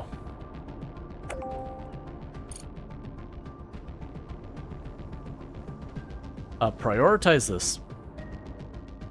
But the idea being, we're going to try and just saturate this belt as much as possible.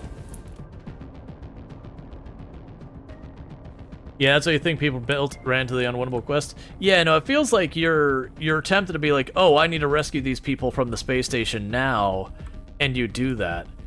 And then you've got air and food and all these things to deal with, and you're just not ready for it. Versus if you go for the money path, you still save the people, but like you get all this time to scale up and up and up and up, and then eventually you bring the people home. Director, our main account balance has reached a critical low, which poses a significant risk to our company's operations. It's important to remember that constructing conveyors and laying electrical wires entails financial expenses. Moreover, all capsule shipping operations, including sending contracts or buying and selling resources, incur transportation costs that are our responsibility. Without funds in our account, logistics will come to a halt. I will initiate a transfer of 30,000 credits from our reserve account, but please be cautious, as this exhausts our reserve funds. Proceed with care and closely monitor our credit balance. I haven't been watching our money at all. New plan. You are now a priority.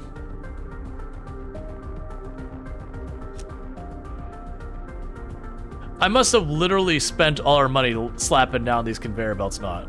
So I just need to not do that. we can just run at that. So I'm assuming this is one of those situations where you get one get out of jail card, and then after you do that, if you bankrupt again, it's over. Because that's pretty standard in these games. They'll do the same thing. Like, for example, if you have like a morale setting in a lot of these games, a lot of times you'll hit like critical morale, and it does an instant game over for you. Usually it'd be like you can get like a 1 get out of jail card, and you get like a little bit of time to recover, or it's like, oh no, your morale is terrible. You've only got, you know, X amount of time to try and save it. All right.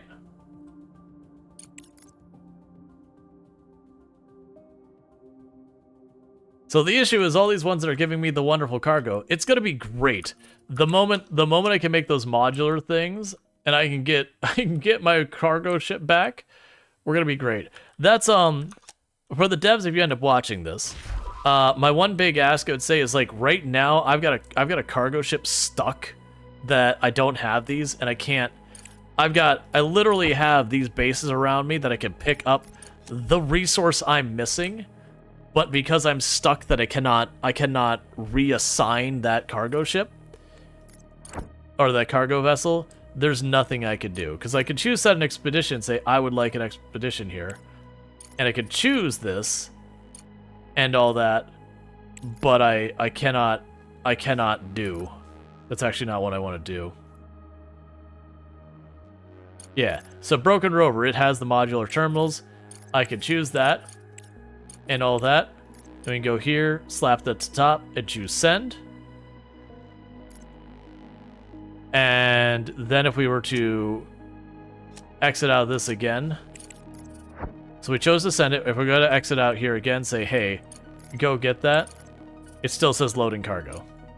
So there's no unsticking. I've already tried turning it off as well. The only thing I haven't tried doing is destroying the whole building. But that building's pretty expensive to build, so I really don't want to do that if I absolutely do not have to. But that's my whole point, is I shouldn't have to delete the building to unstick it. I am not even sure that'll do it. Like, I don't know if it'll tell me, no, you can't delete the building, it's already in use, or, you know, like it'll bug out the quest or what happens. But we'll see. Okay, so we're about to get the rolling mill upgrade, and that's the thing that predates the modular terminals. So we can get that, that'll be good news. So I'm going to deliberately avoid building any more logistics for a little while.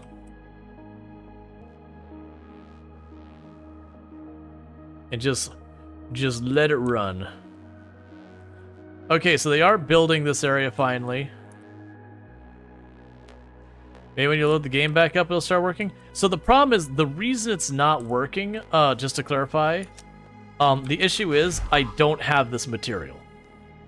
That's the issue, is it's stuck loading this up. And because I don't have it, it's just waiting for it to become available. Which isn't, when I say it's stuck, it's not bugged stuck. It's literally a point of waiting for that. Does the second export point count as logistical? I believe so. No, actually, I mean, it costs money. So that would be one of the ways to get around this, to go here and buy this and plunk it down. I have no idea what it costs, but yeah. So it's not a full soft lock. Like, we can recover from this state. We actually are working on it right now. I'm going to research that, and the moment that is done, I research this, and then I can produce the material I'm missing. And once I produce the material I'm missing, the cargo ship goes off, repairs the thing that it's been queued up this whole time. And then once it repairs that, like, I can send it to do it. Like, it's now free. It's no longer stuck at that point. But I mean, it's early access, so that's the kind of thing you expect. So you kind of want to be able to have those ones where you kind of like pause it. Like, once the vehicle leaves your building, it's doing what it's doing. But until you have all the resources to send it off, either don't let me send it off, like, don't let me choose that at all. Alright, so this needs to be absolutely top priority beyond absolutely everything else, because that's a modular terminal. And some of these research things are going to fall off, and that's a problem. But yeah, so we get this done, and we're gold. Unless it goes, then you need some material that I have no idea how to make. Yeah, it could be. Well, I mean, I would simply say the way I look at it is when you go to do the mission, where is it at? I think this is the one. When you go to do the mission, you choose set expedition, then it just flat out says, "Hey, you don't have what you need to do this." And then once you say, "I would like to do this," it kind of locks in that you're doing it, kind of thing. Like there's gonna be like some juggle to it that you could still get yourself in a bad spot. But it definitely feels like there should be a thing that says, "Hey, you physically do not have this resource, nor the means of making this resource. You know, this quest is not available to you yet." Or like you cannot accept this, or even just those things that until your vehicle leaves there, you can just assign it to something else. The moment it leaves, you're stuck in with whatever you're stuck in. Those didn't get powered up yet. I need more. I need more.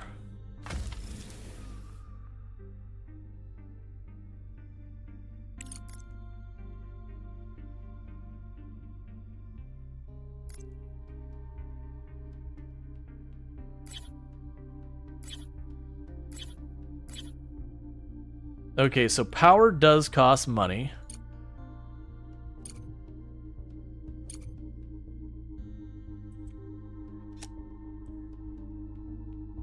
Yeah, no, I mean, you could. I just need to build a second pad because the thing is currently occupying the pad. And the pad, I believe, costs money as well. You get where I'm going with that. Alright, so they are working on the aluminum. And we are getting aluminum, but not at a good rate. So, like, that pad... Wait, was that aluminum or is that titanium? Well, that's titanium. Well, actually, I've got titanium being made down here that I'm not using. So we are getting the titanium. It's just asking for a very large amount. That's fine. We'll get there. That's good because that titanium is filling up fast.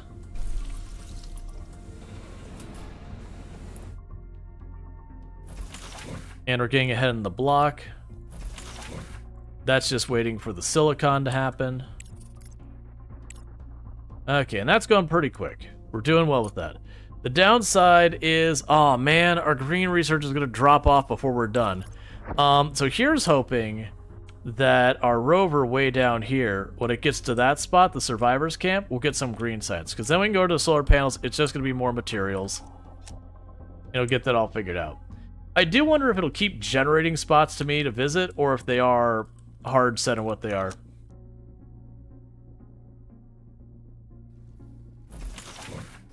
And we're getting more solar panels constructed because we didn't even get these batteries charged up yesterday.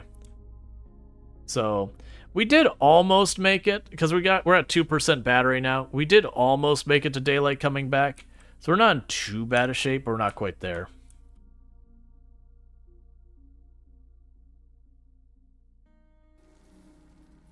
Watch, they're gonna construct the room. It's like, you have one day to, like, fix this problem. It's like, you know, get ready for people. It's like, but I'm not ready. Okay, there goes all of her power. Objective achieved.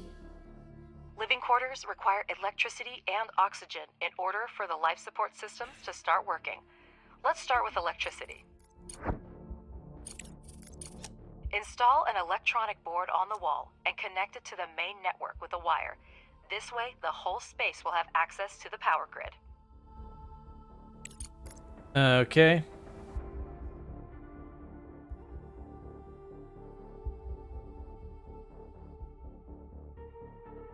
Electric board.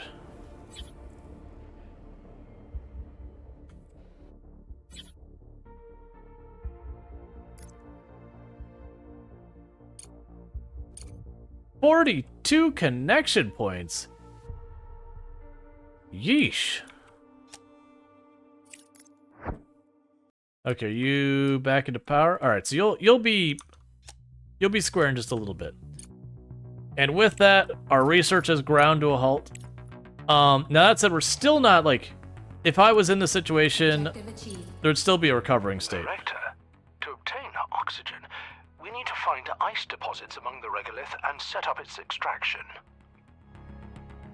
Use the ore detector to locate ice deposits. Don't forget, the sooner we get the room ready, the faster we can recruit colonists to work at the base. Build the ice extractor and then the ice melter. This will allow us to produce water and oxygen and supply them to the living quarters. It's about time to build an ice melter, an essential element for producing... I have one. It's right there. Okay, now we have ice mining. We need to build an oxygen. Yeah. Objective achieved. Let's see. To ensure the colonists feel safe indoors, one electrolysis plant is not enough. It produces oxygen, but we need a backup plan. Call me pessimist, but I've heard enough stories about sudden water and power outages leading to deaths of entire base crews. Let's make sure that doesn't happen to us. Construct a compressed air tank and an oxygen receiver so that we have reserves for a rainy day. I guess we've run out of dialogue. So I have this thing. It makes the air. We need more survival things. So I've got a water tank.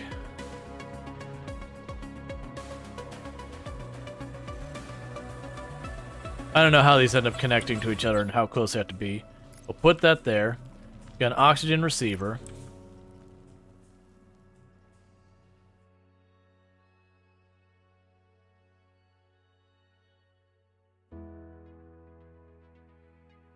Now I have a refrigerator, so wait on that.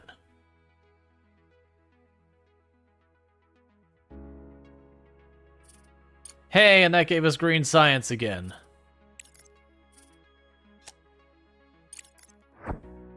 Alright. And you are almost able to go there. Shouldn't the door be an airlock? It just implies that you can do this. If that is a problem, I could just make a little bit more space out here. Because, in reality, it should be an airlock. They didn't show an airlock of sorts. But, you know, I can ignore that fact. I am down to pretend it's all okay.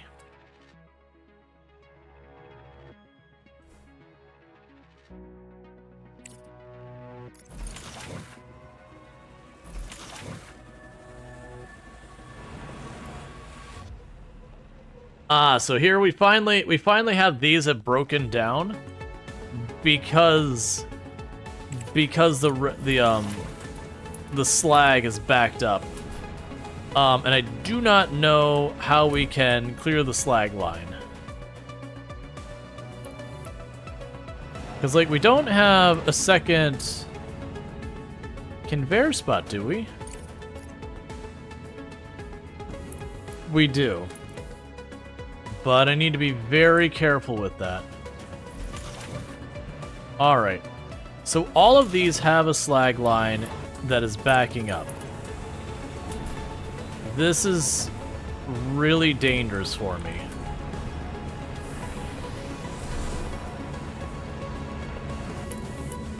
$2,800. That's fine. Grab you.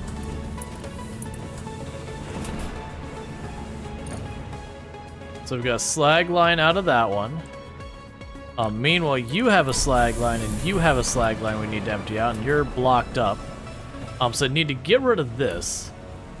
All of this can go to try and make room for a slag line.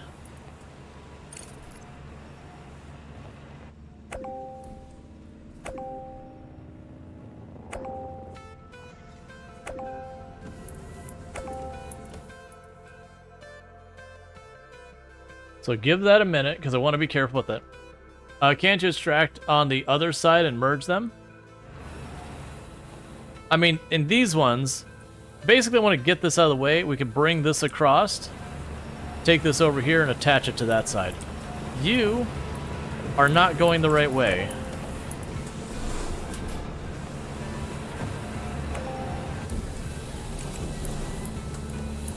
I'm hoping it gives your money back when you do that.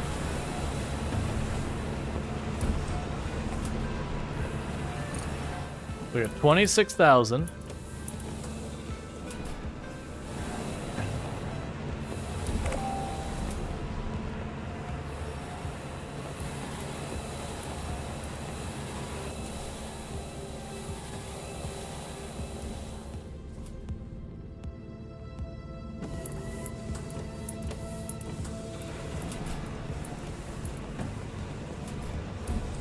Alright, we're at 11,000. Getting really nervous I'm not going to be able to make this happen.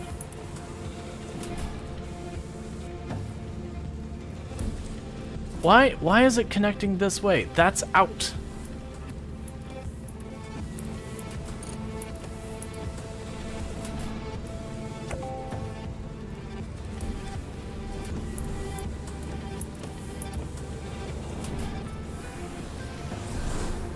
That's pointing that way. And there isn't a turn it around, so I think we may have just screwed all of that up. I'll see if I can make it work, but I'm really worried we've already gooped.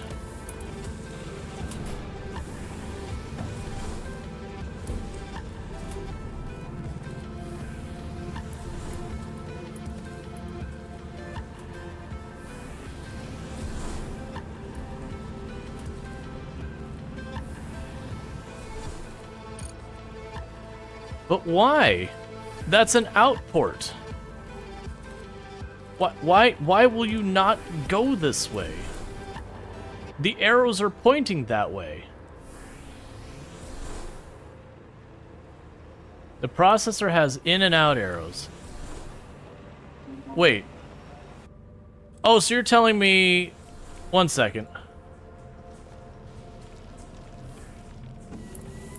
I understand that they have a pass-through. I didn't catch that. I feel like that should be a little bit easier to see.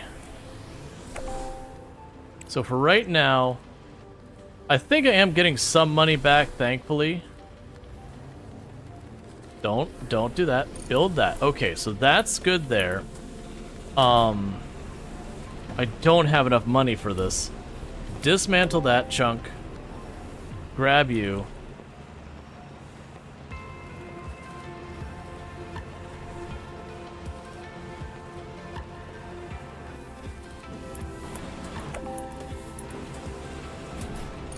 And I could build nothing.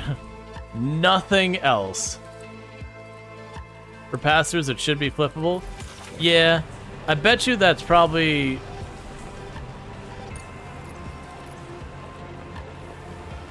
It would be nice if it was obvious how we can do this. There probably is ways in there, but it's not super transparent in how it works. It's fine. We're getting that in there. It's going to keep making brick. I've got $200 to my name, so unfortunately, you know what we're building now as far as power and all that? Nothing. Nothing at all. That's what we're building as far as power and all that. I really needed you to be science.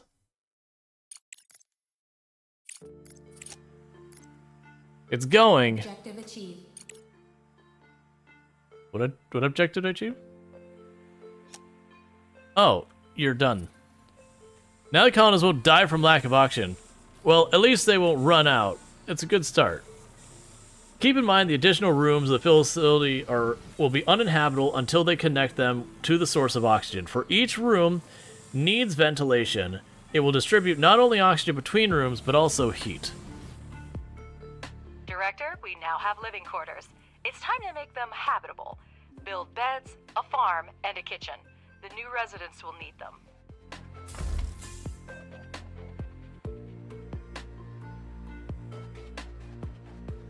Hydroponic farms will allow food to be produced as long as there is access to water. A kitchen will allow colonists to cook and eat.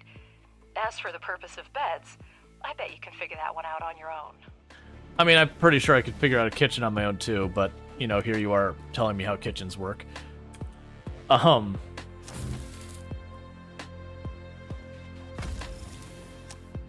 so we're stuck playing the waiting game right here. But that said, I've already gone a bit over my time that I should have. I've had a lot of fun with this game. It's definitely a solid game. I've definitely enjoyed it. It is early access, I believe. It does have some issues with like unclear UI, things where you can get stuff kind of. When I say in a stuck state, it's not like one of those hard stuck states where you're like, oh, time, you know, my save's bricked, let me quit and start over.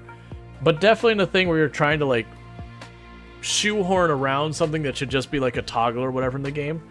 But considering, you know, this game like isn't like done being implemented. There's work in progress. It's early access. This has been one of the better early access games I've had so far that we played in a while in this genre. Because a lot of the early access games, the settlement-based city builder, either one, they give you just the tiniest taste of the game and then that's it. Like you just get like the first level of tech tree and then that's it. Or it ends up being a thing that there's just lots of glaring problems.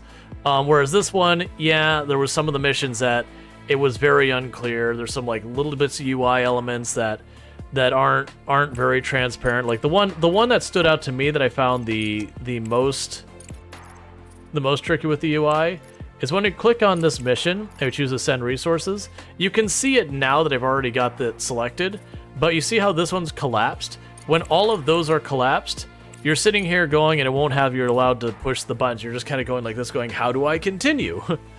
Because it doesn't give you any feedback that you need to click on that to get the thing to show up. And now this one having two, it stands out better, but when there's one objective. But the other things that happen is the opening cinematic that sets up the scene, the screen changing is extremely aggressive, and you can't disable it. That should be disableable, and all that good stuff. But there's definitely some weirdness. They do have this common problem where you have your UI scaling that you can scale it to 2, but it breaks everything. So they definitely got some edge things, but this is early access, so that's not unexpected. But that said, overall, I've been generally impressed by this. I had a good time. I might play more of this on stream. I might not. We'll see. We're at a good place where we could continue on and try and make that go through. With that said, what I'm going to go ahead and do is, first of all, if you're watching on YouTube, the stream will be abruptly ending for you because there's no such thing as rating over there, so goodbye, YouTube. And for all the rest of you over on Twitch, which is my main platform,